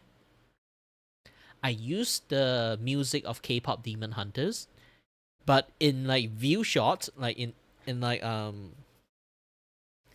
technically like within like the short policies, it's not supposed to have any like copyright claim issues, because like you can see this thing is like it's called like short policies. It's say your short visibility is not affected. The copyright protected content doesn't affect your shots. Yes, it doesn't.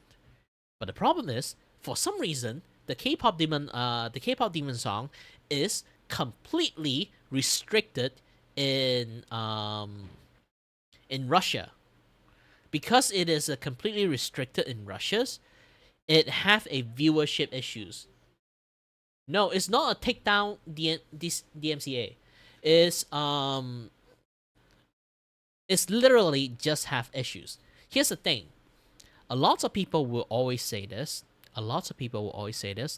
It's fine copyright claim.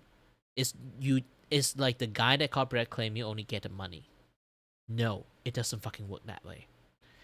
A lot of people wholeheartedly misunderstanding the word copyright claim, okay? Yes, it doesn't hurt our pocket. Because technically it hurts our pocket. It basically like the creator that do the music, they will get the money. If it's the creators, then it's fine. If it's not the creator, then fuck that guy. The problem is, you will never know. Maybe it's the record company.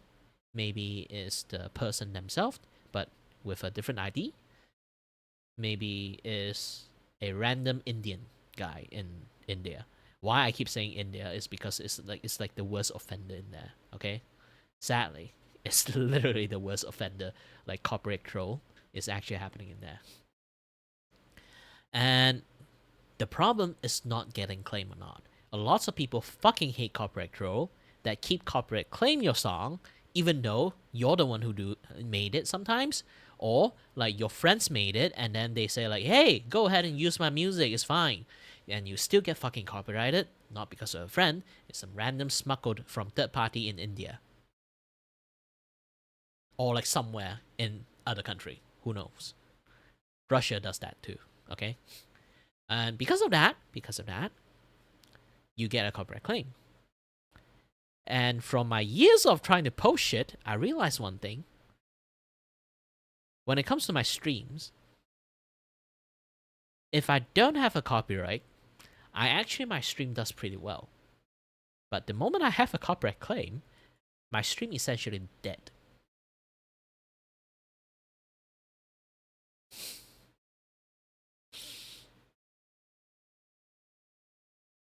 Here's the thing. The moment you have a restriction stuff like happen to you, copyright claim, copyright DMCA strike, like all those any other things that happen there, anything that happened in this particular sections. Like I told a lot of people about this already, something is what we call a YouTube credit score system. All new account in YouTube start with a negative like 150 or like 250 score. They will slowly build up that score by having people click into your video, take a look at it. So your first few video always have a very like small amount of view. But as time that you consistently post it, your viewership will slowly going up more and more and more and more. And then you gradually become a content creator because of a consistency. But while they talk a lot about consistency, not lots of people mention this thing. Never do a single infractions in your content. Do not curse. Do not get a copyright claim. Do not say hate speech. Do not let your chat have hate speech. Do not let your comment sections have weird stuff happening there. Try to be the best goody two-shoes as you can until you get famous. The reason about that is more infraction you have, like I say it again, you already start at negative point, okay? You are already at negative credit score system. Your best choice, your best bet, your best strategy, no matter what internet strategy you heard about, okay? No matter what kind of internet strategy you hear, it doesn't work. Because your stream right now, your video right now, your entire fucking YouTube channel have a negative score. First, you have to get out from that negative score. And how to get out? By just making boring shit.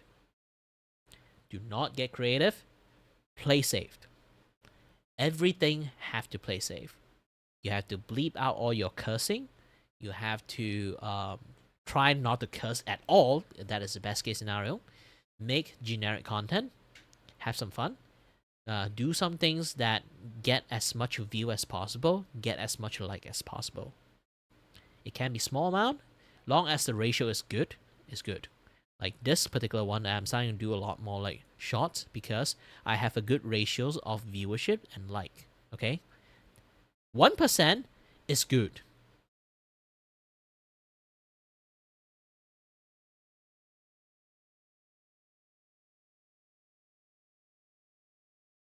This is why like you need times to actually build up. You have to do a lot of like goody two-shoe stuff to maintain your score. Long as you don't get a negative score, you can keep slowly increase your score until you get 0. Go back to the basic. Keep doing it until you get 0. And even you reach a 0, you're not in yet. Okay? Always do your best to get a good ratio of like and viewership. Small, while it's small, is fine. Keep doing it because you have to get out from the negative like credit score. Once you get into the 0 credit score, that is how the grinds actually start. Okay? Do some stuff that is about you. Do more than those kind of stuff. Slowly gain more and more subscriber, more and more view, more and more likes. But still, you have to be a goody two shoes. Again, do not cuss. Even you do, try to censor it. Even like you want to like talk about something sensitive, try to be as moderate as possible. Try to think like you have to be as family friendly as possible to do that shit. I am not a very family friendly person, which is going to be a little bit harder than I can. But still, if you keep doing that, you will get a positive score.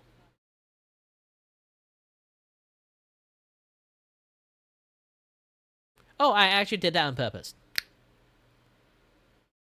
You only cannot curse. Like, that's the thing. Like, while they did say this, like, again, do not follow that particular advice I will be saying right now. If you're not a big content creators, it will still affect you, okay? I'm not a big content creator. I just try it for fun, okay? Sometimes I have to leave like one F-bomb on purpose.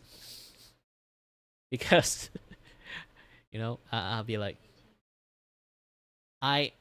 not market as 18 on mature content. It's just that the moment you have F-bomb in there, it's just going to affect the entire video and your entire like credit score for your entire channel. Like I say again, let me continue, okay? You do not put any link. I mean like any link. You can put some YouTube link in there, but you cannot never ever put any link that will guide people to other website. Only put links that are affiliated with YouTube. That's the only thing you can put in there. In your descriptions, in your like any bio stuff, try your best not to put anything. They have a system for you to put link in there. When you go to your own channel, if you see this thing, this is the system they provide you. Use this system instead. Do not do any other things. Keep using this one. Okay? This is the only thing they will not give you like a negative score. Okay? Do not put things in here. Do not put things in your descriptions. Put links in your description is a big no-no. You'll get a negative score. The AI do not like it. Okay? The AI algorithm do not like it. And then in your video, you can put like this kind of like stuff like description into it. Do not put any fucking link in there. If you put a link in there, one link is a big infractions. You're going to get a big chunk of your score taken out from just putting something in here. Okay? That's my biggest advice. Try your best to be as much goody two-shoe as you can. And eventually, you get into a high score. Now you try to think about it. Then why do I see like so many like let me try to randomly poke a let me randomly go ahead and here and poke a Fubuki is streaming right now. Okay, I'll poke into Fubuki streams. Okay, I go into her streams. It's muted. Good. And then why is she putting link there then? There's link here. Why are they doing this? And then you say you cannot do this in the first place. There's a reason for it. Do you know, in this world, it's fucking unfair. If you are rich. YouTube credit score behave like that. Yeah, the only way you can put link is actually in your chat. Like in this particular chat, if you're streaming, if you do video content, the only thing you can kind of like let's randomly click a video content, okay? Okay, I click this video content. The only thing you can put a link in for video content is to go to your where is the comment? Yes, you can put a video link in here. You can put like a pin it on the comment, but do not put it in descriptions. Again, you see this people are putting like link into descriptions. Why they can do it? Why can't a new stream? Why can't a new content creators or a small content creator do this? Because they have enough money to pay for this. Again, like I say, rich people can park wherever the fuck they want, and then they can get a fine. They can just pay for it. Rich people can literally do crime. Why? Because they are rich enough to pay for it. Same thing with big content creators. They can put link in the descriptions because the negative point they have does not even impact. Like you can see in this particular video, he have 240 view. Okay? 240,000 view. This many people watching it. He may just try to think about this. If oh, sorry, I was like shifting my sitting. Like again, if you have a link, just one tiny link in your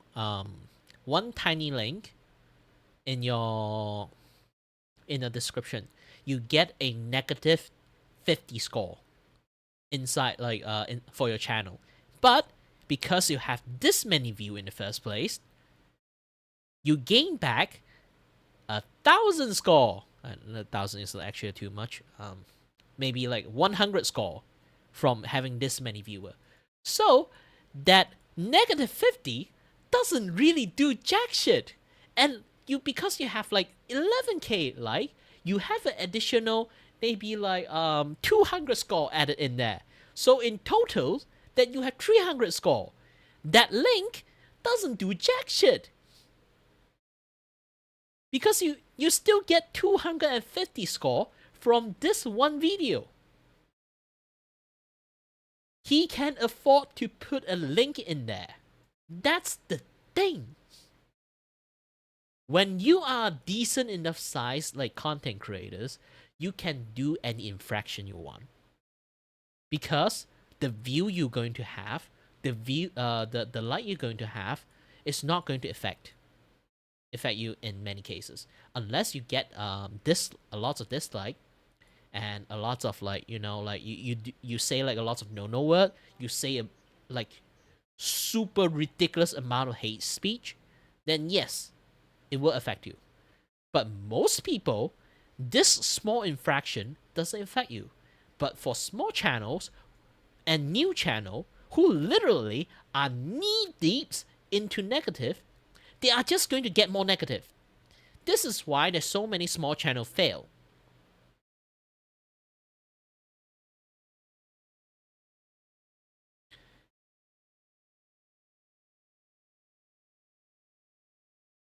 It's not rich do rich way. It's rich can do whatever the fuck they want. There's a reason for it. And similarly, I can use Twitter. If you ever used Twitter before, Twitter is one of another good example for it. Twitter actually have the similar things that are going on there. If you put a link in there, you get a negative score. If you write any hate speech in there or being very fucking racist in there, you get a negative score. You put a nudity stuff without like put like content warning, like without blurring out that as a sensitive content and thing stuff, and then people reported you, negative mark. Getting report, negative mark. Getting mute, negative mark. Getting blocked, negative mark. But why there's so many people like farming drama that actually a lot of people will like hate, like type a lot of things in the comment and try to do a lot of flame war, this and that, shit. So many drama posts, Google Doc posts, any kind of like really, really bad shit, crazy post in Twitters to kind of inciting a lot of people like doing rage bait and stuff. Why are those things actually will give you a massive amount of negative score, but because there are people staring at your post, getting rage baited or very invested into the drama, and go in there, take a look at all the comment, you get a massive boost in score. You can do a lot of batshit crazy stuff in there that will kill a small account immediately. But for a lot of people that do grifting and do drama posting and do like a lot of like this and that, yeah, there's stuff that is generally really, really bad. But how come they are still surviving? The reason, like I say again, because the benefit they gain from it outweighs the negative. But the reason they can do that shit in the first place, they have enough score to spare.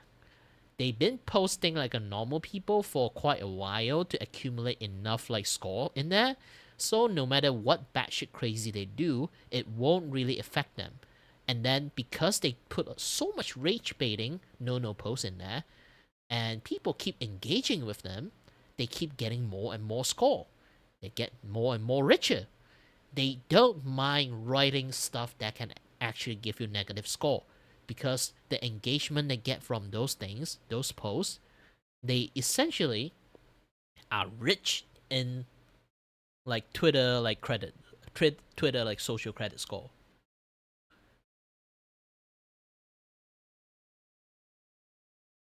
Again, this is social media nowadays. YouTube behave like this, and Twitch technically also behave like this. Twitter behave like this. YouTube behave like this. Instagram behave like this. Every single social media behave like this.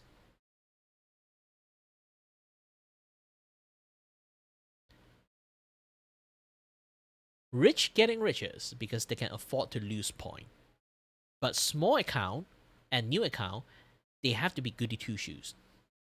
You really have to be goody two shoes to power through that moment. Once you get into a certain range, that you will understand. If you understand the systems, you really have that system kept in your mind, trying to be a very good goody two shoes for quite a while.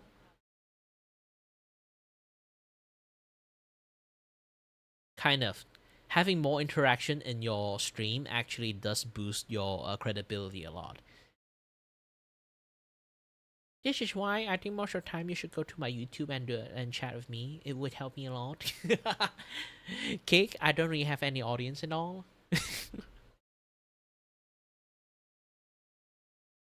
But either way, it's kind of fine. It's fine. It's fine. You can chat on whatever platform you prefer. This is why I'm multi-streaming in the first place. But again, like this is like the benefit of like having interactions in the chat and having like lots of things in the chat in the first place actually does help you. Okay? More interaction you have, more people like your video, more people watch your video, more people interacting and commenting in the video, more points you have. You have to try your best to get people reply to you, to get people talk to you, to get people comment on for you, to get people like your things, to get people subscribe to you. The more of those things happens, the more point you accumulate. The more point you accumulate, the more the algorithm will favors you. You have to play balls with the algorithms. Back in the days, I just want to do whatever the fuck I want. But now, I'm trying my best to play ball with the algorithms. See? The moment I try to play ball with the algorithms, my subscriptions went up. Okay? More subscribers are getting in. I'm getting more view. You can see. Like it said like my view is getting more. Despite my watch hours like getting shorter and shorter because I didn't do a lot of like short lately. That's the thing. I got a lot more people commenting on my stuff. I got more people like my stuff. If I go to analytic,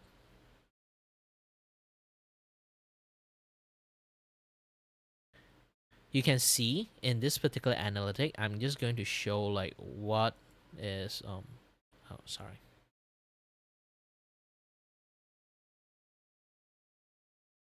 Okay, you look at this, my analytic, the moment I start actually try hard on like working on like posting stuff, you can see my viewership start to climb up. My subscription grow also climbing up from 769 January 9, and suddenly I boost up to 794. 20 subscriber.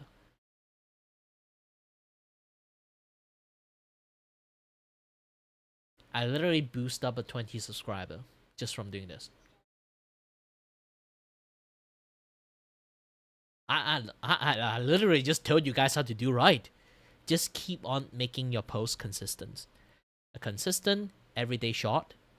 You can, like I say again, how do you make shot every day, make clip every day for everyday use? It's easy. Like I say again, you can stream one day and then spend another day, full day, just making clip and shot. At least you can, if you try your hardest, you can make 2 videos per day. And then you can post one at like tomorrow and post another one the next day after. That way, you can keep on having a consistent post every day. Algorithms actually do reward you a consistent additional viewer that getting on and on and on and on and on and on. They would keep like giving you more viewer if you keep keeping the flow up. Yes, you don't like for some people actually they do like one high quality content every month actually does work too. But it's going to take them a very long time. If you're not a full-time content creator, that is your best case scenario, doing it slowly. But if you really want things to do it like really fast and really well, then you have to consistent every single day do the shit. Post at least 1 shot every day. You can talk bullshit, you can try to do clickbaity stuff, long as you keep getting people take a few look at your stream, take a few look at your channel, take a few look at your content, you will get a positive point. And as your positive point keep accumulating, your algorithm will start favoring you more and more and more. This is why people always telling you when giving any people a advice, consistency is a king. You will always get rewarded by being consistent doing posting. But obviously, you have to post decent good shit. Don't just randomly post some things out of nowhere. Actually, I've been thinking about this too. I can actually cheat this thing by every single day I post like a video that just say hi. That will be done. Every day, just a very different form of hello. And then I'll be hello there. And then I'll be like, hi. And they'll be like, konnichiwa. And I'll be like, bonjour. Like every day, I have like that 1 second say hello to people. And then it might incite people to comment and then type hello inside my chat. Every day, I can just keep doing that. I will eventually get viral. It's not like I don't have idea to do scummy tactic. Actually, I understand how the fucking algorithm work. I know how to cheat myself with to up. But I want myself like grow organically, okay? I don't want gimmick like this to become famous. But like I mentioned, I'm getting desperate at this point. I have no choice.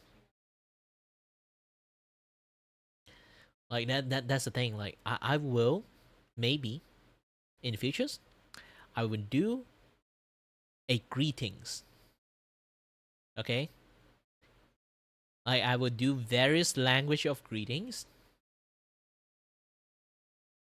Just say hello to people. I will post it every day. That would be hilarious in different language. I will have to learn so many different language. Maybe I can do my opening, you know?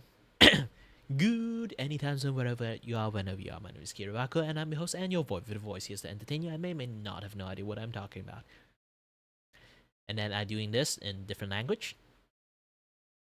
That might be a little bit too long. People hearing it, they might scared away. So just a simple hello, I think is like good enough. Hello there. Bonjour. Mira me. Mi amor.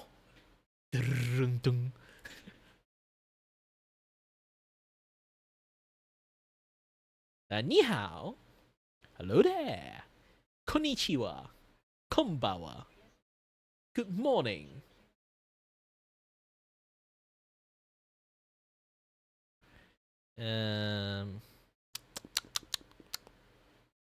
What does French say hello?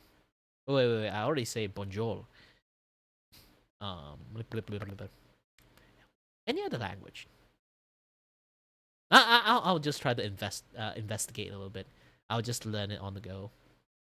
So tomorrow I will try to maybe like record like 6 different hello, and then I will schedule it up to the next 6 days. I would say like different like 1 second worth of hello to people as like YouTube shorts, and then post it.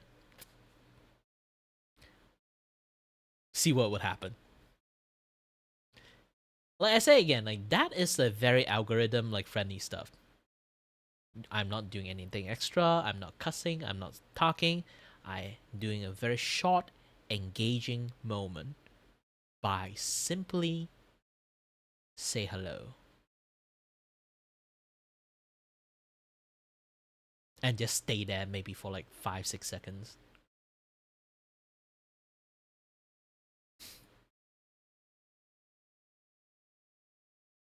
Yeah, I'm just gonna say hello and then like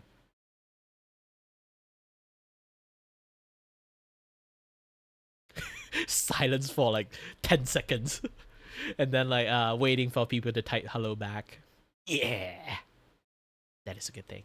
Wasted people 10 seconds just from doing that.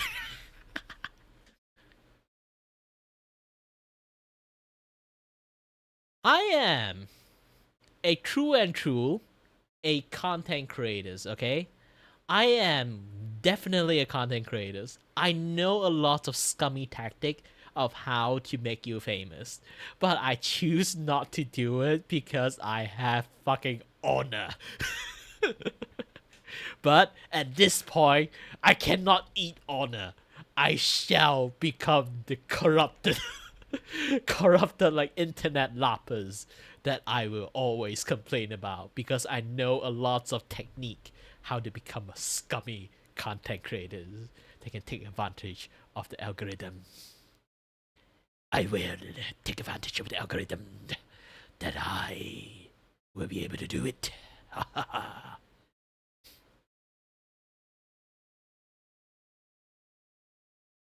And tomorrow shall be the day of my conquest of saying hello.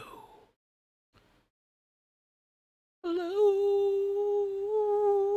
Is anybody in the home? I don't know how to sing. I've been talking so long. My word is slowly fading. I cannot sing anymore. Aside from a little bit, sing in the highest pitches I can. And I can tell you this way, that even the old man shall sing for you, that we all wish to sing along, but we cannot have it all. And we can do a little bit singing, but it's really strained on my throat. And the veil beside that I tell the what to do, that maybe sometimes I can sing along.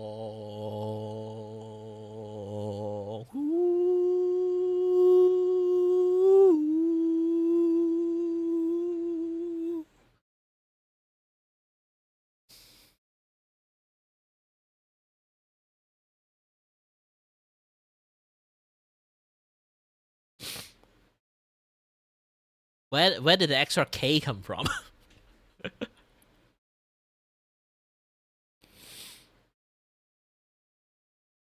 Oh, Kirikou.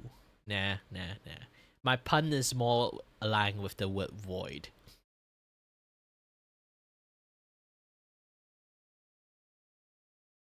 This is why my title is written as The Void with a Voice. I don't sing, but I do definitely have a voice here. And I do need to drink a little bit of water. That saying actually like did some damage to me.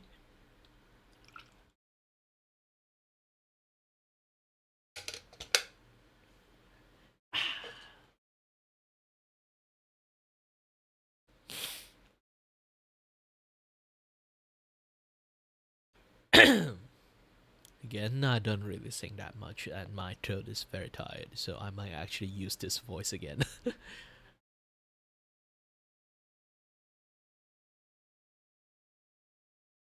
Vacuo means empty. Kilovolt, kV. But yes, vacuo is the definite definition of the word. Kind of is a Latin word of void, not void itself. There's a different actual, like much more proper word for the word void in Latin word, but there's so many people using it. I don't want to use it. I want to be a little bit unique. I choose a different void. The void, the meaning of vacuo, it is void, but it's not the kind of like emptiness you think about void is. It's the same word of void, but it's also in the same time means empty, but also same time it means free. It's like void of any responsibility. Like this is basically like a word. It's like while it is empty, but it's empty in the word is like free. You have empty space for you to be free, freedoms, something like that. So it's like carefree, what free, anything free. Empty, nothing. The nothingness, but not the nothing. It's the nothing of like you have free and empty, yes, like something like that. So that is vacuo. While it's barren, while it's empty, while it's nothing, but also same time that nothing represent freedoms. Yeah. It's still the word void, but it's a very different meaning of the word void. It's not exactly like, pointed at the word freedoms. Don't get misunderstanding. The word is definitely empty. But the definition of the empty is a little bit different kind of empty. The different Latin word of void is literally void of anything. It's completely blank state. It's just the definition of empty.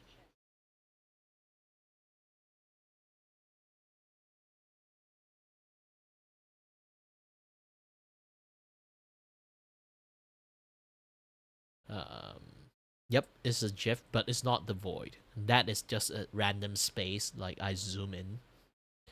Because the lore-wise, I am the void that cover the entire universe. Because the stars and every single thing is infinitely expanding into the void after the Big Bang. I'm the definition of the void itself. Why do you really want to see my chest? Oh, I feel exposed. Hold on a little bit. Here you go. It's a random like space GIF that I put in there. It's not something that to be like. Fun fact. It's supposed to be a completely black thing, like in the middle of the chest. It's completely black color supposed to be. Because that is the only place that is lack of makeup. I don't have enough money to put makeup on the chest. But VTuber, especially male VTubers, they have been putting a lot of like, they show their pecs and stuff. But you look at my characters, this character definitely do not have pecs on them.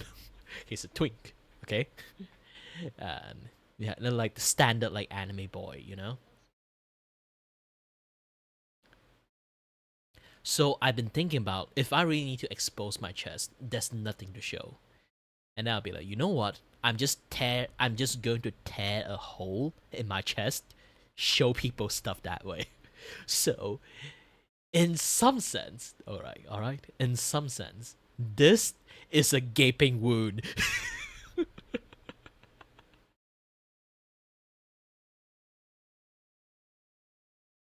That spot is a gaping wound that I refuse to regenerate. No, it doesn't have anything. You can see the tentacle things. Those are not tentacle. Those are the whole, like, you know, like the fabric of reality, like tearing open up. Because I use my hand to like pry open my chest, and then see an entire universe inside there. I use like some iPad motion, pinch into some random space that is beautiful looking enough, and then show people that particular space in loop. that is how it's. That is just how it is. That is just how it is.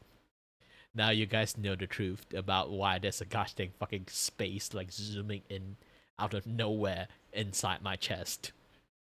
First thing you know is a gaping wound. Second, it's just a random space. I do like, you know, like that iPad pinching. I zoom into like some certain spot that inside my chest. And then like zoom it in and let you guys see it that way. That is just how it works.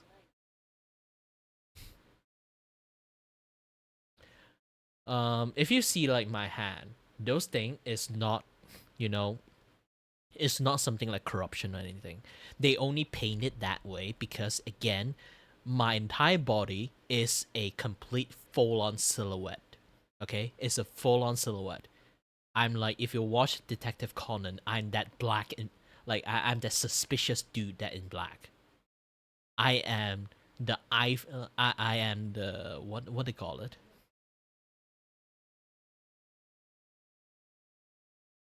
They do. They call void staff.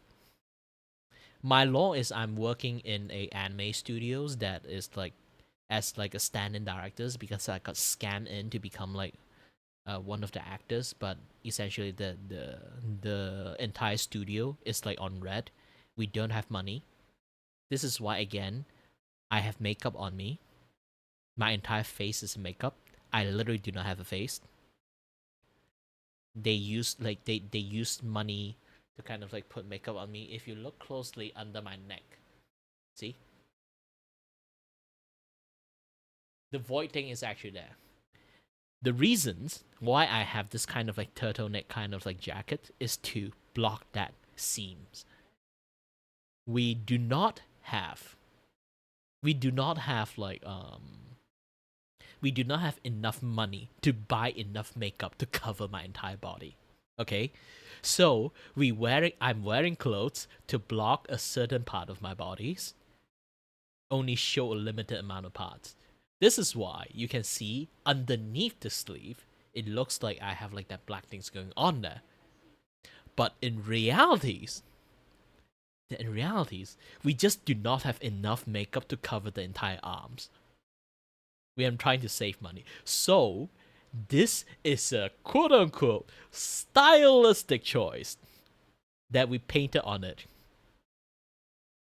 It's not even anything. It's not like ink stuff like happening in there. It's not corruptions that happen in there. We just happens to run out of makeup, so we try to like covering up this way. That's the entire my character law. It's just my hair is fake, my eye is fake, my everything is fake, everything is makeup. I'm trying to covering the void parts as much as possible because we ran out of budget a long time ago. I literally living inside the studio. The studio is so broken. In fact, like every staff working in there have no money.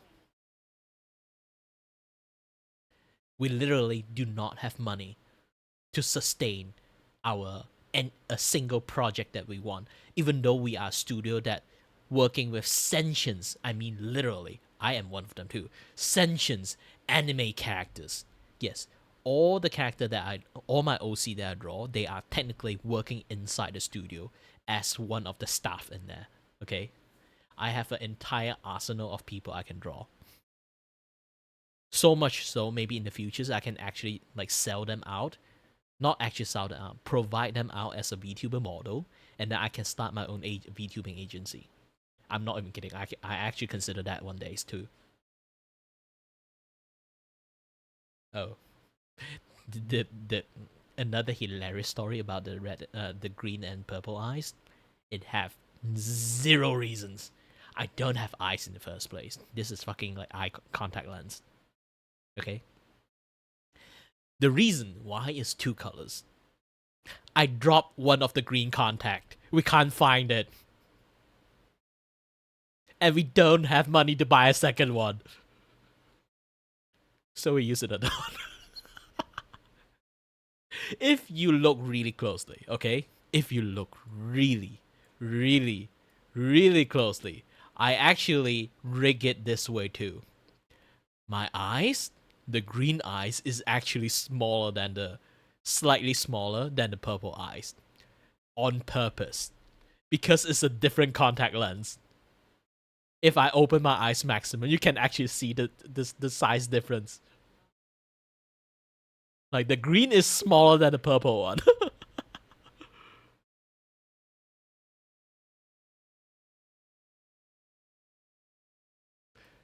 For that particular reasons, I have two eye colors. I dropped my fucking contact lens. It's a color contact.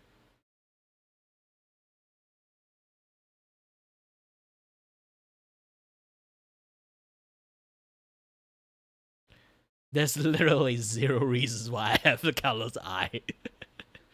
It's supposed to be too green.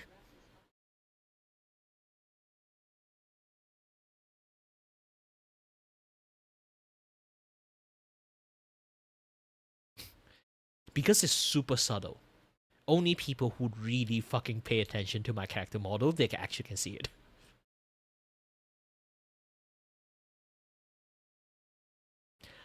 I love this kind of like subtle drawing stuff. This is a thing. I have a lot of hidden meaning when it comes to drawing. Especially like one of the thing is, if you guys see I do any design work, okay? If you guys ever see I do any design work, you will notice, if you look closely, if I do any graphic work, I have zero items aligned like in the centers. Yes, I am the OCD nightmare. I will on purpose put something that's supposed to put in the middle like this one. I will shift a little bit to the left. Or shift a little bit to the right. Or angle myself a little bit off. On purpose. If I do anything that have that kind of things. This is why none of my things is actually aligned in a perfect center line.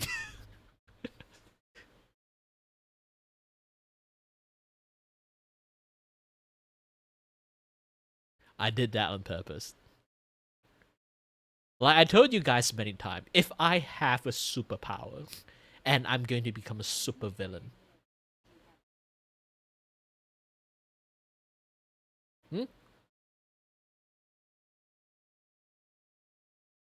Yeah, rigging it is like a nightmare for me. I have to draw them separately. The shadow also, I have to draw them separately. And then I also have to draw like another one is the outline of like the, you can see like the darker green color in there. The darker green colors, the behind it is actually is an entirely different hair. So if you counted 20s, try times 3. That's how many hair I draw in there.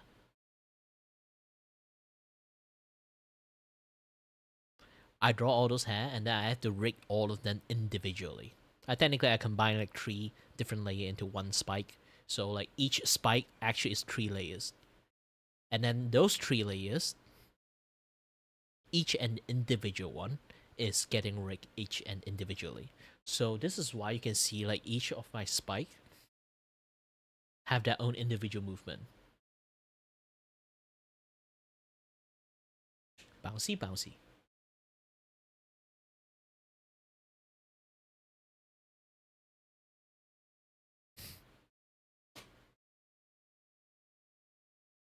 I really pay attention to when I actually made a lot of like my model and stuff.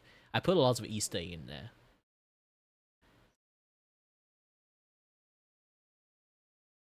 No, I got my hair like idea from like Kingdom Heart.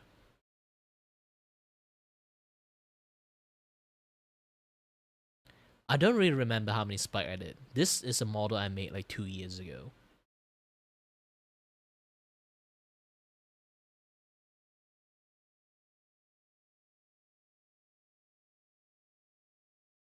My even older model, I think I have even even more spike.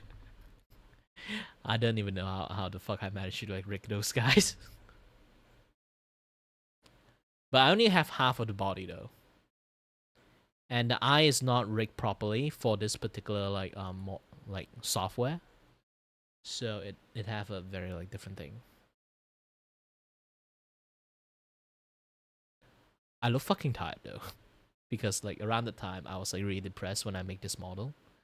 So yeah, my character looks fucking tired for reasons.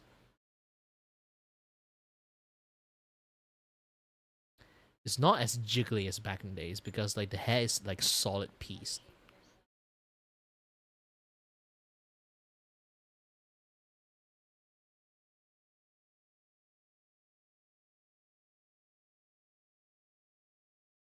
Yeah, my hair used to look like much more wilder. That is like a free model provided by you know, VTube Studio, and I'm just using that one. Poke it for fun because like, around the time I was a friend with a slime VTubers, and then I just put him there just for fun. He kind of like rebrand, not a slime VTuber anymore. So yeah.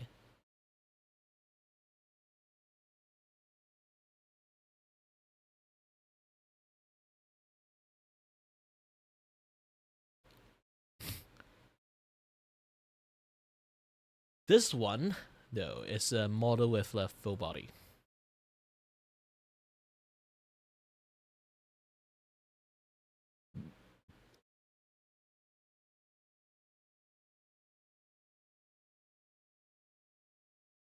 Yu Yu Hakusho. Like who? I'm not sure I look like freaking Hiei, okay? Hiei hair is Vegeta, like spiky hair, like straight up on top, okay? It doesn't go sideways.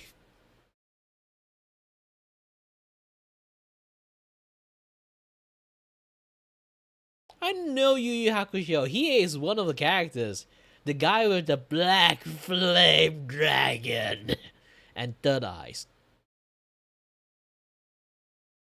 Like he's the only guy with like very spiky hair, you know. What? I'm a very cultured person.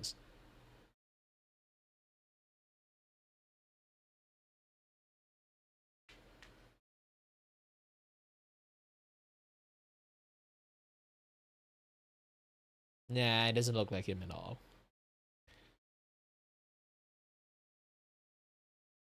But yeah, let's continue and keep watching the things that we're watching. We went off tangents like really a lot. Since I already finished like the sketching stuff, I don't really need to care about the sketching that much. I only have to start drawing tomorrow. Tomorrow!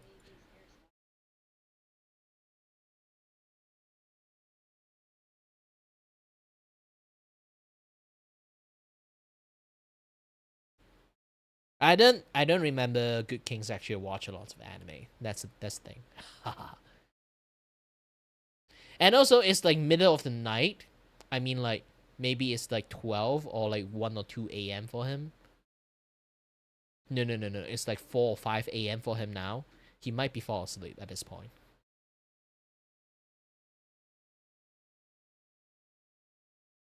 Yeah, Good Kings is already asleep at this point. He just kind of awake in between times. A lot of my viewer sacrifice their sleeping time just to watch me. I'm not even kidding. So much so, do you know why I used to stream every single day, okay? I used to stream every single days. And then I tried to edit some video at the middle of the night. but I switched to I stream one day and edit one day. The reason I do that is I don't want Good Kings and Mute Midori keep watching me in the middle of the night. Like they refuse to sleep. Just stay there and keep watching me.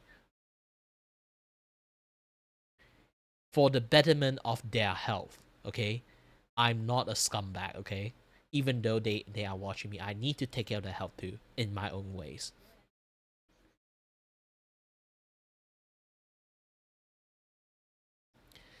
So I'm trying my best to actually like stream one day and not streaming another day. At least they would get one day good day sleep, okay? This is how I'm trying my best to let them have a slightly better health by having a good night's sleep at least one day in between. That's the best I can do for them.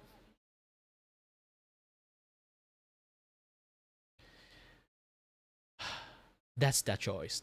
Like I say again, I do spend like 1 full days to do editing.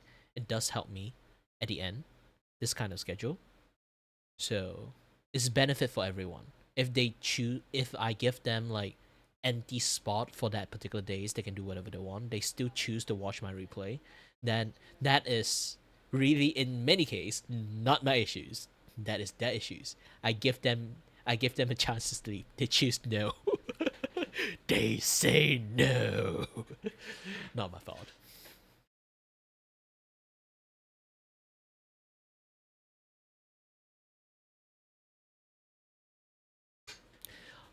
A lot of people do say that I have a very unique voice. I'm not really sure.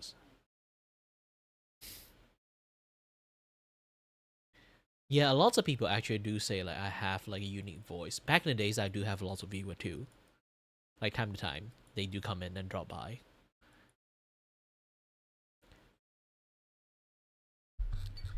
Unique voice, accents, and everything's not really sure. My voice is not as soothing, you know. I cursed a lot. So I'm not really sure my voice is soothing or not. Like imagine you're just always half asleep and there's a bit fuck and they'd be like, oh, what?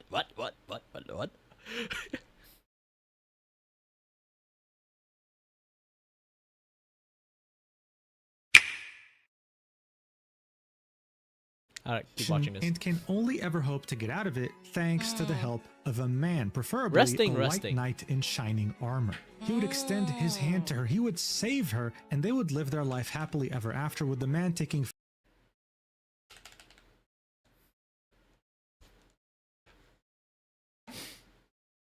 Oh no!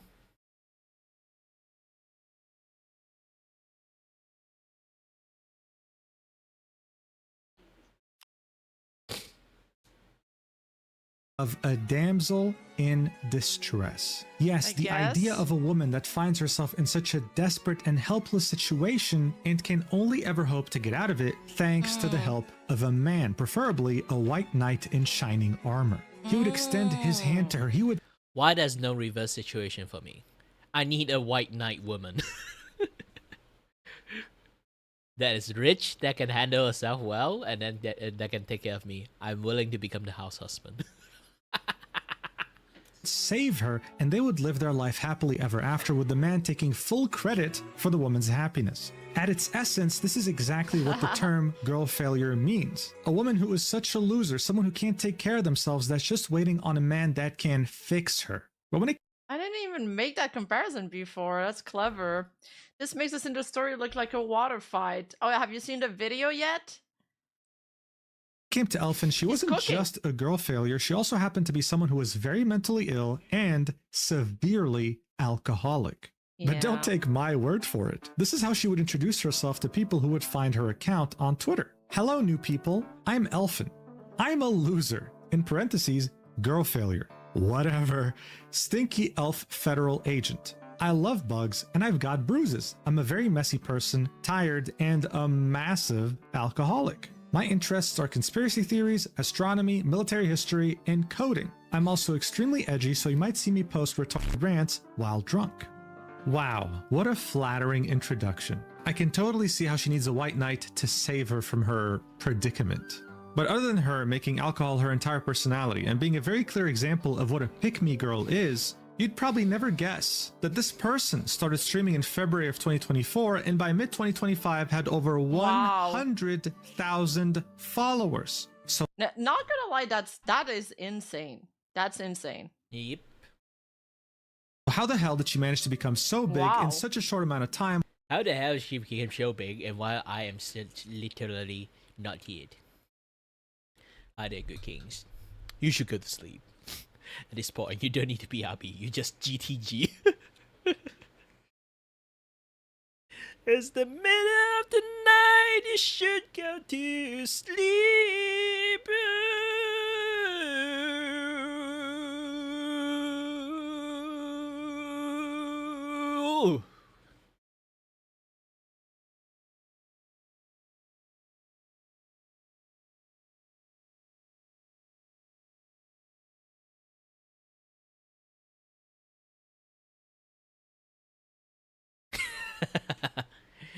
Too bad, too bad, too bad. I'm not gay. Despite a lot of my friends thought I was gay back then. I just have a very good self-control, okay?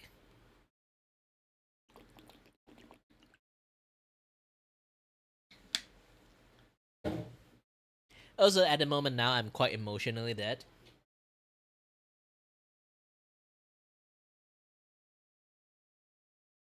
Yeah, like, Good King's supposed to be lurked most of the time. He should just keep lurking.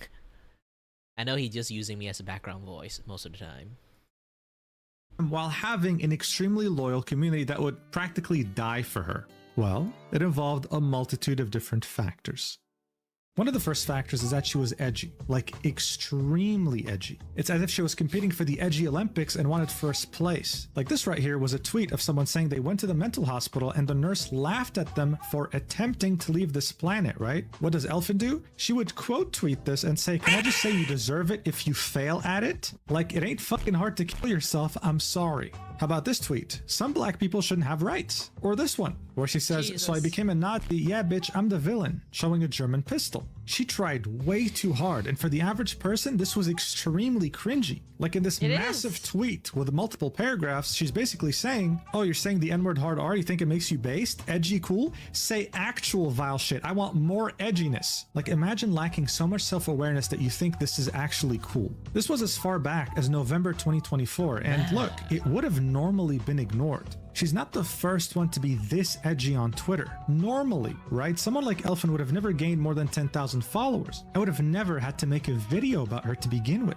So what was really one of the main factors that put her on the map? What changed everything for her and her entire career? Well, her belly. That's right. And I wish I was making this up. I'm talking about her belly, her stomach, her abdomen. She would periodically post pictures of it on... Here's the thing. Should I post my belly pictures too? I'm really fucking fat. I'm going to post a video about it and then I slap on it and do a very nice satisfying slapping sound. And then I will do like the tummy dance. That wing wing wing like wobbly in there after I do the slapping. Nice. Imagine I become super fucking famous because of that. I'd be like, what the fuck, yo? What the fuck, yo? Music change. Oh, it's real. But it's just very overly exposed. If you don't know what is called overly exposed in the terms of photography, they basically just crank up the brightness. So, any dark-skinned person look like bright-skinned. Now you catch my drift, right? It's just so funny. Great editing so far. Twitter, and she would gain tens of thousands of likes. Like, for example, I remember this one because I saw it on my feed. It had the caption of, "What?" Well, that's the thing, like, here's the thing, okay? I'm an Asian. I live in Asia. I seen way more people having this shape than a fucking fat fuck, okay? When I say fat fuck, I'm not just saying like people that look like my size, okay? I am fat too, okay? When I say fat fuck, I mean like the extreme super fat one. Like the one that can break the fucking scale one that in America. I was like, holy shit! You guys should actually exercise. Like, I'm not even like exaggerating that you guys are going to die. Like, obese category 3 is not a joking thing.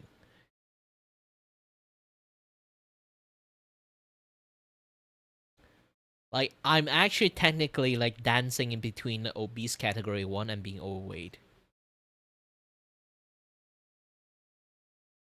And trust me, for girls, advice for any girls, go to do gym. It's fine. Just work out as hard as you can. You won't get muscle. Trust me. Girls lacks the testosterone to get muscle, sadly. Even you want muscle, you can't get it. Even you drink a shit tons of protein powders, you only gain a tiny bit amount of muscle. Not even kidding. You girls really lack the ability to gain muscle. You can gain a lot of strength, but you can't gain muscle. That's the trade-off. You can be super strong, but you have no muscle.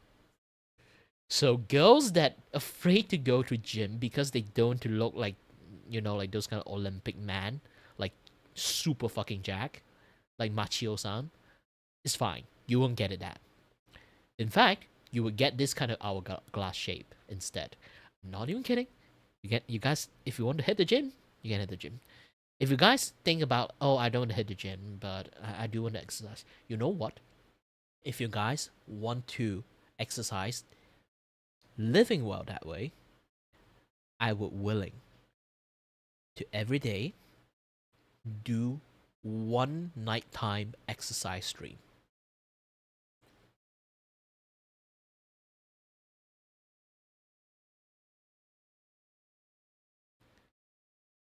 Because girls really lack the hormone, literally hormone for testosterone.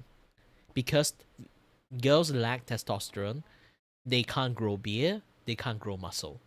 If you have the capacity of grow beard, you might be able to gain enough muscle. But if you can't grow a beard, don't try to gain muscle in gym because you can't. Unless you like stab yourself with some like steroid or testosterone, you're not going to gain any muscle. That's the clear fact for women. That if you really try your best to gain muscle, it's an impossible job. If you see a woman that naturally have a lot of muscle, they definitely have a lot of body hair. And then they are shaving it like no tomorrow. Not even kidding. Because once you have enough testosterone that actually can gain muscle naturally, by natural testosterone you have, you will start having lots of hair in many places that you do not want. And worst case scenario, you can choose not to shave it. And worst case scenario is you shave it, but you're so lazy you only shave it maybe like every like 3 to 4 days.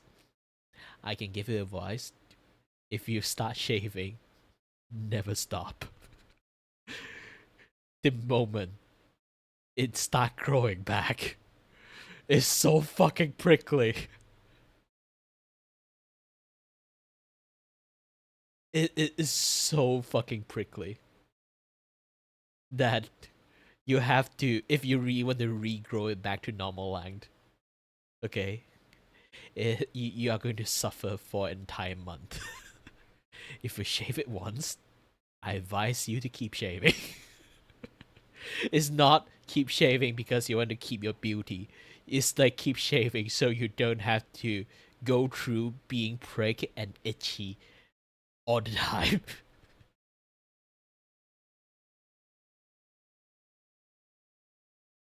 Because I got curious out of like something like fun, like haha moment. I shave right below me. And then man, I cannot stop not shaving it because holy shit, it's so fucking prickly. Hey, I'm a grown ass man. I can talk about this thing, okay?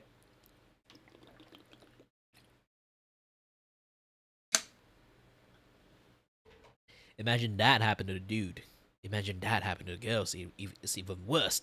Like, some people think like girls like they keep shaving nonstop, but that's the thing. Like, if you shave once, you cannot go back. Unless you go for Brazilian waxed, there's no way to go back because it's so fucking itchy.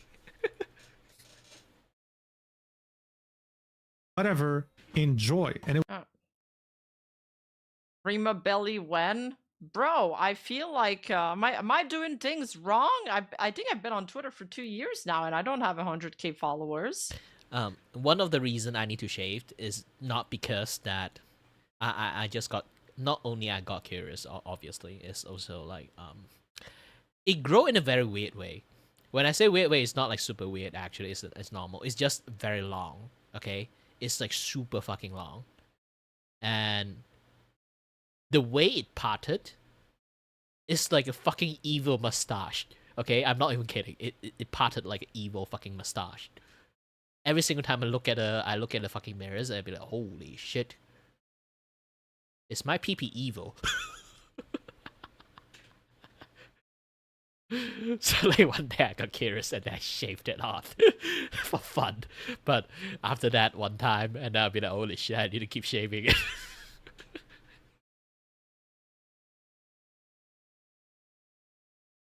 was literally just her abdomen. Here's the high res. I mean, it's nothing special, right? So why did this post in particular gain 15,000 likes? Well, because I she's know a it's VTuber. gross. I should stop wish talking was about kidding. that thing. At this point, one could call this a kink, and the Twitter algorithm rewards it heavily. Like recently, I saw a picture of cleavage on my feed. It had over 20,000 likes. I was like, what makes this cleavage so... No.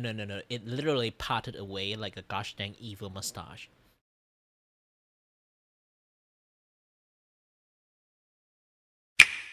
I won't draw the entire thing, obviously. I'm just going to draw the way the parting works, okay? I'm just going to draw evil mustache, okay? Not going to be more, not going to be less. Don't ban me, freaking YouTube. Where I have empty space to draw, okay? It parted way like this. This is how it grows.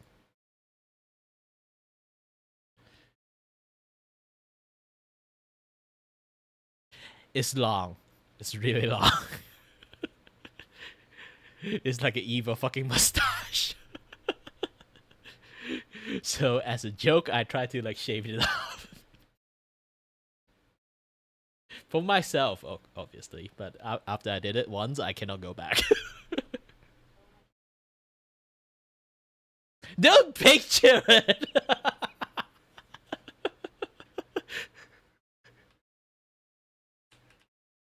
I only talk about this once in this entire life.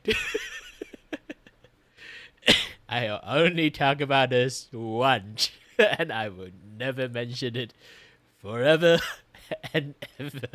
I don't even know why I talk about this. Thank God Good Night is not here. Good King is not here. Imagine Good King is that I was here all the time. Now I cannot unseen it.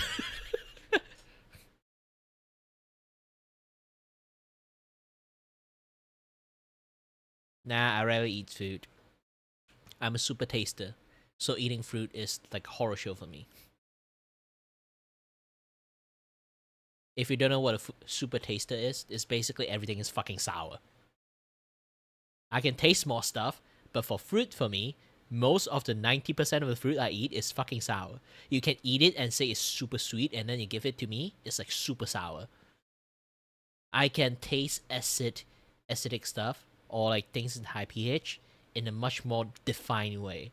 So, every fruit for me, except something like a watermelon, or like super sweet food, like banana. Technically banana, I also can eat the sourness in there. It's just not as sour because the sweetness overshadow the, like cover up the sourness. All Orange for me is super soured. Apple for me is super soured. Wait, you don't know what super taster is? Man, you say you study nutrition, you never know like a super taster is. Human have a certain subset. Like someone can have like a very bendy thumb, and someone have a straight thumbs. They only can do straight thumbs. And there are people who can curl their tongue. Some people can't. And then some people are super taster. Some people aren't. I'm a super taster. You can go check the internet what a super taster is. It's basically our tongue have extra receptors. Extra more receptor than most people. And that particular receptors can vary, depends on people. But generally, they taste more things. But sadly, most of the things is soured.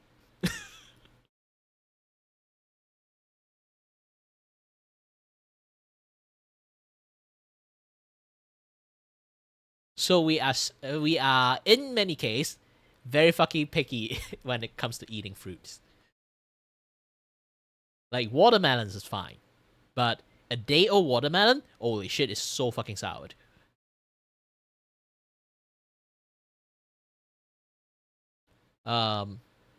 Cantaloupe is fine.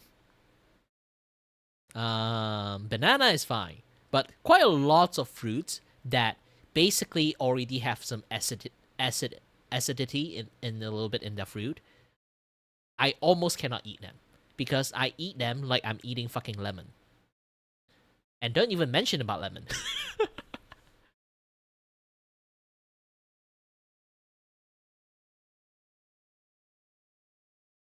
Like I say again, there's a huge percentage of fruit, to me, I'm eating lemon.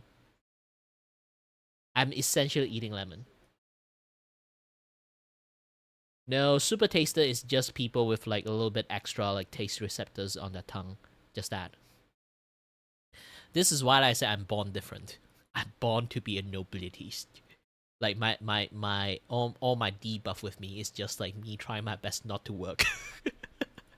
Like the only thing not to trigger my vertigo is me trying my best not to work. So in many ways, I call this the noble sickness. And I also have this like fucking like super taster tongue. Everything is like I become like really picky on food and I can't work. Like try to think about this, I'm extremely fucking lazy in many cases. I try my best not to, okay? It's just my body born this way.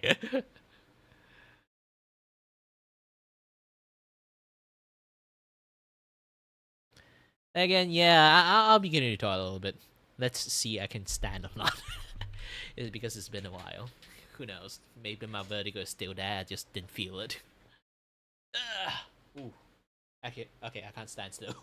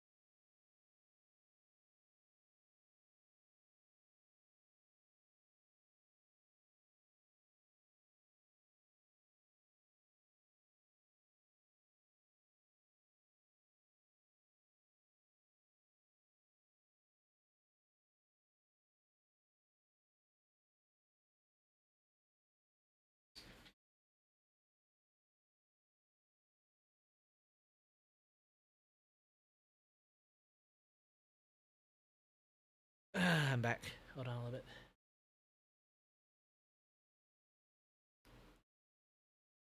Me coding.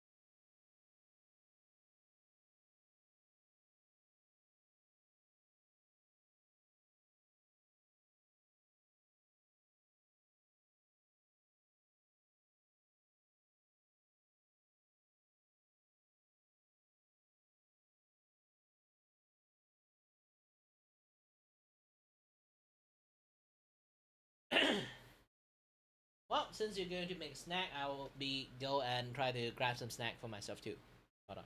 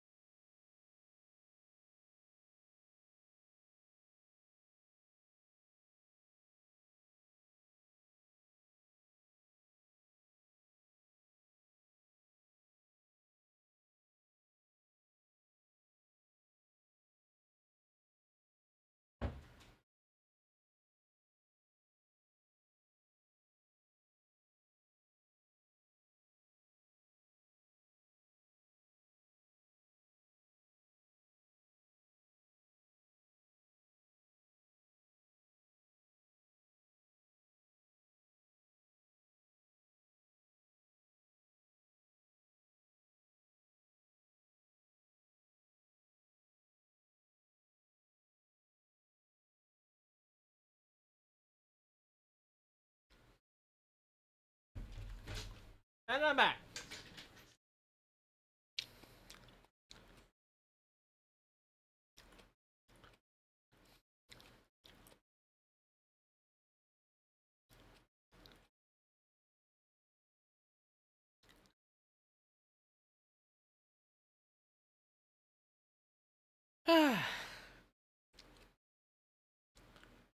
Found some durian to eat, but holy shit, the durian tastes like shit.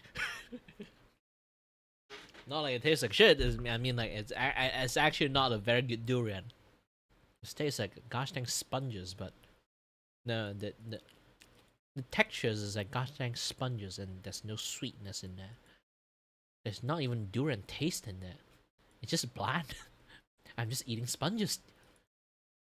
Not a very nice durian. I think my family just wasted money buying that thing. Fucking interesting. I went to that person's profile and I saw they had 200 followers, but get this, they had a VTuber Years now, and I don't have 100k followers. was literally just her abdomen. Here's the high res. I mean, it's nothing special, right? So why did this post in particular gain 15,000 likes? Well, because she's a VTuber. I wish I was kidding. At this point, one could call this a kink, and the Twitter algorithm rewards it heavily. Like recently, I saw a picture of cleavage on my feed. It had over 20,000 likes. I was like, what makes this cleavage so fucking interesting? I went to that person's profile and I saw they had 200 followers, but get this, they had a VTuber profile picture. That's that right. the play? The appeal that someone who is anonymous, that is too shy to show their face, is sharing skin. Elfin loved the attention this brought her. So as I said, she would post this periodically, and every time she would gain so Only women and very fit men can do this. much attention on her profile. It's insane. But it doesn't simply end here.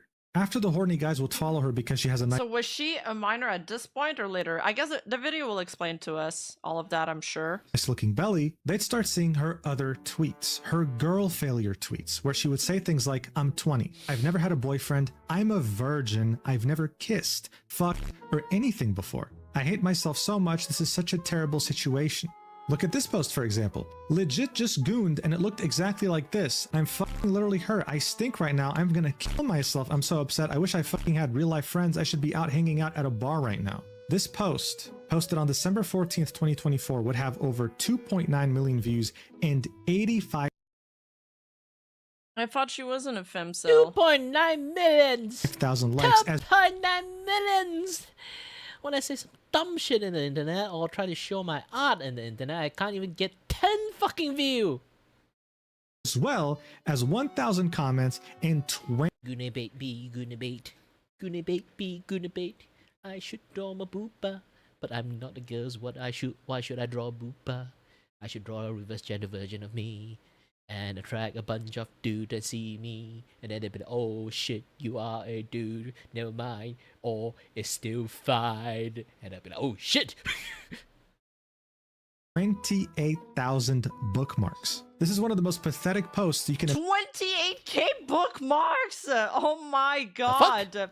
Wait, You if she had bookmarked it for what? premium when this Like happened, usually at bookmark stuff, it's only like, you know, oh, hey, we have the new tracking technologies for you to do a VTubers. Hey, we have like this brush like for clip studios that you might get interesting in. Hey, we have like this drawing art tips that you want. And then those are the things I bookmark. Who the fuck bookmark this kind of stuff? she made bank off that post, by the way. Holy! imagine. And there it is, going viral. She'd post something like this every single day. And it all goes back to the whole damsel in distress phenomenon that I was talking about earlier. She was a VTuber who only had male interests. She was edgy, racist, and seen as based by some people, and she had Average Malaysians. I'm not even kidding. Like, most Malaysians are edgy, racist, and everything. But the problem is, we do not just racist other people. We're racist to ourselves too. We are racist to everyone. Technically, just asshole to everyone.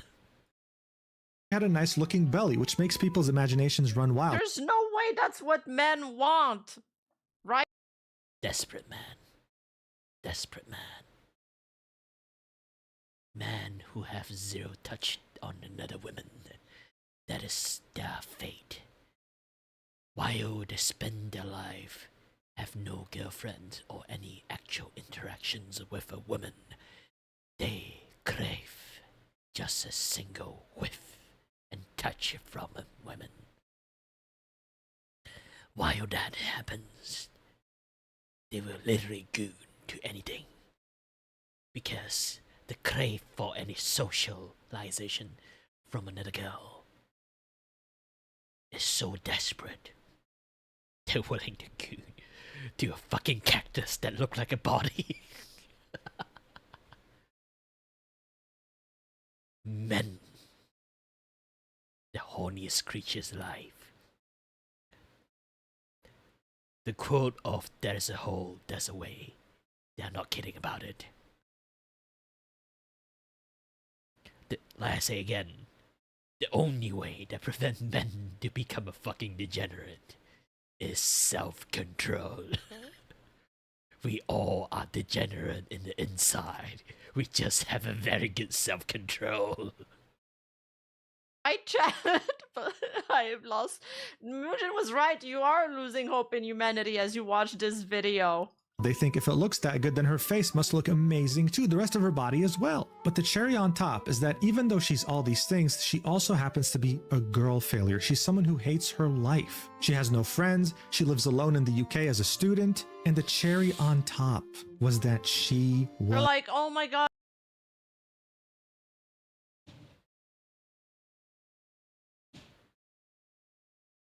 Nah, I don't know what they're talking about. But she has no friend. Maybe I have a chance. Is that the allure? But that's not even like challenging. Like that's not. That's the thing. Like here's the thing. You have to like understand. For men, okay, for men, for all men, they have one big issues, and that big issues is good guys exist. Okay, that's the only thing. Like that. Have you seen like all those internet horror story about like a guy that is very kind to a girl, and then the moment they try to confess or do anything to the girls, and then the girls reject them, and lots of batshit crazy things happens. What we call that again? Like it's not called good guys. What do you call that? I forgot like what that like type of guys like call, but that's the thing. Essentially, they behave like that because more or less, okay. There are lots of exceptions, but for me, I'm that particular category. We are mama's boy, okay. Especially for Asian people,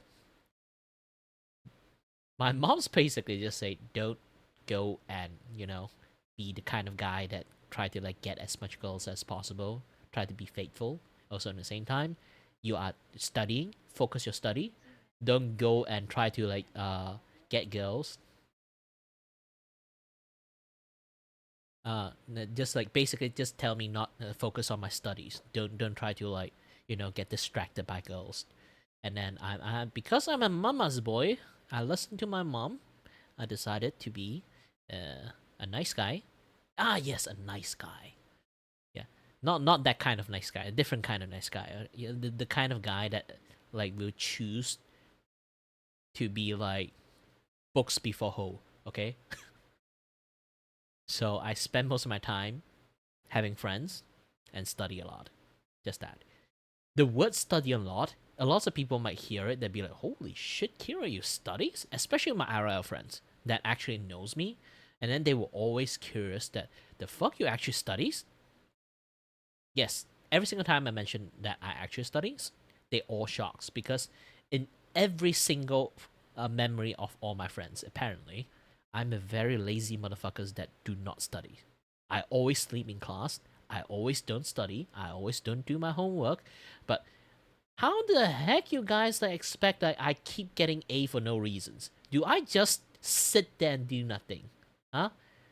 It's just all the class I've been through is so fucking boring I fell asleep. And I'm not even actually asleep, I just laying on the gosh dang fucking table, okay? My ears is still functioning. My eyes is just closing. If like if any teachers that call me and then I'll just stand up, ask me a question, I can immediately answer it. Do you know why? Because I study beforehand, motherfucker. So I got the privilege to fucking sleep in the class. And still get A. Hard work doesn't mean you have to be seen, okay? I can always sleep. This is why like all my friends is always like have the memory of me like being super fucking lazy. And just like sleep in class all days back in the days. And then if they really think about it, if they closely think about it, how can I answer every single question getting A that easily? It's not like I'm cheating. They know I'm not cheating. But the problem is, how the fuck I get an A in the first place? Because I studied beforehand. I don't need to study in school. Most of the time. I just sleep in there. This is the best place for me to sleep. I spend my extra time sometimes, like if I got some time, I do some studying. I never do my homework because I don't need to.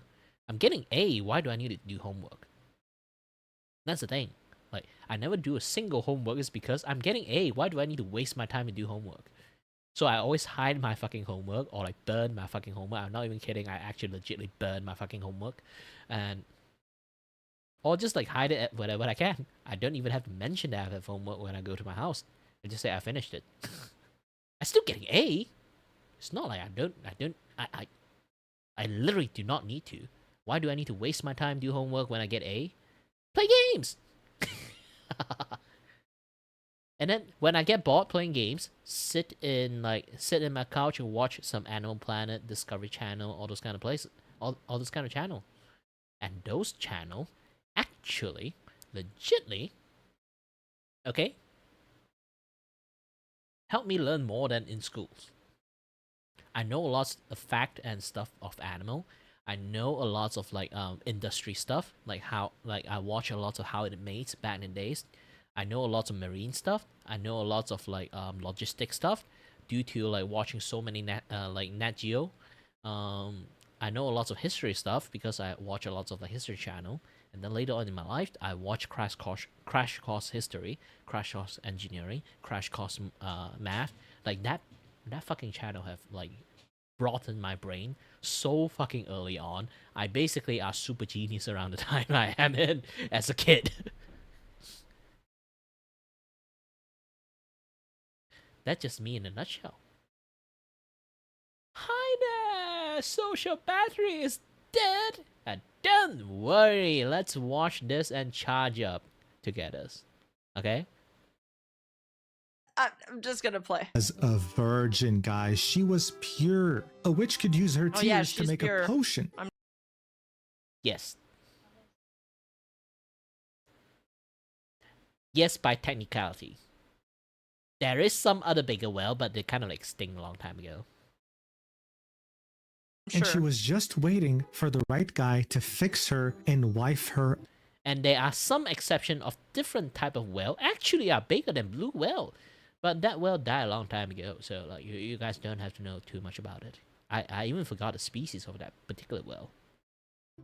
She understood this very well, but happened even to though me. this was all a very elaborate plan to begin with, she still managed to take it to a very worrying next level. And that would be when you would take the next step to join her Discord.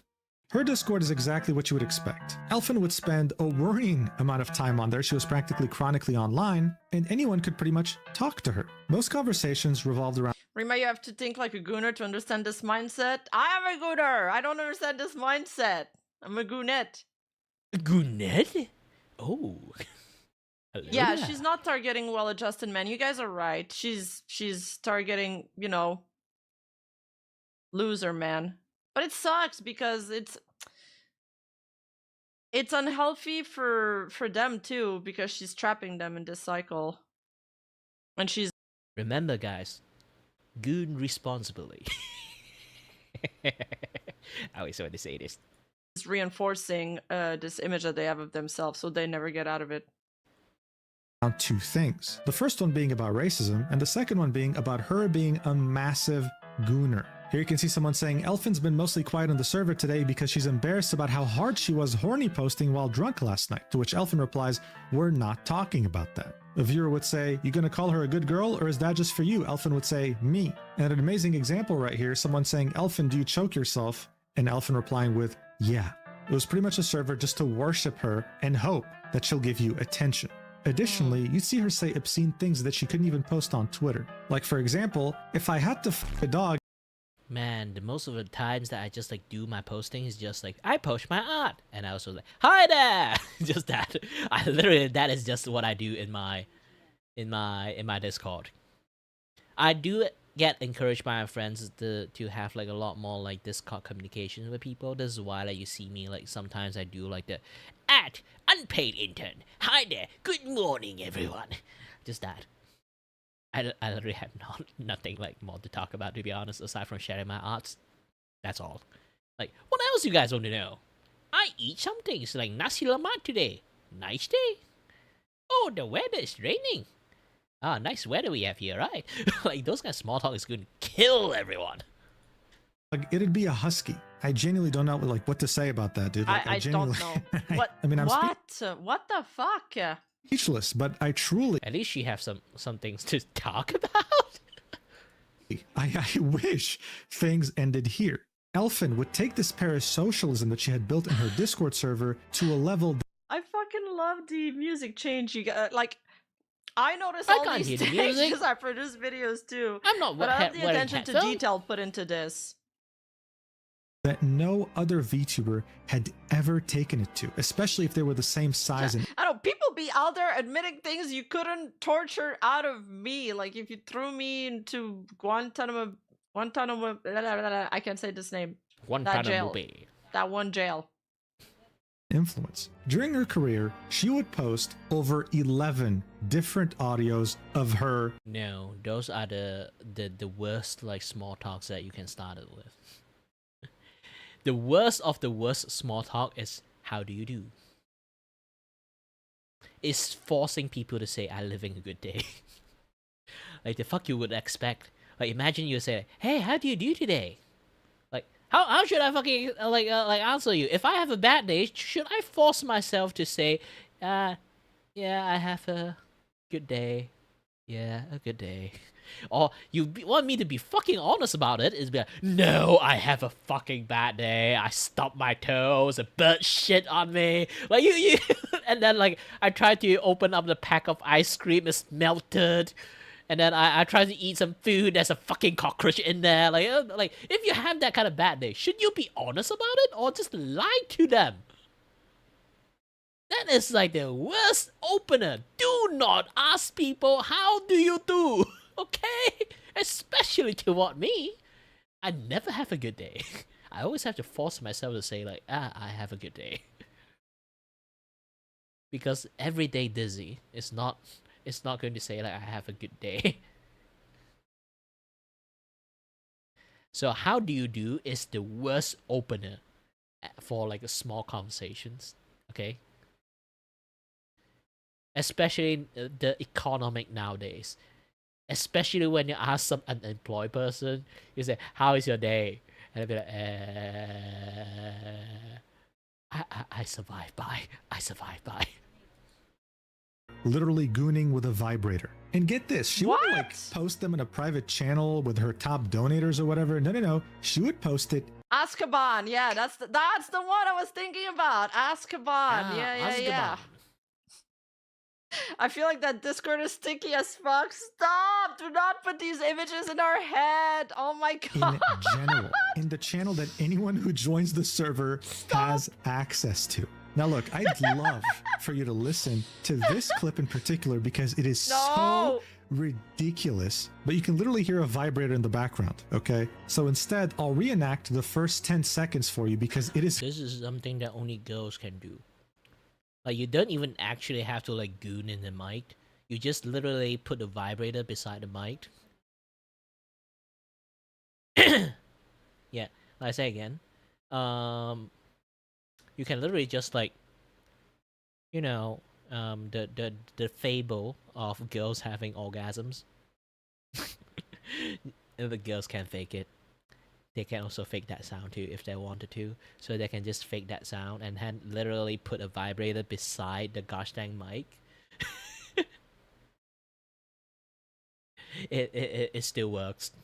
If you guys, if any like girls like want to go for the full on Guna bait, like this is just how OnlyFans girls like does their things too. So yeah. One of the most bizarre things I've ever heard in my entire life, and I mean that. She goes, eh, in the most like lolly voice possible. Then she says, if there's any Slavic guy out there that wants to marry me and kill N-words hard R, I want to murder all N-words hard R. And I'm telling you, during the whole thing, you can hear a vibrator go, What? Wait, what? Wait, this is what? What? Wait! My brain just exploded. Holy shit! This is insanity. And there's a vibrator the whole time. Chat, that's crazy. This is holy shit. Yeah, it means like her mic means like this is one thing, her mic quality is a super shit. There's no noise gate. Shit! going bzzz in the. Yes, it's true. Do you want the link? No, I don't want it. Hey, the creator I appeared. don't want it. But your reenact was really good, though. It was really funny. Oh my background. god. Like, bro, what are we doing here? Like, what is my life? What the fuck is this? That already tells you a lot about who this person is, right? And How much mental damage did you take making the video? This needs, yeah, Mujin burn it. This needs to be lost media. If the scientists find this, when they're looking, like in 200 years from now, when they're looking for remains of our civilization, this is what they'll think we're like. Well, technically, like that, she have A a lot lot of less audience than the that Cinder 2 million people are not going to go anywhere. For me, I remember my editor was going crazy trying to edit everything, like trying to censor everything. The censoring was probably a monumental task. Yes, censoring, it is a monumental task, especially for a guy like me that always have a lot of fucking F-bomb. of course, if you were to confront her about this, she'd say, oh, I don't remember, I was drunk. Censoring myself on the F-bomb is a monumental task. I'm an alcoholic, it's my entire personality. And now you might be making the mistake of thinking, Mujin, all right, I get it. I get why she had so many followers and I get why she made so much money. And I mean, buddy, do you really think I was going to let you go that easily? No, because now the fun begins. What do you do when you have an army of Video would have come out like 2 days earlier if it wasn't for all the censoring, bro. I bet. And you do everything yourself. So far, the storytelling has been stellar. of 100,000 military-aged Oh no, men Good who Kings ran away willingly from the good castrated God. their balls to worship you. Well, you start reaching deep into their pockets by suicide baiting. Tweets like this wouldn't be an uncommon find with Elfin, saying things like, genuinely want to kill myself, man. Or how about this post on her Discord saying, I just got charged like $1,800 about as tax. I'm literally exempt from paying that. Since she's a student in the UK, they just plainly took my money for my tuition and I have to pay rent soon like a year's worth. I'm gonna actually fucking kill myself. She would then talk about how depressed she is and unmotivated and oh my god, I need to earn rent. Even though, as you might guess, none of this was actually true. She'd keep this lie going on other platforms too, saying, I'm getting kicked out my apartment soon if I don't pay for a whole year up front. Time to find a new house or go homeless, I guess. Streaming from under a bridge. Fuck.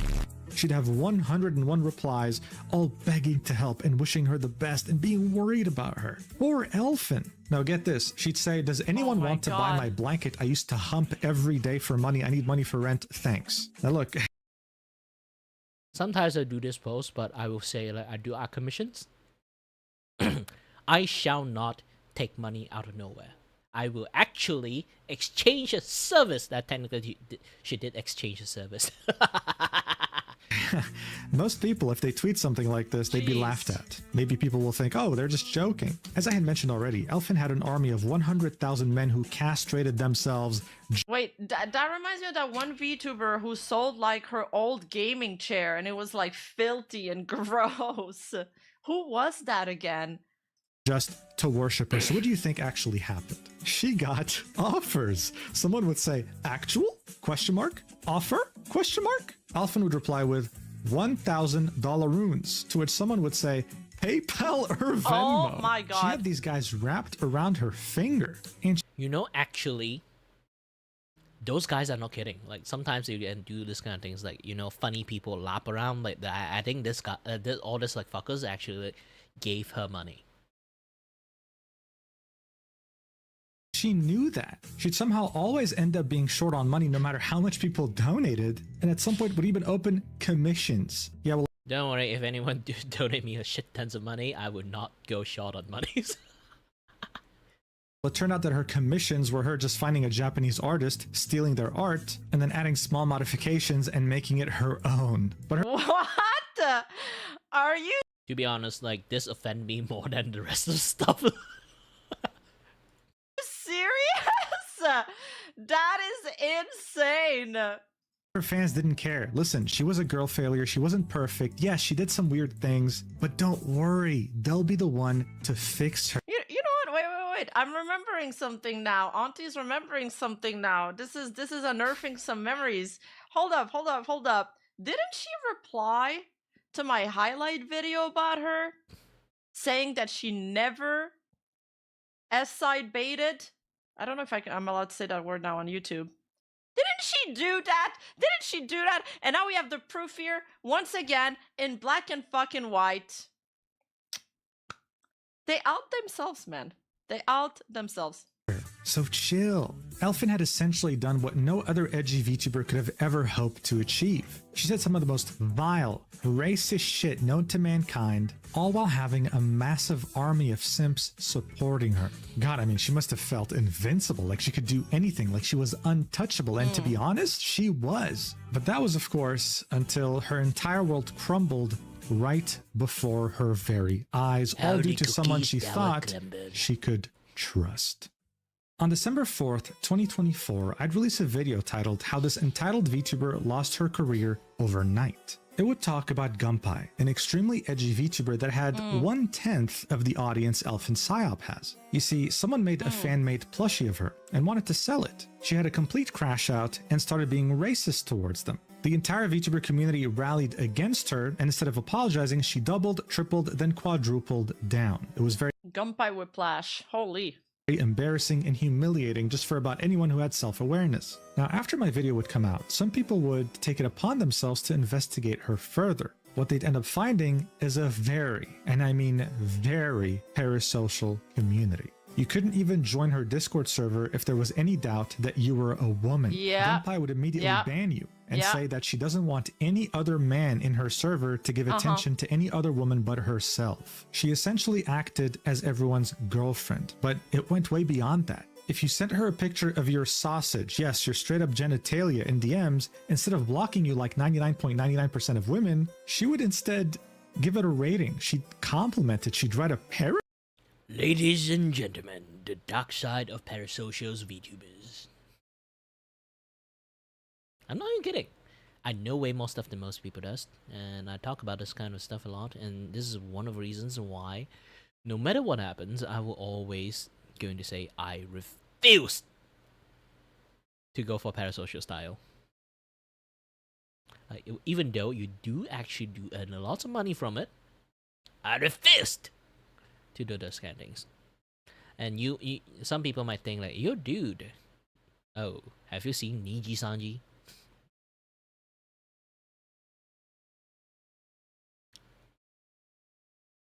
Paragraph about it. Yeah, trust me, I was shocked too. Anyone could essentially DM her anything, and she was chronically online in her Discord. This is how she was able to get so many different gifts and so much money from her community. I know this already sounded familiar to you when it came to Elfin, but it went deeper than that. Gunpei had another account by the name of Zuba. She used to post normal things on there, but then one day posted an image of her in a bikini, specifically showcasing, yeah, you guessed it, her belly. Is that any girl with like hourglass shape will get like super Guna bait? I should exercise more. That tweet would get over 25 100,000 likes. And that's when she would decide to make a VTuber, knowing she can take full advantage of that. And she did. She was practicing. No. I think men is opposite. If I show a fucking fat belly, I might get more people watch me. I have to trust this. Trust me. I would take one photo of my fucking fat belly. Most of the case, I become the most famous VTuber in the world. Who knows? Who knows? Practically invincible. That whole backlash about her being racist, my video coming out, nothing affected her at all. But like I said before, I should do an additional slap on it, and then like a lot more people would try to watch it. Yeah. Her career still somehow ended. You know why? Well, it turned out she had a boyfriend. When you tell your community that you're their collective girlfriend, and It's always like that. Like, it's not even the crazy ass shit they do, the racist comments. It's always just the thing that's making them. Nah. If you guys don't know, I can actually do belly dance.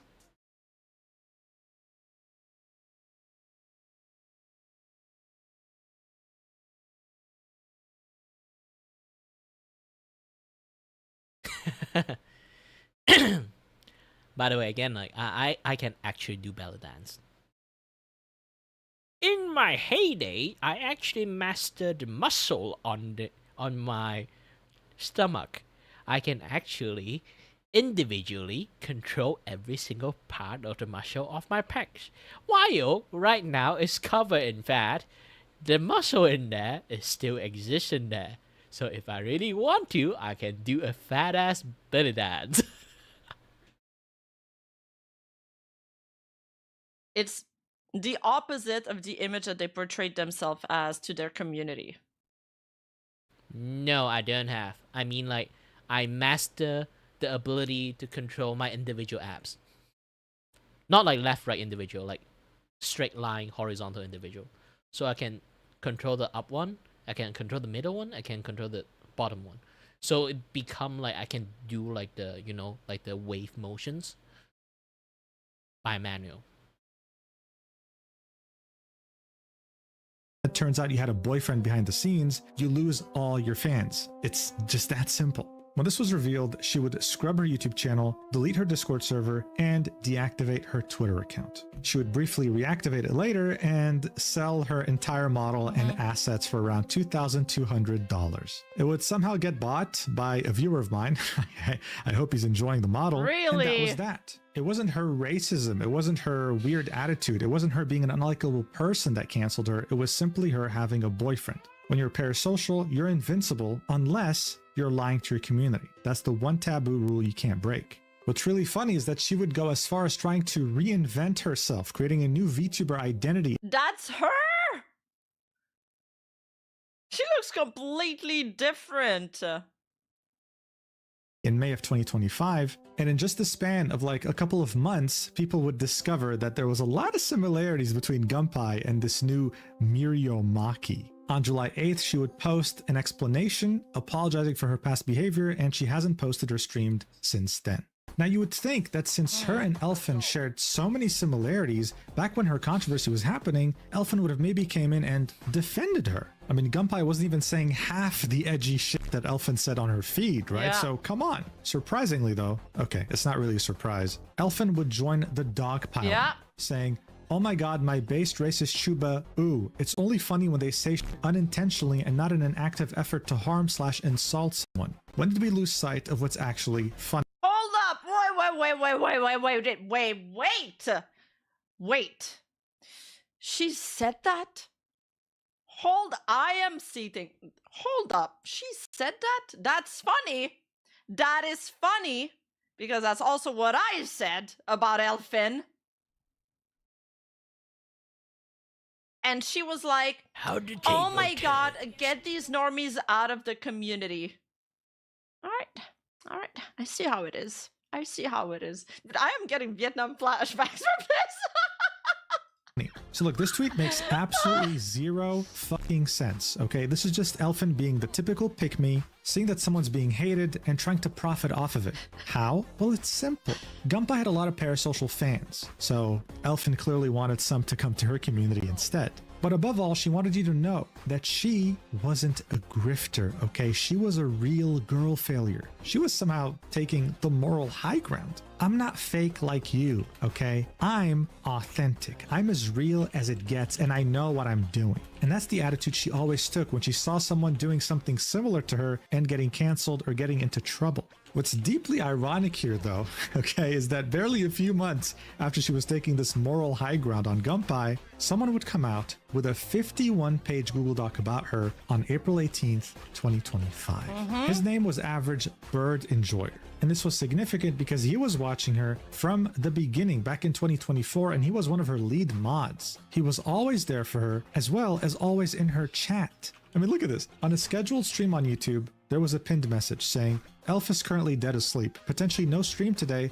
We'll move to tomorrow if that's the case. The stream was still running as she was doing some sort of a donathon. It's kind of like a subathon, but it involves direct money. You'd hear some sort of a Discord ring on the stream, and Average Bird Enjoyer would come in and say, that was me calling her to see if she'd wake up, lol. Delete So this was that someone image who, as far as the community was inside your brain. concerned, was close to her. In fact, the guy wasn't just close, okay? He was borderline insane. At some point, Elfin would be streaming and she had a donation goal for PC funds set at $100. Average Bird Enjoyer would come in and donate. In one payment, $10,000. Oh, Probably God. and most likely because he thought he could be the one to fix her. But here's the deal.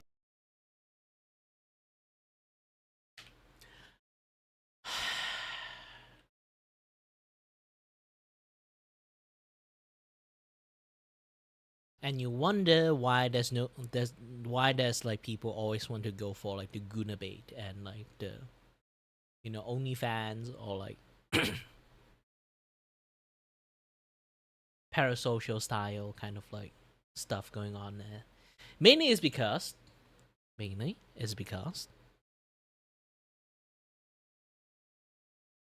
this. The money is good. The money is very good. Where the fuck did they get those money from?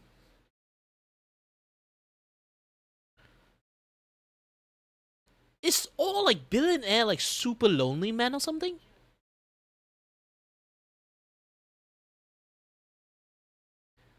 Well, I definitely need some fixing, but I just want to live a good life, to be honest. If I really can actually get money to live a better life, I can do infinite content for people, it's fine. But the problem is, not this kind of content. Not this. I would rather use the money to do like, like podcast host or like game show, or just spend my time, live normally, maybe make some comic, make some plushies, make some things fun for people to interact and have like some fun with. Make myself. Kirivako itself is actually come from a comic that I made when I was a teenager. I would actually like complete the comic, maybe pay some people to draw it, and then I'll be the story makers, or I do the drafting, like someone like more professional do the drawing, like all those kind of things. If I have a lot of money, I would actually make content. But I know people are not made out of money. Besides, like the first thing, if I have money from like people like donating shit tons of money to me in the first place, first thing I'm going to settle is to let my family live a good life.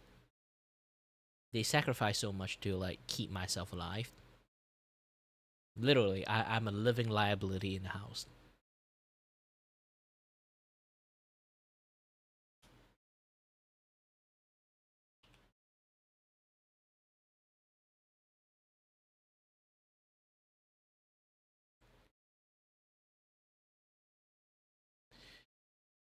If you actually manage to earn 1 million just being a Guna content creators and get exposed and then basically got like cancelled, you still have that 1 million.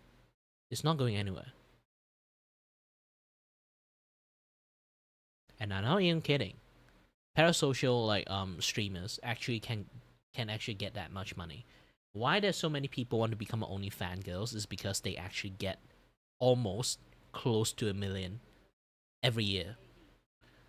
When they actually like got canceled or anything, especially for VTubers, they can just come like wait a little bit, a few more months, and then get a model, and then come back as a new streamers, and then redo everything again. Even getting exposed fast, okay? Even they manage to get exposed like really fast. They can just still like get like maybe like hundreds or 50K and then get fucked off after that. Once you get 1 million, a normal person's, for me, like Malaysian, getting 1 million means like 4 million ringgit. 4 million ringgit can do so many things. They can do so many things. I can fix my life. I can fix my parents' life. I can fix my friend's life. I have a friends have immunodeficiency. Okay? Have like that bullshit stuff that happens to Iron Mouse. He literally coughing blood daily, and he still need to go to work because he's not a streamer. He's not like in a fortunate state. He's an orphan, so he have to try his best to lift with like with his sisters.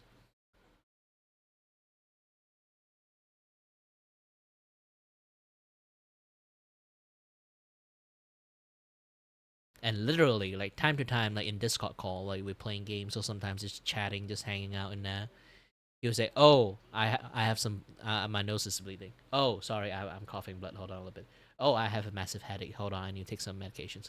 That is his life. That is his fucking life. If I actually have the money, after I settle my own stuff first, if I still have extra, I would actually legitly better his life first. That is the first like extra money I'm going to toss. I'm not going to toss it in charity. I'm literally just going to help my friend first. Get him a nice computers, a much more secure life. Maybe I have the extra money. I can hire him as my editors. So he only do like some low level like editing job. I don't give a crap. Just make some shitty like clip. And then I can just pay him like $15 or $20 per clip. Just make anything shitty is fine. Don't have to do too much.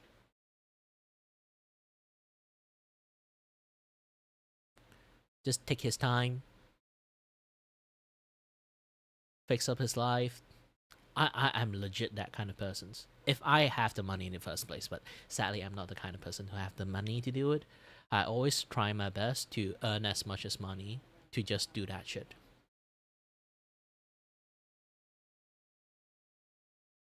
This is why you have to help people who actually need help. Helping people that waiting for to get help is not going to work. You need to help people that actually need help.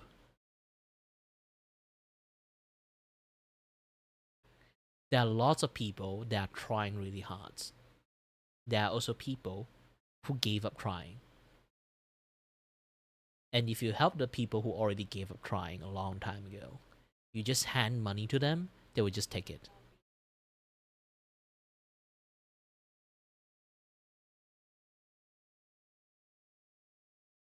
That is just how the world works. I'd rather help a close friend than help a random people.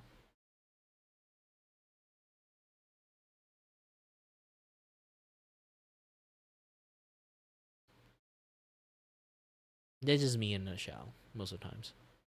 But like I say again, like, those things I just said is just a dream that can never be achieved. I'm not like a super entertaining person. There's going to be a fat chance I become a very successful streamer in the first place. Most of the case, I'm just going to be a father to win in the futures. Who knows? Deal. He wasn't the only one. The document that Average Bird Enjoyer wrote was 51 pages long, and it involved 6 people total, including himself. But are we actually going to bother diving deep into this mess? Hell no. There are people that you should help with money. There are people who you should help with just advice. I say again, there are lots of people that don't really need the financial help, okay? there's not a lot of people that really exist that way. Everyone, if they really want to fucking survive, they can actually live in the fucking forest and still fine.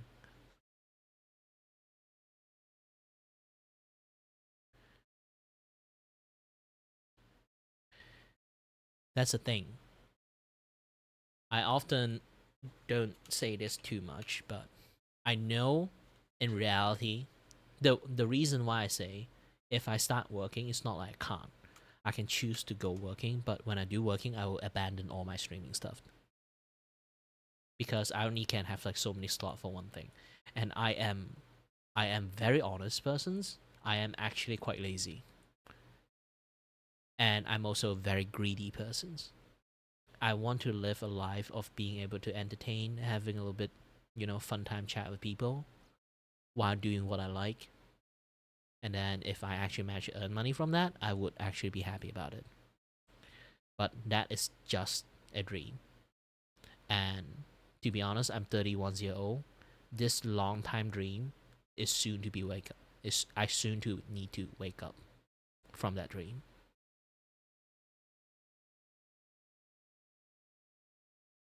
It's just not possible sometimes. It's not like I'm being like doomer or something like that. I'm not even negative about it. I just already accept the fate of my condition a long time ago. It's not like I'm not being famous before. I'm not even kidding. I used to be famous. I just abandoned that like fame for no reasons. And after that, my luck in like social media is just terrible.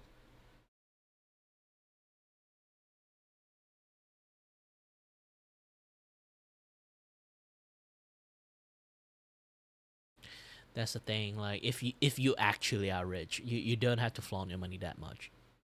Okay? Help people in many other ways. That you always can help people in many other ways. Money doesn't really solve everything. Actually, it does solve everything. But if you're not fucking made out of money, don't do it. If you are like some sort of like fucking billionaire, you can just toss a million at people and then have like nothing, like it doesn't impact your entire life at all. Yeah. If you got a fancy, you can try it. A million can actually change your person's life, but the problem is if you're not a fucking billionaire, and then you can't toss a million out nowhere, then don't do it. Money cannot solve that issues. It's not money can solve issues or not. It's overwhelming amount of money can solve issues. So if you can't provide overwhelming amount of money as a single entity, then try not to. People can earn money that way. So like find a proper way for them to like earn a living is the best thing in the world. But while you're doing that, do not let them know that you're fucking rich. People tends to want to get shortcut more than like long cut, okay? If I have a way to get a shortcut, I would choose to be having a shortcut. I'm saying that while I know how to do a lot of shortcut ways to get famous, I choose not to because I'm a fucking idiot.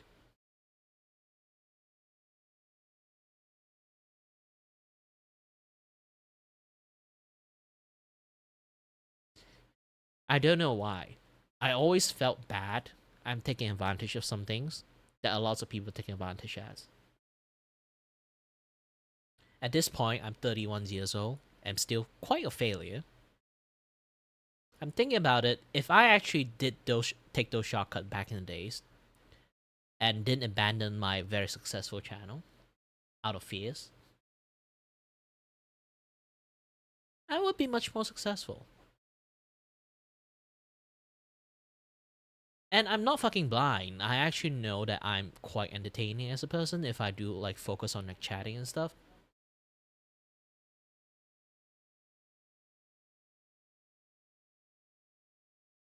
Like, what was I talking about it? Yes.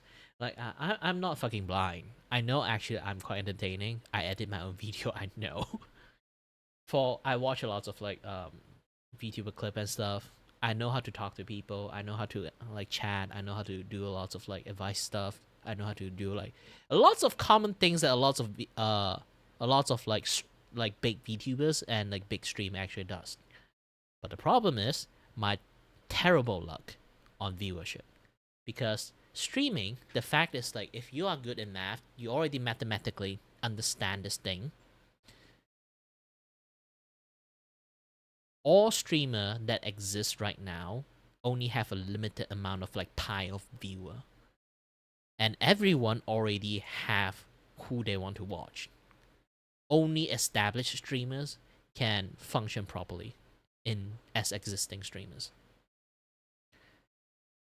The chance that you actually will get famous while under these circumstances right now is either A, you join a VTubing agency and then that VTubing agency is somewhat famous and then you finally can get some eyes on you.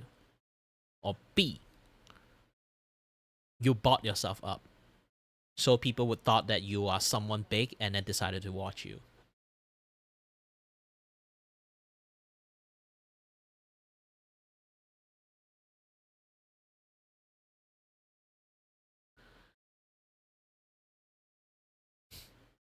Then, like I said, like a lot of things that, like when it comes to like streaming stuff, I seen so much and understand so much, but also same times that I pretend that those things like didn't really exist or like try not to like take advantage of it. That is just like the thing. I might say a lot of like negative stuff, but I'm not actually that negative at all. Like I say again, like I already accept the fate that me being like a content creator is not going to fare well.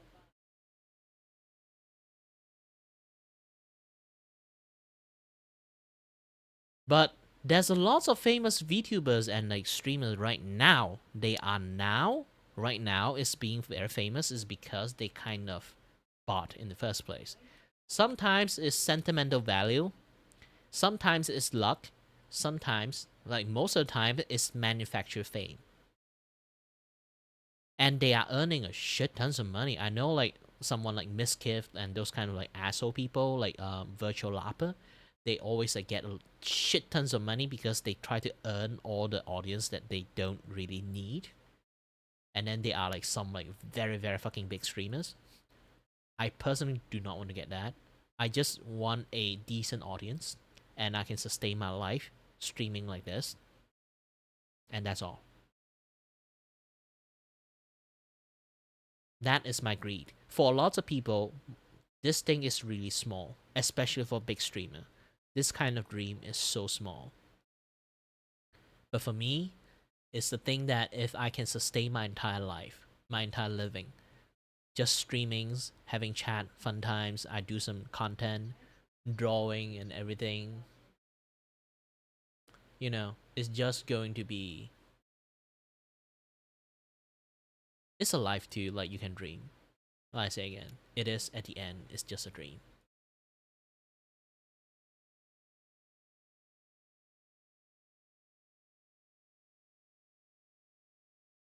It's really hard to say long term or short terms. You try to think about this. There's so many people that is actually really famous right now. They are still doing those kind of things, and then they are still earning a shit ton of money. Like again, Miskiff, Hassan, and a lot more other people. They're lapping around, and then they still are famous.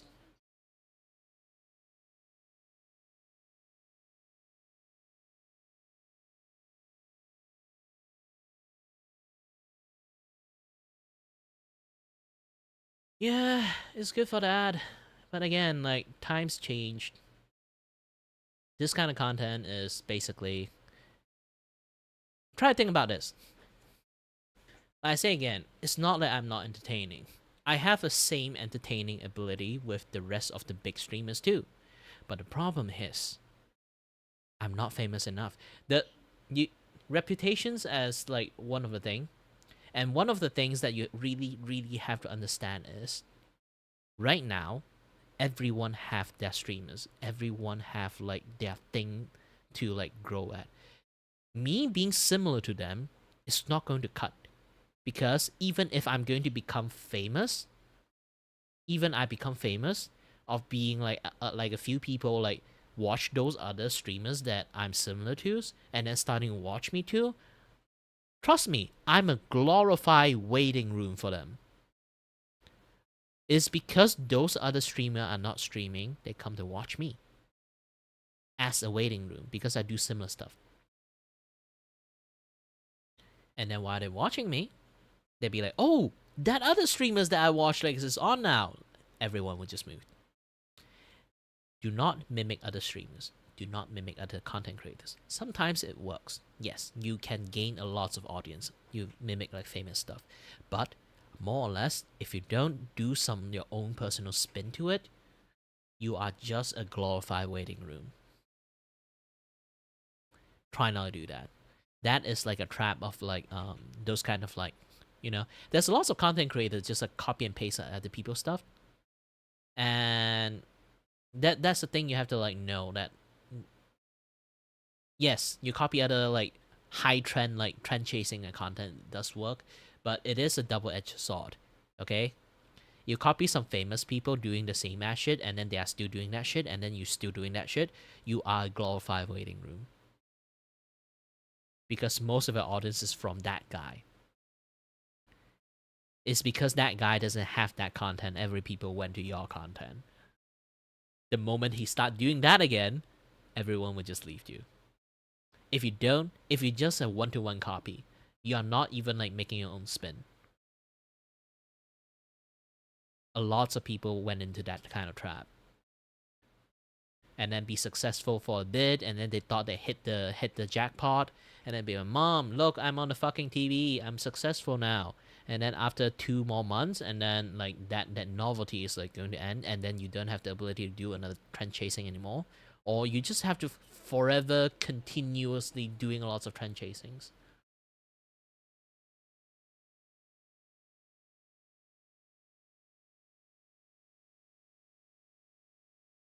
A lot of people does that, but they will get sooner or later. Okay, here's the thing. I do have some few people also does that to me. Like the longest, they can like last for like a month or 2. And then they will be like, yeah, I watch you enough, I should watch some other people. Because my stream is actually very stagnant.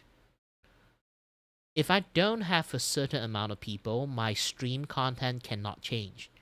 I cannot upgrade my content. I cannot have like more interesting stuff. Like every interesting stuff, additional stuff that I can do required money. Okay? If I want to do some D&D stuff, if I want to invite someone to collab and do some stuff, like all those event and stuff require money. Else, I'm just going to rotate like 3 fucking simple things every single day. And doing that is going to get boring one day. Maybe now it doesn't. Next week, maybe it doesn't. How about next month? How about month after? If I keep doing that same 3 step, and I don't even have enough money to like, you know, spice up my content. And if I want to spice up my content, I have to make it myself. If I make it myself, I have to waste my time to make those content, those art asset and everything. If I make myself waste my time to do those art asset stuff, I don't have time to make marketing stuff. If I don't have time to make marketing stuff, my art commission is not going to earn some money. And I can't even earn bare minimum money. I don't even have the money to live. If I don't have the money to live, I don't have money to make my own like newer content.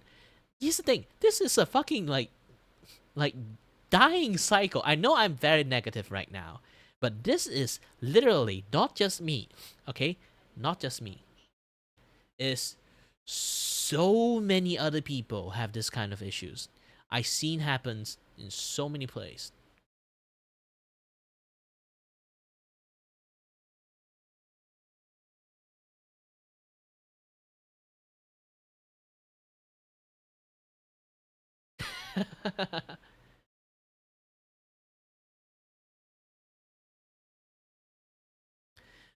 This is why I say it's always like a lot of like different things. For me, I like to have a conversations. One thing is personally, okay? I don't like to do the repeat things like same time over and over again. But sadly, this is just how the world works, and then if one thing works, you have to stick to it. I really hate that. To be honest, I really hate that. If I like do a lot of gaming stream, I would just like maybe like different game every day. I won't just like repeat one thing over and again and again.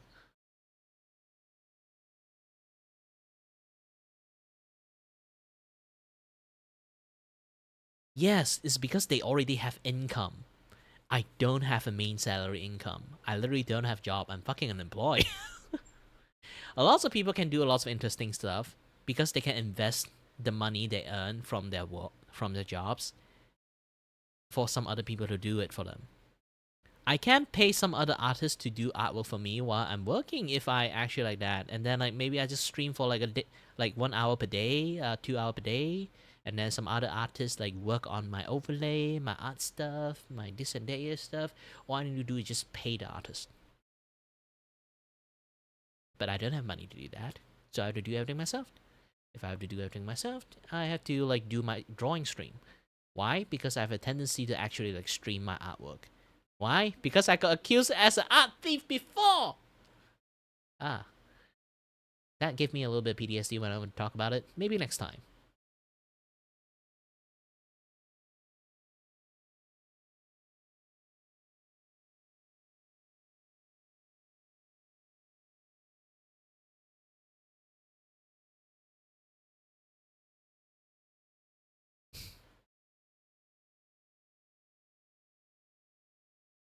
Well, that's the thing, like, this actually comes into the territory. Like, obsessed fan and stuff. The moment you want to do, like, entertainment stuff, they will always have, like, a very obsessed fan.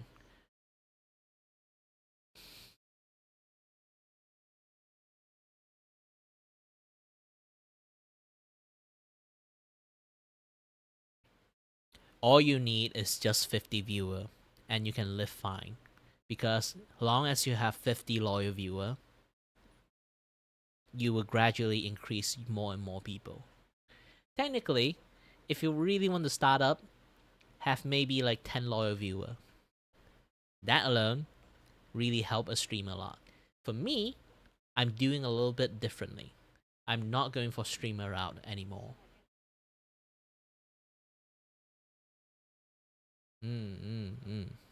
Yeah.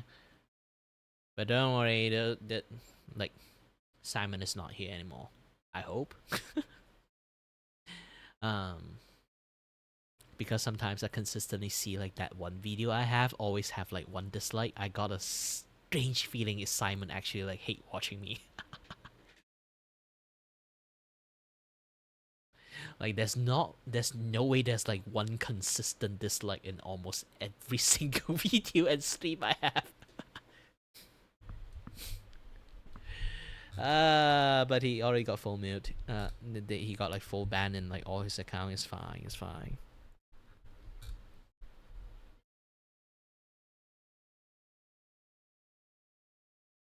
It's fine. Like I say again, like it's a very complex issues when it comes to like being an entertainer. To be honest, I'm not even that entertaining. I know I did say like I know like I can be entertaining, but most of the time I'm not really. Because I'm the kind of guy who like sit here and do reality check with people. People don't like that shit, okay? You like people hate to listen to the truth. Okay? When you give the cold hard fact about unemployment, why people are unemployed, why the wealth discrepancy like happened here and there, why this thing happened, why that thing happened on the negative side of the world, like nobody wants to hear that shit, to be honest. And I even understand that shit, but somehow I keep doing it. I don't know why. I'm just a very honest person, more or less.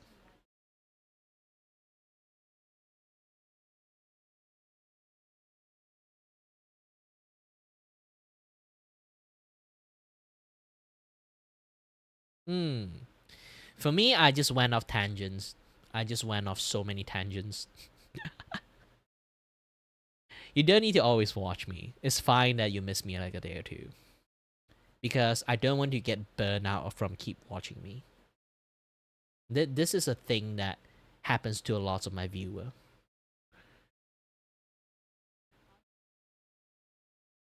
Yeah, like you try to think about this, okay? How the F that I have like 700 like subscriber in a YouTube? Is it 700? I kind of forgot. Let me get it. Get a look.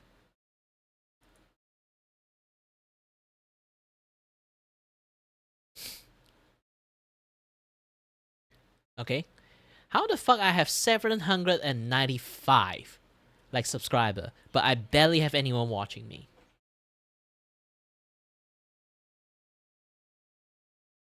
It's because most of my viewer, actually I do have lots of viewer back in the days too. Maybe like around like maybe 10 to 15 in YouTube.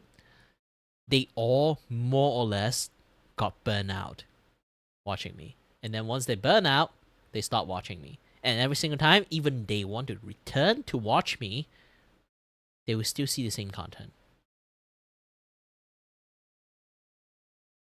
Or they are reluctant to click into it because they don't want to experience that burnout again. This is just how things works. Especially for an idiot like me that streams every single days. This is why I also decided to like do that alternate like 1 day stream, 1 day video editing. Because for one thing, I want people to have like healthier life. Second, I don't want people to get burned out from me. You are still relatively new to me at the moment. Maybe you did watch me back in the days, but I would say like nowadays you don't really like have to like obligate to keep watching me nonstop, you know?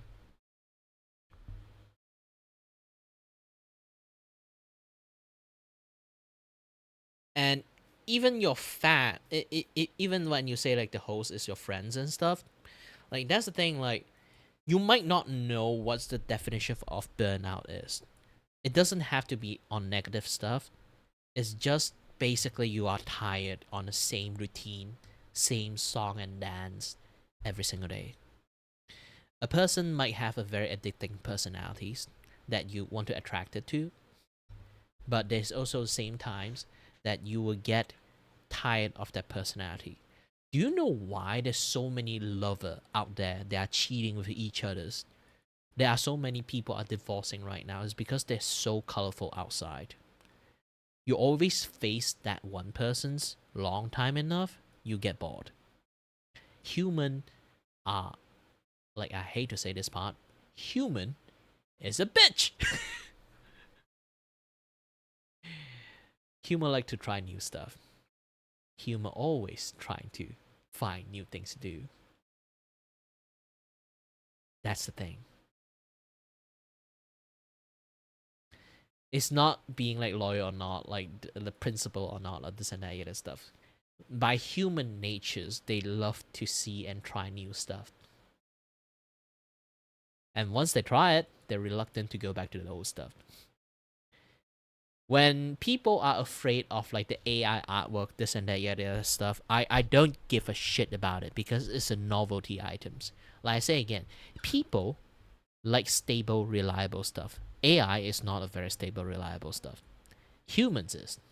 So at the end, no matter how much like fancy AI is going to be in the futures, there will always people will return to back into the form of like the lesser fancy stuff, the more reliable stuff.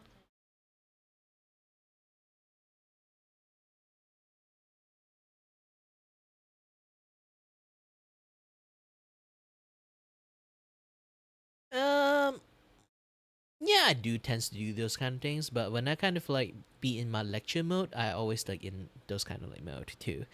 Besides, I kind of like talk too much. Sometimes like this kind of things would happens to me. Like try to think about it. I'm already streaming for 11 fucking hours.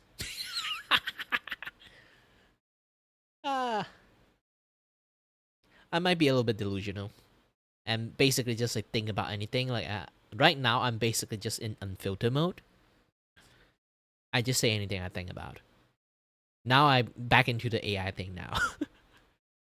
Like I say again, like it's just a fancy, fun tool for people to work with. Okay, it's just a fancy, fun tool, expensive tool. In fact, try to think about this. A lot of people think about Ghibli artwork, like the AI, ChatGPT, like learn how to make Ghibli artwork, right? So a lot of people generate a lot of Ghibli artwork for fun. Have you seen anything now? No, no more. Do you know why? People got bored with it. Like I say again, human are a bitch. Humanity itself are like a bitch. They only try shit out because it's the latest fun new stuff. They will always go back to the old and reliable shit. Okay, Windows 11, bullshit. People just want to go back to Windows 10. Do you know why? Because that thing is fucking reliable to use. Windows 11, holy shit, that thing worked like ass. That's why the AI stuff is not going to stick, sadly. It might stick a little bit longer because the sheer amount of big corporations like circle jerking themselves. You know, it's like they literally self jerking themselves to a point that somehow the entire bubble keeps sustaining itself by each and everyone keep investing each and everyone. I don't even know how that fucking happened in the first place.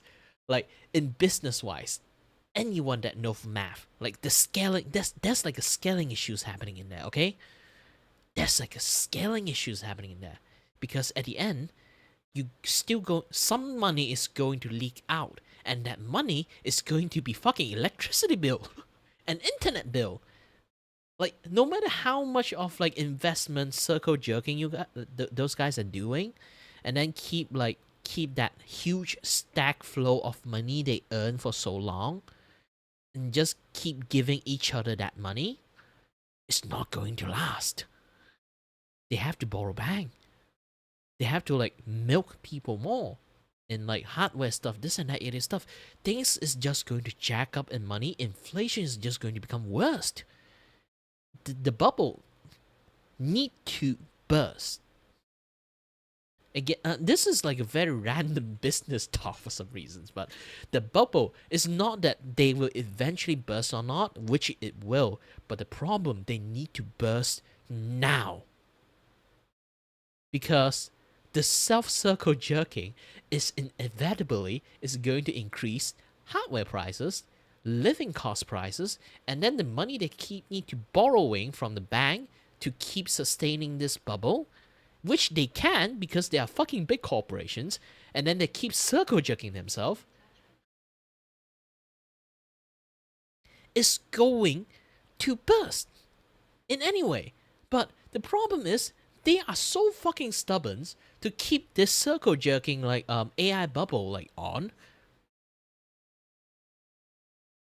Is baffling me. Like, everything is just, the entire world is going to collapse itself. The economy is going to become another have you guys heard about like the what, like black economy days? The what it got what they call it again? The what again? I forgot. What they call it? 金融风暴 the what is that? What is that again? Like in English?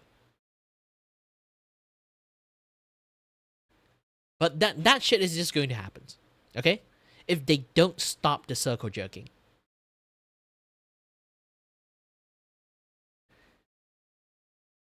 Like, if anyone have any money, okay, right now, try to invest in food. Try to invest in like shelter stuff is going to happen, because like the entire economy of the world is going to collapse. Maybe like after 2 or 3 more years. If the AI bubbles is not bursting any, they manage to somehow fucking maintaining the AI bubble.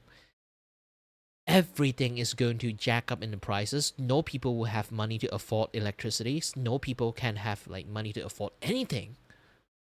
It's going to happen.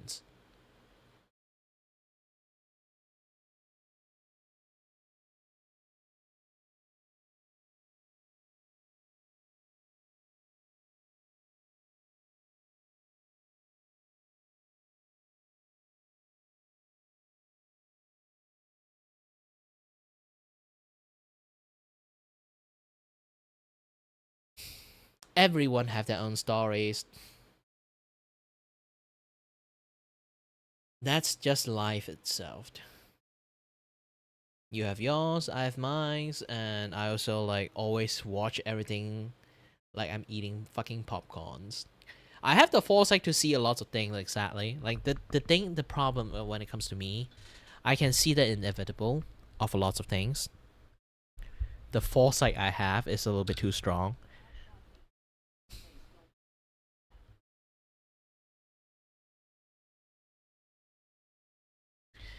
Well, you can't really help those things, right? It's like it's just a natural state of the stuff that is just going to happen, more or less. Sometimes you can see some things like from miles away. You just, try to be kind. You never tell them about it. Sometimes you can even tell them about it. They just refuse to believe it.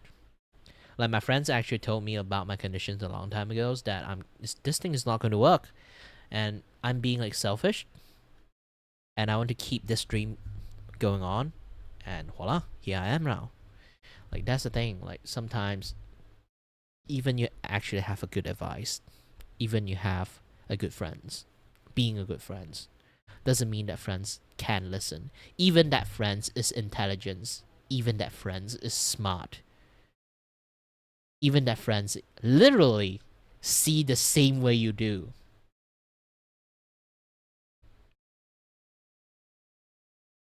Every people will behave things differently.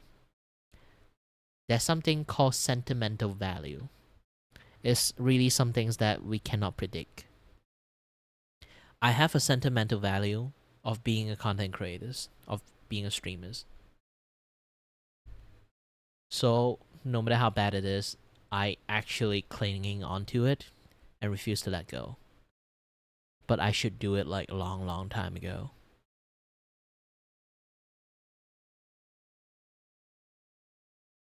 But I'm a very fucking stubborn person. Who knows? Maybe like one day I become like super fucking famous. Yeah. But I've been carrying on that thought for like 5 fucking years. I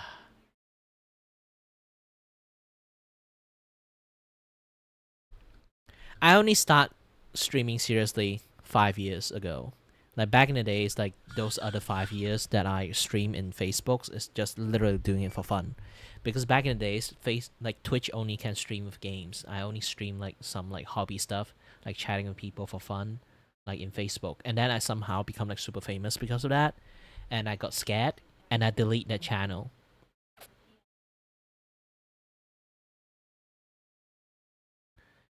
Because I am actually afraid of getting doxxed. Back in the days when I got famous, I delete my Facebook channel, the one that is super fucking successful. I literally have like daily, every single time I stream, I have 6K to 8K people watching me.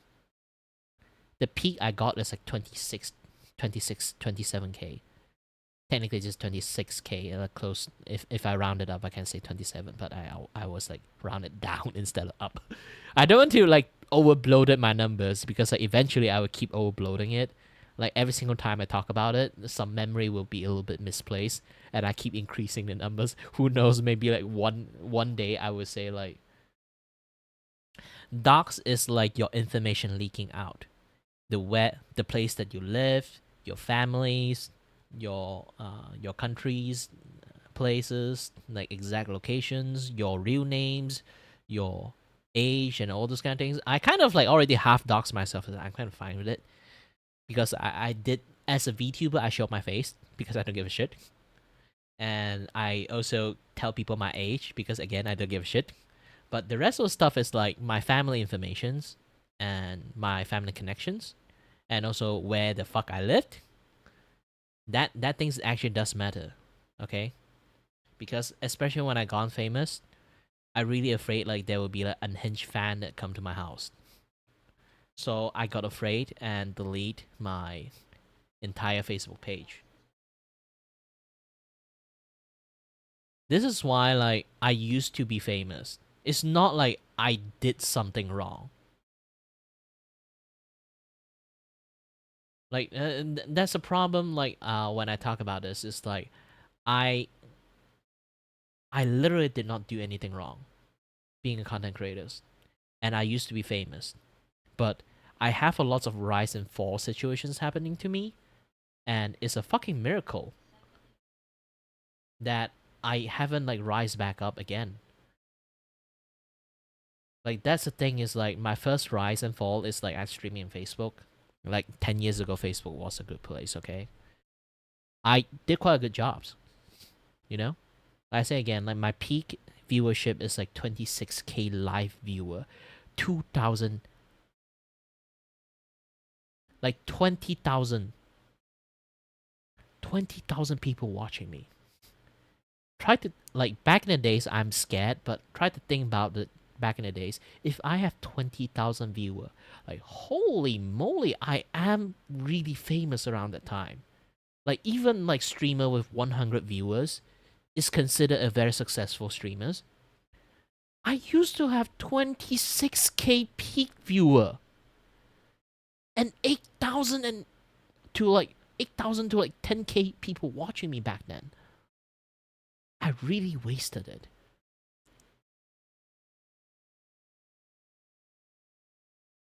When I say I got doxxed, I did the most stupidest thing. I am actually self-doxing myself. It's not like some obsessed fan that doxed me.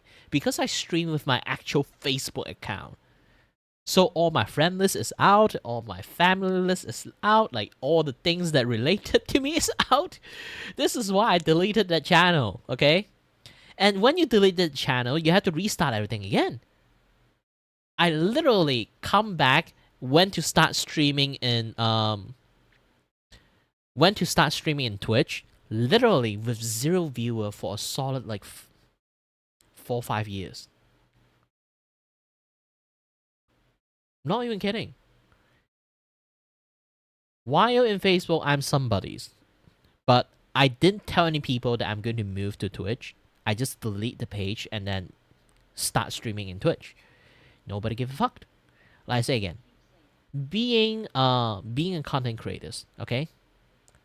In different platform, I learn about this thing. All those like content creator guru, do not fucking listen to them.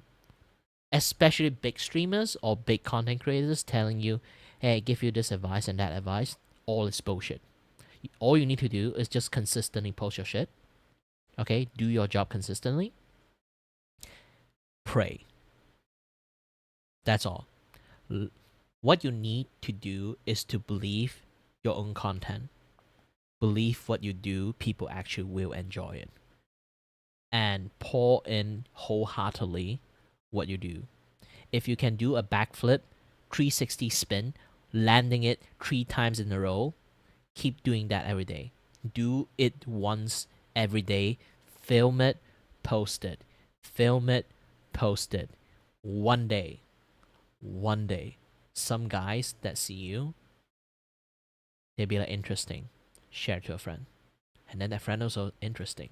Share to another friend. And then interesting. Share to another friend. That's how you become big.